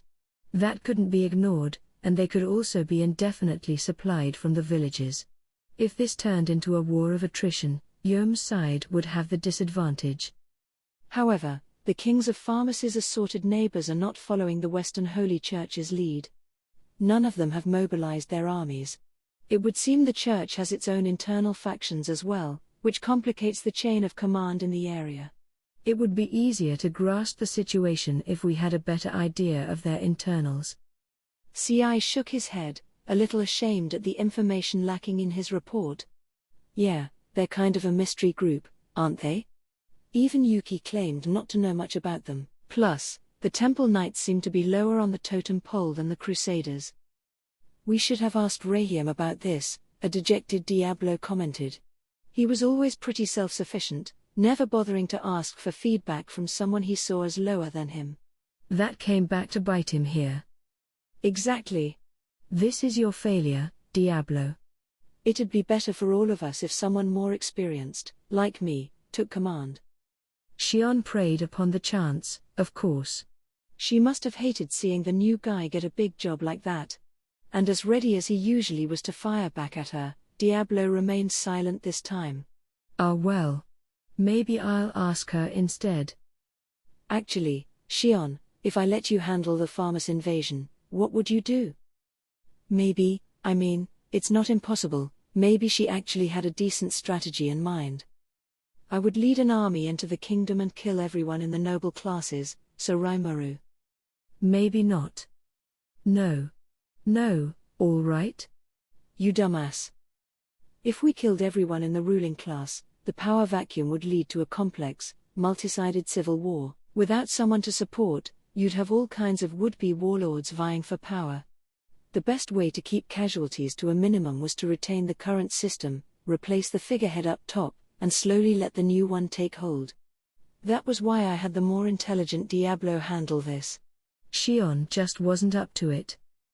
No? All right. Even she must have realized how foolish it was. She fell silent, standing up straight behind me. I wish she hadn't bothered to say it if she was aware of how stupid it'd make her look, but I wasn't sure she really wanted Diablo's job anyway. Or maybe this was her way of helping Diablo put this behind him. Either way, Diablo was still my man for this. Look, Diablo, everybody makes mistakes. Not even I thought Rahim would get himself killed. Plus, is it really that big a deal you've been found out? Why? But, so Rimuru? With all this talk about a demon on the loose, I could hardly. His concern mainly seemed to be about getting relieved of his position in this drive. Listen. When you make a mistake, it's vital to think about how you can make up for it. Anyone can just throw it in and say I quit if they mess up, all right? That's the easy way out. And besides, the general public already knows Yom is connected to me. You're a demon, but you're also a member of my staff. Who cares what people around Farmus are saying? What matters right now is who killed Rahim, right? If we can prove it wasn't you, then we're all good. You don't have to dwell on it that much. I'm literally a demon lord. Of course I'm going to have a demon or two on my payroll. You're right, said Shuna. And I doubt you wanted to replace him with Shion anyway. You're wrong, Lady Shuna. If it were me, I would turn the kingdom of Farmus into a wasteland of. Shion's voice trailed off as Shuna gave her a withering stare. Those eyes were just too sharp for her to deal with. He wasn't going to, Shuna continued in her strong but stern voice. I appreciate your encouragement, Shion, as clumsy as it might have been. We are all part of Sir Rimuru's staff. We cannot allow small mistakes to plunge us into depression. Lady Shuna, you are making too much of this demon's meager talents. As first secretary, I was simply teaching this upstart about the gravity of my post. The sneer she gave him had a little bit of shame tossed in. Maybe that was meant as encouragement. A little hard to follow, but that's Shion for you. Shuna picked up on it better than I did.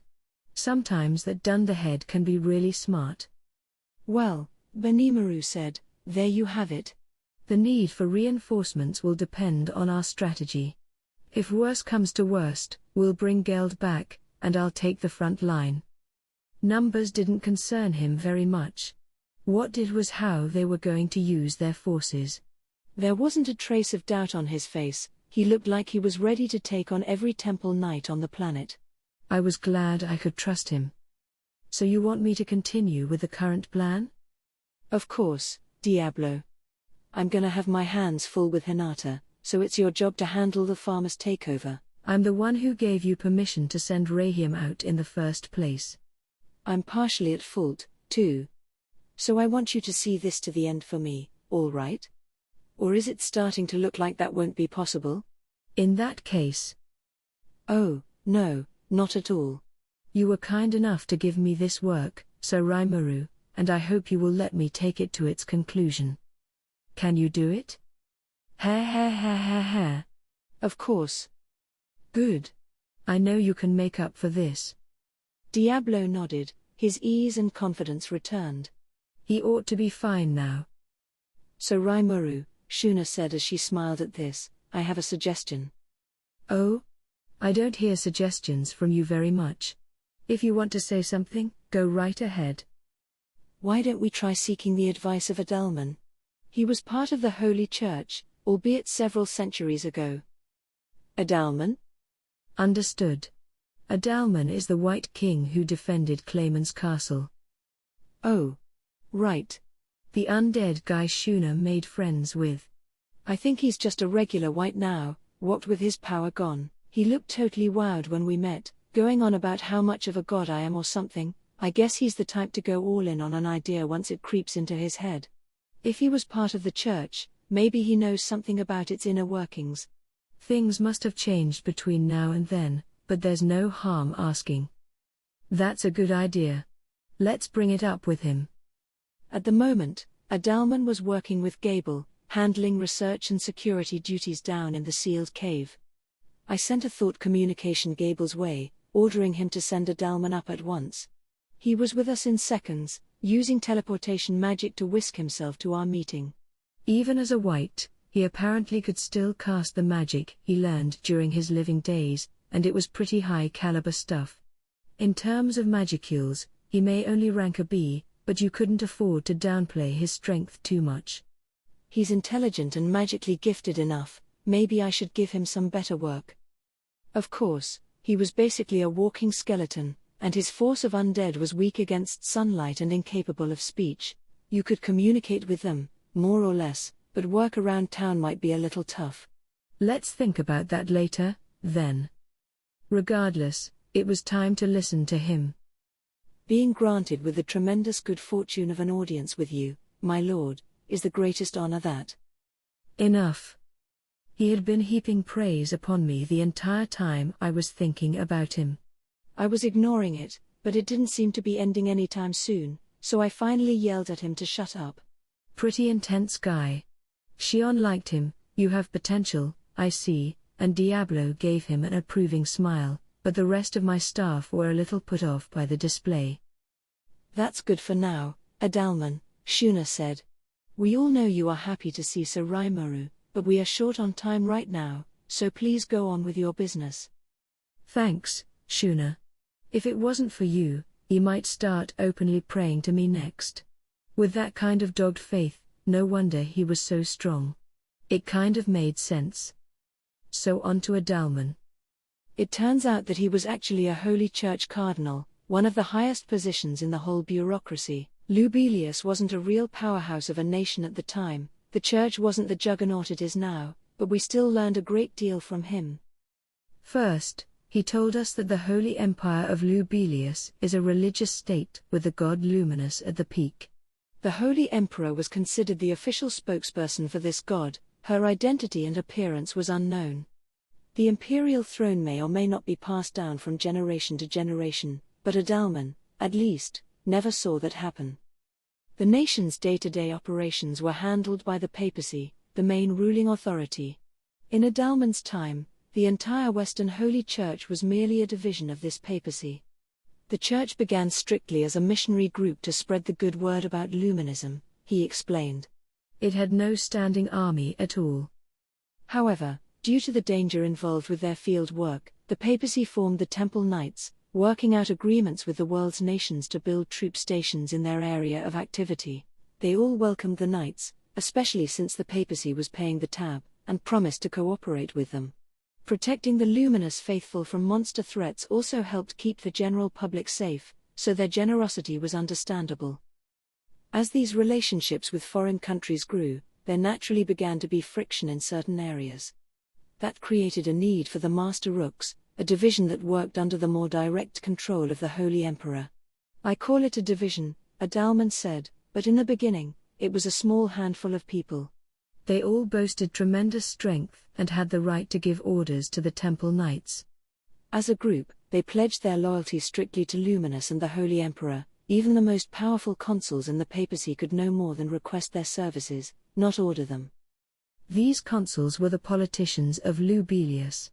If not even they could order this division around, they had to be powerful, indeed.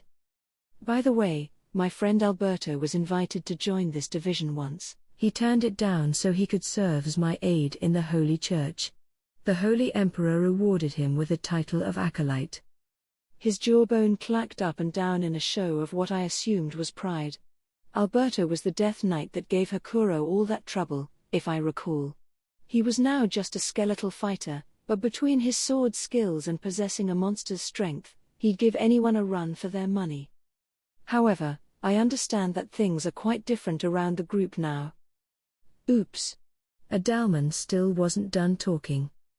According to him, the biggest difference was the power the church had acquired. Their Crusader Paladin Corps gave them a much greater say in matters. Papal consuls were now largely picked from the Holy Church's cardinals, putting them in a much safer position than before. The 7 days clergy had a lot to do with that.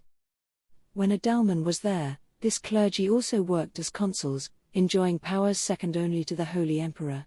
They were ordered to rebuild and shore up the church's position, and the changes they enacted created the church structure we know today.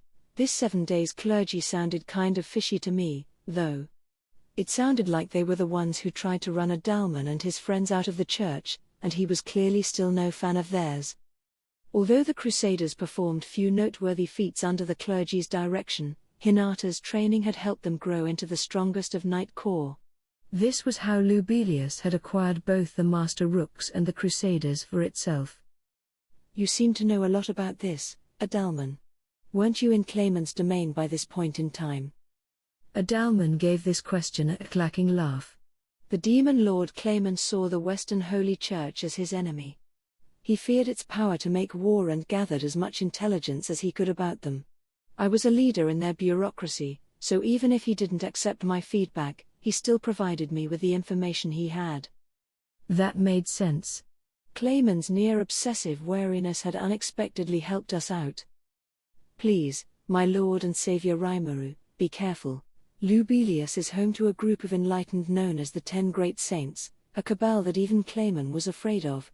I must advise you not to let your guard down. He also mentioned the 3 Battle Sages, a group within the Master Rooks that was also enlightened class. This trio, along with 6 commander-level knights and Hinata, formed the 10 Great Saints. An enlightened was a human with powers on the same level as a would-be demon lord, and if they had 10 of those, no wonder they kept Clayman awake at night. It seemed pretty likely that Hinata's 4 companions on her current journey came from this group. Bringing regular soldiers along would just guarantee their deaths, better to presume that the top brass would be knocking on our door. Plus, if the Temple Knights were being mobilized, it was safe to assume the Master Rooks were, too, along with the 3 Battle Sages. My lord, please allow me as a former church cardinal to attempt to reason with this Hinata woman. I will gladly convince her to abandon her faith in the church and turn it toward you instead. Wait, I don't need any of that, so you can go. I put a stop to Adalman before things got any weirder. In a way, he was even worse than Hinata. Once his mind's made up, there's no derailing it. Talking with someone like him rarely results in anything useful. I see. A wonderful idea. Ha. Ah yes, there is always that approach. And of course Shion and Diablo loved it. What are you 2 idiots talking about? If we try to pull that crap on her, things are gonna get even more complicated. Talk about being cut from the same cloth. I was starting to wonder if they actually liked more than hated each other. With Adalman gone, it was time to return to the topic at hand. We had all the info we needed, now to devise some actual policies. First, I wanted to have some kind of throwaway piece I could use to gauge my opponent's power. Who would work for that? I could sense Veldora eagerly staring at me. No, Veldora, not you. That's too much. Veldora, you. Finally, my turn in the spotlight?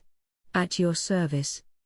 No, Veldora, I want you to man our last line of defense.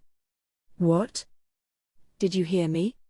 The last line of defense. Doesn't that sound cool? You're the only person I could imagine for the job. Of course. I thought so as well. He nodded proudly. Great. Good thing I could corral him before he went berserk on me.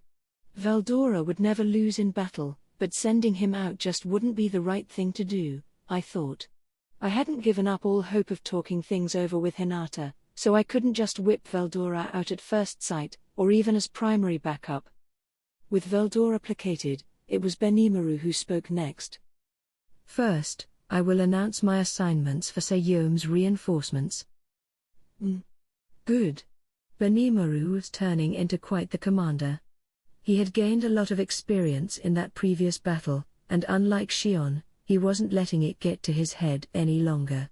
Now he could correctly analyze the data at hand and determine the differences between the 2 sides. I was still the commander-in-chief, but by this point, he was better suited for the job than I was. I mean, hell, I didn't really want that work anyway. Let's hope that Benimaru can grow into the role. With his loud, deep voice, Benimaru announced the assignments. The reinforcements would consist of 100 goblin riders, led by Gobta, 4,000 troops from Benimaru's green numbers, along with 100 members of Team Kurenai to lead them. The remaining 200 Kurenai members would stay back to protect the town, and 100 fighters from Gable's Team Hiryu. That was a force of 4,300 in total. That is all. This will mean fewer troops guarding the town, but we have lycanthropes among our fighters now, as well as Saveldora, so I don't anticipate that being a problem. Any feedback? Whoa. Me? Is there a problem with that, Gobta? NNNN, no. Benimaru's eyes were enough to clamp Gobta's mouth shut. Doofus. Hakuro will be the supreme commander of this force, but don't worry. If anything happens, I will use spatial motion to back you up at once.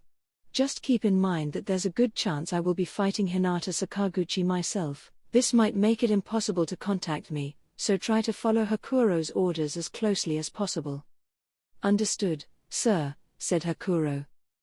It shall be this very battle, where my name will shine, cried Gable.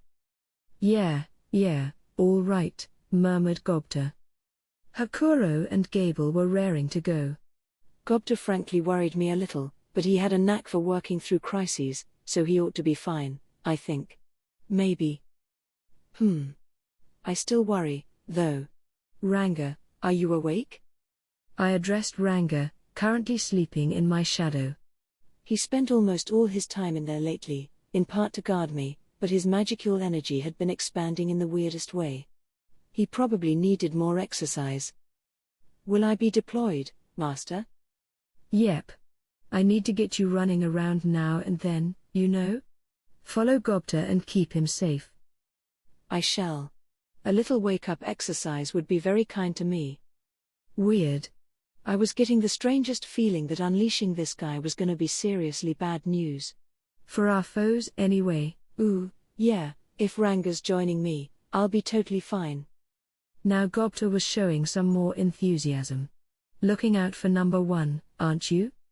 Ranga, don't take any reckless risks. And try not to kill your opponents, all right? It shall be done. Lady Shion has taught me how to restrain myself. Great. Now I was really worried. I thought he was just spending all day sleeping in my shadow, but he was doing that, too? Having Shion as his teacher filled me with anxiety, but hopefully it'd work out fine. We've got potions, I guess. Benimaru offered no objection, although his eyes indicated he thought I was spoiling Gobta. Thus, with a delighted howl, Ranga curled up next to Gobta. Let's just hope anyone who crosses him lives to tell the tale. I almost wanted to wish my opponents luck. We had our force assignments. Now we had to discuss the reinforcements Pharmas's new king was receiving. So, Diablo, tell me how you intend to proceed. Thank you, sir. I was expecting reinforcements, but 30,000 is well beyond my projections. My original plan assumed a force of approximately 10,000 fighting for Edward. His new plans began with having Edmaris send a letter to the new king once he began moving these troops around, asking him to explain his actions. Edward was no doubt planning to shift responsibility for the reparations to Edmaris, and I wanted to keep that from happening. The new king would no doubt say that any agreement Edmaris signed was null and void. That wouldn't pass muster with the council if Pharmas was part of it. It barely did with us, in fact. No, his plan likely involved executing Edmaris and reneging on his promises to us. We'd then be angered enough to stage a military operation, and then the Western nations would join together to resist us, that kind of thing. To prevent that, Edmaris had been rescued by Yom's squad. He was lying low in Megum at the moment, which was just what we planned. Yom had a force of about 5,000 over there, and the original plan called for us to teleport 4,300 more to Megum for him. That's not a huge difference, but the psychological effect, the terror of having a brand new army appear out of nowhere behind the first one, would turn the tables during battle. But now that Edward had started assembling reinforcements, we couldn't use that. If we waited for him to get his whole force together, we'd be faced with a 4-against-1 disadvantage in numbers. The sooner we acted, the better. it seems to me, concluded Diablo, that Edward is waiting for reinforcements he can use to strike Edmaris's domain. The plan at this point had been to defeat Edward in one decisive battle or another, then have Edmaris endorse the champion Yom as king instead of reclaiming the throne. Currently, Edward has access to a force of 20,000, Ci commented. Give him 3 more weeks, and the full force of 40,000 will be assembled. That's more than enough to take Megum, as weak as its rear guard currently is. So the longer we wait, the worse things will get. But if we go all out right now, it's going to be full-on, blood-soaked war. Farmers had already lost 20,000 troops. A dragged-out war would cause untold damage. So what then? This is just the worst. We could always just give up on this, you know. If I forgive the remaining debt they owe us, we can avoid war that way, right? That'll eliminate the whole pretense for fighting us in the first place. We can't. If we do that, Sir Rimuru, you will look like a big pushover. I wouldn't want that, no, but we've already profited from this big time. Wouldn't it be easier if we just stepped on the brakes and waited until after we've handled Hinata to deal with it? As far as I was concerned, we were paid more money than I ever expected to see from them. Cutting our losses now would still put us way ahead, and I felt that waging a war on 2 fronts would be too risky by comparison. Shion did have a point, though. Demon lords have a vested interest in being feared. Abandoning this plan would be unthinkable. So Rimuru, you are willing to let me handle this, yes? Yeah, but I don't want people to keep dying on my watch, whether they're involved with it or not. That will not be a problem. If that is your will, sir, then it is my duty to abide by it. It will be a simple task for me. I was seriously considering calling the whole thing off, but Diablo hadn't given up at all. What are you intending to do? I will find the culprit, he quietly replied. The evildoer who tried to pin the crime on me. Wow. He's pretty angry. Destroy the demon, they say? He gave me a little grin. Well, if they want me eradicated, I will gladly serve as their opponent. Somewhere, among this 30,000, there could be someone involved with the culprit. I will give them a gentle interrogation. Oh. There wasn't a shred of gentleness about that. And Diablo sounded like he was ready to take on 30,000 temple knights by himself. Better rein him in a little bit. I see, Benimaru said as I stewed over this. If you came out to engage them, we'd have nothing to worry about. But don't kill any innocents, all right? There is no need to remind me. I will never defy Sir Rimuru will. Fair enough. In that case, Hakuro, can you suppress the new king's soldiers without killing any of them? It shouldn't be a problem. It would be easier to stage a surprise attack to end things quickly, but that would provide no training for us. True. Gable, we're going to need a great deal of potion. Certainly. I will be sure it is ready. Huh? Hello. I was being left in the dust. Shion smiled at me. Looks like the Farmus invasion is in good hands, Sir Rimuru. Yeah. Good luck, guys. Yes, my lord. They all replied. With that, the conversation was over. Couldn't argue with that. I didn't like how that was handled very much, but either way, our discussions shifted over to the next issue, who would handle Hinata and her party. So about the party of 5, Benimaru said, looking at me. All right. Time to take the initiative on this one, but just as I was about to speak, Ci suddenly stood up. So Rimuru, he said in a strained voice, we have an emergency. The Crusaders have begun to move. The room fell into a panic, or at least, I did. Is something up with Hinata's team? No. Hokuso, monitoring Inglesia, reported to me that he sighted 100 mounted knights departing at this very moment. What? They are half a day behind Hinata, but at this rate, they will catch up with them before long. They are headed in the same direction, at least, so it seems fair to assume they are coming our way. Hinata was moving along at a regular, unhurried pace, although her 4 paladins had used magic to catch up at full speed before slowing back down. There had reportedly been some dispute among the group when they rendezvoused, but they remained together, a team of 5 bound for our city. They were still in Englesian lands, headed toward Bloomond, but only at a relatively slow speed. If those 100 knights wanted to catch up with them, they could, however, instead of using the highway or another commonly used route. They were reportedly more likely to abandon their horses and take the old path into the forest instead. So they aren't trying to meet up with Hinata? Their motives are unclear. It will take no less than 2 weeks for Hinata to arrive, and the knights behind her are likely going to take about the same time. CI, who was as confused about this as I was, ordered his force to tail them. We would just have to wait for further reports. Out of the frying pan and into the fire, huh? Except I had the impression we hadn't left the frying pan at all. I really didn't like this, but no point whining about it. Things were rapidly changing. My staff began to debate among themselves. I listened in, thinking over my options. There were 5 enlightened to deal with, Hinata included, plus 100 paladins doing who knows what. This 100 was far more of a threat to us than the 20,000 members of Pharmas's military. Hell, Hinata alone was way worse. That's just the way things worked in this world. Strength in numbers meant nothing against strength brought to loony extremes. No matter how many nameless mohawk-wearing punks you lined up in a row, they weren't going to beat the fist of the North Star. I wasn't planning to go out there alone. That seemed kind of suicidal to me. So, what? Why not just kill them all instead of fretting about it? I probably don't need to say who suggested that.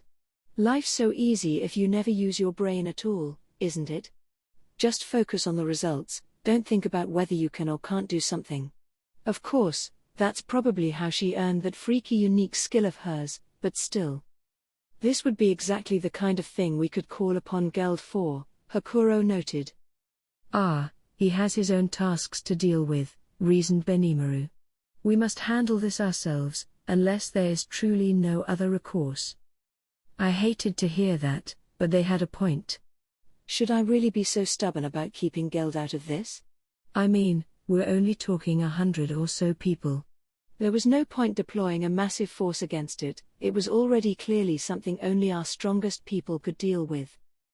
If I was going to handle Hinata, someone else needed to keep the other 4 down for me. It'd be great if Hinata agreed to my one-on-one offer, but taking on 5 people at once by myself was way too risky.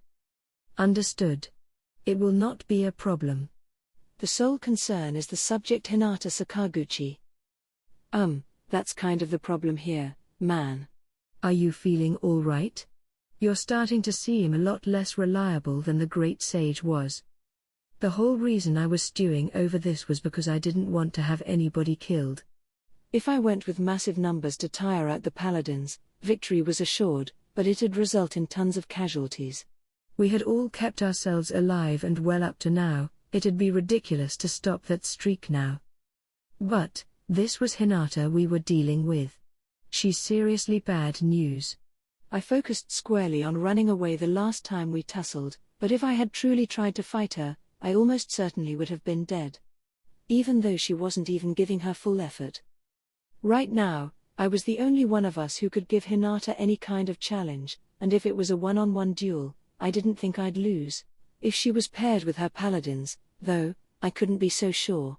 Striding in with too much confidence could get me killed. Those 100 other paladins were another issue, too. How should we handle those? If she just wanted to talk with me, she wouldn't have taken this many people with her. And given how she was going out of her way to avoid notice, you'd have to be silly not to be alarmed. Wait. Veldora suddenly belted out. I know. How about I just happen to test out my dragon's breath when they arrive? We'll simply pretend it was a misfire and I wasn't aware anybody was near me. Can you shut up 1 second?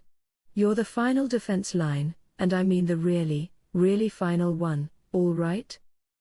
I swear. He was like a bratty kid sometimes.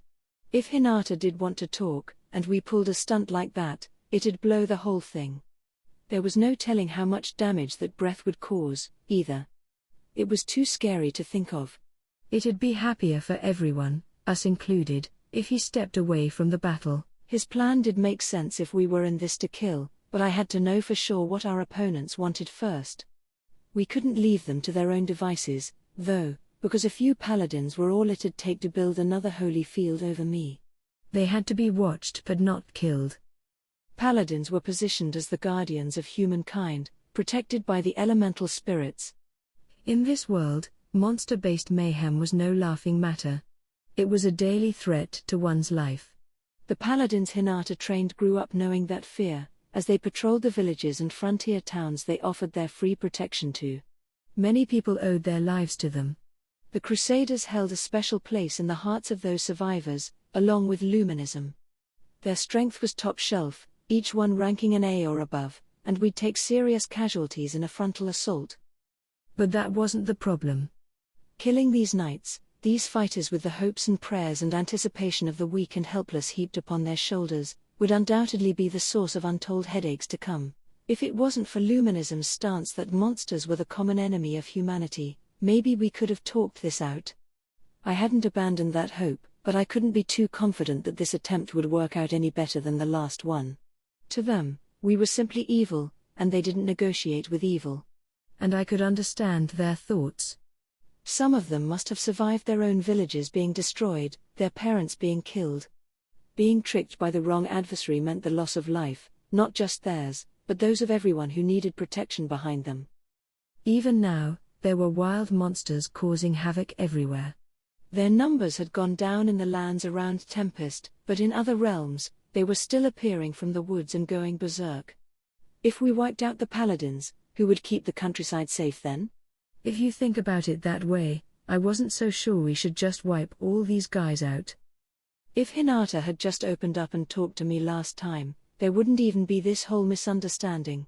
Sadly, though, she didn't. Because I'm a monster.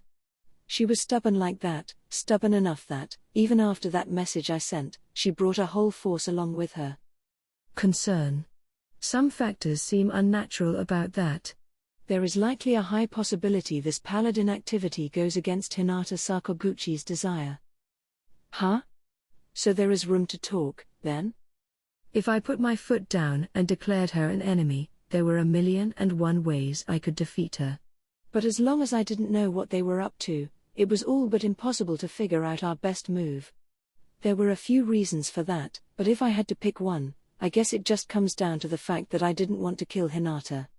Shizu was worried for her, too, and now that I had taken on her will, I didn't want to resort to violence. And this was all because of how headstrong she was. So annoying. Either way, though, if talks failed, we wouldn't avoid a fight.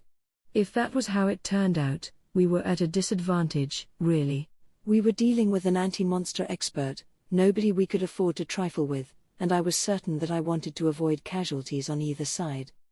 We would need to assume the worst in our approach, no matter what they did. If talking didn't work, I wanted it to be a duel between Hinata and me. That was exactly what my message said, so that shouldn't be a problem. They might be considering a more full-on battle, but if they were gonna do it on my turf. If we could spring a trap or something on them, that could buy time enough for me to defeat Hinata. It was a pain to think about, but it had to be done. All right. I've got it sorted out. We need to consider the future here, and along those lines, I want to do our best to avoid killing any of the paladins as well. That was the direction I wanted to go with, assuming talks failed, of course, and it ignited some more debate among my staff. It'd be a terrible waste if we took casualties of our own in an effort to avoid hurting them. We had to work out the best possible approach, and the surest way was for me to beat Hinata and break the paladin's morale. As a result, our primary focus was earning as much time for me as possible. So why don't we just slash them all up and silence them that way? I was joking, Shion said with a cough. Is she really all right? The way she acts alarms me almost as much as Veldora. Basically, she continued, you want to maintain the battle, without killing any paladins, and without losing anyone on our side. In the meantime, you will defeat the enemy's leader. Am I right, Sir Rimuru? Yeah. That's what it is. I'm glad you get it. Oh, so she did follow me. I was seriously worried for her sanity for a moment there. And if she got it, I was sure the rest of my staff did. But just when I breathed a sigh of relief, Shion confidently beamed at me. In that case, I have an idea. Oh. I began to feel anxious, for reasons I couldn't put into words. What is it? There just happens to be exactly 100 members in Team Reborn, the group I lead. They would certainly be up to the challenge. I'd like them to engage the paladins. She looked defiantly at me. What are you, crazy? Team Reborn's only about a C-ranked threat level. They're not gonna be up to the challenge, no. I wanted to know where Shion's confidence came from. They may have matched numbers-wise, but in terms of strength, it was like night and day. There are some issues with that suggestion, yes, but I think it would be an effective idea. Surprisingly, it was Benimaru who defended her. Everyone in Team Reborn had the extra skill complete memory, which made them hard to kill with regular attacks. It was unlikely, he said, that our foes would break out their worst, most soul-crushing attacks on the first salvo against a weaker force. As he put it, their weakness would put the paladins off their guard, giving us a hole to plunge through. If buying time is what we're looking for, they might actually be well suited for that. He was starting to convince me.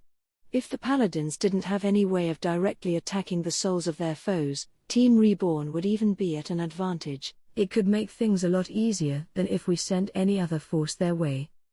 Benimaru is right. Shion bellowed. And also, so Rimuru, I have been carefully training them all. They have successfully acquired cancel pain, of course, and they also resist poison, paralysis, and sleep.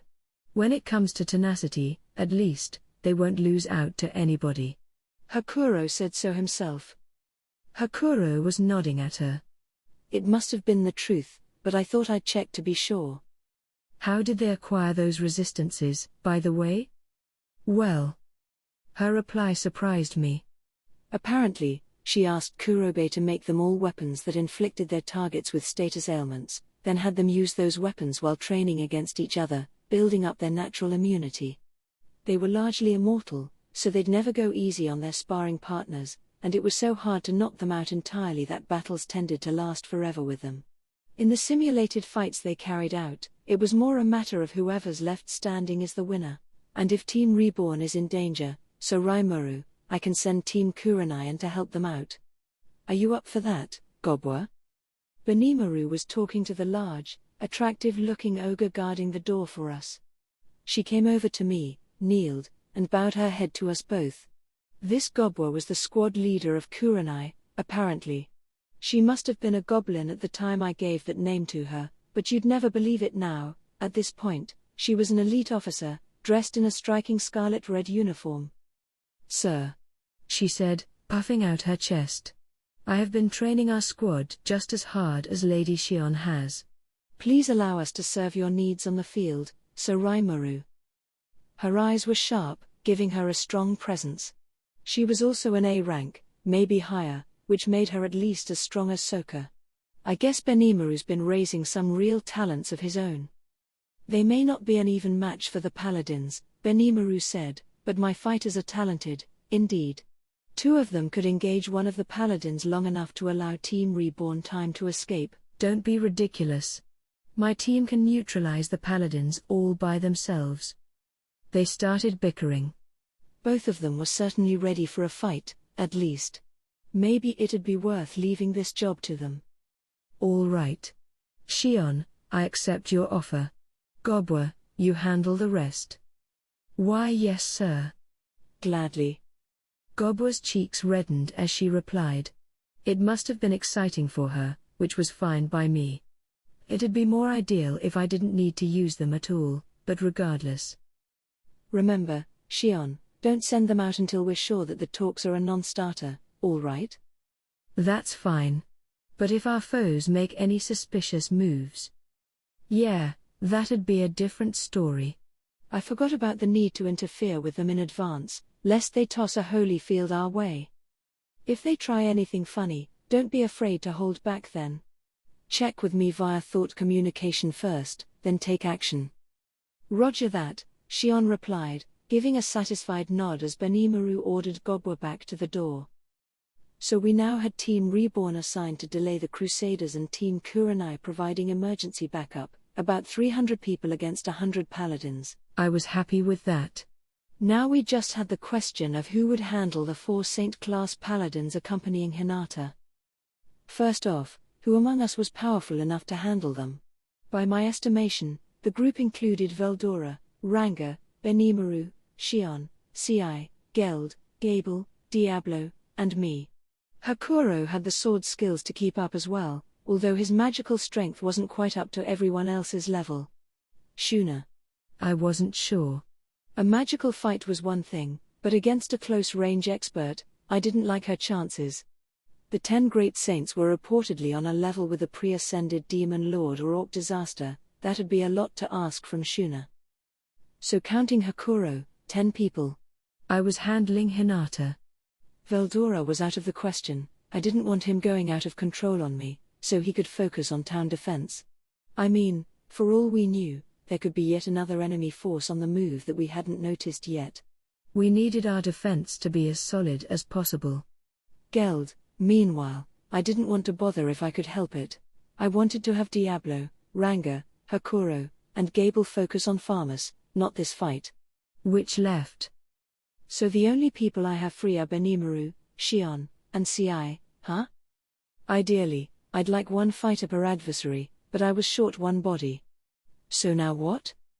I will join the battle, of course, Benimaru said. This was exactly why he let Hakuro lead Yome's reinforcements. I couldn't have him miss this one. I will stay as well, Ci added. My replications can handle my intelligence duties well enough, and Soka and the others are proving fairly useful by this point. Me too, shouted Shion. As your secretary, Sir Rimuru, I will forever remain by your side. Report. If there is an enlightened level fighter among the 100 paladins, attempting to buy time with them may prove impossible. It would be safer to devote some of your war power to them as well. Oh. Yeah, there's always that concern, too. Thanks for the actual useful feedback. I knew I could rely on Raphael. Hang on, Shion. There's something I want to ask Ci first. Do you know if there are any enlightened among the paladin force, separate from Hinata? Ci closed his eyes for a few moments. My apologies, he replied. All of them are at least an A rank, but none particularly stood out from the pack in my perception. With monsters, it was pretty easy to figure out, what with the way they let their aura hang out all casually. The stronger they were, the more you could feel it from them. But with, for example, Hinata, she didn't feel different from any other human being. I couldn't pick her out at all, which was what made her strength so surprising. Ah well. We'd find out quick enough in battle. Anyway. Just in case, I want Shion to monitor the group of paladins. We'll have her command both the Reborn and Kurenai groups. Is that all right, Benimaru? If that is your decision, it is not a problem at all, Sir Rimuru. Ci and I can each engage 2 of Hinata's companions. Talk about confidence. To Ci, this all seemed perfectly natural. One moment, Sir Rimuru, said Rigard. Perhaps this would be a good opportunity for me to join in? I am content with arranging our political system around town, but even I want to smash some heads sometimes. In that case, I, too, am available, added Shuna with a smile. Look, you aren't suited for close quarters combat, all right? It's gonna be too dangerous for you. And so am I. I don't want Gobta to hog the spotlight forever. Now Riga was throwing his hat in the ring. He and Rigard were both past the A rank, but neither was anywhere near Demon Lord status. It would be throwing their lives away. Hang on. I think this is a little too dangerous for you all. But we don't have anyone else, do we? With us involved, Benimaru said, that will be more than enough. Perhaps, countered Rigard.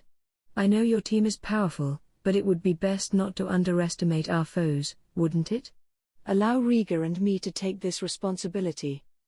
The debate was starting to heat up. All this worrying might be for naught if a fight didn't break out in the end, but I wanted to tackle this with as much confidence as possible. If we were going to pull out all the stops with this, maybe we should call back Geld after all, just for that one day.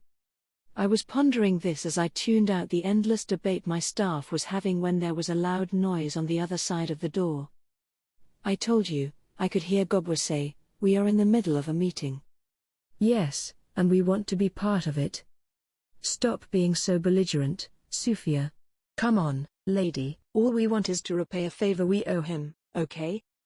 It was Sufia and Alvis, two of the three lycanthropeers. The door was finally opened to them. Hey. Sorry to barge in. I saw that bony dude running around just now, but what's up with that? We wanna join in, too, Sir Raimaru. Demon Lord Raimaru, please forgive our sudden visit. Sufia's being rude as usual, but we truly to seek to support you. Please, allow us the chance to repay the favor you gave to us. The two of them were in front of me, kneeling. Well, not directly in front of me, since Gobwa was still trying to drag them out by the ear. Benimaru raised a hand to stop her, finally allowing them to approach, but now it was Diablo standing between them and me. Benimaru seemed to trust them as well, but either way, a few people here were kind of antsy about them being close to me. Diablo, in particular, eyed them with open suspicion. If I ordered him to, I'm sure he would have chopped off their heads in an instant. Sufia and Alvis contrasted starkly with each other, but on this point, they were two beastmen of the same mind. They pushed their way in here, knowing it would offend, and asked me to let them help out. The cold treatment from some of my staff was something they seemed to expect. Benimaru, Diablo, both of you, step back. Understood. Yes, Sir Raimaru. As they returned to their seats, I had chairs set up for Sufia and Alvis. After a few moments to ensure everyone had calmed down, I continued. So you want to help us? Yes, Sir Raimaru. We are dealing with some of the 10 great saints here, right? It seems you need someone to stop them in their tracks, and we want to be the people who do that for you. Yes. Combat's pretty much the only thing I can do, you know. We'll never be able to repay our debt to you otherwise. Please, use us freely. I thought about this. Force-wise, this was not a problem. But if either of them got hurt, how would I ever explain it to the ex-demon Lord Carillion? Are you sure you can volunteer for that without Carillion's consent? Of course. Lord Carillion is always quite tolerant of things like that. And our Lord seemed concerned about repaying his debt to you as well, Sir Raimaru. If we don't step up here, I am sure he would lecture us about it. Frankly, I appreciated this offer a lot. Having these two around would put my mind at ease quite a bit for the battle. I agree, Benimaru added. I believe we can trust them. When I'm gone, Shion asked, will you be able to eliminate anyone getting in Sir Raimaru's way? Absolutely, Sufia casually replied. Those two did seem to get along pretty well with each other, and I wasn't hearing any no votes. Can you do it? You can count on us. Thank you for your kind words. I hated to rain on Rigard's parade when he was all revved up like this, but I needed someone to lead the people in town. When it came to fighting, I didn't have complete confidence in him, either. But with Sufia and Alvis on our side, we couldn't be much better prepared for Hinata and her forces. It was hard to call what we had cobbled together a strategy, but either way, we had something to work with. Now my staff was discussing the details with one another, checking to make sure there weren't any holes in our plan. I closed my eyes and tried to guess at Hinata's behavior again. Raphael's calculations told me this approach was the most likely way to avoid casualties. You could say that I had nothing to worry about, but I was still hung up on a couple of issues. 1. This whole thing would be so much more in the bag if I either gave up on conquering Farmus or called Geld back here. I was going through with this anyway for reasons I suppose you could call purely egotistical. That was why I had to aim for a complete, flawless victory. If Hinata agreed to talk, then fine. If not, we'd duel it out, one-on-one. We were fully prepared for that scenario, albeit with one considerable pitfall: what if I lost? Then everything would be meaningless. Raphael seemed to have little doubt about my victory, but if I blew it, that would tank this entire operation. Could I really trust Raphael's calculations? I had a suspicion that Raphael tended to err on the side of overconfidence, and it wouldn't be the first time, either. It believed too much in me. It wasn't overrating my chances, was it? I couldn't banish that thought, but I had to do this. That's how it's always been, and that's how it always will be. Whether I fully believe in myself or not, all my friends certainly do. I just have to stop wavering and press on. I'm going to say this one more time. If, at any point in this battle, it looks like we'll have trouble keeping ourselves afloat, I want you to immediately focus on annihilating the enemy. The lives of our allies have to take first priority. You need to understand that all this means nothing if any of you get yourselves killed. I expect everyone to make it through this alive, just as we always do. Dismissed. Yes, sir. If we were too reluctant to pick off a paladin, and it got one of our friends killed, it'd make all of us look silly. I wanted to be sure everyone was fully aware of that. Seeing them all voice their agreement, I reciprocated with a satisfied nod. Now to wait and see what Hinata tried. The journey to Tempest was proceeding along well for Hinata. A quick trip through the transport gate was all it took to go from Lubelius to Inglesia, but from there, she had to do it the normal way, and without any replacement horses, so frequent rest breaks were a must. She was used to marches like this, so she kept her own gear to a bare minimum. One horse and a sleeping bag, which she kept filled with emergency rations, a pot, and so forth. The trails weren't blocked by snow or anything, but the seasonal weather still precluded her from making this trip with haste. She had rendezvoused with 4 of her paladin subordinates soon after departing. It had been a surprise at first, hearing hoofbeats from behind and spotting 4 familiar faces: Arnaud, Bacchus, Lytus, and Fritz, her paladin commanders. Renard, the vice-captain, was holding the fort while Hinata was gone, and since having all the commanders away from Lubelius at once was not an option, they drew lots and picked guard to stay behind. "What are you doing?" she had asked them. "We would ask you the same question, Lady Hinata." Attempting to get a head start on us? A head start on what? I am merely going there to talk. Oh, come now. You know, you sound less than convincing given how clearly you are equipped to wage war. Yes.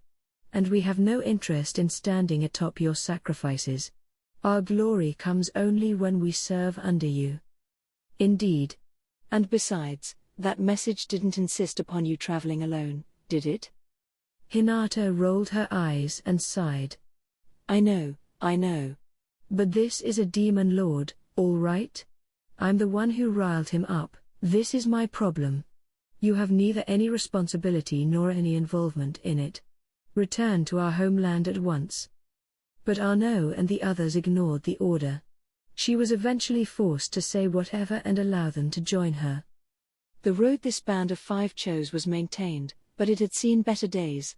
Inns were sparse along the way, and at this time of year, no vacancy signs were a frequent sight. They would be forced to camp out, and even though they weren't running into monsters, camping out in the cold of winter with nothing but emergency rations took its toll on Hinata and her companions. By the time they reached Blumen 10 days later, they had exhausted a worrying amount of their strength. They decided the time was ripe for a night indoors, for a change. "This town has certainly changed," Arnaud said after the 5 of them each rented their own room and assembled down at the dining hall. Hinata felt the same way. Lytus had said as much in her report, but seeing it with her own eyes made the difference exceedingly obvious. After changing and resting up a bit, they decided to go explore town. The markets were packed with people, despite the winter weather, and all sorts of strange and unfamiliar merchandise was available. The backward country atmosphere Hinata felt the last time a mission brought her here was now considerably weaker. And did you see the people? So much more variety to the clothing around here now. Some of them had the kind of fancy outfits you normally only see in Inglesia. Yeah, and those weapons and armor. I think some of it is monster-derived. Real high-quality stuff circulating. Arno and Bacchus had trouble believing their eyes. Hinata could see why. It wasn't up to the standards they enjoyed as paladins, but everything they saw was almost too upscale for a small country like this. And all the merchant stalls. In a world where many shops closed for the winter season, the sheer number they saw was an extreme rarity.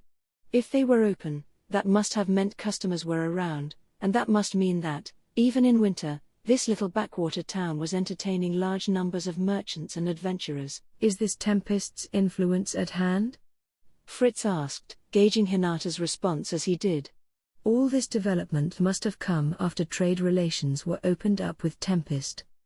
That was the only reason he could think of. It also meant that large numbers of people in this town were not only ignoring the teachings of Luminism, but actively flouting them.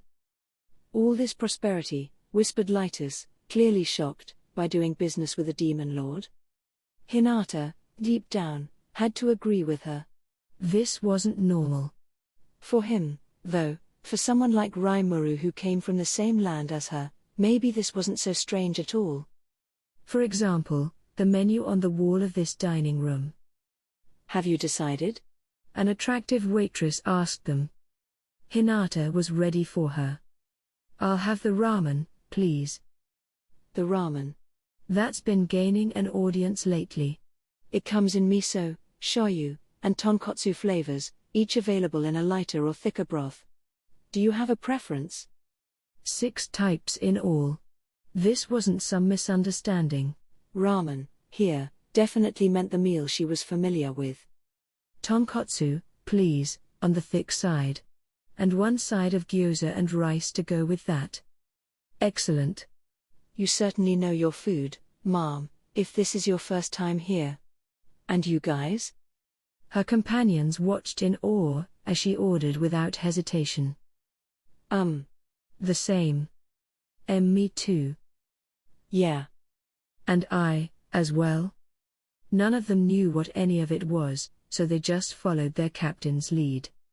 Lady Hinata, could you tell us what this ramen is? You do know, right? Yeah. Well, it might be a tad difficult for you guys to eat. What? Tension raced across the table. Don't worry. I only think it will take some practice before you can eat it correctly. Hinata was just worried about the chopsticks. Did Arno and her other compatriots know how to use them? Did anyone in Lubelius, for that matter? Her friends, meanwhile, were now scared Hinata had made them order something on the level of monkey brains. After a short wait, the bowls came out. It was ramen, no doubt, a nostalgic sight for Hinata, a totally unfamiliar one for the rest of the table. Brushing her hair back with one hand to keep from dunking it in the soup, Hinata picked up a pair of disposable chopsticks, snapping them apart. They're even the kind you break. Is this what they're focusing on? Could Tempest really popularize chopsticks so quickly that they were already spreading to their neighbor countries? It unnerved her a bit, but the steaming ramen in front of her diverted her attention. She put her hands together in a small prayer before picking up a renge ramen spoon off the stack and sampling the soup. It was definitely tonkotsu pork broth, on the thicker side. She had no idea where they got the dashi soup stock from, but it perfectly recreated the heavy, flavorful taste she remembered. Then she picked up some noodles, brought them to her mouth, and half spat them back out. Are you all right? Arno stood up. Was it poisoned, Lady Hinata? Quiet. Just calm down and eat. Hinata picked up some noodles again, this time, placing them on her spoon and blowing on them a bit first. She wasn't used to food served at this temperature. It was almost cutesy of her, especially given her usual frigid demeanor, but she was too focused on the noodles in her mouth to care. Good body. Good taste. The savory broth had soaked into the noodles well. It was excellent. She never thought she'd taste this again, but it was a perfect recreation. Silently, Hinata concentrated on her meal, Arno and the others carefully watching her every move. Soon, they tried imitating her. Arg. Hot. Wow, what is this? The soup's great, too. Incredible. I've never eaten anything like this before. They were struggling mightily with their chopsticks as they challenged themselves to the ramen, but their reactions were like nothing Hinata expected. To them, whose diets revolved around the staples of hard bread, salty soup, and fresh salads, this ramen opened up an entire new universe of taste. It was a revolution for their taste buds. And look at this rice. This rice they ordered simply because Hinata did. It was a perfect accompaniment to the ramen, growing sweeter in the mouth the more you chewed on it and filling your stomach in the most satisfying way. And the gyoza. Oh, the gyoza. The contents spread across your mouth when you bit into them, the aroma wafting all the way up your sinuses. It was a symphony of flavor, played by a large variety of ingredients and performing in exquisite harmony with the rice. This is so good. Arno half shouted. I can't believe this. Compared with the portable rations of the last 10 days, this was heaven. It wasn't long before a single gyoza dumpling remained. Fritz's chopsticks began to drift toward it, only to be deflected away by Hinata's with a dry TSSH sound. That's my prey, Fritz. I wanted to save it for last. No stealing. Fritz felt a shiver go down his spine. She was playing for keeps. Sorry, Lady Hinata. It was just so good, I couldn't help myself. You could always order another plate, an appalled Hinata replied, and right on cue, her 4 companions began shouting for the waitress. But then, tragedy struck. Oh, I'm sorry, guys, but that was the last of our supply for the day. The waitress delivered the devastating news. You know, this ramen is actually a new offering from us. We only started serving it last week, and just between you and me, I heard it got its start as a fervent request from the Demon Lord for his dinner.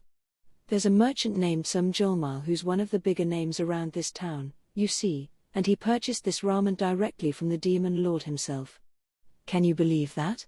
It's not selling that well yet, it's pricey, and there's kind of a learning curve, but once you try it, you just can't get enough. Considering this was just between you and me, the waitress was loud enough to be clearly heard across the entire dining hall. The act fascinated Hinata, no doubt she was instructed to advertise it to her regulars like that. Building a faithful base of repeat customers would allow them to create more of it in bulk, establishing it as a full-fledged product. She could spot a few people in the hall curiously eyeing her table. Watching her consume that bowl so expertly probably made them want to try it themselves. She took in the last of the soup as they chatted. Thanks. That was very good. Hinata paid for the meal and stood up. Her companions, seeing this, scrambled to slurp up the remainder of their soup. No rush. I'm just going back to my room. Also, here's a word of advice, if you drink all the soup, too, you'll gain weight. Litus was the only one who stopped eating. Huh? But you did? I'm naturally skinny. And with that warning, she left. She could feel Litus's hateful gaze pointed at her, but she was too happy and sleepy to turn back around. Let's go. The group was back on the road the next morning, fully rested and recharged. They would need it, because navigating the treacherous roads into the forest of Jura took a lot of willpower. Hinata was all smiles as she set off with them, but it wasn't long before that enthusiasm evaporated. What's all this about? This is so easy, it almost bores me. Yeah, and just look at this highway. It's as neatly paved as the streets of the Inglesian capital. This is crazy. The surprise around the party was understandable. The road was paved in stone, not a single puddle of water to be found. It was even lightly banked around the turns, and gutters had been dug on both sides. The winter weather hadn't frozen the path at all, ensuring the easiest possible journey. I don't even think there are any monsters nearby. There weren't too many out in the open forest, either. Litus, who had staged a short expedition into the unexplored woods, couldn't help but be astonished. She was right, the barrier deployed over the entire highway was a shock to see in action. Magical devices had been installed every 6 or so miles to power it, preventing any nearby monsters from wandering the roads.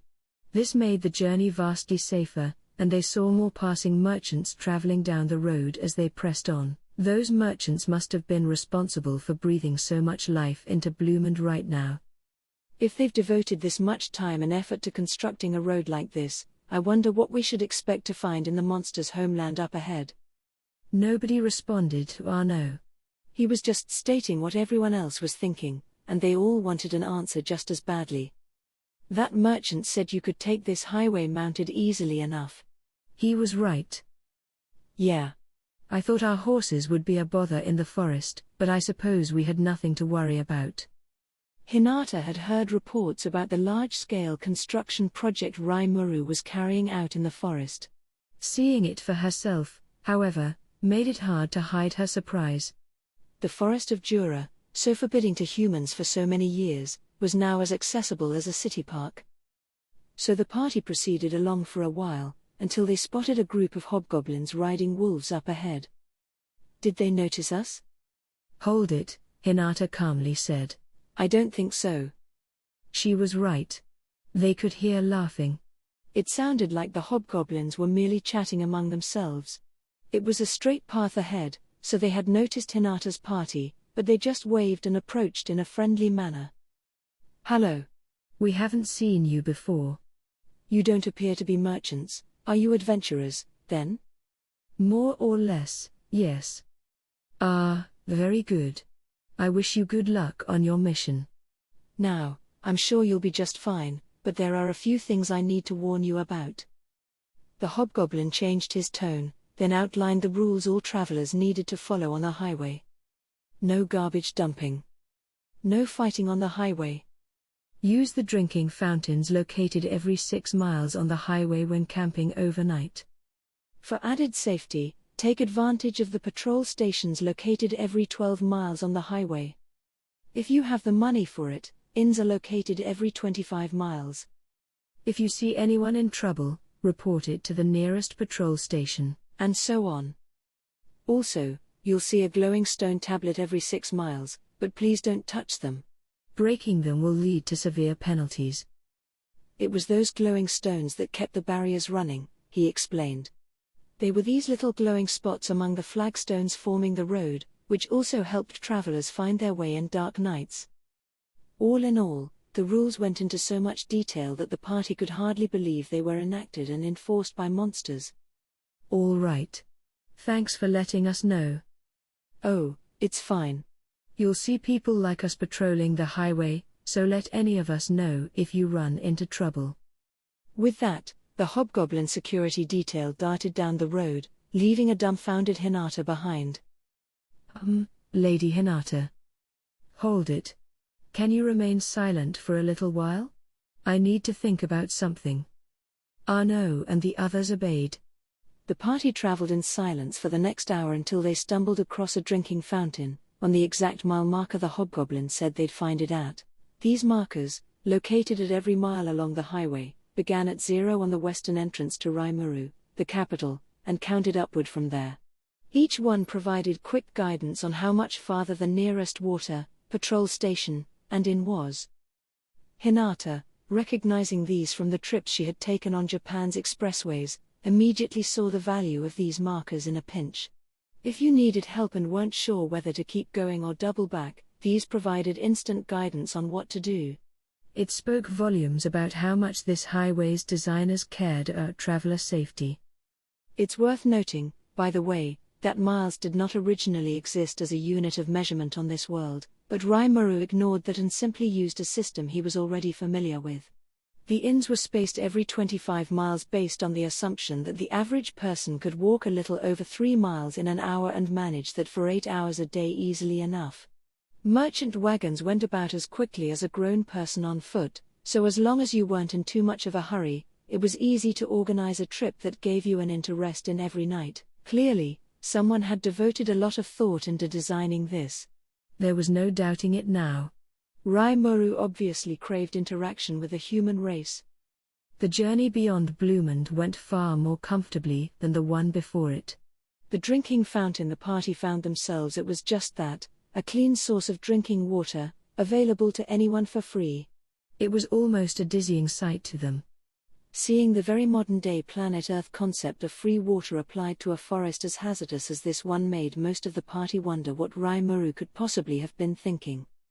These fountains were paired with cooking pits and cleared-out grassy areas for those putting up tents nearby, complete with benches made of sawed logs and roofed areas to get out from the rain. It was a campsite, just like any one you'd find off your local highway.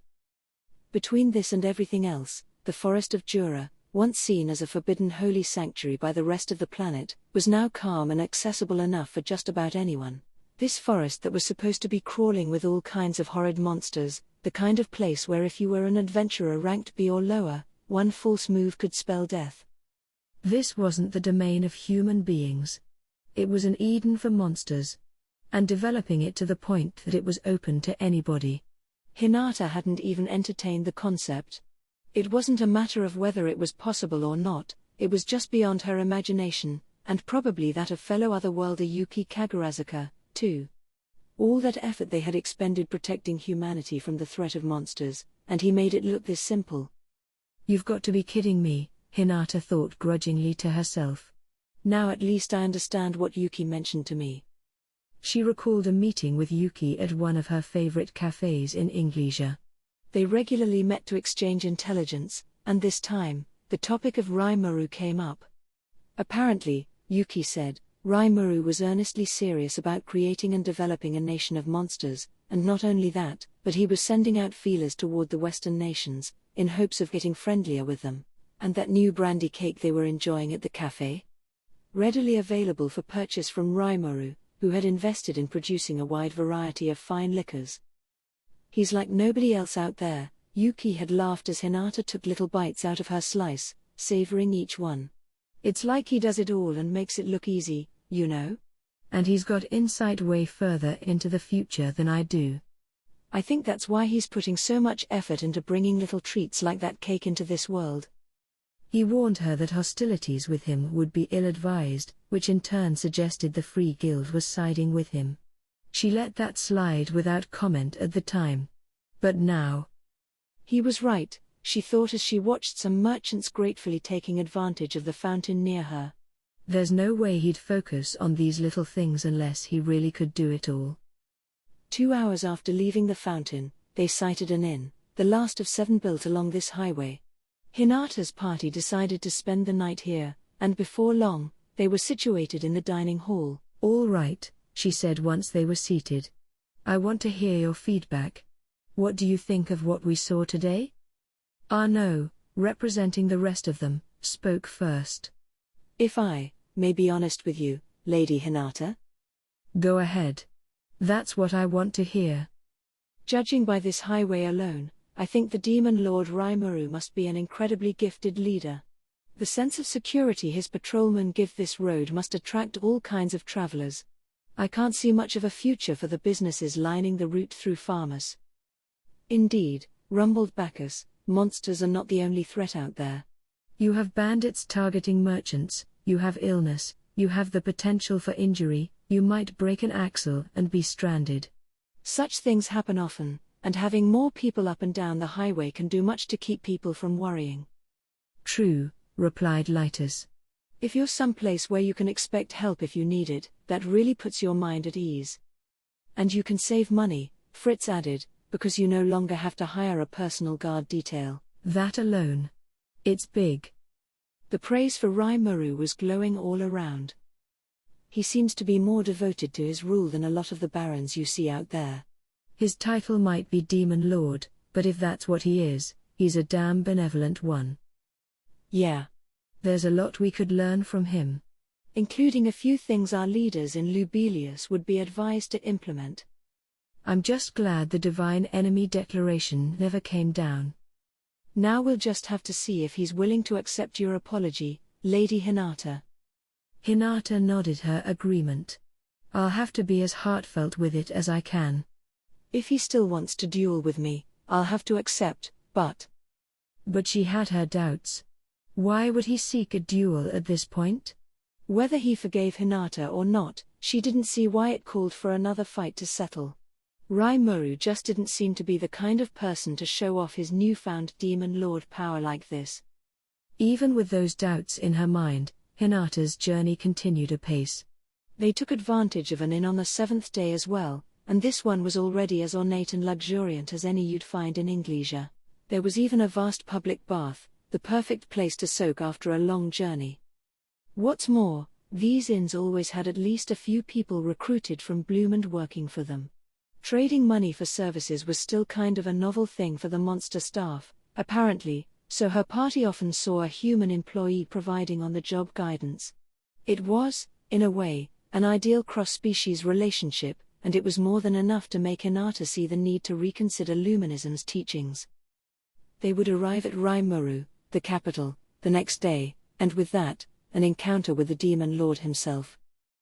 I hope we can work this out with words instead of swords. She knew it was a selfish thought, but Hinata really meant it, even as a vast web of intermingled bad intentions schemed to prevent it. Hinata, still trundling along, was due in this evening, according to the latest report from CI's team. She had spent 2 weeks on this journey, making zero use of teleportation or other magical means to speed things up. Thank you.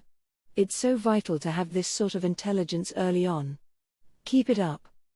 This is nothing, CI said, quietly accepting my praise. We will redouble our efforts. He's literally a shadow. I mean it. And when someone as handsome as he is pulls that off, you can't be jealous of that. He looked great. I should note, however, that when he gave me an urgent report from the inn Hinata first stayed at, he suggested poisoning her to take her out of the picture sooner than later. I gave him a few not-so-nice words about that idea. It still felt to me that Hinata was here to talk, not fight, as much as we still needed to remain on guard. Something about the way she stayed at every inn along the way, totally unhurried, seemed almost too bold to me. Could this be a diversion? Benimaru suggested. A diversion? Was she deliberately drawing attention while that separate force launched a surprise attack? It was possible, I guess. This was Hinata we were dealing with. As cold-hearted as she was, I'm sure no method of securing victory was below her. What are the 100 other paladins doing? They continue to lie low along the old path, sir. If we hadn't spotted them just when they departed, I'm not sure we would have noticed them at all. These guys, meanwhile, were in full-on military mode. Hinata was looking more and more like a lure. Either way, though, we couldn't relax. Shion already had her force deployed. If these paladins made any moves, things would start happening quickly after that. Given Hinata's strength, her serving as a lure wouldn't be strange at all. I'm the only one who can handle her, even now, Benimaru, you'd probably be in over your head. If I had to guess, I'm willing to bet she thinks she can beat all of us together. Ha! That's quite a lot of confidence, believing such nonsense even after she knows you. I could only call it foolish, CI said with a thin smile, although to me, that assertion was the foolish talk.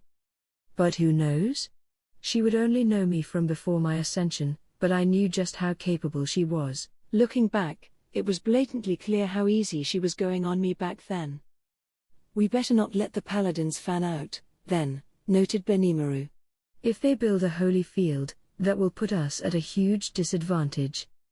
CI nodded at him. True. If so, we will need to contact Shion out on the field and try to have her eliminate them as soon as possible. He paused mid-thought and then told me the one thing I didn't want to hear. So Rimuru, we're detecting movement.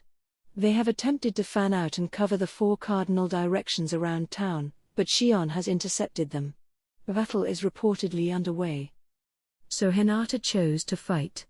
Ah well. If she wants to be my enemy, I've got a plan for that. Putting the inn behind them, Hinata and her companions prepared for the day's journey ahead. They would likely reach the capital of Rimuru that evening, and the tension was written on everyone's faces. Well, here we are. I don't know if we'll actually see him today, but be prepared, all right? Even if this does end in a fight, I don't want you laying a hand on him, but that's an order. There's no further point to being hostile toward the Demon Lord. I'll go in, I'll take full responsibility for all this, and then we'll talk things over. Before she could wax poetic about her desire for peace, she was interrupted. An emergency message had just been magically sent to her. Nally, we connected to. You hear us, Lady High? The 3 battlesages, en route to. It faded in and out, but the urgency and the identity of its sender, Cardinal Nicholas Spelters, were both obvious. Something must have been jamming it. Hinata tried to send a message back, what is it? What happened? But she could sense the transmission dissipating into the air before it got far. Beware the 7 days. And with that final message, Nicholas's presence disappeared.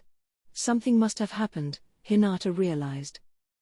Was he trying to send a message to me over and over before he finally succeeded? Maybe whatever happened well before now. But the 3 battlesages are joining in? Wait, were they part of the Chaos Infamus?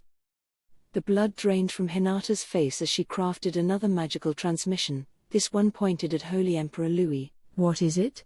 That's a rather poorly formed spell you used. Has something gotten you flustered? The Emperor sounded serene as usual. That was a relief to Hinata. Yes. No time to explain. I'm just going to ask this right out, did you order the 3 battlesages deployed? What? I did nothing of the sort. Did they? Yeah, I didn't think you suddenly took an interest in human nations.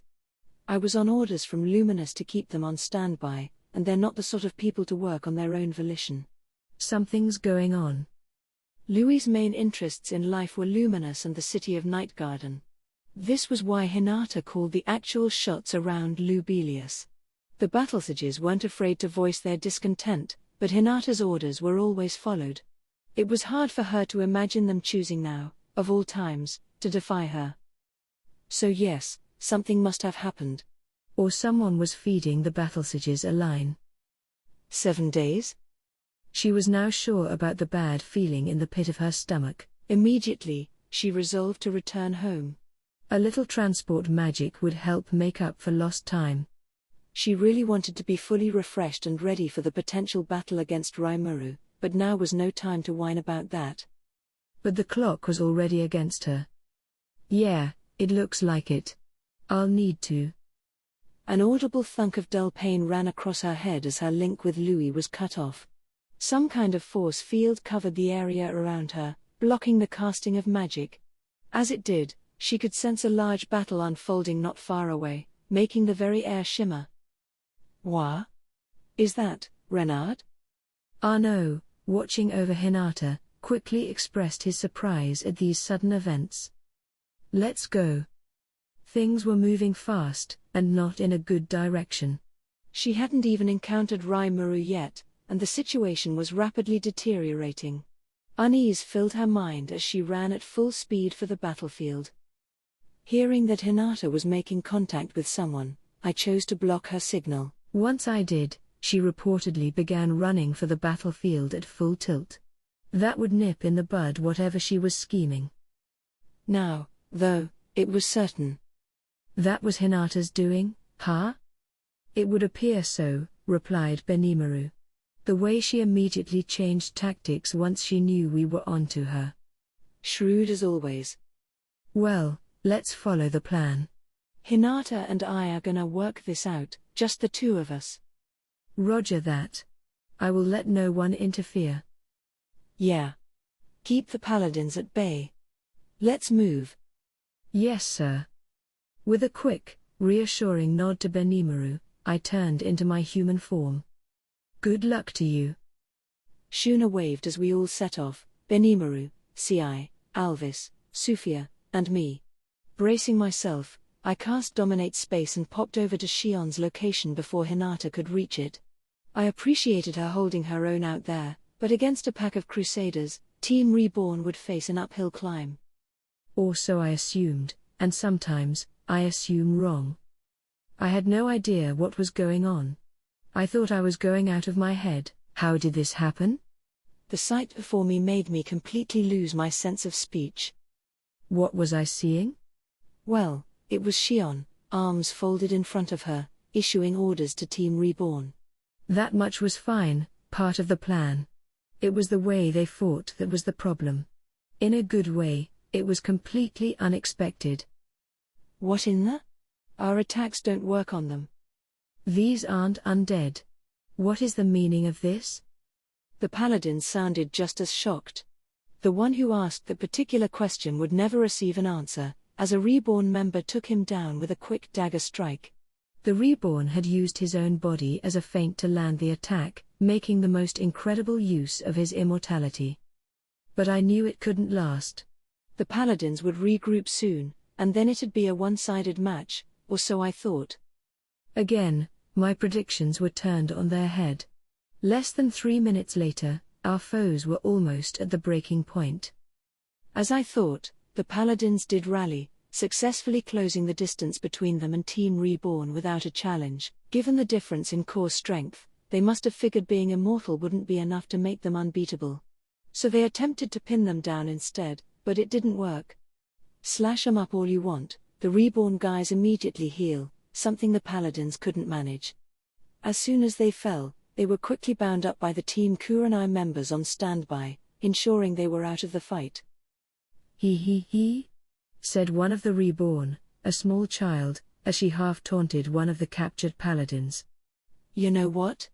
This knife has this super strong sleep medicine rubbed all over it. The moment we land a strike on you, we win.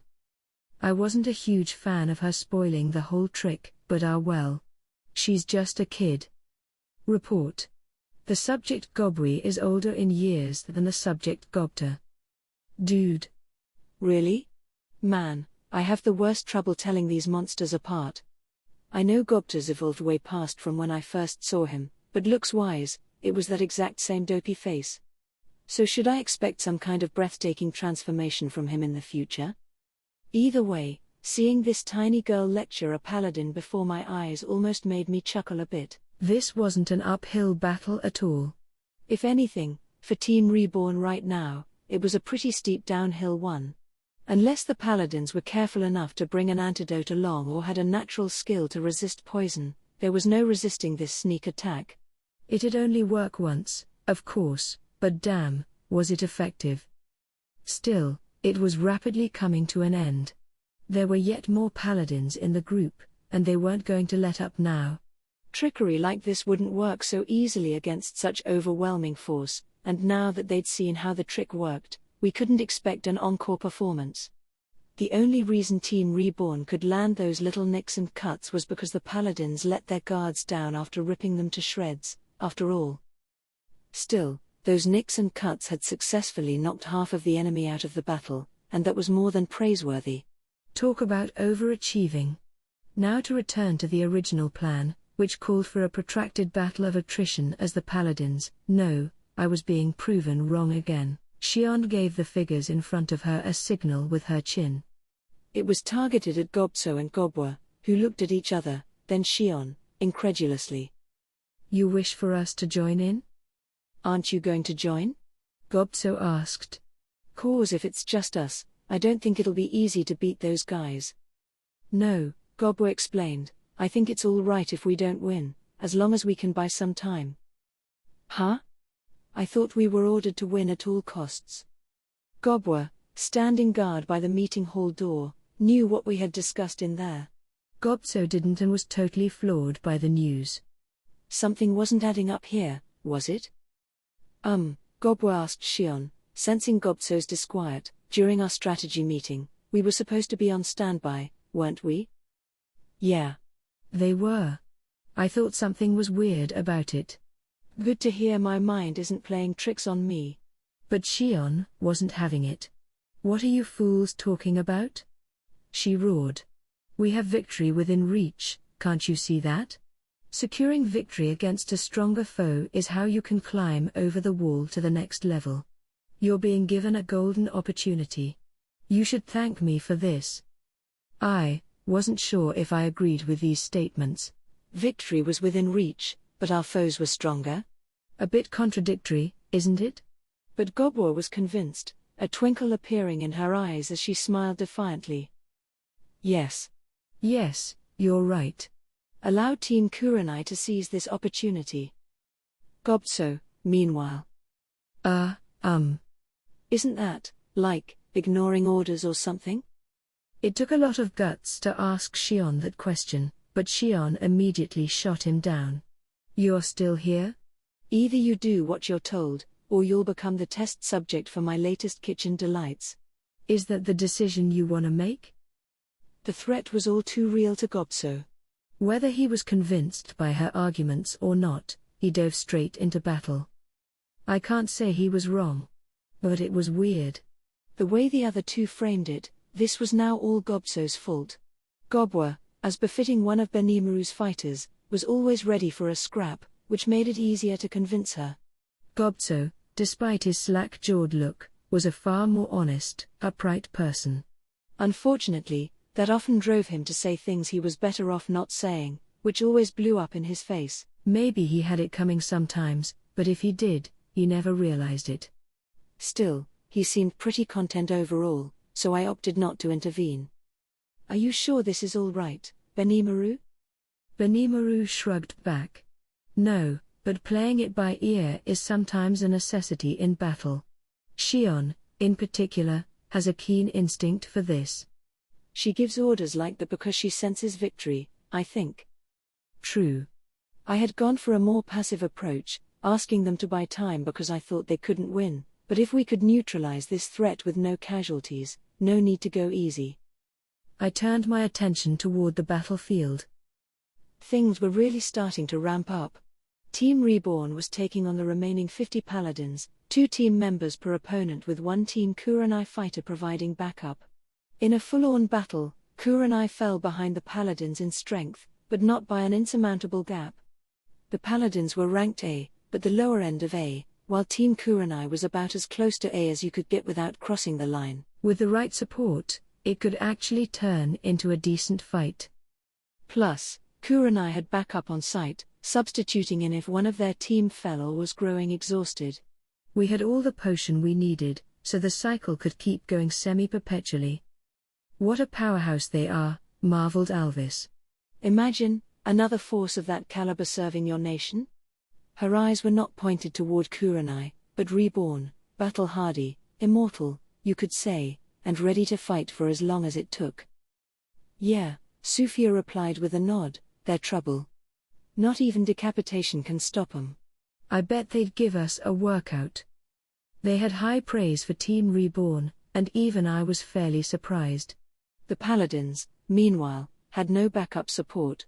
If this keeps up, we might even have a chance at this. Yeah, I wasn't really planning for this, but... I vaguely nodded back at them. Shion, meanwhile, licked her lips as she appreciatively watched the battle unfold. I caught a glimpse of the wet sheen on the tip of her tongue. She turned toward me, sensing our presence, and gave us a broad grin. It was hard to imagine it, really, given the mask of terror she gave Gobso a second ago. The plan is working, so Rimuru. What are you, nuts? This wasn't the plan at all. Your praise is such an honor, my lord. I wasn't praising you. Now, I must go. With that, she planted her feet on the ground and took off like a bullet, leaving me in the dust. Go where? She was like the wind, using her extended senses to weave effortlessly through the twisty trees. The elemental spirits infused her body as she zoomed headlong through the forest. Upon reaching a clearing, Hinata encountered 5 high-level magic-born. They had spotted her coming, but their eyes were focused on a much more faraway sight. Following their lead, Hinata spotted her people, the noble paladins, facing what could soon become a bitter defeat. She painfully sighed, holding in her emotions. The defeat didn't anger her. What did was the way this whole thing broke down into hostilities so quickly. With battle underway, negotiation could no longer be hoped for. Whatever kind of internal subterfuge was going on with Hinata's side, that wasn't Rimuru's problem. Rimuru, meanwhile, just stood there, watching the battle as calmly as Hinata. Both of them were quietly thinking to themselves, gauging the forces of their opponent. On Rimuru's side were 4 powerful magic-born, plus a woman in a suit emitting an eerie aura. The 2 women in front appeared to be lycanthropes, former servants of Carillion, judging by the reports. It seemed likely they were part of the famed three lycanthropias, of the former Beastmaster's warrior alliance. Their mere appearance drove run-of-the-mill magic-born away from them. But the other two figures lined up with them were no pushovers, either. On one side of the lycanthropes, there was a dashing figure with red hair and two black horns. On the other was a young blue-haired one with a single white horn. The three lycanthropias? Arnaud promptly whispered to Hinata when he caught up to her. And are those ogres? No, ogre mages? Hinata kept her eyes on them. No. They're Oni. Oni? I've heard of them. Monsters whose magical powers put them on the level of regional gods. Some pagan religions even worship them as deities, I read. Yeah.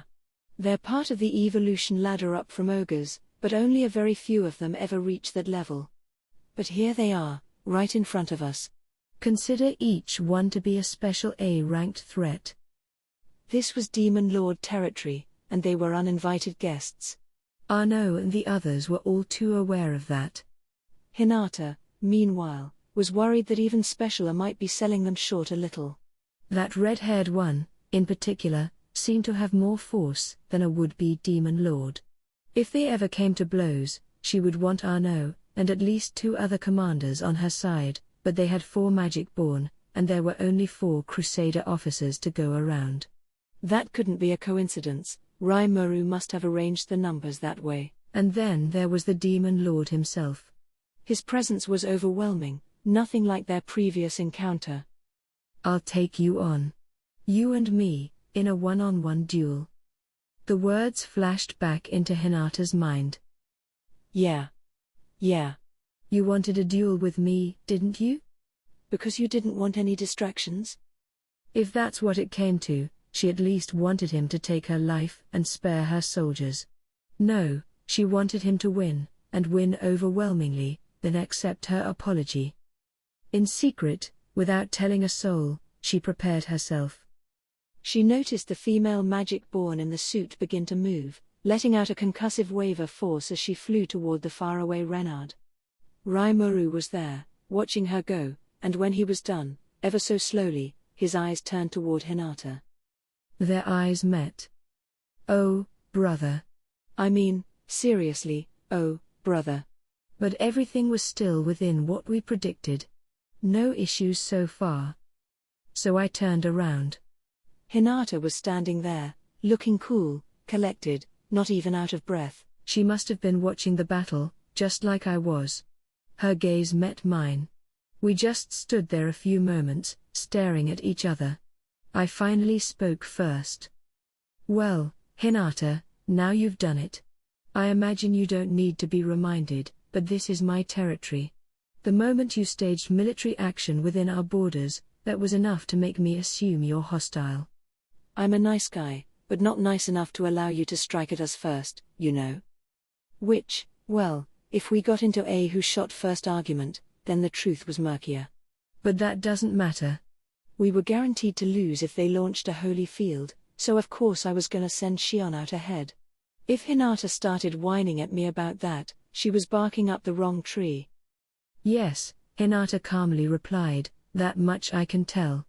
I have no idea why Renard disobeyed orders, either. Talk about shameless. Oh, sure. You killed Rahiam so you could pin the blame on us, didn't you? And now Pharmas's new king has all the momentum in the world behind him. Killed Rahiam? Yeah. Archbishop Rahiam. You called him back there, remember?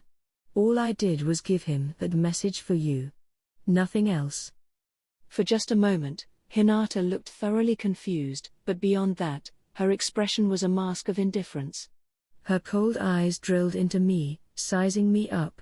She may have been beautiful, but that only added further polish to that numbing look. Oh. I see, she whispered. You did get the message, right? Yes. I did. And this is your answer? Well, not exactly, but you wouldn't believe me if I said that, would you? Not exactly how? Oh, I could. But before that, you have to order them to cease hostilities and return home. I pointed at the pair locked in combat with Shion. She looked where I was pointing, then softly shook her head. I don't know if I can. I think it's going to be over before I step in. Good point. That was Renard, right? He was the strongest dude on the field, and Shion wasn't holding back against him. And someone else, too, not quite as strong as Renard, but still up there. I assumed they were both among the 10 great saints, but Shion was taking them both on, letting her in a monster shine. Geez. If that's how thick it's gotten, we don't have much choice except to let them duke it out till they're done. It peeved me a little to accept Hinata's excuse, but I didn't think she'd be able to satisfy my conditions. What are you talking about? One of the younger knights shouted with resentment before I could speak. If Lady Hinata calls our forces back, what will happen to her? You're the one who called her here, how do we know you won't do anything to her? Sounds like they had no intention of talking this out from the beginning. Silence, Benimaru replied. The only people with permission to speak here are Sir Raimaru and Hinata Sakaguchi. You were not called here. Know your place. What? The knight was unfazed. The next instant, a flash of swords erupted in front of Benimaru. One of them, belonging to the knight called Arnaud, was breezily deflected away by a casual swipe from Benimaru's blade. Not a killer blow, was it? A smart choice. If you were intent upon killing me, you'd be on the ground right now. I didn't want to get in the way of Lady Hinata's negotiations. I was just prodding you a bit, although I wasn't expecting you to react. I don't want you to have the wrong idea. The only one with the wrong idea is you. Heh. How about we continue this conversation away from the action? Very well. Arnaud gave him a smile, although I could see a vein throbbing over his temple. He can dish out the trash talk, I thought as they walked off, but he certainly couldn't take it. Out of the 4 members of Hinata's entourage, that Arnaud guy was undoubtedly the strongest. That was why Benimaru chose to take action. Perfect. I was certain Arnaud would occupy him well enough without any murder involved, just like I liked it. Hinata just watched them go, rolling her eyes instead of trying to stop him. She must have noticed that Arnaud was no match for Benimaru, but she let him go anyway. All right, Alvis said, you all could use some entertainment, too, no? I would be glad to occupy your time for a while, so we don't get in Sir Raimaru's way. Yeah, added Sufia, I've always wanted to test out the might of the 10 great saints. They set off. Maybe this was their motivation all along, I don't know. Sufia was kind of a war maniac like that. Let me join you. Very well. I'll take you on. The 4 tramped off. All that remained was Ci and the lone female paladin. Shall we? I suppose so, she said, no doubt reading the atmosphere on the field. This, wasn't exactly what I had planned. I mean, they didn't have to physically march off like that. Except for Benimaru, those 3 pairs acted more like they were pairing off for dates than fighting. You don't have to exchange blows, guys. Sheesh. Besides, I'm fighting a woman myself. The most beautiful one, no less. Not that I'm getting much enjoyment out of it. All joking aside, we were now left fully alone. I suppose this was inevitable. It was time for my rematch with Hinata. Chapter 5. Holy and demonic collide. The battle began. Renard was the vice-captain of the Crusader forces, commanding them as they caught up with Hinata on her journey. He himself wasn't a paladin, exactly, he was a holy wizard, a master of sorcerous magic. That was a special class, one that only those who mastered elemental, aspectual, and holy magic could claim to be. And yet, Renard was just as adept with a sword, using his own to lead several missions. Even hiding his holy wizard side, he was still laudable enough as a paladin to serve as a commander and eventual Crusader vice-captain. It all came down to his talents, those beautiful sword skills. If Arnaud's sword was a blunt weapon, Renard's had a softer touch. Both were exemplary fighters, but Arnaud had a slight edge, thanks to the tenacity that never failed him in battle. In a knockdown drag-out against a formidable monster, beautiful technique was often less important than brute force. That difference earned Arnaud the crown among his peers. But thanks to that genius-level magic skill, Renard had proven himself more than worthy as a spellcasting swordsman. His physical technique wasn't quite up to Arnaud's standard, but if he fought in a more standard magic/sword hybrid style instead of hiding the sorcery like he usually did, he was just as phenomenal a talent. In fact, as Renard himself gauged it, he could probably outclass Arnaud in strength. To a paladin, however, one's proficiency in aspectual magic wasn't really part of the evaluation. It was more of a given, with some paladins even capable of fusing their own elemental spirits with aspectual magic to launch powerful spells with no casting time. Aspectual magic, by itself, took longer to cast than spirit magic, and while it was often more powerful, in close-range combat, speed was the most important priority. Renard was no exception to that maxim, hence his focus on sword skill. True strength, as he saw it, lay at the end of his quest to master the blade. Adding holy elements to his almost divinely quick thrusts allowed him to slice through pretty well anything, as he saw it. This thought was with him ever since, an experience that still rang vividly in his mind. Back when he was a student, he studied abroad in a small nation that fell under the threat of the demon Lord Valentine. It was Hinata, freshly ordained as a paladin at the time, who came to the rescue, and in a word, she was strong. A single swipe of her rapier obliterated waves of teeming monsters.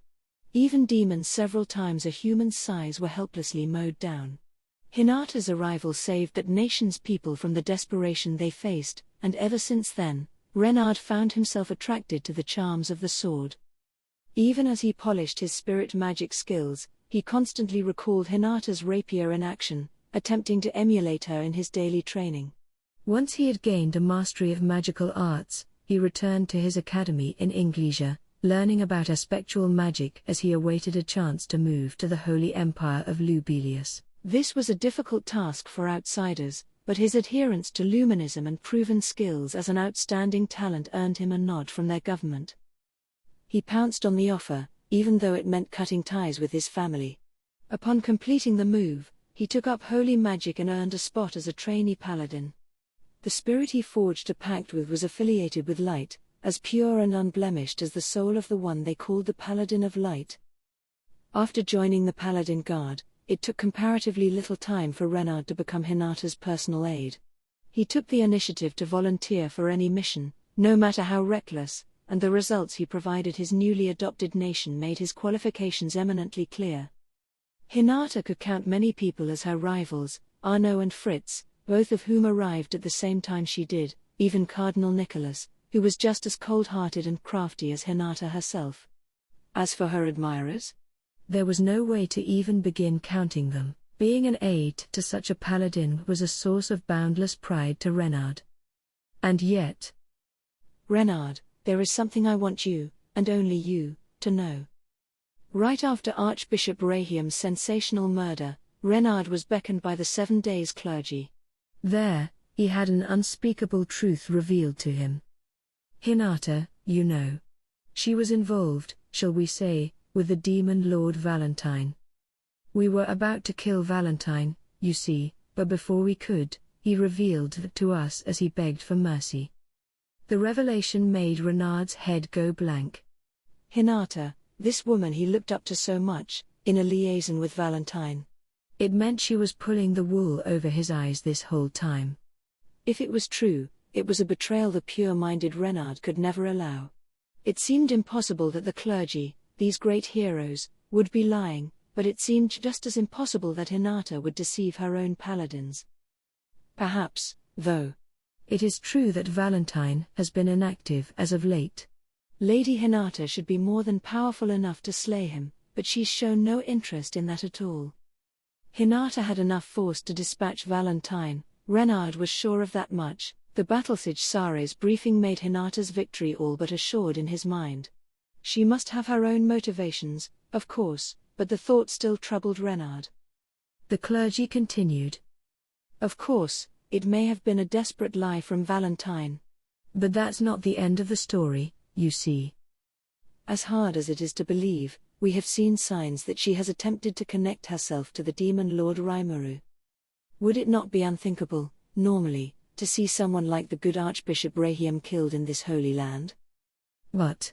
Renard's mind was a whirl of confusion. But Lady Hinata's faith is more stalwart than anyone I know. How could she betray us, to say nothing of our God? Yes, there's the rub, Renard.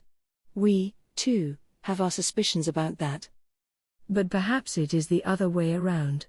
Perhaps it is Hinata who is playing an intricate game against us, and Luminous. We cannot call it an impossibility. There is one way we could settle these doubts for sure. What is it? Renard half shouted, accepting the bait. The clergy was silent for a moment before continuing. If we tell you, there will be no turning back. This is not a question we can afford to make into a public matter.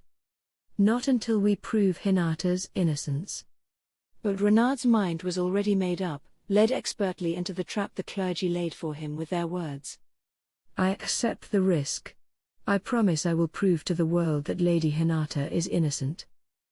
Yes. You will help us then, Renard? It will likely be a dangerous task. Renard simply looked on, waiting for them to continue. Defeat the demon Lord Rimuru. Do that, and we will have our answer. If Hinata is connected to him, she will no doubt stage a desperate rush to stop you. This was enough to throw even Renard's confidence. But Veldora. This response was what the 7 days expected. Do not lose your resolve. Calm yourself and think. Has the evil dragon truly awoken? Don't you think all of that is simply wishful thinking? This reminded Renard of a key fact. The only people who claimed to know firsthand that Veldora was back were Hinata and the Holy Emperor. So you are saying Veldora remains asleep? That is highly probable. Not even Rahiam personally witnessed the dragon, as we understand. It may even be the case that Hinata is deceiving the Holy Emperor himself. A whirlpool of doubt began to spiral around in Renard's mind, just as the clergy wanted. And Hinata has already encountered Rimuru once. We believe that was the moment when she fell under the demon lord's spell.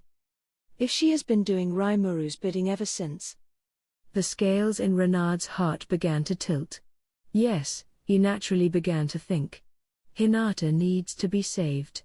And I am the only one who can save her. Indeed. Yes, I am sure you are not mistaken.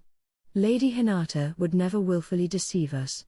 If she is unwittingly doing someone else's bidding, that would clear her of any doubt on your part, correct? The 7 days clergy nodded their heads solemnly. It would. If you are able to do so, there would be no suspicion. But it will be dangerous. They seem to be testing Renard's resolve. They didn't need to. Then please, allow me to take on the task. His mind was made up. Hinata needed his salvation. And if she had been deliberately lying to all the paladins that served her, he wasn't afraid to strike her down, should it come to that. Very well. It shall be yours to handle. Your resolve is strong, we see. Do us proud, Renard. Thus, he set off, in direct violation of Hinata's orders. By the time he was inside the forest of Jura, Renard's suspicion had grown to indisputable fact in his mind. Veldora resurrected? Nonsense. There were far too few magicules in the air to make that an even remote possibility. Which meant that Hinata had most likely betrayed all of Luminism, a fact that Renard hardly wanted to consider, even as he continued his undaunted advance. And then, just as he found out the troops under his command and attempted to launch a holy field, he was attacked by monsters, as if they had waited for that exact moment to strike. Could it be that Lady Hinata has sold us out? His companion, guard, asked. That she learned of our actions and tipped the demon lord off to them? If Hinata is connected to him, she will no doubt stage a desperate rush to stop you. The words of the clergy rang in Renard's mind. But now was no time for measured thought. He instantly sent the order to fight back, and with that, the battle was on. Their enemies were stronger than expected, but as it turned out, he had not seen them all yet. Just as Renard was beginning to sense his position was in danger, out came the Oni, those detestable, nightmare-like presences, falling out from the sky. They hit the ground, crushing it like an explosion and sending plumes of dust into the air. "We got some big fish here," observed Guard as he readied his spear. Renard nodded back at him, then calmly gave his orders. Apart from the two of them, there were 4 paladins nearby, the rest of the force engaged with other monsters. In a moment, these 4 finished their preparations as ordered.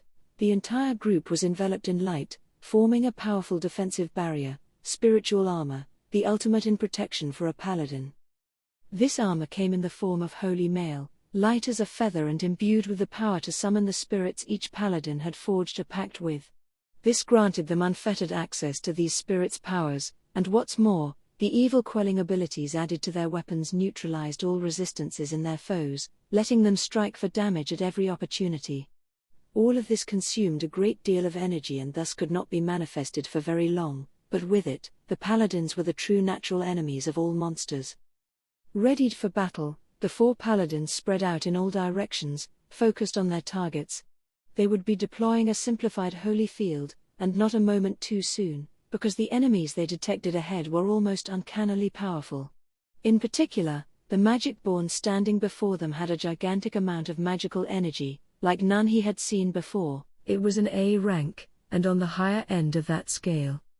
Not Rimuru himself, no, but likely one of his closest associates.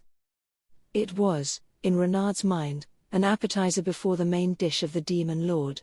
He wanted to end this fast so he could move on to the biggest fish in the pond, and so he opted to leave nothing on the table for his first strike. Launch the holy field toward the target. But his lack of foresight would cost him. The order was laid out before he had a full grip of his adversary. The 4 paladins sprang into action, deploying the holy barrier. The execution was perfect, nothing could have broken out of it from the inside. But it was not complete, a quasi-barrier with a short range and less of a weakening effect on monsters. It could prevent a foe from taking action, but could it fully block attacks from beyond the barrier? That was an open question. This barrier was deployed in the shape of a pyramid, about 15 feet to a side, but it left open the possibility of the target launching a large-scale spell before all its magicules were banished. In such a case, perhaps the attack could reach outside the barrier after all. That was one reason why most barriers were built to be much larger than this. But to be fair, even this quasi-barrier could fully prevent magicules from crossing over. It was a paladin's killer move, one that not even the higher-level magic-born could break through. Thus, Renard ordered his team to deploy the barrier, keeping a careful eye on all of them. The purifying light surrounding them wouldn't be enough to kill a target like this, so a stout defense was a necessity. They could attack the foe from the outside, but they'd need to be sure what he was first. If it was one of the rarer types that could deflect damage, care would be required to avoid a massacre. They couldn't afford any mistakes. As the paladins wrapped up all their preparations, the dust from the landing finally dissipated. There, in front of them, was a single monster, a slender, tall female with long, purplish hair tied back. On her forehead was a single horn, jet black in color, and the strange suit she wore struck the curiosity of anyone who saw it. Her violet eyes turned toward Renard. "My name is Shion, First Secretary for Sir Rimuru. My leader has the following message for you: choose between submission or death." I am sure you are all intelligent enough to know what those words mean. Drop your weapons and surrender to my forces at once, she declared haughtily. The monster calling herself Shion gazed down like some sort of deity as she spoke. Her emphasizing the word first was noticeable across the whole of the wood. Renard sized up his foe, judging her abilities. He had thought her magicule count put her in the high airs, but now even this seemed like folly. A terrific sight. Special A, or perhaps she could even become a demon lord, if everything came together just right. Judging by the horn, she was an advanced member of the ogre family. An ogre mage or maybe higher, an oni, Renard thought, a mere hop, skip, and jump away from demon lord.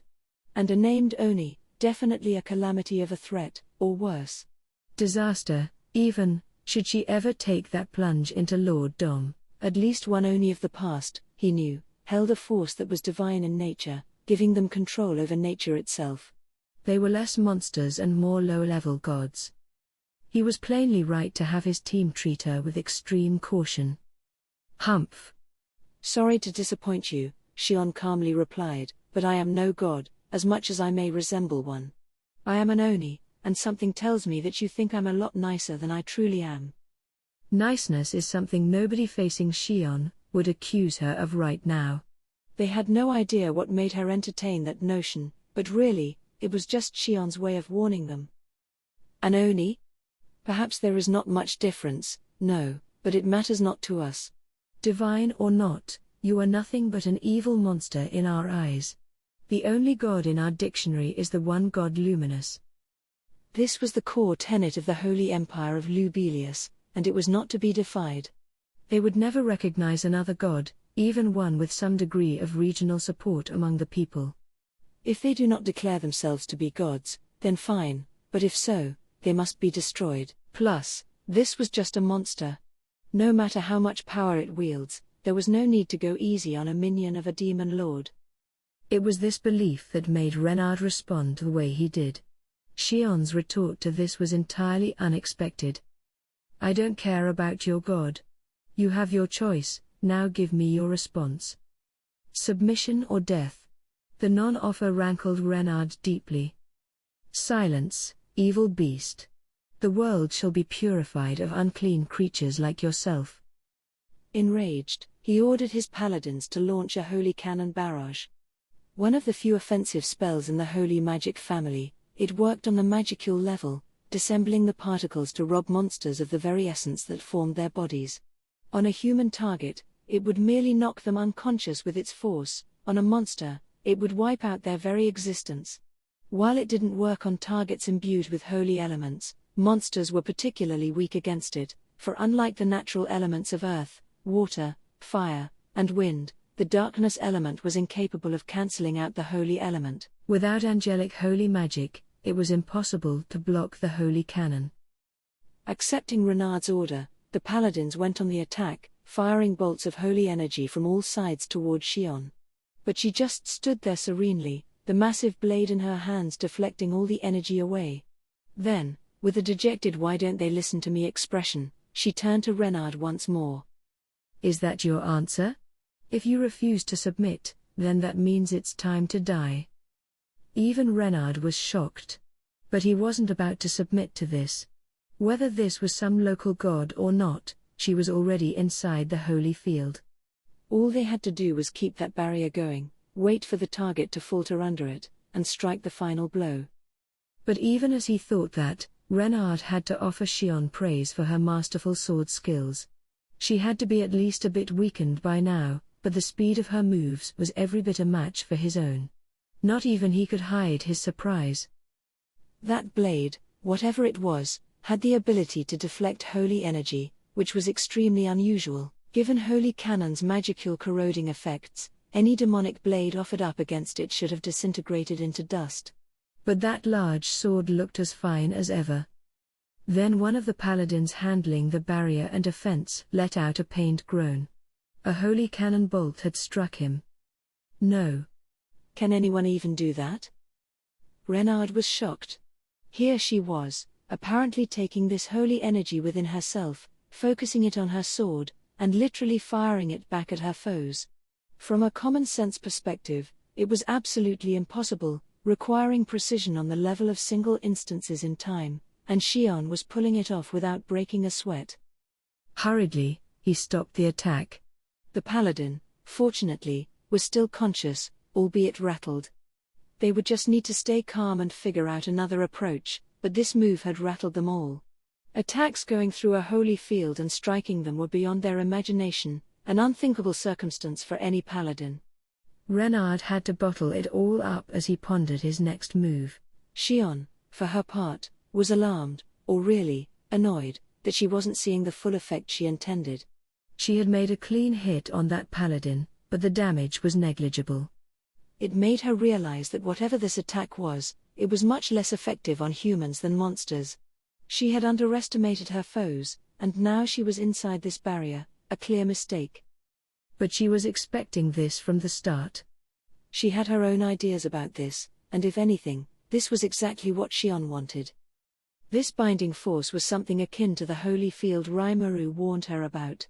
It was similar in nature, and the magical count inside was beginning to fall.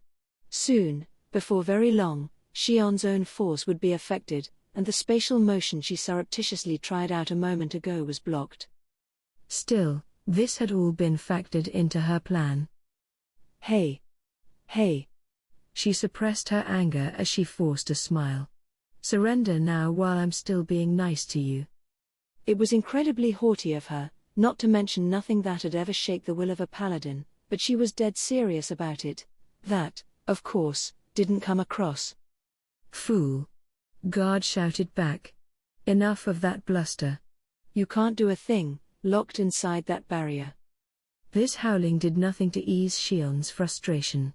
She was almost ready to explode, and given how short her fuse usually was, she thought she was doing an exemplary job at keeping it together. It may only be a matter of time now, but still, Shion continued trying to reason with them. Look, I'm being fully honest when I say that Sir Rimuru ordered me to avoid killing you as much as possible. Right now, I can promise you that I won't hit anyone. In fact, I can even let you try some of my famous cuisine. A wonderful idea, wouldn't you agree? This is your last warning. What'll it be? Her proposal was far too haughtily given for anyone to accept. The holy field's effects only accumulated over time as it purified the magicules caught inside. No magicules means no magic, no mystic arts, no divine force, no magical manipulation, and nothing that impacted the laws of nature, only the special skills one may or may not have escaped its effects. To the paladins surrounding her, Shion's bluster merely sounded like a barrage of poor excuses. But it must be noted that the holy field was not a defensive barrier. It wholly shut off all magicule interaction but offered no resistance to objects or blunt physical energy. If you triggered an explosion inside the barrier, for example, it'd still send a shock wave and shrapnel outside of it. The paladins, fully aware of this, were approaching this battle in full armor for a reason. We in the paladin force, Renard replied even as he failed to fully calm his anxiety, do not negotiate with monsters. I see no need to discuss matters with you further. That was enough to push Shion's patience over the cliff. Well said. Have it your way, then, and prepare to be subdued with a maximum of terror. Then she smashed her blade to the ground. The force of it ripped through the air, filling it with dust and rocks once more. She grabbed bunches of them at once, hurling a fistful at the knight in front of her. Ah? A single moment, and then a mighty roar, as a small explosion erupted in front of the paladin. The thrown rocks collided with the knight's shield, pulverizing it into scrap metal. The force of it was astounding. This was her in a weakened state. If it wasn't for the holy field, things would have been even worse. Don't let up. Focus on your spiritual armor. Yes, Guard added, keep it up. Consider this a demon lord we're facing. The hapless, defenseless paladin hurriedly rebuilt a shield of light for himself, as Shion balled her fists and stared at them all. Undoubtedly, she meant that to finish him off, and seeing it fail enraged her all over again. The gap between that and her apparent intelligence and good looks was hard to swallow. But at this point, even she had to realize this was going nowhere. Swallowing her anger, she spoke to Renard once more. I have an offer. We do not negotiate with monsters, I just told you that. Just listen to me. Like I said, I have orders not to kill you, but as part of that, I need to show you how much more powerful we are than you. I tried to go easy on those stones I threw, but that's far more difficult than it sounds. If I go any further with you, I think I might wind up killing one or two of you. That's a bluff. Don't listen to her. This is a monster tactic, meant to throw us into confusion. Shion smirked upon seeing the paladin's instinctual response. Ah, good, I'm glad you're catching my drift here. So my offer. Don't let her deceive you, Guard interrupted. Let her sweet words enter your ears, and... Then, for just a moment, he felt something intensely hot around his right ear. Then came the impact, followed by the sound of the air being ripped apart behind it, rupturing his eardrum. Perhaps it was only his regular mental and physical training that saved him from a concussion. What was? Turning toward guard, Renard was shocked to find a large tree behind him torn away from its roots, sending splinters flying as it tumbled to the ground. It made him forget how to speak for a moment. Ah! Guard, blood dripping from his ear, realized what had just happened. Shion had tossed another stone. In essence, that's all it was. But the fist-sized stone she chose had brushed past Guard's head at supersonic speed before smashing into, and through, the tree. She hadn't missed her target, of course. That ear was her target, and she nailed it. Do you even need your ears, if you don't bother using them? Now shut up and listen. The paladins did as they were told. You freak of nature. Guard cursed her under his breath, but he couldn't will himself to move. Even Renard realized by now that Shion had to be listened to. A direct hit by one of those could potentially kill one of his men. Not even spiritual armor was a bulwark against all physical force. With Shion's full strength now demonstrated, they had to admit that this wasn't a bluff at all. If she could fire bolts off faster than Guard the battlesiege could react, it was doubtful the rank and filers could fare much better. Yes. Hear her out. The longer this dragged on, after all, the weaker she would become. Renard's choice was clear. All right. Let's hear your say. Shion gave him a satisfied nod, smiling defiantly.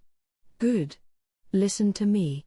I want all of you to hit me with the most powerful attack you have.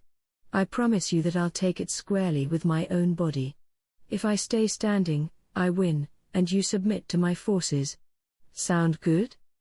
Renard gave the utterly confident Shion a look of disbelief.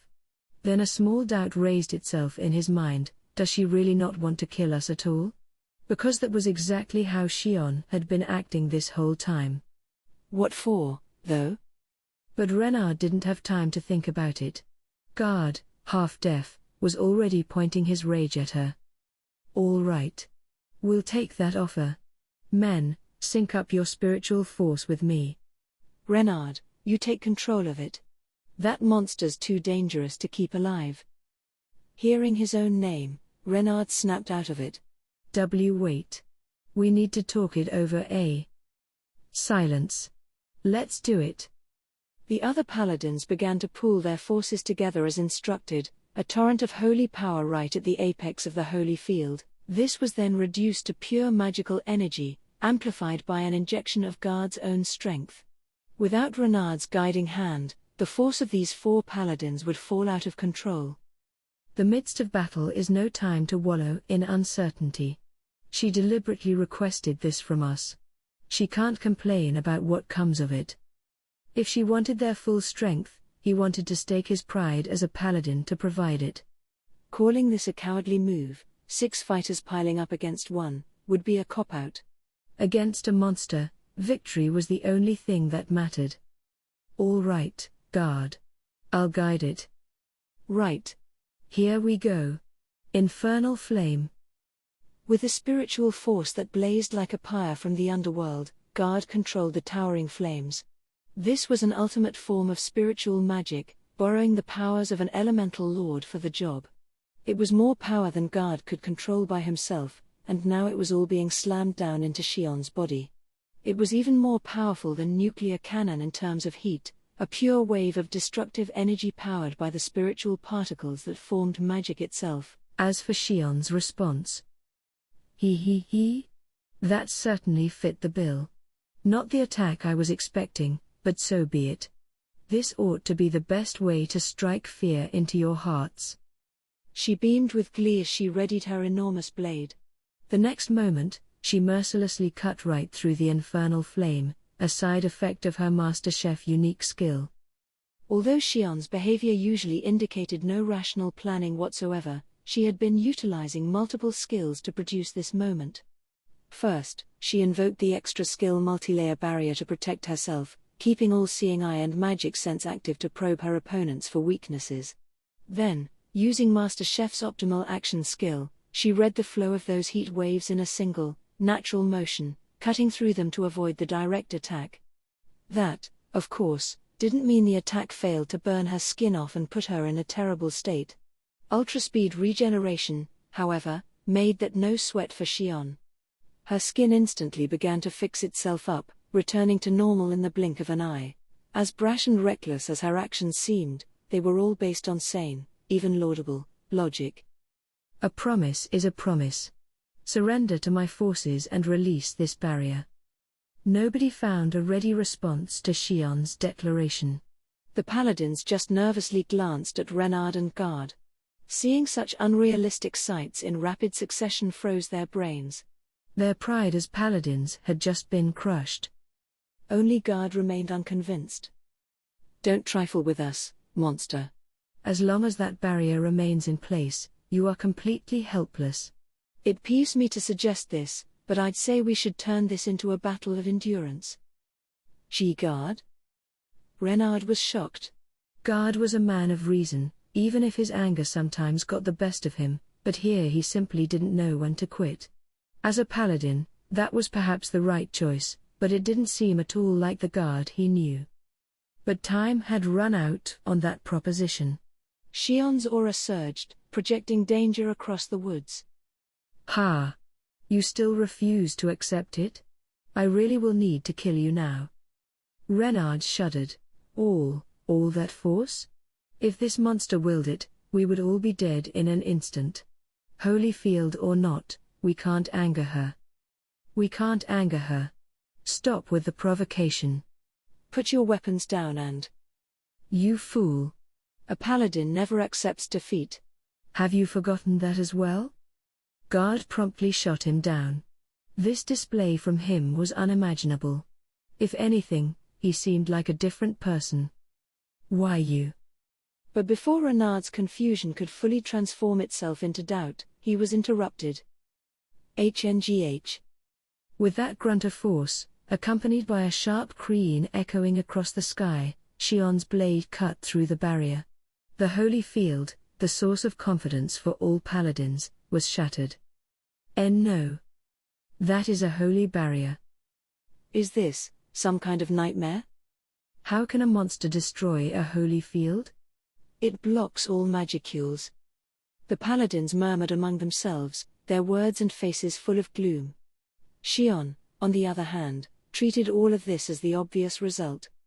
I knew it. It's not a dense multi-layer barrier at all, it's just a special barrier modified to change the rules a little bit. Modifying the laws of nature like that happens to be a specialty of mine. I'm good at cooking that up, you could say. Renard had no idea what any of that meant, but there was no doubting what she just did. Using Master Chef, she had modified the results the holy field projected on the world. Rewriting the cookbooks, in a way, overwriting the barrier with something more to her liking. That was the guarantee results skill, the most valuable tool in the Master Chef arsenal and the main reason why her food had gotten much better as of late. It was perhaps a waste of such a powerful skill to reserve it for the kitchen primarily, the way that she did, but now, in dramatic fashion, she had just showed off its battle applications. The final results, 4 paladins, plus 2 officers, struck dumb with fear. What possible way was there to defend against an opponent who was free to get the results she wanted just by thinking about them? It was useless. The only way to counter that was to overwrite her will with an even bigger one, but that assumed you could mess around with the laws of nature in the first place. If you didn't wield that kind of power, there was nothing to be done. Renard, genius that he was, immediately realized what this meant. The fear was numbing to him. Just as Xion predicted, terror had overtaken his heart. But as the leader of this squad, he refused to give up hope. If fighting meant destruction, then best to surrender and find a way to stay alive. It can't be. It's ridiculous. How can this monster? As Guard babbled helplessly by his side, Renard made his decision, his voice wobbly, as if waking up from a dream. We surrender. I only hope you will offer fair treatment to my forces. Finally, mercifully, Xion gave him a broad grin. For the first time, Renard looked right at her. That firm, guileless grin. Then, mulling over his own words, he regained his calm and reflected on the day's events. It seemed certain that this monster Shion really wasn't interested in killing them. That wasn't Shion's will, but that of her master, the demon lord Rimuru. This made the story of Rimuru ordering a demon to kill Archbishop Rahiam seem a little unnatural to him. And come to think of it, the whole reason Hinata traveled here was in hopes of building a friendly relationship with Rimuru. Why would the demon lord himself seek to interfere with that? If he was trying to plunge the world into war and chaos, it would make sense, but looking at Shion here, Renard could tell that wasn't the case. Which meant... Wait. Am I the one being used here? Hearing that the demon lord Valentine, the nemesis that snuffed out the lives of so many of his fellow classmates, was connected to Hinata had made him lose his critical thinking skills. Had that been used to trick him? By who? The 7 Days clergy, of course. Reaching this point in his mind, Renard felt the blood drain from his head. Now, he realized, the force he captained was nothing but a hindrance to Hinata and her mission. Stealing a glance, he could see her facing off against Rimuru right now, and neither side seemed in the mood to talk. It was the calm before the storm. This is... I am so sorry, Lady Hinata. Thanks to me, any attempt at negotiation was. Now Renard knew the truth. But the truth arrived too late to do anything apart from watch the battle. There was no room for him to intervene. And then the battle started, Hinata and Rimuru crossing swords before Renard's eyes. It was a stroke of luck that Hinata Sakaguchi ran into Shizu Aizawa. Even if it was just for an instant, a mere month, she was the only person that Hinata ever truly opened up to. In that short period, Hinata had learned all of Shizu's sword skills, and when she was done, she left. Hinata was afraid of being rejected, and in the end, she was afraid she'd lose the warmth she had managed to gain this one time. She was fully aware of how awkward this was, and she did it anyway. She had killed her father for the sake of her mother, but all it did was break her mother's heart. Despite it all, she loved her husband. Perhaps her mother got into religion because she needed prayer in order to deal with it, but there was no eradicating unhappiness from the world. That was the natural, obvious truth. Trying to make it all go away would accomplish nothing. Hinata didn't want to admit that. She wailed at the unfairness of reality, dreaming of a world where everyone could live in peace. What if her mother prayed to make up for her daughter's crimes? If that was the case, did her mother really hate her? Just imagining it racked Hinata with fear. That's why she saw coming to this world as such a fortunate thing. Her being here freed her mother from the pain, no doubt, and Hinata wouldn't have to go crazy any longer. She could just go on, like a machine, and not worry about anything. Such were the kinds of fantasies Hinata lived with. That was why Hinata could never accept Shizu. If she did, and wound up hated for it, Hinata would likely make an attempt on her life. She knew that full well, and it drove her to leave before it happened. The only broken one here, she thought, is me. The power she gained allowed her to live in a world full of despair, one where people could take other people's lives all too easily. But in the midst of it, she came across a scene that proved a shock to her. One where a calamity-class monster attacked, killing many, while others fought to keep children safe. None of them fled, as they formed a human shield to protect them.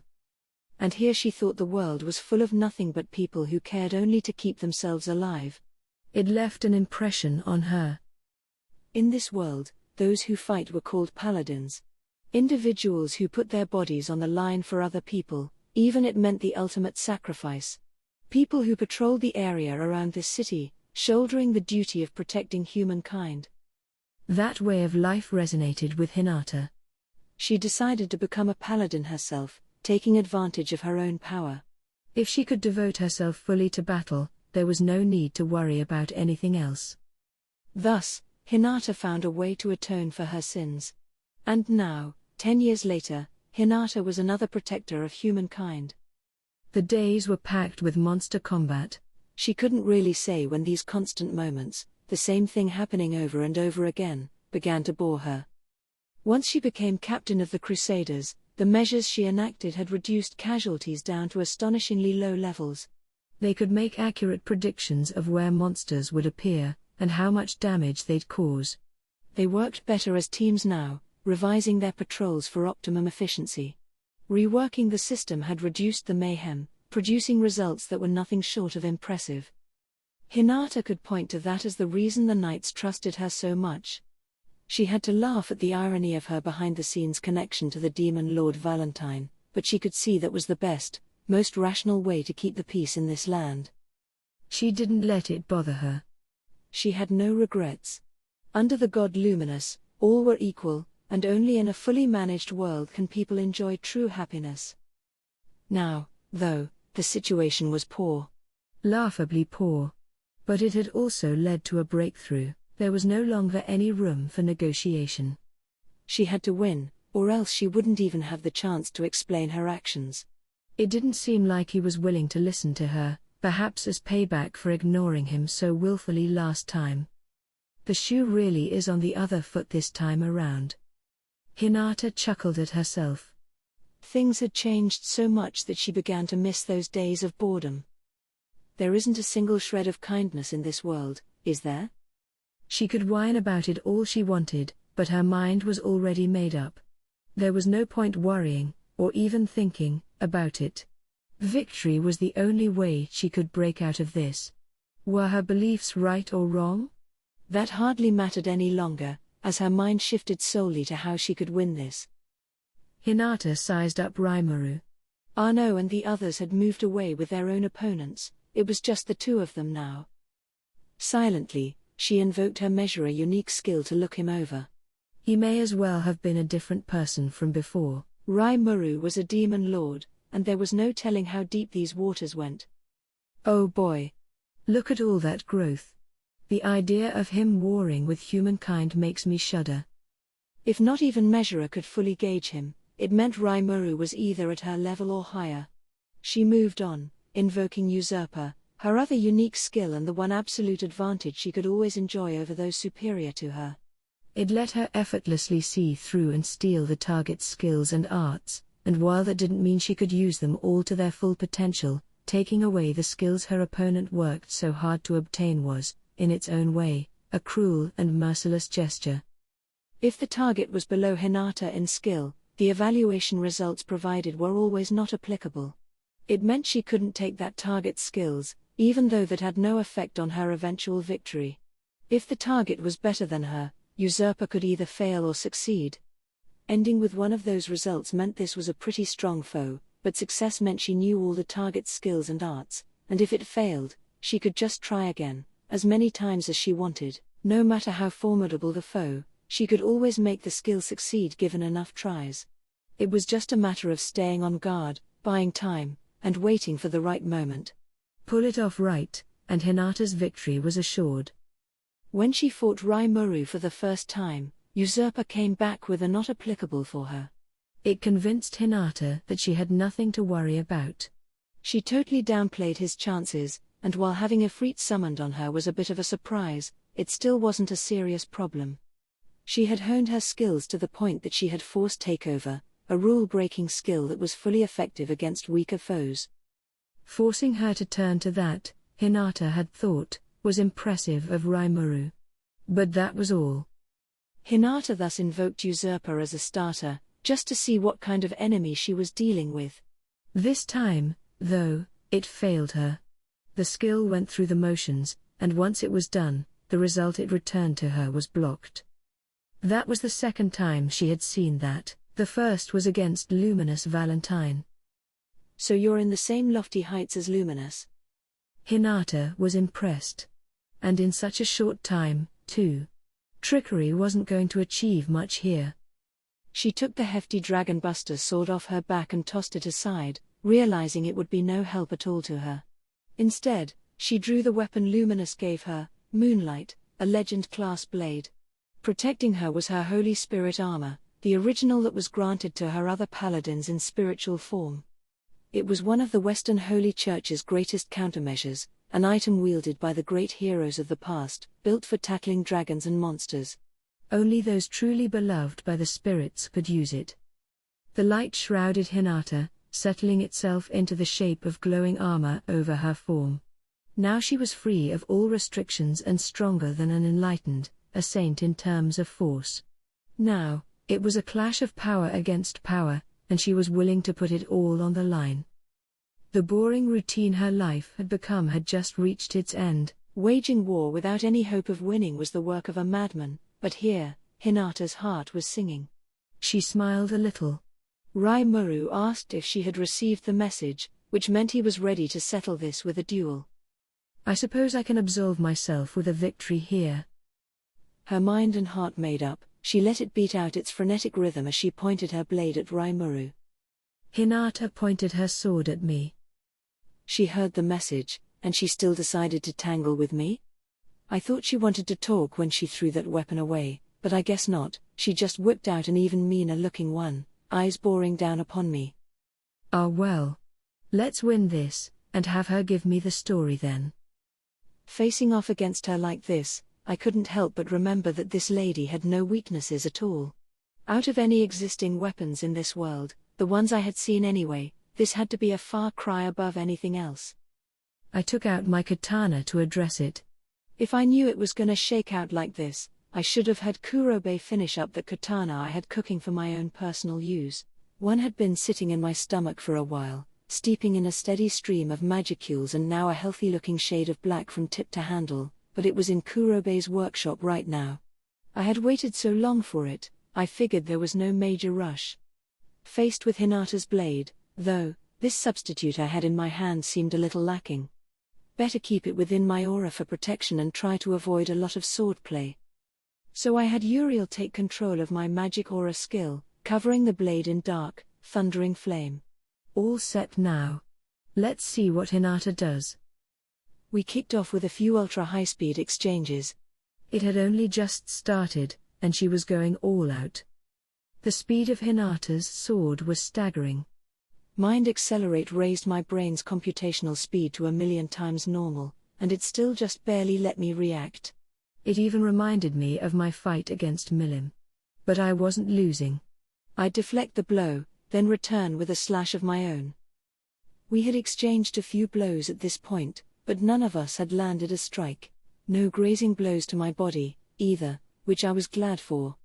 We were testing each other out, but I still couldn't fathom what she was capable of. Even with the support of Raphael and the power of a demon lord, nothing. She has to be some kinda monster. Frankly, I thought I was gonna overwhelm her a little more. I mean, yeah, she's strong, but as a true demon lord, I figured that'd give me a decisive bodily advantage, but we were even. Hinata, apparently reading the path of my sword with robotic precision, always lunged in at just the right moment. There were no extraneous movements in her flow, and even when I slashed back, she'd just shrug it off and give me a flurry of sharpened blows, poking at me in search of weaknesses. The old me wouldn't have had a chance, I bet, meaning, in other words, that Hinata wasn't really trying last time. Lucky me, I suppose. I couldn't hold anything back here, either, then. Guess he's not playing around, Hinata thought. She had hoped to overwhelm him with her sword, making him accept defeat at an early stage, but Raimuru was easily her equal. It had taken her 10 years to polish her sword skills, and he was countering all of them. The human body has its limits.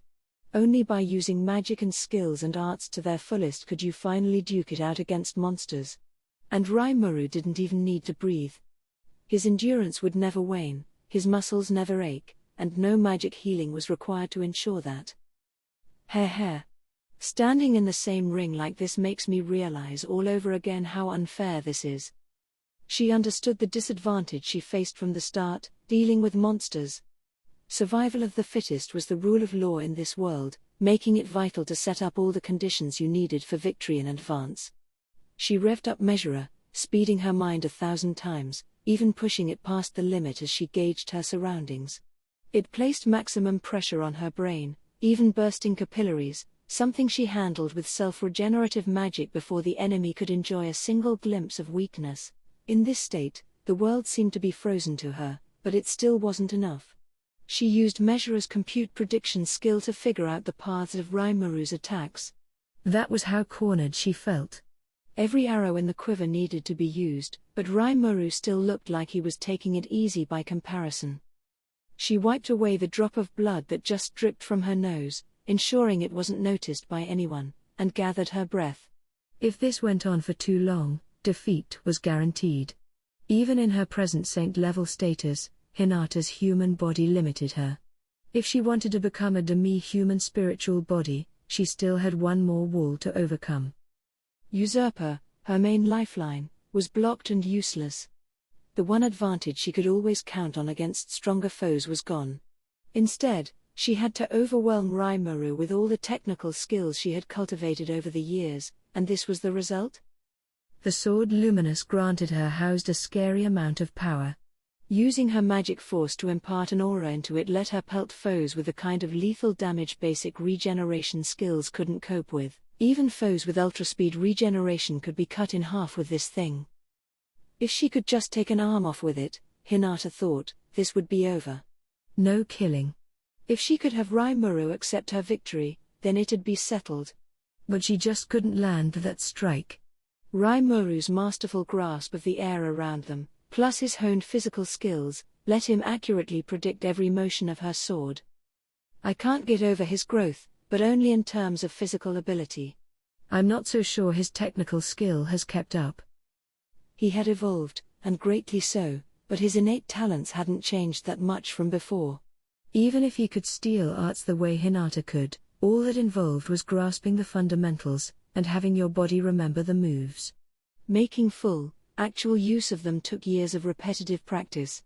That had to apply to Rimuru just as much as it applied to her, and she was counting on that for her victory. This might come down to fighting experience, and Rimuru was sorely lacking there. Hinata could see that, and so she switched tactics, alternating her tempo to throw him off guard. Feinting, in other words. Taking full advantage of her polished skills, she did her best to lead Rimuru to his doom. Suddenly, Hinata's sword began to speed up. Her sword skills seemed to change gears every other moment. My brain was going 1,000,000 times faster than normal, but it was like she'd have her blade here, then the next moment, bam, it's there, like a jittery online video. This isn't funny, I thought as I did my darndest to fend her off. It was Hinata Sakaguchi in full swing. I knew this already, but they didn't call her defender of humankind just to be nice. So I kept watch over her as we continued to exchange flurries of blows. She had a bit of a smile on her face, watching me as if her victory was assured. She didn't need her eyes to pull off those moves. They were focused right on me, like sensors tuned to pick up on everything in the area, detecting attacks. The core of her body remained firm, keeping her in a natural position that could handle any advance or retreat. None of her moves were forced, she could pull off a variety of attacks from a relaxed neutral position without any wind-up required.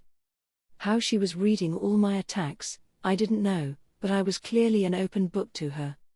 Meanwhile, I was watching her attack motions, then using my physical gifts to find a way to dodge. It wasn't exactly smooth looking, no. I was being toyed with, and if this kept up, I was guaranteed to lose. I was pretty sure I was more physically gifted, but for some reason, she knew every attack before I unleashed it. As a technical fighter, she was clearly better. In this battle, she wasn't letting her guard down at all. Everything, the atmosphere, her personality, was different from last time. And those strikes, laden with as much force as they were bound to sorely damage me if they hit. Understood. The blow would not be lethal, but it would drain a large amount of magical energy. Yeah, see? And not being lethal was great and all, but one poorly parried strike, and I was gonna pay dearly for it. A few in a row, and I'd be in danger. According to Professor Raphael, that sword of hers had some kind of special force as well. Its wavelengths could change the local laws of nature, letting it break through my multi-layer barrier. For real? It can't be. But I doubted Professor Raphael was wrong. Oh? Sorry? Something up? Report. Next attack incoming. Oops. No time to be lost in thought.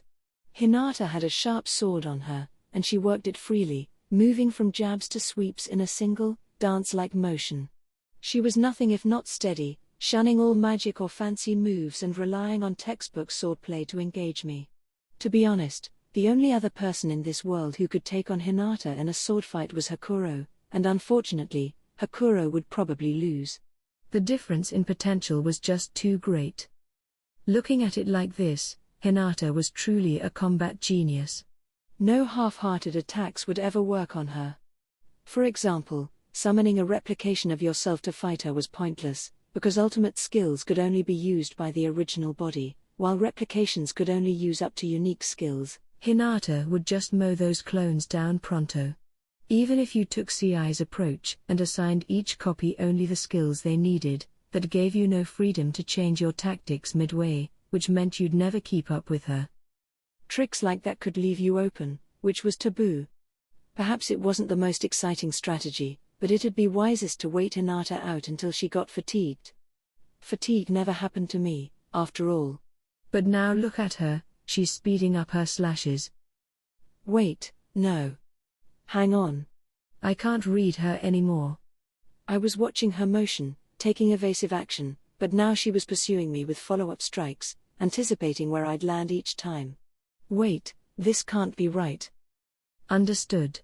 You are being lured into the area she plans to attack. Ah, that makes sense.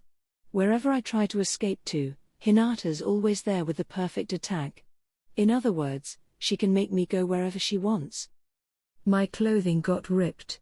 The grazing blows were starting to pile up faster. Oh, crap. This is really, really bad. Professor. Professor Raphael. My only chance was to have Raphael bail me out. Isn't there anything we can do? Think, dude. Report. Predict future attack learned. Use this skill? Yes. No. Whoa. Glad I asked. This guy's unstoppable.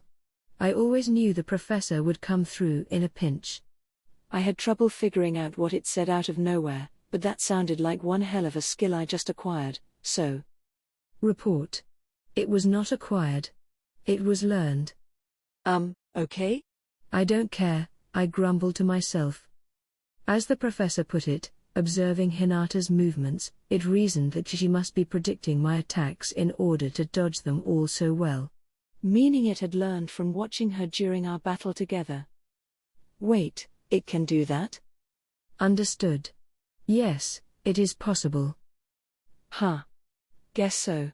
And I really did have the skill now, so it wasn't lying. I immediately used that skill, and when I did, I could see streaks of light in my vision, printed into my brain, if you will, like any of my other senses. One of them was glowing.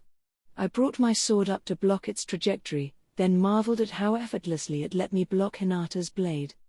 Those light streaks must represent the slashes and thrusts currently possible from my adversary's position, with their projected paths. A few more repetitions, and I noticed that some of these streaks were black in color. This meant unpredictability and a more threatening strike down the road. In other words, I suppose, all her feints and low-level attacks could now be pre-calculated, but a master like Hinata couldn't be predicted all the time. This pre-calculation wasn't even the scary part about this move. That lay in its accuracy. The streaks of light didn't represent possibilities. If the prediction was successful, there was a 100% chance of an attack coming down that way. And if that was the case, Hinata was no longer a threat to me. Her feints were no longer feints, they were just another step down the road to perdition. I won. And with that newfound confidence, I let my body flow and followed predict future attacks guidance, attempting to wrest Hinata's sword from her hand. It was instinct, a baseless hunch in her mind, and it told her that letting her sword continue along this way would be a fatal mistake. Hinata preferred a logical approach to battle. She never engaged in behavior that ran counter to the evidence at hand. But this time, she believed in her sixth sense. That saved her. It was only a feint, luckily enough, and she could force her blade away from its path, or really, she shoved her own body in the way, making contact with Rimuru and exiting to a safe distance. Rimuru looked a little surprised at this but readied his blade once more, waiting for her. Hinata did the same, but something was different. Now, Rimuru seemed like a different fighter from before. She attempted a feint. He ignored it, letting the sword whiz by like it didn't even register, and slashed at Hinata instead. There wasn't a moment's hesitation, as if he knew exactly what Hinata would do next. Was that a coincidence? No. It's even more accurate than my compute prediction. It was disturbingly close to predicting the future. She felt like he was almost perfectly reading her thoughts. The speed he's growing at is incredible. I may outclass him in sword skill, but his latent ability more than makes up for that. Nothing half-hearted will work against him. And if it doesn't? Coldly, impartially, Hinata compared herself to Rimuru. At that point, she realized, her chances of victory plummeted a shocking amount. She had hoped for a quick resolution, as more time would just shore up her opponent's position, and here was the result. If she wanted to beat this guy, she now realized, she had to throw away all niceties, any effort to go easy or not actively kill him. There was only one answer left. To break out a move she normally never showed in public and to grasp victory with it. She kept her distance, aiming for a fresh start to work with. It looked like things were largely settled around them. Everyone was stopped, as if time was frozen for them. They were all focused on Hinata and Rimuru's battle. The two of them couldn't even attack each other any longer. They could both read so far ahead in time, they could predict the results before they took action. Time passed. Rimuru, I have a proposal. What is it? Let's settle this with the next strike. I have a finishing move, and I intend to put all my power into it. If you can withstand it, you win. If not, I lose? Hinata nodded. But let me warn you in advance, this move is dangerous. Are you willing to accept this? She thought he would. And now that Hinata had kindly provided this warning, Rimuru was no longer in danger of dying from the strike. It meant Hinata could use it without any regrets. If she did kill him, the high-level magic born under him would turn into berserk menaces, striking at all humankind without prejudice.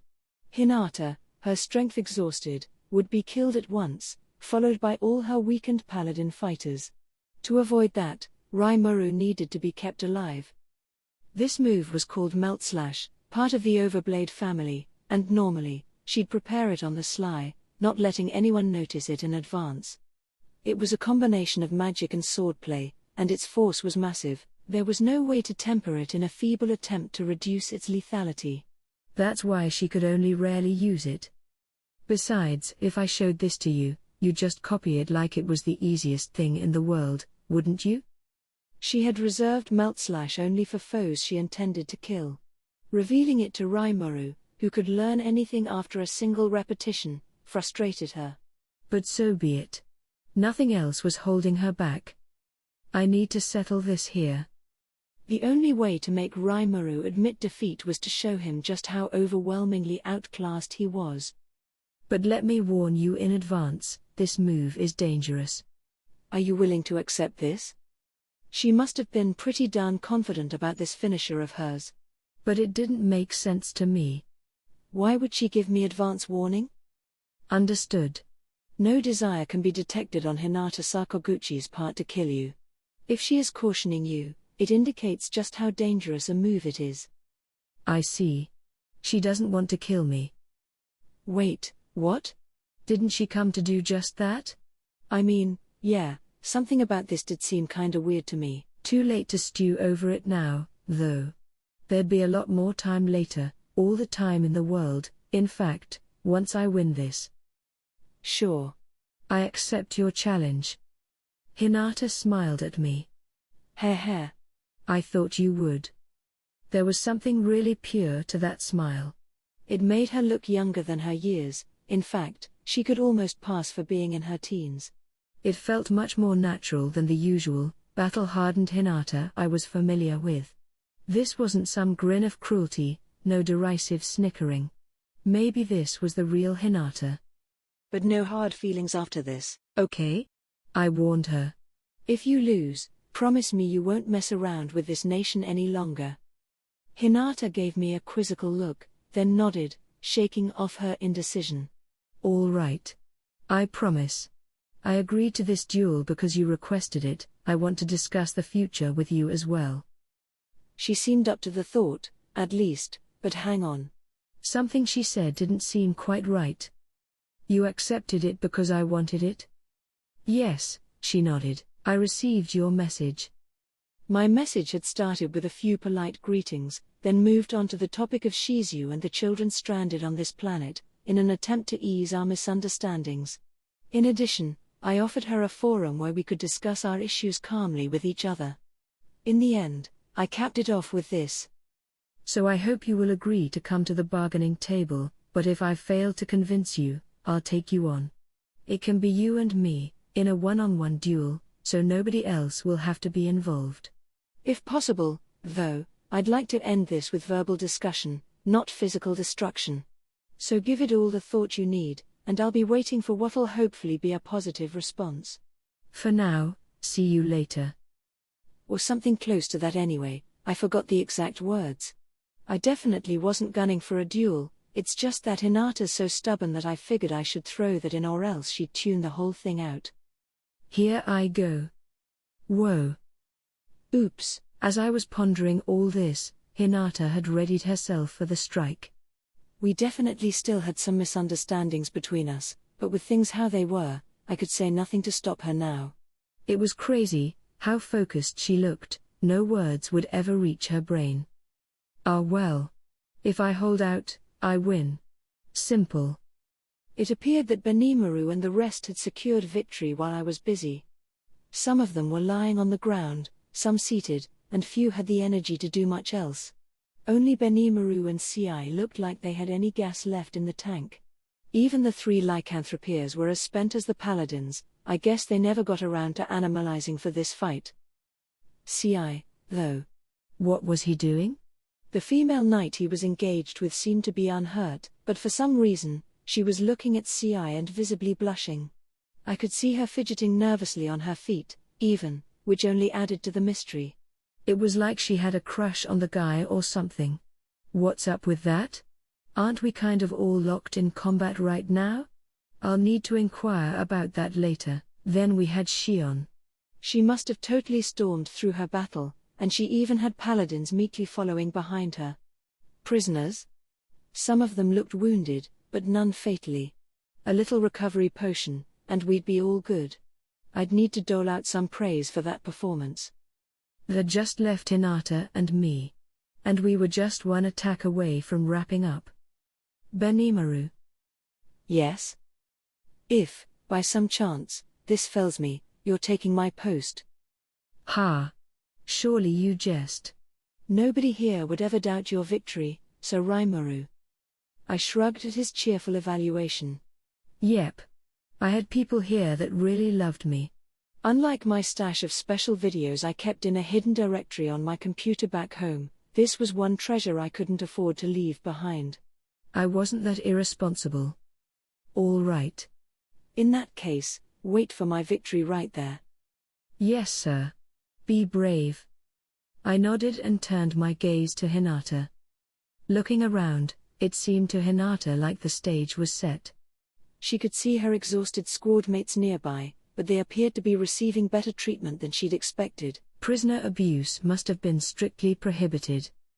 As it would be, I imagine. Judging by your disposition, I suppose I should have believed you from the start.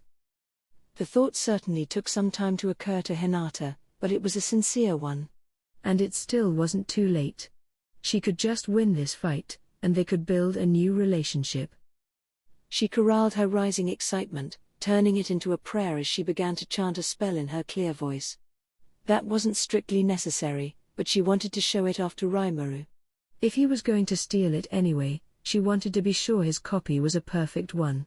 This was a disintegration spell, and now its force was gathered around Hinata's left hand, letting out a blinding light. Glowing particles fluttered around it, creating an otherworldly sight, and then she imbued her moonlight sword with this mystical force, as if gently caressing the blade with one hand. Now everything was ready. Her sword contained the strongest magic possible now, and there was nothing it couldn't slash through. Are you ready for this? Bring it. Here we go. Melt slash. Hinata, a glowing orb of light, lunged for Rimuru. A bright light. Not the glint of a sword, but her entire body, with shiny particles shooting out of it, as she advanced at a superhuman speed that went way beyond what I expected. The sword she wielded had the power to dispel and evaporate all types of evil. Report. Unable to defend. Unable to evade. I had never heard Raphael sound legitimately panicked before. Even with my senses enhanced a millionfold, the light looked like it was going at regular speed, a sign of just how fast she was going. Between the distance, the angle, and the timing, Hinata was aiming below my stomach. She must have figured I wouldn't die if my head stayed intact, but even if she didn't intend to kill me, this move was way too dangerous. I couldn't evade it, multi-layer barrier was meaningless, and that light was spiritual in nature, evil dispelling, capable of tearing down anything it touched. The moment we made contact, it would sear through my body. Report. It is suggested to sacrifice your ultimate skill Beelzebub, Lord of Gluttony, to cancel out this attack. I knew I could rely on old Professor Raphael at a time like this. As much as I hated to let go of Beelzebub, I didn't have much choice here. Out of all the suggestions it had, this was the most likely one to work, so there wasn't much point wavering on a decision. At this speed, besides, aiming practically didn't matter. It's not like I could adjust my trajectory midway. Raphael used Predict Future Attack to calculate the point Hinata aimed at, activating Beelzebub at that exact spot. The moment her sword hit me, Beelzebub would swallow it all up, or so the plan went. Pretty simple. No reason to waver. And in another few scant moments, Hinata's skill crossed paths with Beelzebub. Dot. Dot. The result? Well, I survived. I thought I wasn't gonna for a second, but I did. Ha ha ha. Ah ha ha ha ha. I could hear Hinata's laughter ringing in my ears as I was lying there on the ground. All the magicules in the area had been purified. Universal Detect wasn't working for me, making this the first time in a while that I heard using my actual eardrums. It was more unnerving an experience than a nostalgic one. My body couldn't move. Cancelling out Hinata's strike consumed a vast amount of magicules. In terms of damage, it probably wiped out over 70% of my store. Which, hey, it's fine as long as I'm alive, but what a scary attack she had up her sleeve. If she busted that out without warning me. Well, just thinking about it made a chill run down my spine. I'm impressed. In the midst of that, you took the attack forlorn? On purpose? Huh? What's Hinata talking about? What kind of idiot would intentionally take an attack like that? Hold on. Perplexed at Raphael's suddenly odd behavior, I decided to ask it a question. But the professor was silent. Hiding something, lightly. Well, if you took it and lived, I lose. It's not like I can fight beyond this. The protective light around Hinata disappeared, or fizzled out, really. She was spent. Even that amazing sword of hers was gone, gobbled up by Beelzebub. She could no longer offer any more resistance to anyone. Only her dignity was intact, her head held high, as she waited for my reply. Yeah. We'll call it a win for me. The battle was over. But the problem hadn't been solved. As I attempted to declare victory over Hinata, I spotted something out the corner of my eye. Hinata noticed it, too, and turned toward it. Up ahead, coming our way, was a large sword. Report. Thought interference and magicule instability detected on target. It will explode soon. The target was the great sword itself. If someone was interfering with it. Was it an attack aimed at us? No. Are these the depths you'll sink to, 7 days? Hinata screamed out, as she stood in front of me. I was still mobile. And then, the promised explosion. And then I could see Hinata's body slowly crumple. Chapter 6. Gods and Demon Lords. In the land of eternal night, within a burial chamber unknown to the world, encased in a casket of ice, there was a beautiful, dark-haired, naked girl. A figure was in front of her, also nude, as she embraced the casket with an eerie smile on her spellbound face. Her skin, as pale as the white-hot sun, burned a shade of red, as she let out a satisfied sigh. Ah! So beautiful. Ah! Beholding this girl in the coffin, and showering her with love, was the secret delight of this charming silver-haired figure, her red and blue eyes flickering as they let out their ominous glow. They brought out her traditional beauty, enhancing it to another level. But what struck any observer of her the most were the two prominent white canines jutting out from both sides of her lips. Whenever she opened those lips, her blood-red tongue and milky white fangs would bare themselves. This was the demon lord Luminous Valentine, queen of nightmares and ruler of the night. Whenever she touched this casket, it left a burn-like mark on her beautiful skin. It was an arc, a pure block of holy force, and thus damaging to Luminous. As a vampiric demon lord, this whole casket was like poison to her. But she didn't let it bother her. Even the bruising was bliss itself. Even a demon lord with Luminous's powers was incapable of breaking the casket. So instead she lovingly caressed it, hoping for the day when she'd finally be able to release the girl sleeping inside. One of her trusted associates made contact with her. I apologize for interrupting your fun, but there is something I wish to inform you of. It was Louis, the one she had enlisted to be Holy Emperor of Lubelius. The sound of his voice annoyed her, but she put up with it. It was rare for him to speak up like this, and she could easily imagine it being an emergency. Oh. Louis? Did something happen? Hinata has moved to defeat Rimuru, the root of all this evil. I tacitly allowed her to do so, but things have apparently grown complicated. How do you mean? Louis gave her the truth, as revealed by his own investigations. Ah. No time to relax, then. With a weary sigh, Luminous removed herself from the casket, left the burial chamber, and called for a servant. Gunther. Yes, my lady? Gunther was an elderly vampire in Luminous's service, a butler who had joined her at Walpurgis. Now he emerged from the darkness, one of the 3 servants under her control and almost on her level of power. Louis was her point man on the Emperor's throne, Gunther within the city of Nightgarden, and the late Roy her stand-in demon lord as a deterrent against outside propaganda. All 3 were also Luminous's bodyguards. Luminous was currently in a burial chamber situated deep inside Nightgarden, and Gunther was keeping watch over her nearby. With a measured hand, Gunther assisted Luminous with her clothing. The fact that she preferred the ceremony of manually putting on her outfit over some instant magical transformation was a telling indicator of her form over function tastes. Honestly, Gunther griped at Louis as he helped her change, bothering her with such trivial nonsense. My apologies, Louis replied. But if we leave things be for much longer, we run the risk of losing your beloved Hinata as well, I fear. Such silly concerns. Although, if it is the demon lord Rimuru she crosses swords with, prudence would certainly be in order. I come to you both now because I don't want them to cross swords. If Hinata is killed, what would Luminous? Louis, Luminous grudgingly interrupted, that's enough from you. You too, Gunther.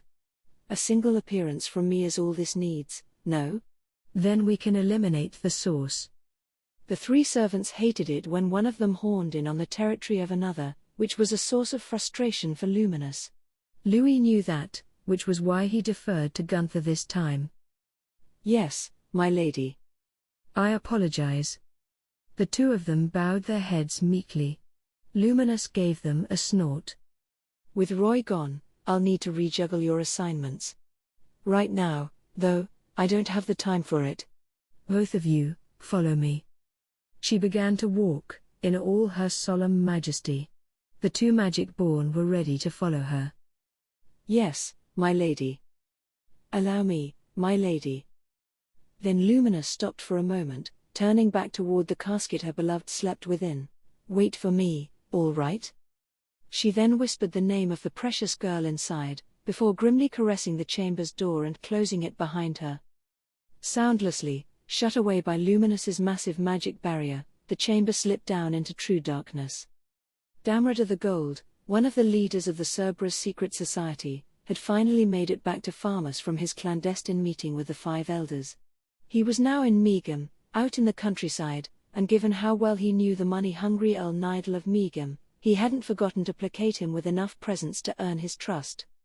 This time, as well, a little bribe was all he needed to allow a protégé of his to reside within Megum.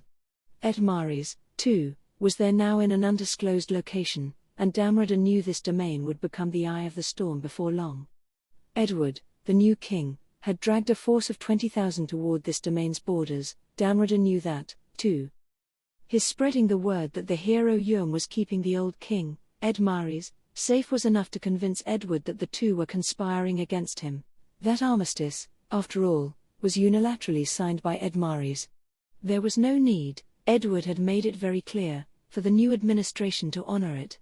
And as Edward told his people, he had attempted to reason sincerely with them, only to have Edmaris and Yum raid their royal coffers and steal away their money. To Farmus's urban dwellers, far removed from the borderlands, a hero incapable of anything except combat wasn't that worthy of their appreciation.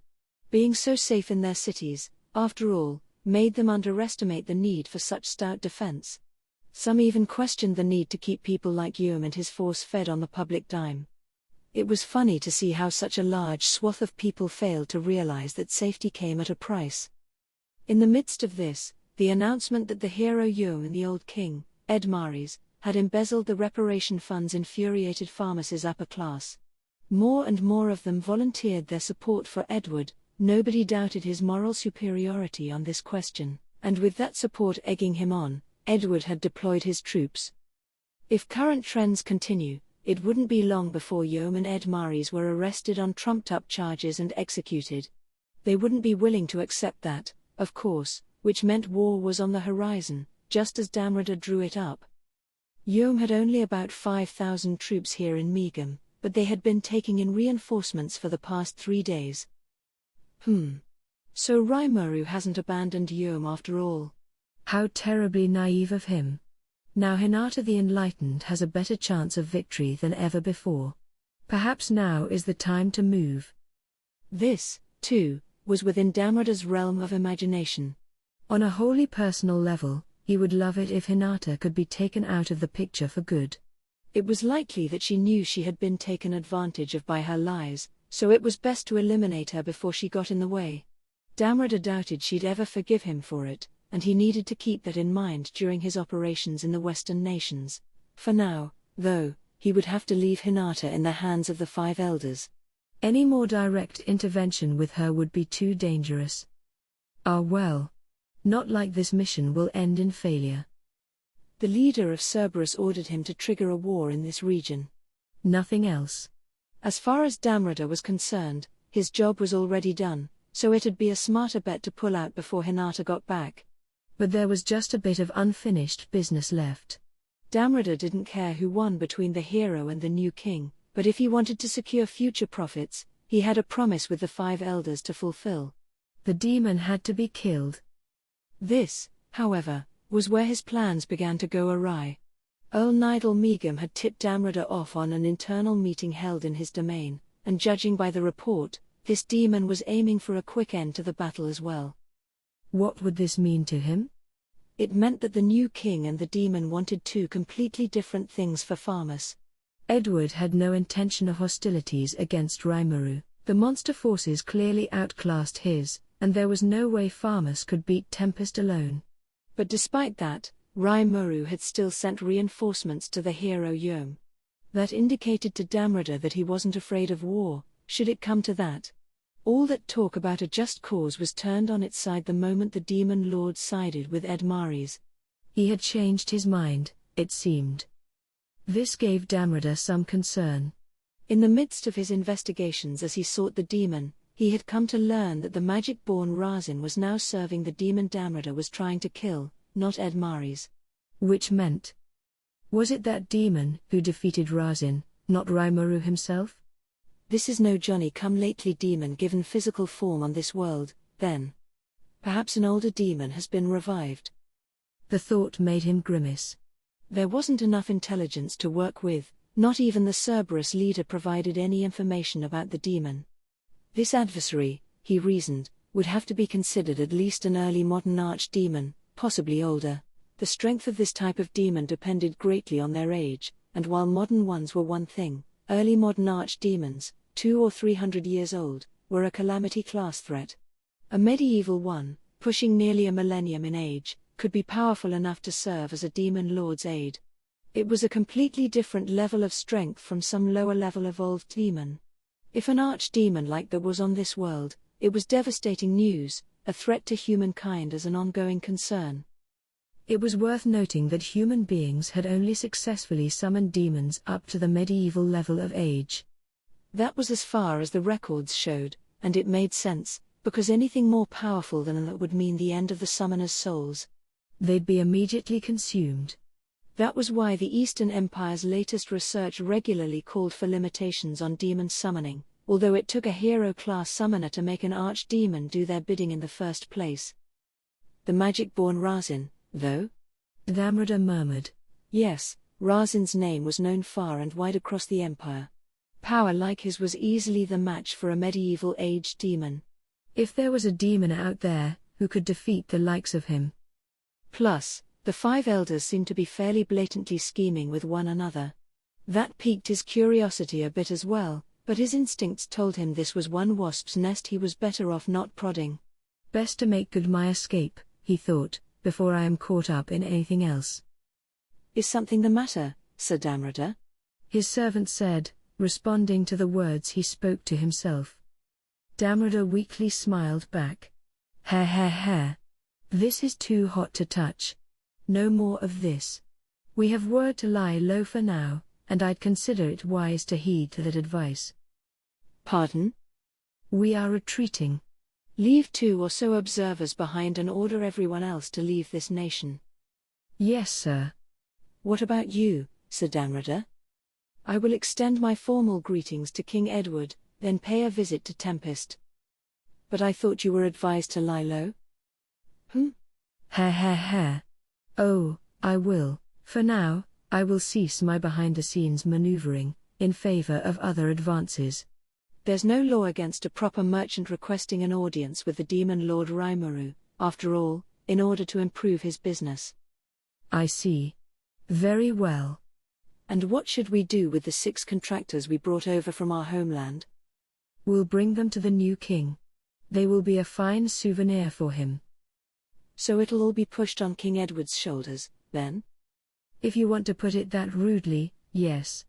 It'd be a favor to Edward, all while I fulfill my promise to the 5 elders. These contractors were an Eastern Empire organization that served roughly the same purpose as the Western nation's Free Guild. They were a group that assigned work to specialist professions, including demon hunters who worked full-time pursuing the demons of the realm. Only the best, most experienced monster fighters would be granted a license for this profession, and Damrada had paid a princely sum to bring 6 of these demon hunters with him. He had hoped to use them as advertising for contractors at large, but now he sensed that things were too dangerous even for them. But do we really need to be on our guard this much? We haven't fully made back our investment yet. We'll see. I may be overthinking it, but I like to trust in my instincts. I'm also not enough of a fool to lose my life when I should have been cutting my losses. Ah. Yes, my apologies for doubting you. In that case, I will begin preparing for our retreat. Good. And I will prepare another present for the new king. The servant left the room. Preparations went quickly after that, and before much longer, Damrada had put Megan behind him. He was right to do so, for if he had dawdled any further, he might have had an angered demon trying to kill him. Edward, newly crowned king of Farmus, was beside himself with excitement. The nobility across the land was falling over themselves to pledge their support to him, expanding and strengthening his forces. It surprised him to see the hero Yom side with Edmaris, his elder brother, and when Raimaru sided in turn with Yom, he feared his entire plan would fail. But the heavens hadn't abandoned him. With Archbishop Rahim dead, the wheels had begun turning. Hinata herself was off to slay Raimaru, he had been informed, with the Crusader forces in tow. Even better, the heroes of the Holy Empire of Lubelius, the 3 battle sages, the royal officers second only to Hinata in strength, had offered their support to Edward's cause, deploying the Temple Knights for the effort. The Divine Enemy label hadn't been formally announced yet, but given this deployment, it had to be a matter of time. The Temple Knights were assigned the task of defeating the demon who killed Rahiam, but that was just a convenient excuse. In Edward's mind, they were actually aiming to mount a resistance against the demon lord Rimuru, armed with an enormous force that was essentially the federated armies of the Western nations. That was why he granted them safe passage through his lands, as well as the right to engage in any military activity they saw fit. He had no intention of tangling with Rimuru, but under the circumstances, that didn't matter. There was no way Hinata would lose to the Demon Lord, and with this larger force, he reasoned, defeating the Tempest forces wasn't an impossibility at all. Veldora remained a concern, but with a dragon that finicky, the combined forces of the Western nations ought to be able to seal him up once again. Now he needed a just cause to link all these efforts together, and that was already taken care of. A powerful merchant from the east had visited him, bringing a letter from Earl Nidal of Megum. It was a request for help, and it instantly solved all Edward's problems. It didn't take long for him to reach a conclusion. With reinforcements flowing through the border from all sides, it might be best to use Megum's rescue as an excuse to deploy my own. A full-on war wasn't in his plans, but deploying his force outside the city walls should prove enough of a deterrent. There was nobody around Edward to warn him otherwise, which he would come to regret later, as he sent out the order. In Glenda's eyes, the plan had gone seriously out of whack, but that sort of thing was a given on the battlefield. She just had to adjust her tactics, make things work more her way, and she'd be fine. Looking at it that way, things didn't seem so bad to her. A large number of nations were taking an interest in their moves, and a virtual army of journalists were here to see her in action. Everything was set up just as she wanted it. Rimuru not focusing exclusively on Hinata was an unwanted surprise, but as Glenda saw it, it just meant he spread out his forces too wide for his own good. It wasn't a problem. Damrada had fled the country, but he had left a team of anti-demon experts with King Edward as a symbol of goodwill, each one battle-steeled and ranking an A or better. She figured they could be trusted to do their job. No reason not to sacrifice them, if we need to, Glenda idly thought. No matter how it turned out, she optimistically believed that the demon would be out of her hair. That breezy mood didn't last for long. Hair. Diablo, the demon in question, let out an evil laugh as he spread his bat-like wings, looking like a sign of the apocalypse as he surveyed the land below. He was searching for the traitors who outed him, causing shame and embarrassment in front of his beloved Rimuru, and he wasn't in a forgiving mood. Not once in his life had he ever felt anything resembling fear. But the mere thought of being relieved of his work duties made him quiver. Picturing Rimuru staring at him and saying "all right, you can go away now" sent shivers up his spine. The terror tore him apart. Now Diablo had to pay back the people responsible for that feeling. He contemplated what he'd do once he tracked them down. It made the smile even broader. Then he found Edward, the new king, at the rear of the forces. With him were several others who stood out of the crowd strength-wise, at least somewhat, enough so that they could at least go toe-to-toe with Diablo. Part of the 10 great saints, perhaps? Rimuru instructed him not to kill anyone who wasn't involved. If they were involved, that didn't apply, at least that was how Diablo and Hakuro, his overseer, had interpreted the missive. Any troops not defending themselves would be let go, of course, but if they attempted to fight him, that was another matter, especially if they decided to initiate hostilities themselves. Then, there was no need for mercy. Resisting the urge to greet this new king at once, Diablo sent a thought communication, reporting his findings to Hakuro. "Sir Hakuro, I have found one standout among them headed your way. He should keep Sir Ranga occupied, I would imagine." Roger that. Is it better not to kill him? "Yes. I believe he is related to Lubelius, the origin of those rumors against me. Capturing him alive would make him a useful pawn in our negotiations." Very well. I will inform Sir Ranga. Also, this target is leading approximately 5,000 troops, By the Free Guild's ranking, this includes several fighters graded at least an A. Perfect, then. Let's point Gobta and Gable at them. Yes, a fine idea. I am sure this is a battle they cannot lose, but... No need to worry. I will be watching them, so feel free to do whatever you like.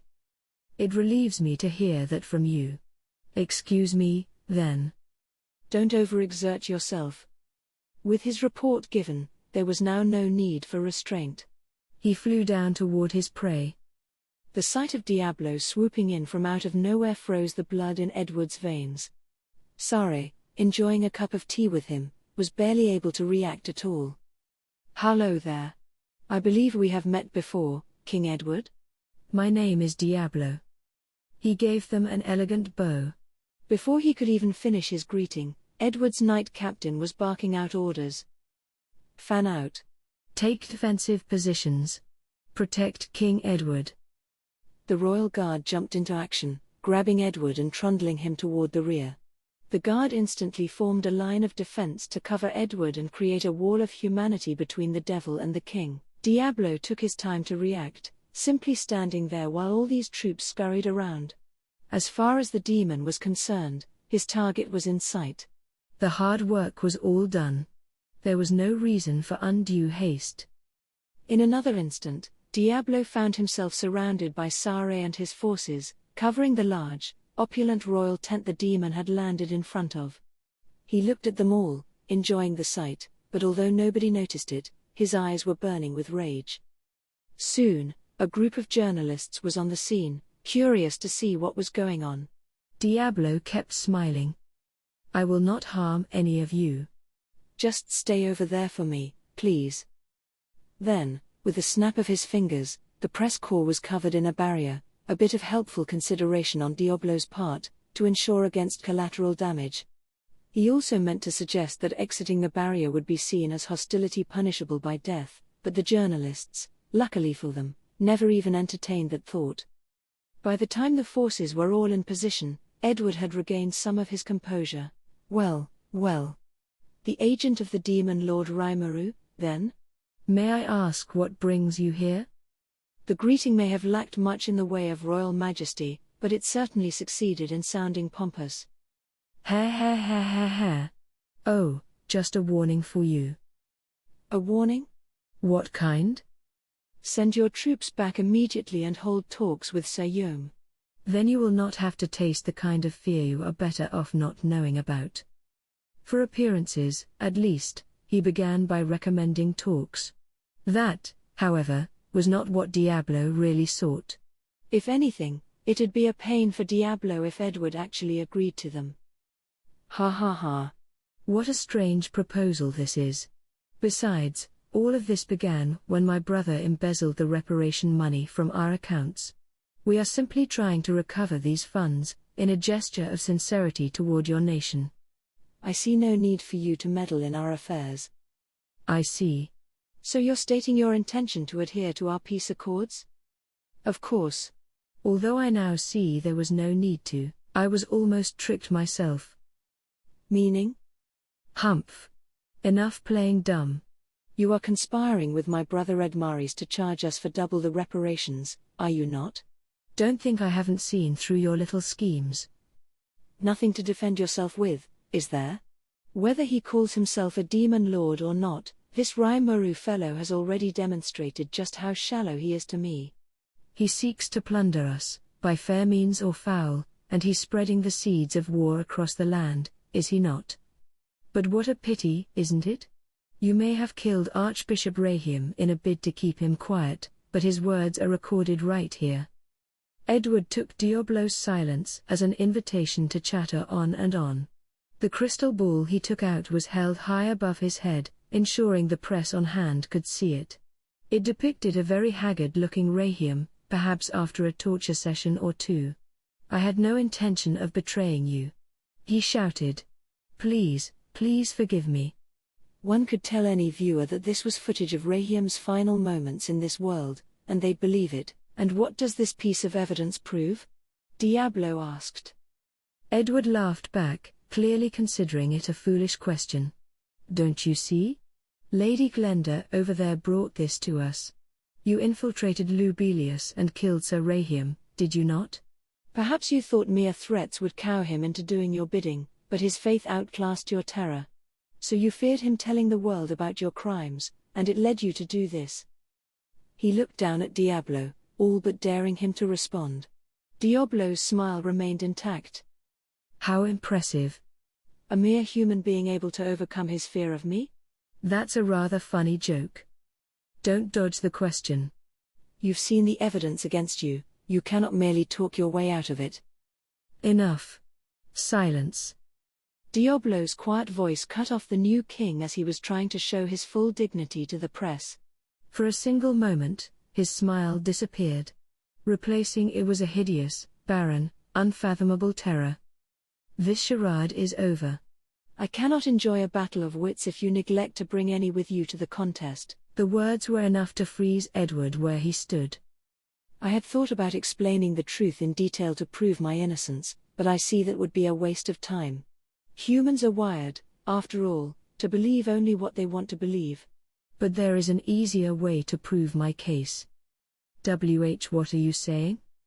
The change in Diablo's attitude intimidated Edward. Only now did he realize that this approach of his might not have been the most intelligent idea. You would like me to prove my innocence, Diablo continued, wouldn't you? If anybody here is able to overcome their fear of me, I will gladly admit defeat. But let me caution you, I have never been defeated before. If you seek to defy me, then be prepared to face the consequences. His voice was just as calm as always. But within those golden eyes of his, a pair of crimson pupils burned with rage. If this were only for himself, Diablo could have still held himself in check, but Edward had decided to cruelly slander Rimuru as well. And at that moment, Edward's luck ran out. Kill him. The fear-stricken Edward shouted. Engage this demon menace at once. The demon hunters mixed in with the soldiers guarding the king were waiting for this order. They all simultaneously leapt out and attacked Diablo. Overcome our fear of you? Too easy. You might think yourself invincible as an archdemon, but we stumble across demons like you in our homeland all the time. No demon can survive for long if you pulverize their physical form. That applies just as much to an archdemon. We've done our homework on how to handle demons like you. Don't count us humans out. The hunters worked in tandem as they shouted at him, going into a lethal formation.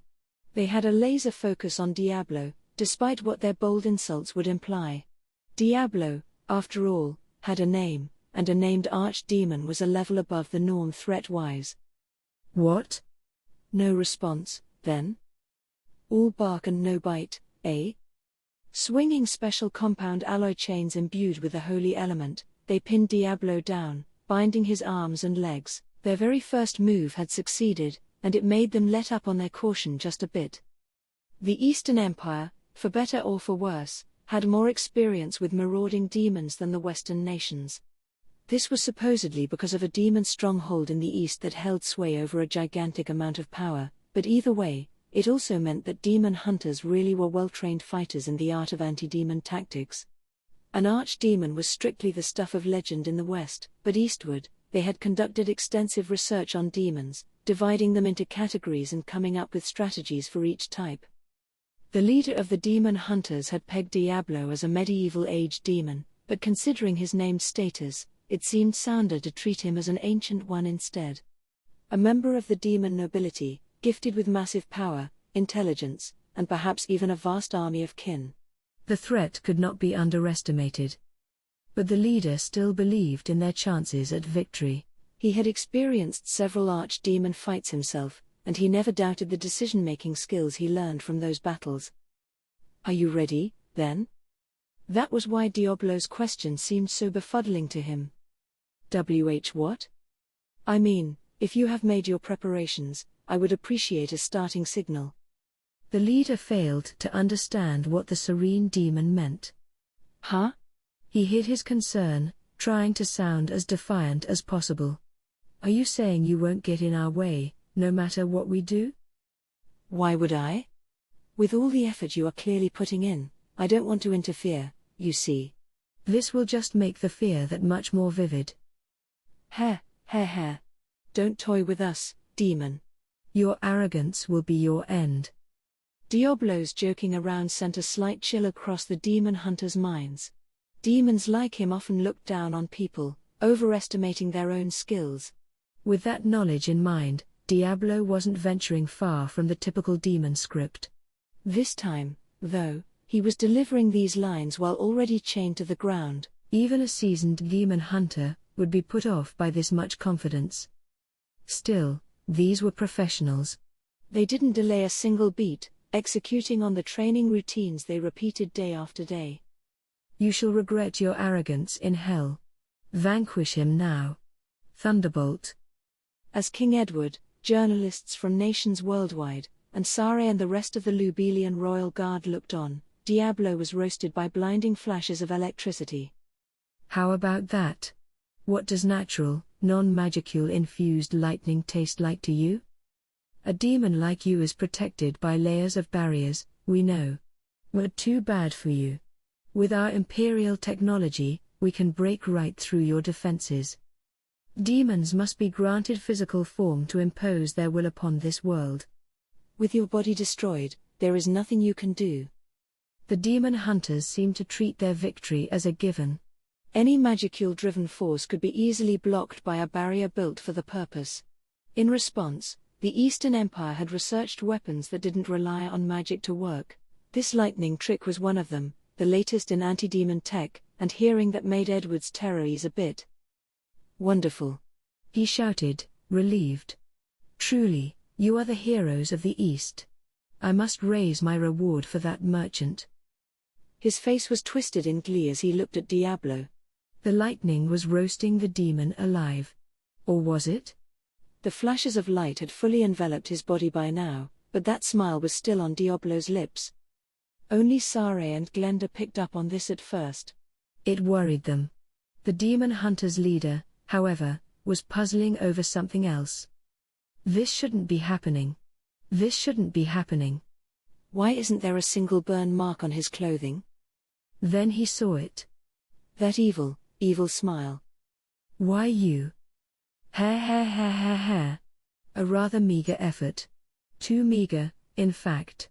You thought this would suffice against me?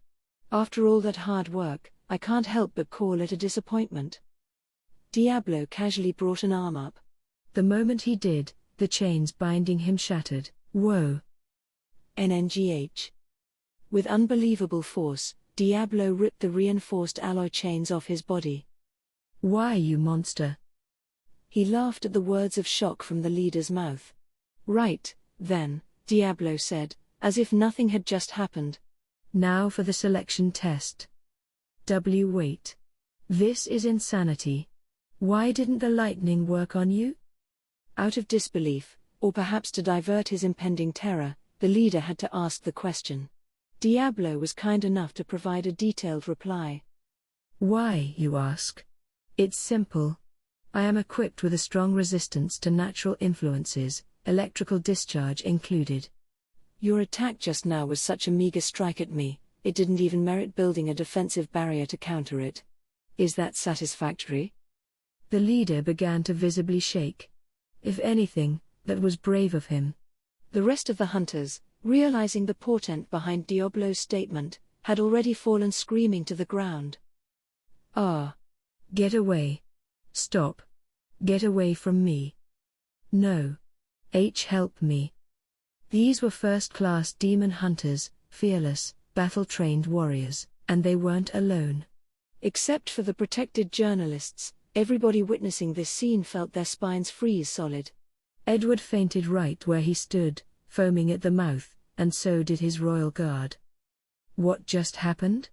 The leader could see it well enough, this overwhelming terror, the sheer pressure this demon was sending their way. To put it as simply as possible, all Diablo did was unleash the full brunt of his aura, but that aura was daunting enough in itself to kill. Oh? So only 3 of you passed the test? Well, I suppose you do deserve praise for withstanding my lord's ambition. You hereby have my permission to engage me. Hearing this, even as he felt the terror closing around his throat, the leader turned around. There, just as Diablo promised, were the two others left standing, Sare and Glenda, the young man and the wild beauty. The sight of them seemingly unfazed helped the leader rally his exhausted mind. It's all right. It's still all right. The battlesages didn't let us down, truly the heroes of the West. My hunters may be done for, but with these two on hand, victory could yet be ours. Encouraged, the leader turned back toward Diablo. Ha! Ha! Yes, you are every bit your demon lord's servant. You're just as good at bluffing as he no doubt is. Bluffing, you say? I do. You called that lord's ambition just now, didn't you? It takes a demon lord class monster to wield that skill, and if archdemon is the highest level of the demon races, it is impossible for you to become a demon lord. That proves you are a liar. In the East, this fact was considered highly classified research. Demons, he knew, had an upper limit to the amount of magicules their bodies could store. This was a set number across all of them, even though they could differ in other forms of strength. Older demons would have more experience in battle, allowing them to form better strategies for conserving their magic and squeezing everything they could from it. This was also one reason not to fear demons as much as people often did, for if you knew your enemy's magic limit, you could work with that, no matter how they tried to spin it. Knowledge is power, and having the right knowledge can keep an obvious bluff from clouding your mind. I see. That is both correct and incorrect. It is true that demons like myself are limited in our magicule count. However, it is possible to evolve to the next level, assuming the right conditions are met. Huh? I think the red would be an example famous enough for you to be aware of. The red? What do you? And then a certain demon flashed across the leader's mind. One so famous, his entire existence was the exception that proved the rule.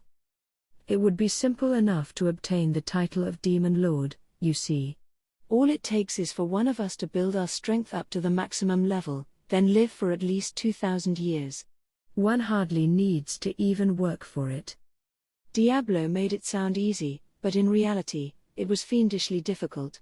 As a spiritual life form, demons naturally enjoyed combat.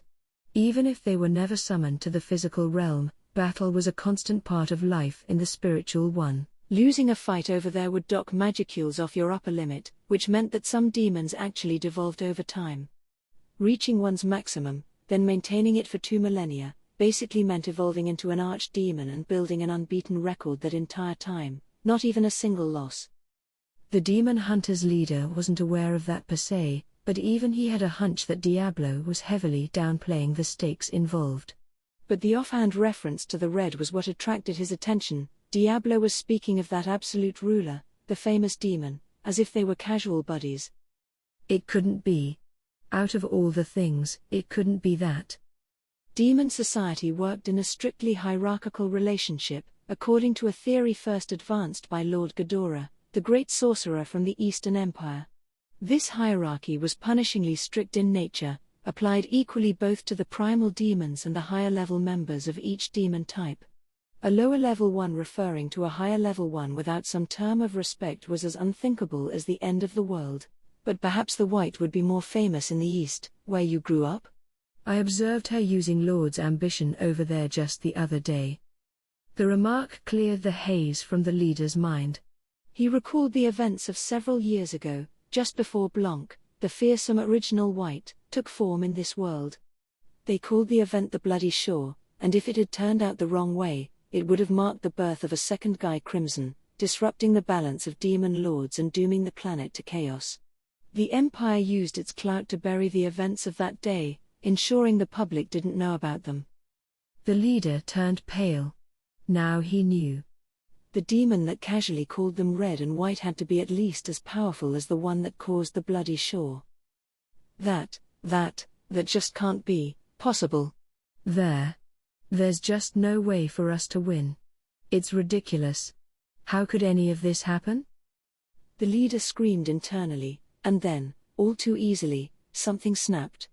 Demon hunters were professionals, not thrill seekers. They didn't risk their necks over a job unless the money was right.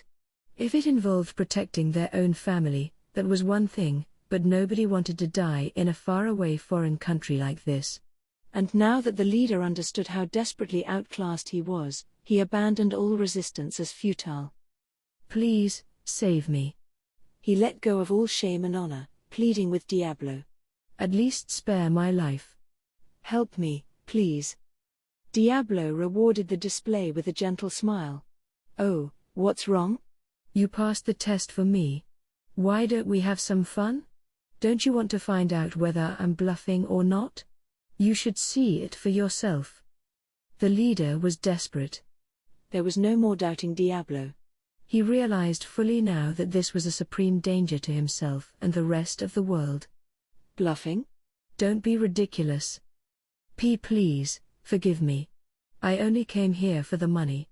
I swear I will never defy you again. I'll never do anything to interfere with you. If you order me to slit the king's throat while he's still unconscious, I'll do it for you right now. Please. Anything for my life. The pleading was taking on a pathetic tone. It turned out to be worth it. In that case, you may leave. Go into the barrier the journalists are in, and take all the other people strewn around here with you. The leader immediately obeyed. Without hesitation, he shook his fellow hunters awake, ordering them to fetch the fallen knights for him. The king, he personally hefted over his shoulder before fleeing into the barrier. None of the journalists chided him for it. They were too busy watching over this bizarre turn of events, holding their breath in anticipation. The area in front of the tent was much cleaner now, as Sare flashed a defiant smile at Diablo. Impressive. I find it hard to believe you're merely a calamity-level archdemon. Oh? You weren't fleeing me? Fleeing? Such an amusing remark. My name is Sare. I directly serve the Holy Emperor of Lubelius as part of his Imperial Guard, a member of both the 3 battlesages and the 10 great saints who stand in opposition to this demon lord of yours. But who are you? As I stated earlier, I am called Diablo. That is my name, as granted to me by the great and powerful Lord Rimuru. And you still aren't going to reveal yourself? Sare attempted to keep himself friendly and at ease, even as the humiliation was making him reach his boiling point inside. All Diablo's talk about people failing to overcome his terror was a direct affront to him, but he kept his thoughts rational. He wasn't the kind to let pointless anger cloud his self-control, but in his mind, Diablo was acting far too disdainful with him. Those demon hunters from the east were a joke, bragging about how professional they were but forced to beg for their lives at the end of it. Sare had let them keep up their act, since Glenda had suggested using them as sacrificial pawns, but this performance was far below his expectations. Internally, he sneered at the demon before him. I shouldn't have expected more from private citizens. We are tasked with guarding the Holy Emperor and the God Luminous herself. We are far more prepared to battle than they would ever be. Despite that, he kept himself on a higher alert than usual. Grigori wanted to fight as well, he recalled, but it looks like the prey chose me instead. In which case, time to make him regret his arrogance. Diablo was an unknown name, not mentioned in any of the ancient texts he was familiar with. It meant this was no great demon, nothing to pose a threat to him. Red, white, all that pretension. What's there to be so afraid of? If this was a still unnamed primal demon, all bets are off, but he could tell his foe was no regular archdemon, but to Sare, this didn't seem like much to be concerned about. It was the sort of confidence that only the truly ignorant could have. He just knew too little about demons. In his eyes, if this one wasn't going to reveal his true nature, he'd just have to rip the disguise off by force. Sare, after all, had enough power to fight a demon lord alone. Valentine may have escaped at the end of their battle, but he was a hair's breadth away from slaying him. A mere archdemon wasn't cause for alarm at all. That explained why Diablo's attitude irked Sare so badly, but Diablo's next statement made the battlesage doubt his ears. Reveal myself? Ah yes. I have so little interest in strength, I forgot to mention it. Indeed, as you say, I am not an archdemon. In fact, I have completed my evolution to demon peer. Rather similar, I think you'll see, He casually added, "But do try to remember the difference." That much really didn't matter to Diablo, not as much as his name did. It was a trivial matter to him, but a massive crisis to Sare. He couldn't believe it. He didn't want to believe it. What did the demon before him just say? A demon peer? That was purely the stuff of legend, unofficially classified as a disaster-level threat, and its force far exceeded anything else in the demon family. Not even a higher-level spirit could hope to catch a whiff of that kind of power. It would take multiple elemental lord-class creatures to deal with it. Only a few very old tomes had examples of one interfering with this world, but it proved that they did exist. Just look at the strongest demon lord that ever walked the earth. Oh. Now it made sense to Sare. A demon who had lived for millennia and become a demon lord-class presence, like Diablo mentioned, could evolve into a demon peer via some kind of trigger. Of course that evolution would boost his force to such dizzying levels. The Red's magicule count had ballooned to several times that of a regular archdemon, and he had all those extra years of experience, too. Truly, there was no limit to his strength. The demon hunter's leader, warily eyeing these events, had fallen unconscious the moment he heard the words demon peer. He was overcome, not with fear, but with relief. If he had actually fought that demon, that was too much to even consider. And the joy he felt, avoiding that fate, literally knocked him unconscious. Nobody could blame the guy. Even Sare was taken by an all-encompassing desire to run away. And the scariest part? Some fool out there was insane enough to give such a rare archdemon a name. What in the name of Luminous could Rimuru have possibly been thinking? Sare could feel a cold sweat erupt from every pore in his body. His instincts were sounding the alarm bells, the easygoing attitude of a moment ago now barely a passing memory. He knew how impossible this was. If Diablo had given his name without hesitation like that, it meant there really was someone out there who had granted it to him. A masterless named creature would never be so eager to share his name, since it would expose him to falling under the control of someone else. It proved that the demon lord Rimuru really was behind this. But could Rimuru, freshly ordained as a demon lord, even have the energy needed to name an archdemon? There wasn't much point pondering that question, but Sare couldn't help but wonder. His mind was just attempting to escape reality at this point. Then he felt something in motion next to him. "What are you balking for, Sare?" "Let's you and I take out that sexy-looking demon together." Glenda was virtually screaming at him. "No. Glenda, wait." Sare was already too late to stop her. Like the wind, she strode forth, sneaking up to Diablo without a sound and thrusting her black-bladed knife at him.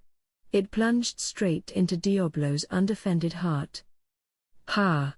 No threat at all. Glenda laughed. She could tell that hit home. But sadly, Diablo had no intention of dodging that from the start. Ha ha ha ha ha. That is some commendable physical ability. Unfortunately, he flatly stated, "Physical attacks do not work on me." That was the truth. Diablo had acquired a trait known as cancel melee attack. Glenda quickly leapt back a safe distance. PFFT. What a pain. Then, ignoring Sare's warning, she launched a barrage of quick attacks. Even she could tell he was a formidable foe. She no longer openly berated him like before, and she was treating this like a battle against a full-bore demon lord, but it was all mere sport to Diablo. He was in a realm of his own, power-wise, and nothing Glenda busted out could ever affect him. Now Glenda realized this, or to be exact, she had sensed as much from the start. Her real goals lay elsewhere. Sare, resigned to his fate, steeled himself. Unable to abandon Glenda, he joined the battle, unleashing his spiritual force and boosting his physical skills to the max. Wielding the Demon Slayer, a unique weapon obtained through massive amounts of capital, he slashed at Diablo. It didn't work. Damn it. Slashes don't work on him? Glenda, buy me some time so I can unleash my holy magic. Reasoning that only his strongest magic would knock this menace out, Sare asked Glenda for a hand. Glenda had no response. Diablo spoke in her place. I believe your female companion just fled? Sare had trouble understanding this at first. Turning around, disbelieving his own ears, he couldn't find Glenda there. Diablo was right, she had fled the scene long ago. Damn her. He screamed at the top of his lungs. It didn't accomplish much. Glenda decided unilaterally to start this battle, and then she left Sare to deal with the fallout. It enraged him, but Diablo was right there, sporting his evil grin. It was time for Sare to worry about his own hide, not hers. I can do this. I have to do this. I need to keep this going until Grigori returns. With his hopes now pinned on his other stalwart companion, Sare roused his spirit. Grigori had gone to the city to lure the demon over to him. Their target was right here, and thus he should be back shortly. Believing in this, Sare plunged himself into this desperate battle, a fleeing wish that never had any hope of coming true. As Sare faced these insurmountable odds, Grigori of the three battle sages was in a desperate situation of his own. There, as he ran across the battlefield, he was greeted by a calamity from the skies. It was the mercenary force Yom had brought on, seemingly fighting to protect the city gate. They were doing what seemed to be a fine job, fending off Pharmas's vanguard force. This wasn't the prey Grigori was supposed to be targeting. He had no interest in Pharmas's internal strife, it had nothing to do with him. He was only after the demon who killed Archbishop Rahiam, and his intelligence stated that he'd be found working undercover in this town. King Edward was accompanied by those specialists from the east when I saw him, he had thought. Unless they run off on him, I doubt I'll have much work to do. But now Grigori was faced with a much more present threat than a demon. It was a gigantic, fearsome wolf in his way. The wolf, of course, was Ranga, wagging his tail with glee as he sprinted across the heavens. He was light as a feather, and now his feet weren't kicking against the ground at all. This was skywalk, a technique only a small handful of magical beasts could hope to learn, and he had acquired it all too naturally. To Ranga, however, this was a trivial detail. The waves of power released from his body were bringing him pure joy as he whirled around, feeling himself fill up with magical energy. His legs, covered in jet black fur, were crackling with gold-colored lightning, his aura releasing electricity into the air, whether Ranga meant to or not. It was being controlled by the shining gold horns on his head, radiating a force like a crown, even as the lightning-infused fur shone black like a robe of darkness. He was the king of wolves, and now he had every bit of the majesty that title entailed. Now he approached the speed of sound in the air, as he instantly sighted the group Diablo tipped him off about. Another moment, and he was back on solid ground, right in front of Grigori. Accompanying Grigori was a small handful of the Lubelius Imperial Guard. The other 5,000 with them were the second wave of Pharmas knights sent by Edward as reinforcements. One of the Pharmas generals, an inexperienced member of the nobility, nervously approached. "Sir Grigori, your orders?" "Hell if I know," he thought. All of Pharmas's top-notch knights were long gone, erased from the world during the previous attempt to invade Tempest. What remained were the also-rans, the fighters whose skills and brainpower weren't enough to join in last time. None of them could think for themselves, they relied fully on Grigori, this wonder child from exotic lands, without even the slightest sense of shame. "General Gaston, you tackle the forces lagging behind us. You saw them advancing from the ground and the sky, right?" The observation made Gaston come to his senses. "Very well." "What about you, Sir Grigori?" "Me? Isn't it obvious? I gotta take that guy on." "Python, Garcia, you two join." "Join Gaston and keep him guarded" is what Grigori wanted to say, but he was interrupted by a dark gale-force wind rushing by. Wah! At a speed that only Grigori could react to, Ranga charged right into the forces Gaston led. "Damn it!" Grigori shouted. "That stupid dog." He thrust his halberd forward with all his might. Ranga easily leapt out of harm's way, then began exercising free rein to wreck the whole troop. Leaping up and down, he kept attacking and attacking, piling up the casualties. Neither Python, nor Garcia, nor all of their many companions could avoid the feast of violence, sending them all crashing to the ground. And before long, those fangs were being bared at Grigory himself. Gobta and Gable were chasing Ranga as fast as they could. "Come on, Ranga, you're too fast." Indeed. I fear there will be no assignments left for us at the end of this. "My brother," interjected Soka, "please, enough whining. Continue the chase." They were all bickering at one another just like usual, but everyone knew they were good friends. Only the three of them thought they were hiding it. "Right," bellowed Gobta. "Here we go." "Got it." Gobta triggered shadow motion, accompanied by 100 of his goblin riders. Gable flew ahead, 100 members of Team Hiryu joining him. Soka, meanwhile, returned to Hakuro to give the field commander his report. As the first person on the battlefield, Gobta was greeted by the sight of heaps of soldiers lying in what felt like a single spot. The knights still in the fray were in a loose circle around Ranga, keeping a prudent distance and praying that Grigory could defeat this beast. The downed knights were all the talented ones, or at least, those courageous enough to engage Ranga and keep Grigory guarded. They paid for that dearly, all gathered together in a heap because Ranga was using his front paws to toss them over there, ensuring he didn't accidentally trample them to death. The faces of all the praying knights were strained with despair.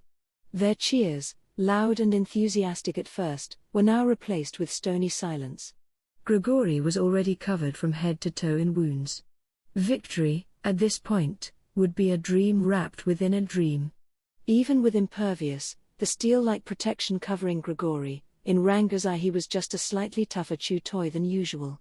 The fact that he couldn't be knocked out simply meant he had to endure the pain that much longer. Whoa! The sight half-panicked Gobta. That's a bad wolf, Ranga. He's gonna die if you do any more of that."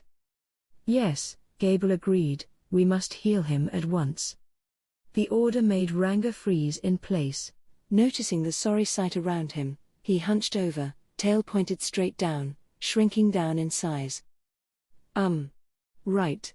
But doesn't this human wish to play for a while longer?" Grigory was unconscious, a broken halberd still in his hand, as Ranga ruefully prodded him with a paw. It was just too pitiful a sight for Gobta and Gable to stand. Just imagining themselves in his place. No, I don't think so, Ranga." "No, indeed. Best stop this for now, or else Raimaru will never let you hear the end of it." The mention of Raimaru's name forced Ranga to give. Looking at the two of them with his sad eyes, he finally gave up. "Oh no. He'll be angry at me." The freed Grigory's face was caked with drool, his limbs going off in assorted slightly off-kilter directions. Just slightly, mind you, but still in no angle the human body was designed for. He was pretty seriously banged up, in other words, and it was a wonder he continued to draw breath. But Grigory survived it all. And with the healing potion Gobta provided, he made a full recovery before the sun set on the day. His body may not have paid the price for the experience, but his self-esteem certainly did. In later years, he came to be known in his homeland as the Canophobe Crusader, for reasons he refused to divulge to the general public. For the remaining forces, Gable promised not to pursue them further if they retreated, an offer that General Gaston immediately accepted. Word was quickly sent to the battered and bruised forces still attacking the town gate. So ended the siege of Megum before it really began.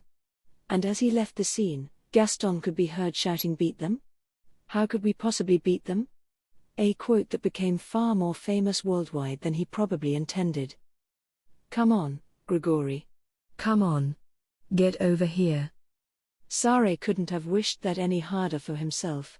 But he was in luck. Grigory was coming, draped over Ranga's back.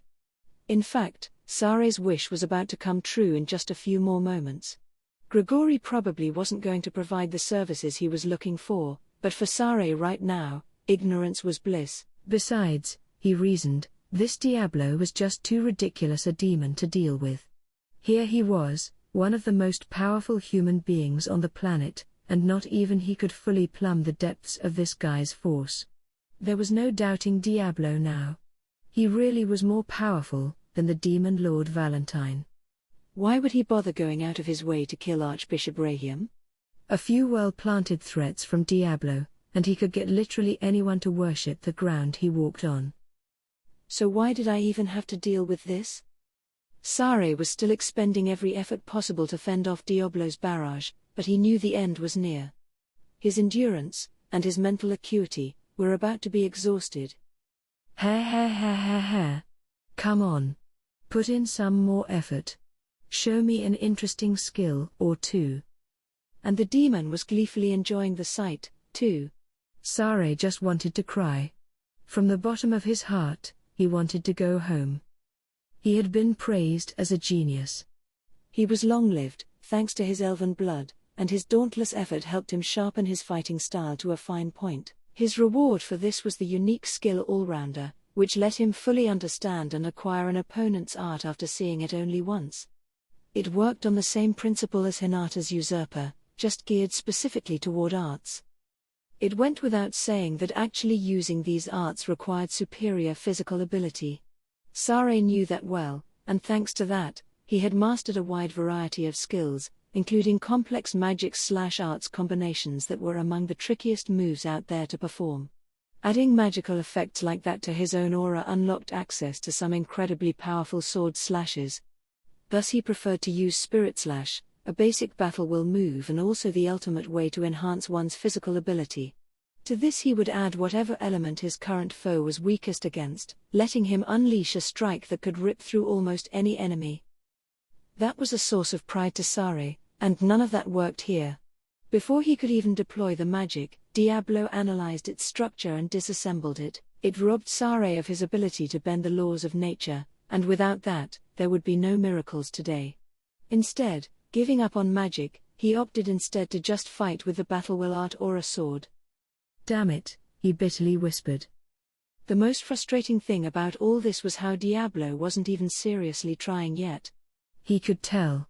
The difference in magical skill alone was like comparing a grown adult to a newborn. The same was true in physical strength.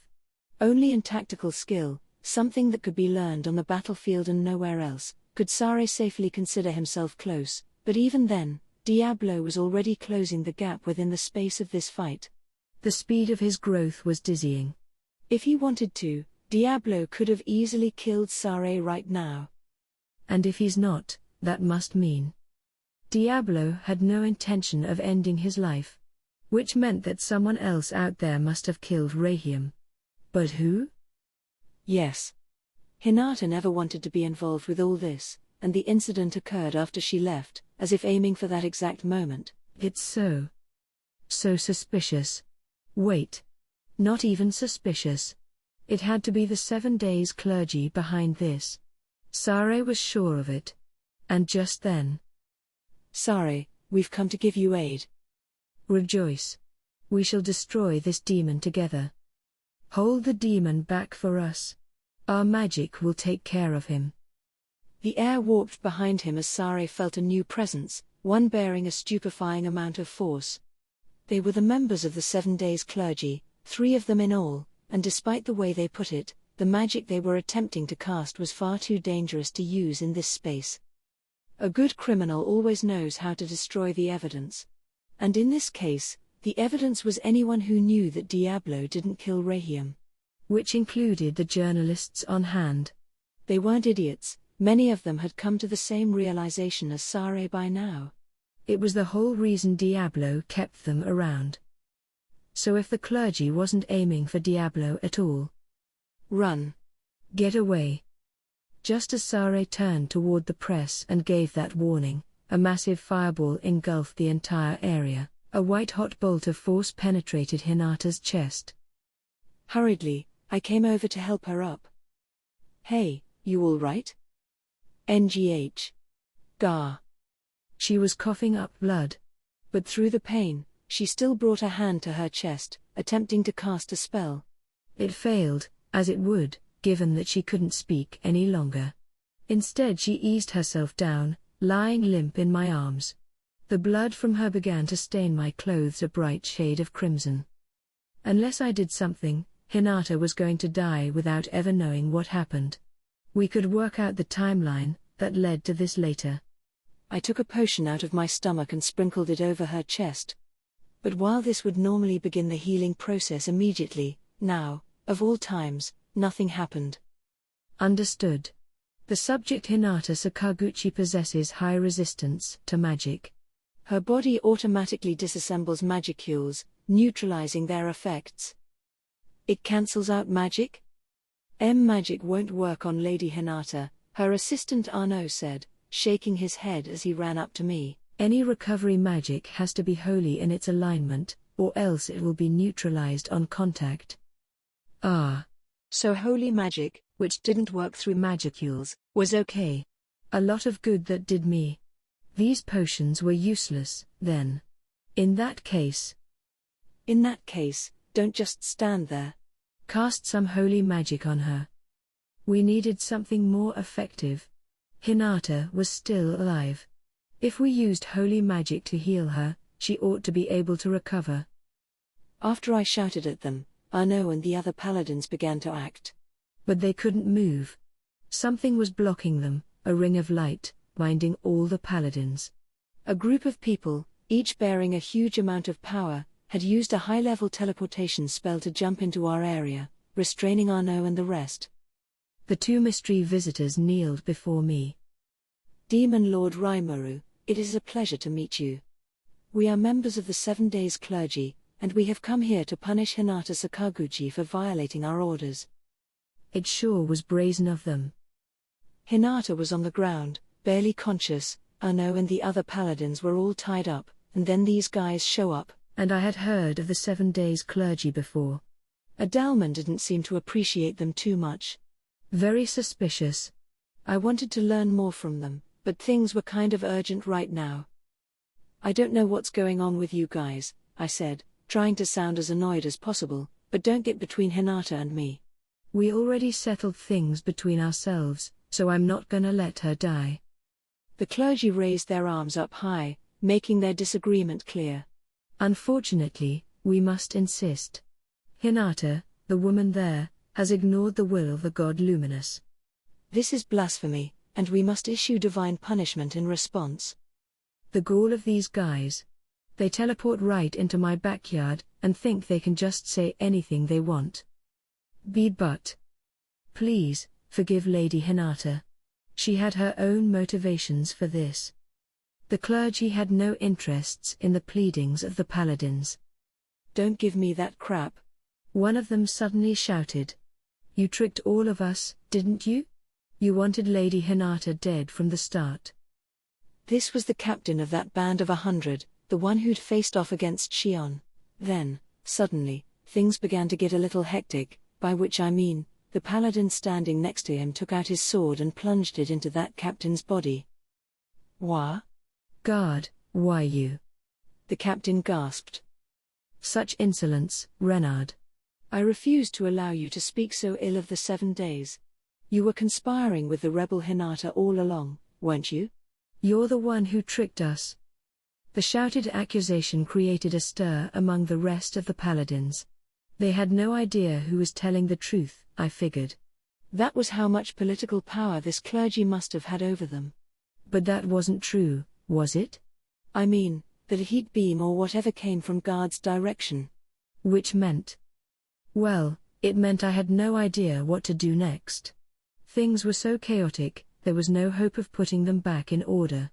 I wanted to take Hinata back from the brink of death, but the clergy was in my way, and now Renard was betrayed by his own men and in mortal danger himself.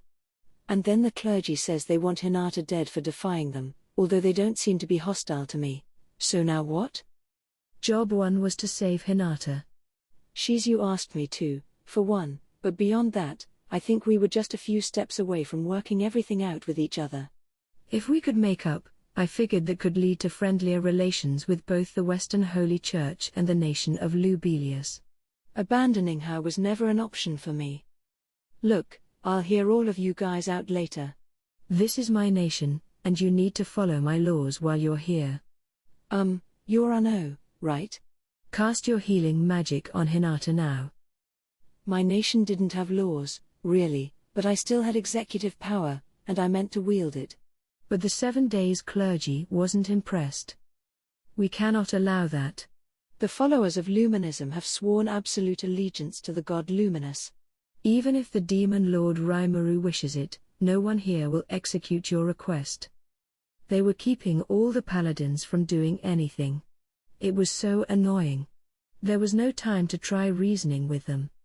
I thought about forcing the issue, but just as I did, Diablo sent me a thought communication.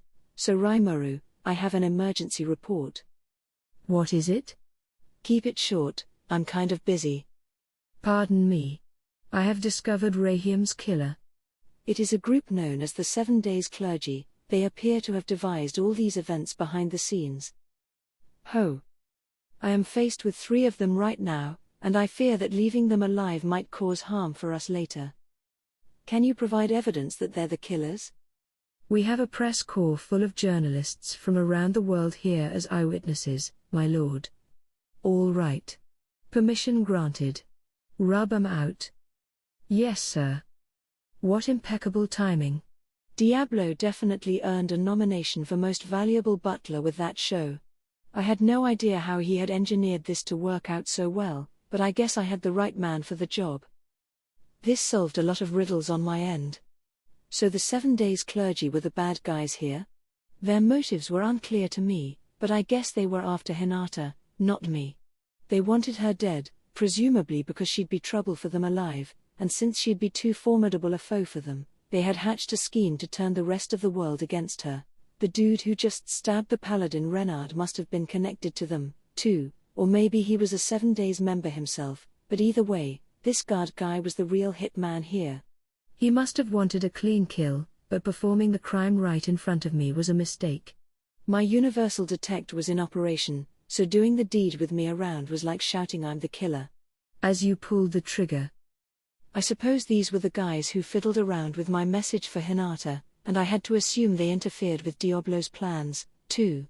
These were the culprits, and no one else, and now that I knew that, I didn't have to worry about hurting my relationship with Lubelius. This was my nation.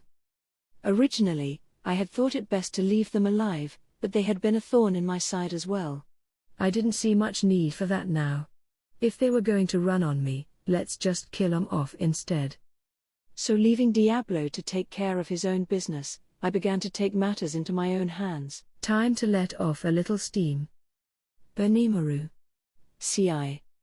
Sir. They both shouted. Capture those 2. If they resist, take any measures you deem necessary. Just what I was waiting for. As you wish, Sir Rimuru. Benimaru and CI came for the clergy, who immediately shot me a pair of dirty looks. I didn't let it bother me. Shion. Yes, my lord. You take care of guard over there for me. Exclamation mark. Watch out. He might be a 7 Days guy in disguise. I see. Then let me show him the deepest pit in hell and expose him for what he is. She gleefully readied her massive sword. This time, I didn't stop her. Hell, I was hoping to see that sucker. Heh. Well, look at this. Are you quite sure? It will mean all-out war against us. Those 2 could babble all they wanted. If I let them be, it'd be even more trouble for us later, and if I was gonna take action here, better make it count. Sorry, guys, but you went too far. I guess you tried pinning the blame for Archbishop Rahiam's murder on me, but I've seen right through all that. If you're picking a fight with me, I assume you know what's coming for you, yeah? The paladins exchanged confused looks. A few of them, at least, seemed to see things my way. Arnaud, meanwhile, with an enraged expression, already had his sword pointed at the clergy. But the pair didn't look daunted. In fact, they were laughing in our faces. Ha. I didn't think we would be found out. Wah ha. But the saint is already dead. Demon Lord Rimuru, you and Hinata both exhausted your strength in that battle, didn't you? We wouldn't dream of missing this golden opportunity. And if all of you know the truth as well, you will die with your demon lord. At least they weren't making any more excuses. The 7 days clergy fully admitted to it, laughing the whole way. Such a vulgar display. It almost made me sick. There was no value in keeping them alive at all. Benimaru, Ci, and Shion each sized up their prey. But it turns out the clergy was craftier than I thought. Fools. I commend you for exposing us, but everything has already been accounted for. We planned to kill all of you from the beginning. Ha. Let us begin. With that, the two of them leapt back and floated into the air. Guard joined them, revealing his true colors before Shion could reach him. Then, with the three of them grouped together, they constructed a large-scale magic circle on the ground. This was dangerous, certainly beyond what a human of regular intelligence could handle, and certainly something that required advanced preparation. Inside this circle was us, two of the three lycanthropeers, and the paladins. They intended to kill us all and make sure no evidence ever saw the light of day. Hellflare. Demon wire slash. Dark pyres of flame shot out toward the trio, accompanied by a torrent of sticky steel thread powerful enough to break through sheet metal. But the only sound anyone could hear was high-pitched laughter. Ridiculous. You waste your time. This magic circle deflects all non-holy strikes. Any magical attacks from evil creatures like yourselves could never penetrate it. Wahaha. Such utter fools. Our knowledge has been built and refined over centuries. It will never lose out to the brute force of some arrogant monster horde. The laughter echoed above us, but I was too busy keeping Hinata alive.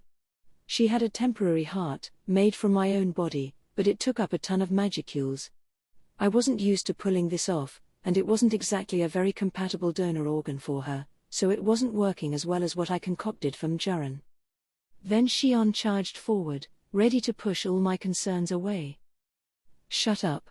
That means nothing in the face of my Gariki Maru version 2. She wasn't making much sense, but she made a mad dash for the clergy, muscle memory winning out over her brain. It would have struck most people as idiotic. But Shion was on another level today. Ha ha ha ha. You imbecile. What could that sword possibly? There was an audible ripping sound, out from the air in front of the sneering clergy. And no. She's going to break down the magic circle? So be it. We must release it now. Shion's nonsensical attack was pure brute force, something that didn't care much about elements or attributes at all. In addition. Understood. She appears to be using guarantee results, part of her master chef skill, to alter the space around her. This is just crazy. I can only hope she doesn't start using that stuff on me. Report. While the possibility is slim, the subject Shion's attack might be effective against you as well. Or, crap, really? Better make sure I never piss her off again. This had taught me all over again how amazing she was, but sadly, even that couldn't stop the 7 days clergy's attack. Report. Attack incoming. Their broad-range annihilation attack was complete. Crap. What should I? Report. It is not a problem. The magic circle has already been analyzed. The cool, refreshing voice of Raphael calmed my frayed nerves. Okay, great. No problem at all, then. This magic circle looked kind of complex to me, but I guess it was child's play to the wise master here. I hated to dent the clergy's confidence and all, but I guess a riled Raphael could still outwit them. Prepare to meet your doom. Trinity break. Comma. 3 voices chanted in unison to launch the spell, but all that effort was already in vain. Report. Relaunching the ultimate skill Beelzebub. Just as the professor reported that to me, Beelzebub swallowed up all the droplets of murderous light raining down from above. In a moment, they were all gone. Yikes. Set this thing to full blast, and it was a real monster. Even the paladin stared wide-eyed at me, shocked at the sight of all those missile blasts disappearing before their eyes. But, wait a second. Didn't I sacrifice Beelzebub when I fought Hinata just now? Understood. The ultimate skill Beelzebub, Lord of Gluttony, was indeed sacrificed, but a copy had been backed up, so it was not a problem to reactivate. Huh? Backed up? And why was Raphael using the past tense there? You gotta tell me about this crap, man. I thought I had lost that thing forever. The professor acted like this was all settled history, but I wasn't sure I was willing to accept that. Report. Rise in holy force detected. Main attack incoming. Oops. That last strike wasn't the main one? Face your ruinous end, Demon Lord. Trinity disintegration. Comma. Whoa, crap. Beelzebub ain't gonna cut it now. Report. It is not a problem. Invoke absolute defense from the ultimate skill Uriel, Lord of Vows? Yes. No. Hey. There's the professor I know. That's another yes, but. Hang on. Again, something didn't seem right. But even as I pondered this, the first absolute defense wave activated, a single, thin, transparent layer covering my skin. This was all it was, and this was all it took to perfectly disable Trinity disintegration. Right. Yeah. That's the thing. That was definitely the first time I used that move. I had been using multi-layer barrier up to now, not absolute defense. Taking advantage of my mind accelerate speed up, I finally asked Raphael the question on my mind. Hey. Why didn't you activate that earlier? I could have blocked that strike on Hinata with that thing. The response was enough to push my frustration to the brink. Understood. This is because the ultimate skill Uriel's absolute defense may still be penetrated by spiritual particles on occasion. As a result, it was determined that invoking it would be meaningless. Raphael made it sound like common sense. I swear, you don't have to be such a perfectionist about this stuff. The behavior of the spiritual particles that magicules were made of was apparently difficult to predict. They ignored time and space as they moved around, cutting straight through well near any barrier. The near-random elements that controlled their movements, the forces of nature that governed over these particles, made it impossible for absolute defense to handle them, unless you knew how they worked. And yet, here I was, perfectly safe after that barrier just trounced Trinity disintegration. What's up with that? Did Raphael fully predict things this time? Understood. In the previous melt/attack, Beelzebub both cancelled out the strike and invoked predation on it. This made it possible to gather enough information to successfully recognize the random elements involved. As a result, it became possible to predict and defend against holy attacks. In addition, you have also obtained the Holy Sword skill melt/. What? Wait. What? Huh? So you mean you sucked up Hinata's sword on purpose back there? Dude, don't clam up on me, you bastard. I can totally picture you reacting like oh no, Rimuru got me just now. Your silence is telling me everything I need to know. Although. Wait a second. I know Raphael isn't the type to take dangerous risks, but, could I have, survived a melt/blow without having to cancel it out with Beelzebub? Understood. Of course. You lost a great deal of magical energy, but your material body could have been instantly reconstructed with infinite regeneration. So what were you so freaked out about? You didn't just want to consume melt/ so you could analyze it, did you? Oh, more of that, huh? Bastard's getting better and better at dodging my questions. More malicious, you could say, or human-like. You could tell me the guy was a living being, and I think I'd believe you. But, I dunno, I suppose I would have wanted it, yeah. Wanted to withstand that attack, wanted to use it myself. Did it take that moment of desire to act upon it that quickly?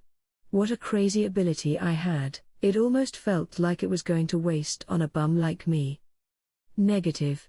I exist only for the sake of my master. Pretty fast replying to that one, huh? PFFT. Thanks. Keep up the good work, partner. Just try not to keep any secrets from me.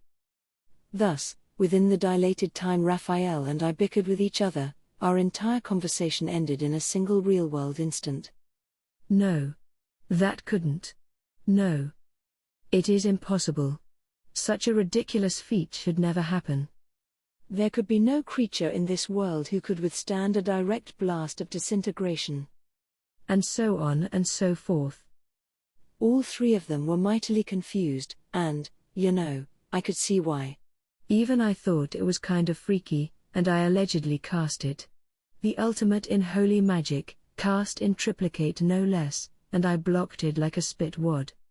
If I were them, I probably wouldn't want to accept it, either. But that's reality for you. It's what you get for making me, or, I guess, Raphael, your enemy. All right.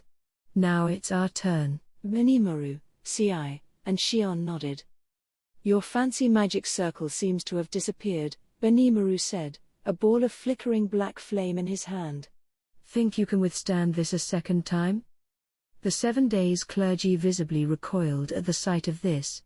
Their hand was fully played, and they had nothing left to counter with. Shion flashed a fearsome smile as she sized up her prey.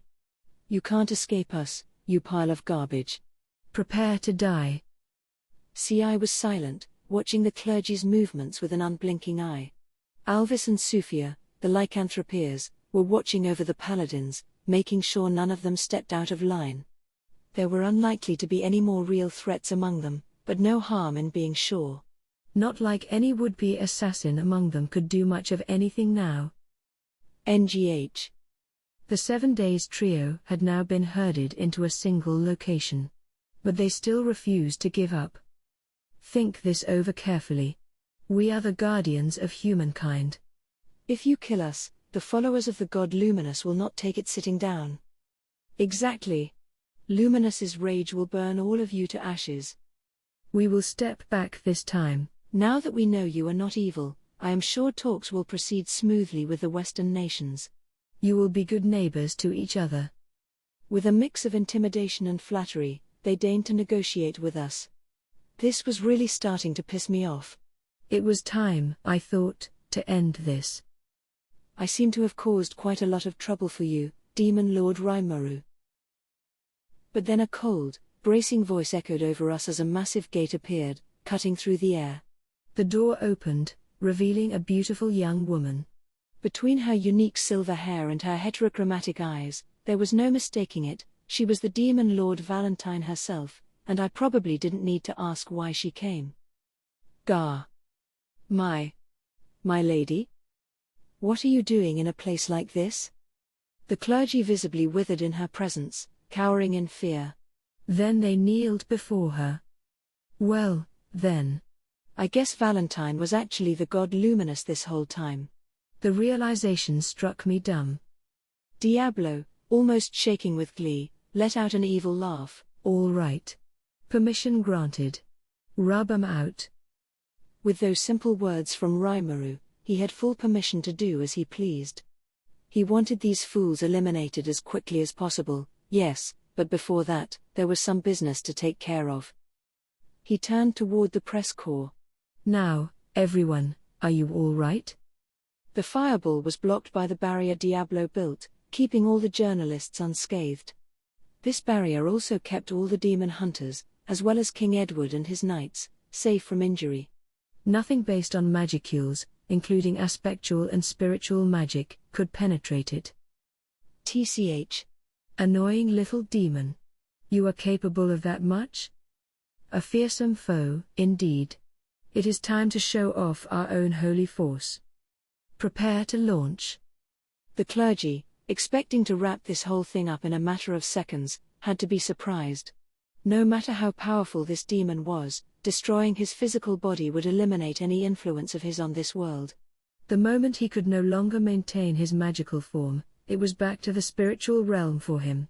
Anticipating this, the 7 days clergy launched an ultimate class magic the moment they arrived, Nuclear Flame, part of the nuclear family of aspectual magic. 3 people were required to carry it out, the force of it being too much for one, and it rained unquenchable hellfire upon its target. Against Diablo, however, it was powerless. Overwhelmed, the clergy quickly opted for their final weapon. Defeating someone as powerful as Diablo required holy force, and nothing else. Their minds made up, they decided to bring out their finisher, Trinity Break. It was the same move their compatriots tried against Rimuru, and while it took some time to prepare, they could be protected by a barrier during casting, keeping them safe. What's more, the Trinity disintegration launched at the end of this spell was the most powerful of all holy magic, capable of reducing anyone and anything to its composite cells. No matter how great the monster or magic born, from demon lords on down, this attack could never be resisted. It was thus with total confidence that the clergy uncorked this spell, just as Diablo began negotiating. Not with 7 days, but with the press. "Did you see that attack?" he gently asked. "It seems clear to me that they made an attempt on your lives, didn't they?" Even Sare, enemies with Diablo until a moment ago, couldn't deny it. The journalists certainly didn't. They all nodded their understanding. The guardians of humankind, the great heroes, the 7 days clergy of legend, everyone there knew of them. Diablo was telling the truth, they were sure a moment ago that they'd be breathing their last. The clergy would bury them all, Diablo included, and then they'd pin the blame for it on the demon. But there is no need for alarm. I will protect you all. To the crowd, Diablo's smile looked like the reassuring countenance of a benevolent god. They believed him. If he was powerful enough to shrug off a battlesiege like Sare that easily, beating the legendary 7 days didn't seem so fantastical, either. What do you want from us? Oh, money? Some among the press worried about what Diablo would desire in return. Demons never work for free, they always demand something back, and Diablo was no different. He'd never provide a service for no reason, unless he was doing it for Rimuru. Ha. I appreciate your understanding. I seek only one thing from all of you. His demand, given with a smile, was this: report his innocence to the world. The journalists, hearing this, breathed a sigh of relief. They were expecting a cruel, merciless demon, but the truth was something else entirely. If Sare, one of the chief officers in the Holy Empire of Lubelius, was caught up in the clergy's dragnet, it meant that group had to be conspiring on an impossibly high level behind the scenes. The journalists were being used, too, and once they knew that, there was no reason to turn down Diablo's request. Of course. Let us spread the word far and wide. Yes, we will write whatever you want. All about your glorious deeds. That we will, so please, help us. There were nearly 100 members of the press there, and all of them promised their loyalty. The unique skill tempter was faithfully doing its work on them. Betrayal would not be forgiven. The pact had been forged. Ha. Very well. Then I promise to save all of you, but not you. The demon pointed at Edward, only now recovering from his fainting spell. Why? What did I ever do? Silence. He spat out. You openly mocked the great Sir Rimuru, a crime worth 1,000 deaths. It is time for you to realize that saving you is worthless. Edward racked his hazy mind for some way out, but none came. The only thing for certain was that, if things kept up, he was going to die. He looked toward his knights, they averted their eyes. Defying the will of a monster like that, or the heroes of legend, was not conducive to their health. Please, if you could, allow me to live. All that remained was to attempt a teary-eyed round of begging. It failed to bend Diablo's heart. Ha. Feel free to continue lamenting your foolishness as you depart this realm. None of the press lifted a finger to help Edward. What could they do? Edward was the cause of all this in the first place. Nobody was going to step in for him now and face that demon's wrath. The king, realizing this, started crying. I'll give you everything. My money, my position. My throne. I'll abdicate and give you everything. Diablo paused, apparently giving this offer some serious thought. Come to think of it, he said, lightening his tone, the hero Yom is guarding Edmaris at the moment, is he not? I believe he is the only one qualified to truly lead the land of farmers, but what do you think of that? Edward knew that. His mind, racing at speeds higher than he ever felt in his life, was sure of that. I agree with you. He has great potential. I would gladly announce him as my successor. The answer was a source of great satisfaction for Diablo. The journalists could sense it as well. A couple of them even began to laugh. Ha ha ha. The birth of a hero king, is it? This is the news of the century. Diablo nodded contentedly. Now the table was set perfectly. A few of the details had gone awry in his plan, but the results wound up more than satisfactory. Now all that remained was to sweep up the garbage. The time had come. Humph.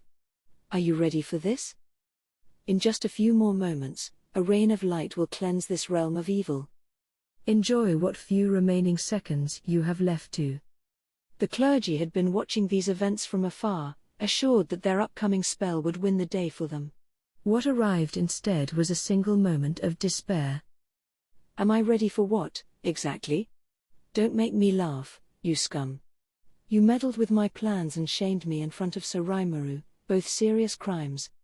You will taste the fear and despair I felt many, many times over.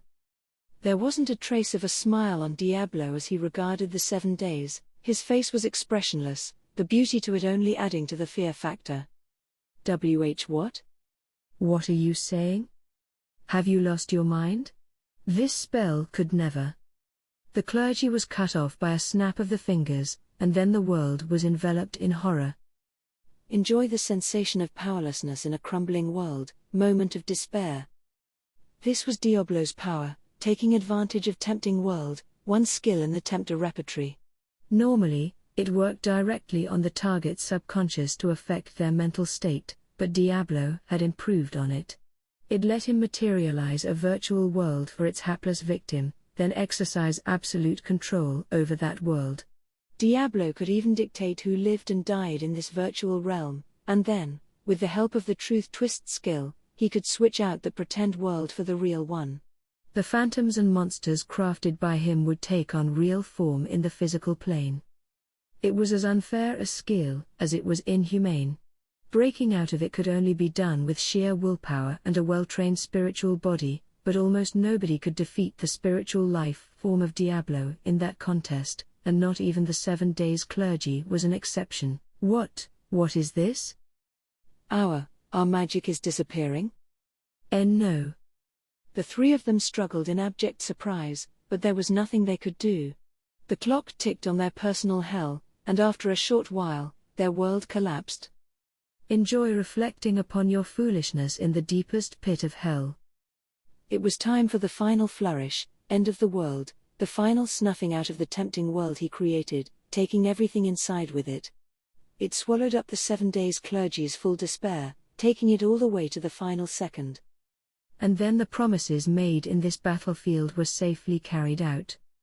Having the demon Lord Valentine, luminous show up was kind of a surprise, but now someone else was coming through the door. This was the so-called Valentine from Walpurgis, right? The stand-in for Luminous? The 3 clergy members here paled in his presence as they kept kneeling before Luminous. They had no interest in fighting any longer, trembling like lambs waiting for their judgment. So what would Luminous do? The way she apologized for causing me trouble, I suppose she wasn't here for a fight, either. But then the former stand-in opened his mouth. Stand back, he commanded, his voice projecting far and wide. I am Louis, the Holy Emperor, and the presence you see here is our god, Lady Luminous. The paladins promptly fell to their knees. It reminded me of a certain retired lieutenant general, not that I said that to anyone. Instead, we decided to watch what would unfold, as confused as we all were about it. But, a demon lord serving as a god? What kind of a joke is that? And that stand-in was the Holy Emperor? The propaganda getting thrown around was so ridiculous, I hardly knew what to make of it. Thinking about it, though, maybe this was the most effective way for her to position herself. Affirmative. It would allow you to create the most efficient environment for ruling over the species of humanity. Yeah. But I wasn't suggesting we copy that, all right? Don't let me be misunderstood on that. Otherwise, I was scared of what Raphael might decide to try next. "Hinata," Luminous said as she approached her knight, still cradled in my arms. "I told you to restrain yourself, but you decided to venture here anyway." She lifted a hand into the air. "May your heart be revived." Resurrection. This was resurrection, the miracle of God, in action. Before my eyes, the hole from Hinata's back to the left side of her chest began to close up. This was even faster than my own recovery potion. Which? Wait a second, why did a demon lord wield holy energy like this? Understood. The miracle of God refers to the efficient utilization of spiritual particles. These particles cannot be intervened with normally, but I have discovered a way to do this. This will be analyzed later. I didn't really get Raphael, but I guess the wise master had a nice new project to tackle. That guy is so helpful. Let's leave the job to it for now. NNNNHG. Master? Oops. Hinata's back awake. Hey. Quit babbling, I said. What's this master talk? Who? I couldn't help but needle Hinata a little. It was funny to me. None of her usual grimness. She looked almost innocent now. She got summoned to this world during her high school years, right, and now she spent the past decade or so here? That put her at around. But before I could finish the thought, her eyes bored into me, just as icy as I remembered. You. Yes, Mom. You weren't thinking something rude just now, were you? No, not at all. Oh. All right. So how long do you plan to cling to me? Cling? She makes it sound so dirty. I was helping her this whole time, too. But now didn't seem like the right time to complain about it, so I better just shut up and apologize. Sometimes, as you learned over time, losing was the best way to win. Oh, excuse me. Not that I minded it particularly. Hinata jumped away from me. Then she looked down at her chest. There was a hole in her clothing, revealing the pale skin below. Huh? Crap. She wanted to kill me with every fiber of her body now. Did I step on a landmine there?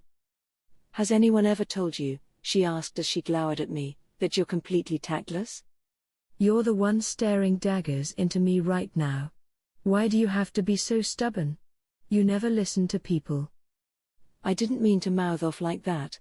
That was a mistake. Hinata's beauty turned into a mask of angry rage.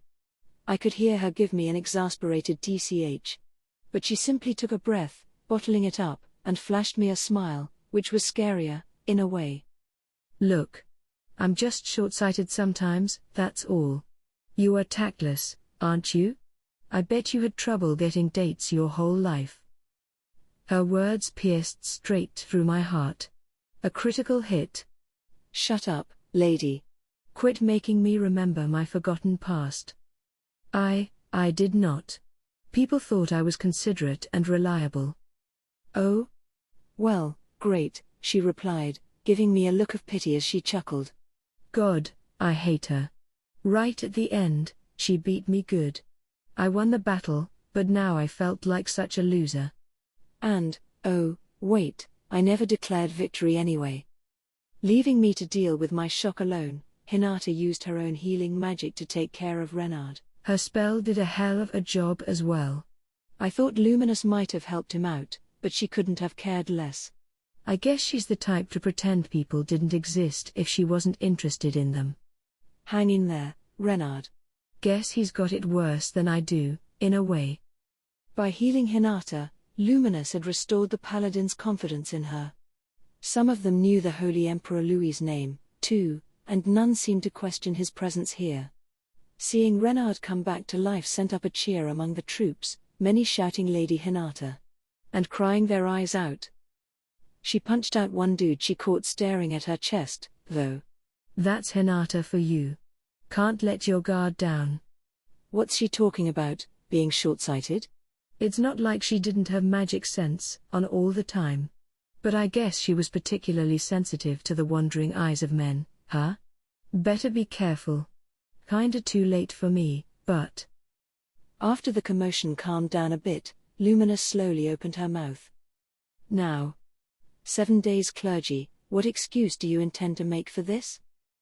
We all looked on, wondering how she was going to handle this. Then I got another message from Diablo. The job is complete, so Rimuru. Good. How did it go? Ha. All according to plan. He sounded pretty happy with himself. Yes, there were no more problems on his end. Excellent. Report back here to me once things settle down. Yes, my lord. I look forward to it. Diablo closed the thought communication and went back to work. I guess he was no longer blamed for that murder, then, which meant I didn't need to intervene in how Luminous decided to handle these clergy guys. They were certainly a pain in the ass, but she had just apologized to me for it. Any further meddling would just complicate matters. Better just sit here and think about how to improve our future relations. As I thought that, Luminous made her decision. She was judge, jury, and, as it turned out, executioner. I sentence all of you to death. At least allow me to guide you to your end by my own hand. Have pity on us. It was only for your sake, Lady Luminous. I swear by our years of faith to you, please. They clung to her in the most pathetic way. She didn't let them for long. Death blessing. She spread her arms wide, and then the hand of an unseen god wrapped itself around the clergy.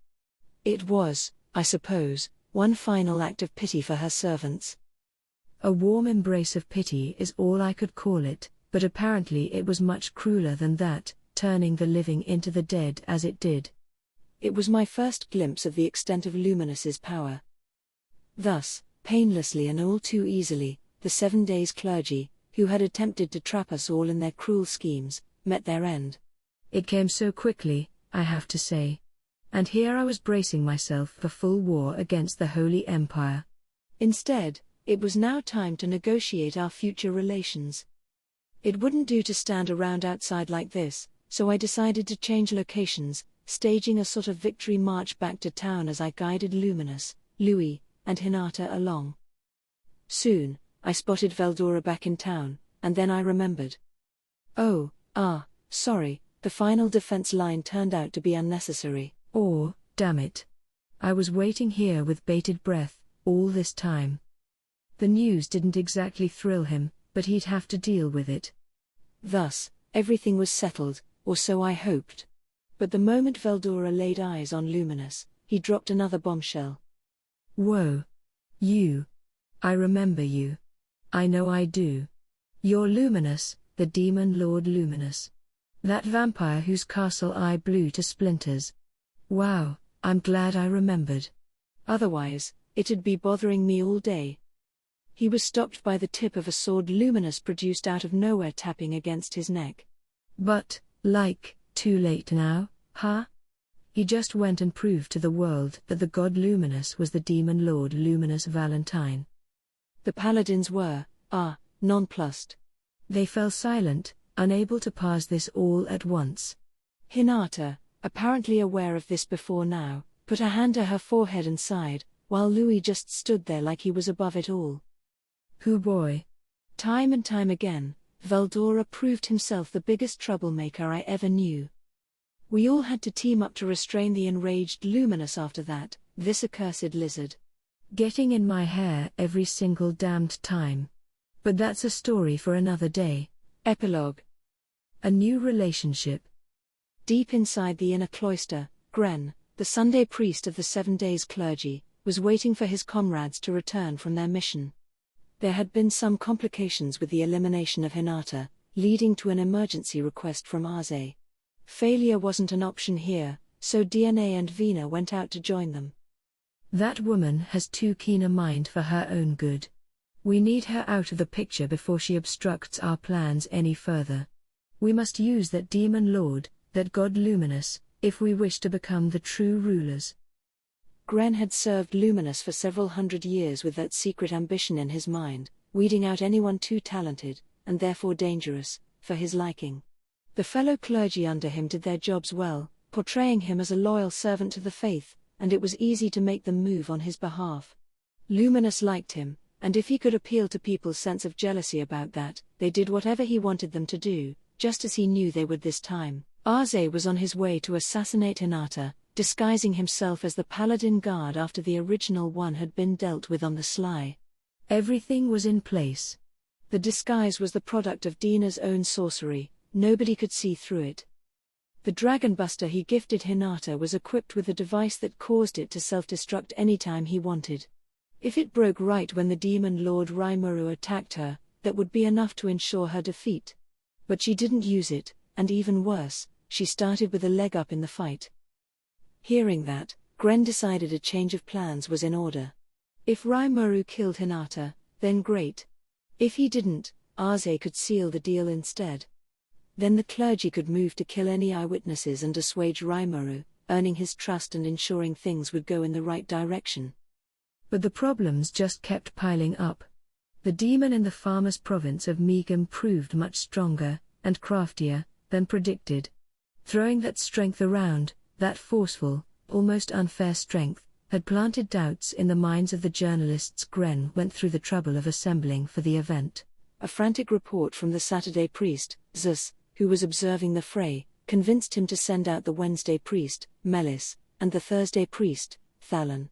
The witnesses all needed to be killed, and the entire crime had to be pinned on the demon. Framing it as divine punishment for the demon's unspeakably cruel actions would be enough to paint the 7 days as the just side of this conflict. Just put it all on the demon, not on the demon Lord Rimuru, and all was well. If negotiations proved difficult, that's where the god Luminous would come in. Rimuru was keen on establishing a foothold in the Western nations. If he was declared a divine enemy, he'd be effectively shut off from that. The clergy had more than enough bargaining chips to work with. Gren had the situation read perfectly. There was no doubting the success of his plan. If there was any loose end to it, it lay in that demon Diablo's insane amount of power, but Thalon was second only to Gren himself in force, and with him on the scene, Sunday was positive that victory was theirs. But none of them had come back yet. What could they be doing? He asked himself, the question appearing on his lips. Nobody was around to answer, except someone was. Whatever is the matter? You look very peeved about something. You. Why are you here? Surprised, Gren turned around. Cardinal Nicholas, Hinata's close confidant, had entered the room without permission. Well, I've made quite an interesting discovery, you see. A discovery? Yes. This. Nicholas took out the crystal ball containing Rimuru's message. And what? I found evidence this has been tampered with, he replied. Interrupting a legendary hero was frightfully rude of him, but Nicholas didn't seem to care at all. A visibly annoyed Gren looked at the crystal. It was playing the full message, including the parts he thought he deleted. Picking up on Gren's disturbed reaction, Nicholas continued. I have to say, I don't care very much about what your objectives are. I don't even care if you use the favor you enjoy from our god Luminous for your own aims. What are you talking about? Our god is a concept that lies in the hearts of us all. Don't try to trick me. I realized ages ago that the god Luminous exists. Lady Hinata kept it a secret, so I simply followed her lead. But as I said, I truly didn't care. Nor did I care about how you tried using this god, Gren could almost hear Nicholas saying to himself. He opened his eyes wide. Nicholas returned the gaze with a thoughtful-looking expression, his eyes as eerie and his emotions as opaque as the waters of a marsh. You. Elders as destructive as you have no place in this world. Disintegration. No? Gren had no time to say anything else, his face frozen in surprise as he disappeared into the storm of light particles and faded from sight. Accursed insect. You thought I'd let you do harm to Lady Hinata? With those parting words, Nicholas returned to his study as if nothing was amiss. The good cardinal was more than just Hinata's confidant. He was also her biggest fan in the world. And to him, all this religion was another way for him to stay connected to her. This made him a heretic, a non-believer at the highest echelons of the papacy. His faith was directed toward no god at all, but a single mortal woman.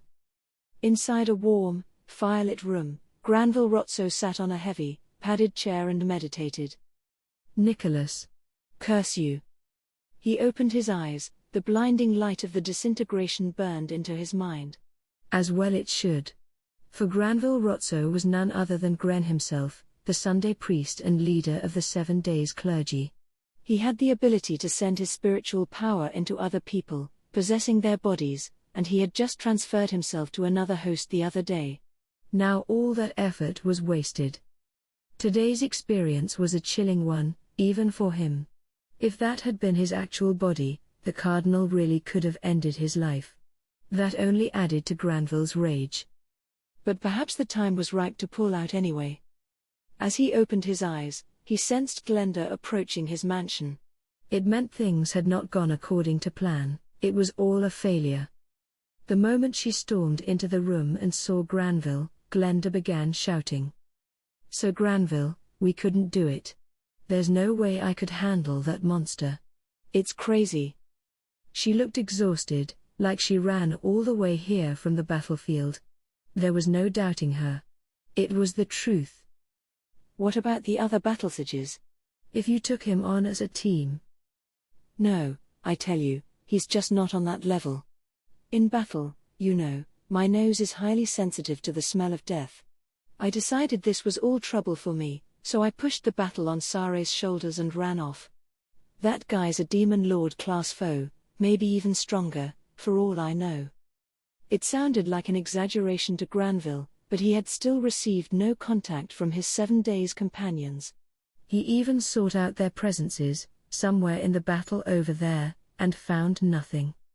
No. As much as it shocked Granville, it was the incontrovertible truth. Several days later, the spies he had deployed across the land informed him that King Edward had been deposed. The journalists on the scene were all safe at home, reporting their accounts far and wide. There were even rumors from Blumen that Tempest was planning a grand festival for themselves. Putting all these reports together, the only conclusion to make was that Granville's plan had failed. The 7 days clergy, Granville included, were no more. The good name of the god Luminous could no longer be leveraged. Then his beloved Maribel gave another prediction. "It's dangerous. Too dangerous. That town is too dangerous." Granville failed to understand what this meant. "You mean the angels' attack?" No. No, grandfather. That demon lord seeks to rule the world through economic policy. Ruling the human realms through their finances, that was the aim of the Rotso family, the exact plan Granville had underway this very moment. He couldn't be. It's true. It's really going to happen. That's why, we need to crush him. Maribel wasn't one for lying, at least, not up to now. It made her suggestions worth listening to all the more. I see. Well, if that's what you say, I'm sure it shall be so. After all, Maribel was both Granville's direct descendant. It will. Next time, for sure, it will happen. I swear it on my name as Maribel the Greedy. And a reincarnated girl. The future hope of the Rotsos, gifted with knowledge of the other world and an uncommon amount of power. As long as she lived, Granville thought as the flames of ambition began to burn anew, the family would never be defeated. It didn't exactly come easy, but I patched things up with Luminous and cleared up the drama between myself and Hinata.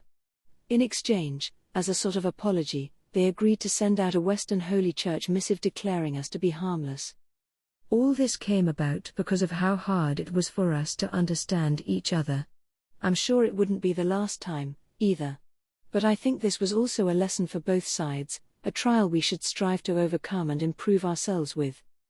The occasion also led us to reconsider the relationship between Tempest and the Holy Empire of Lubelius. For the time being, we agreed to sign a non-aggression treaty, and give tacit consent not to meddle in each other's affairs. The whole, thing with Veldora was an outstanding issue, but it was no skin off my nose, really. More of a personal problem. Veldora's, that is. Not a Tempest matter, that's my story, and I'm sticking to it. Luminous was clearly reluctant to leave it at that, but I promised her that I wouldn't intervene in anything involving the guy, and she grudgingly agreed to that. Besides, I had the ultimate skill Veldora, Lord of the Storm, on me, and as long as I did, Veldora was de facto immortal. Even if something popped up, I didn't expect any problems. Understood. There will be no problems. Good. So yeah, it was pretty much selling off my best friend, but I served Veldora up as a sacrificial pawn to quell Luminous's rage. I thought I heard something along the lines of "Nra. Are you abandoning me?" from him, but I'm sure I was just imagining things. It was kind of his fault, besides, and I can't babysit him through every little thing. Kind of sad, maybe, but it's all part of growing up. Thus, with a small sacrifice on my part, we had regained our peace. I had no idea how this got worked out so fast, but Yom was even ascending to the throne. That whole bit was going along great, I heard. All that remained was to wait for the big coronation day. It felt nice, seeing every one of these problems fall all at once like dominoes. And from that day forward, we were formally accepted by the Western nations.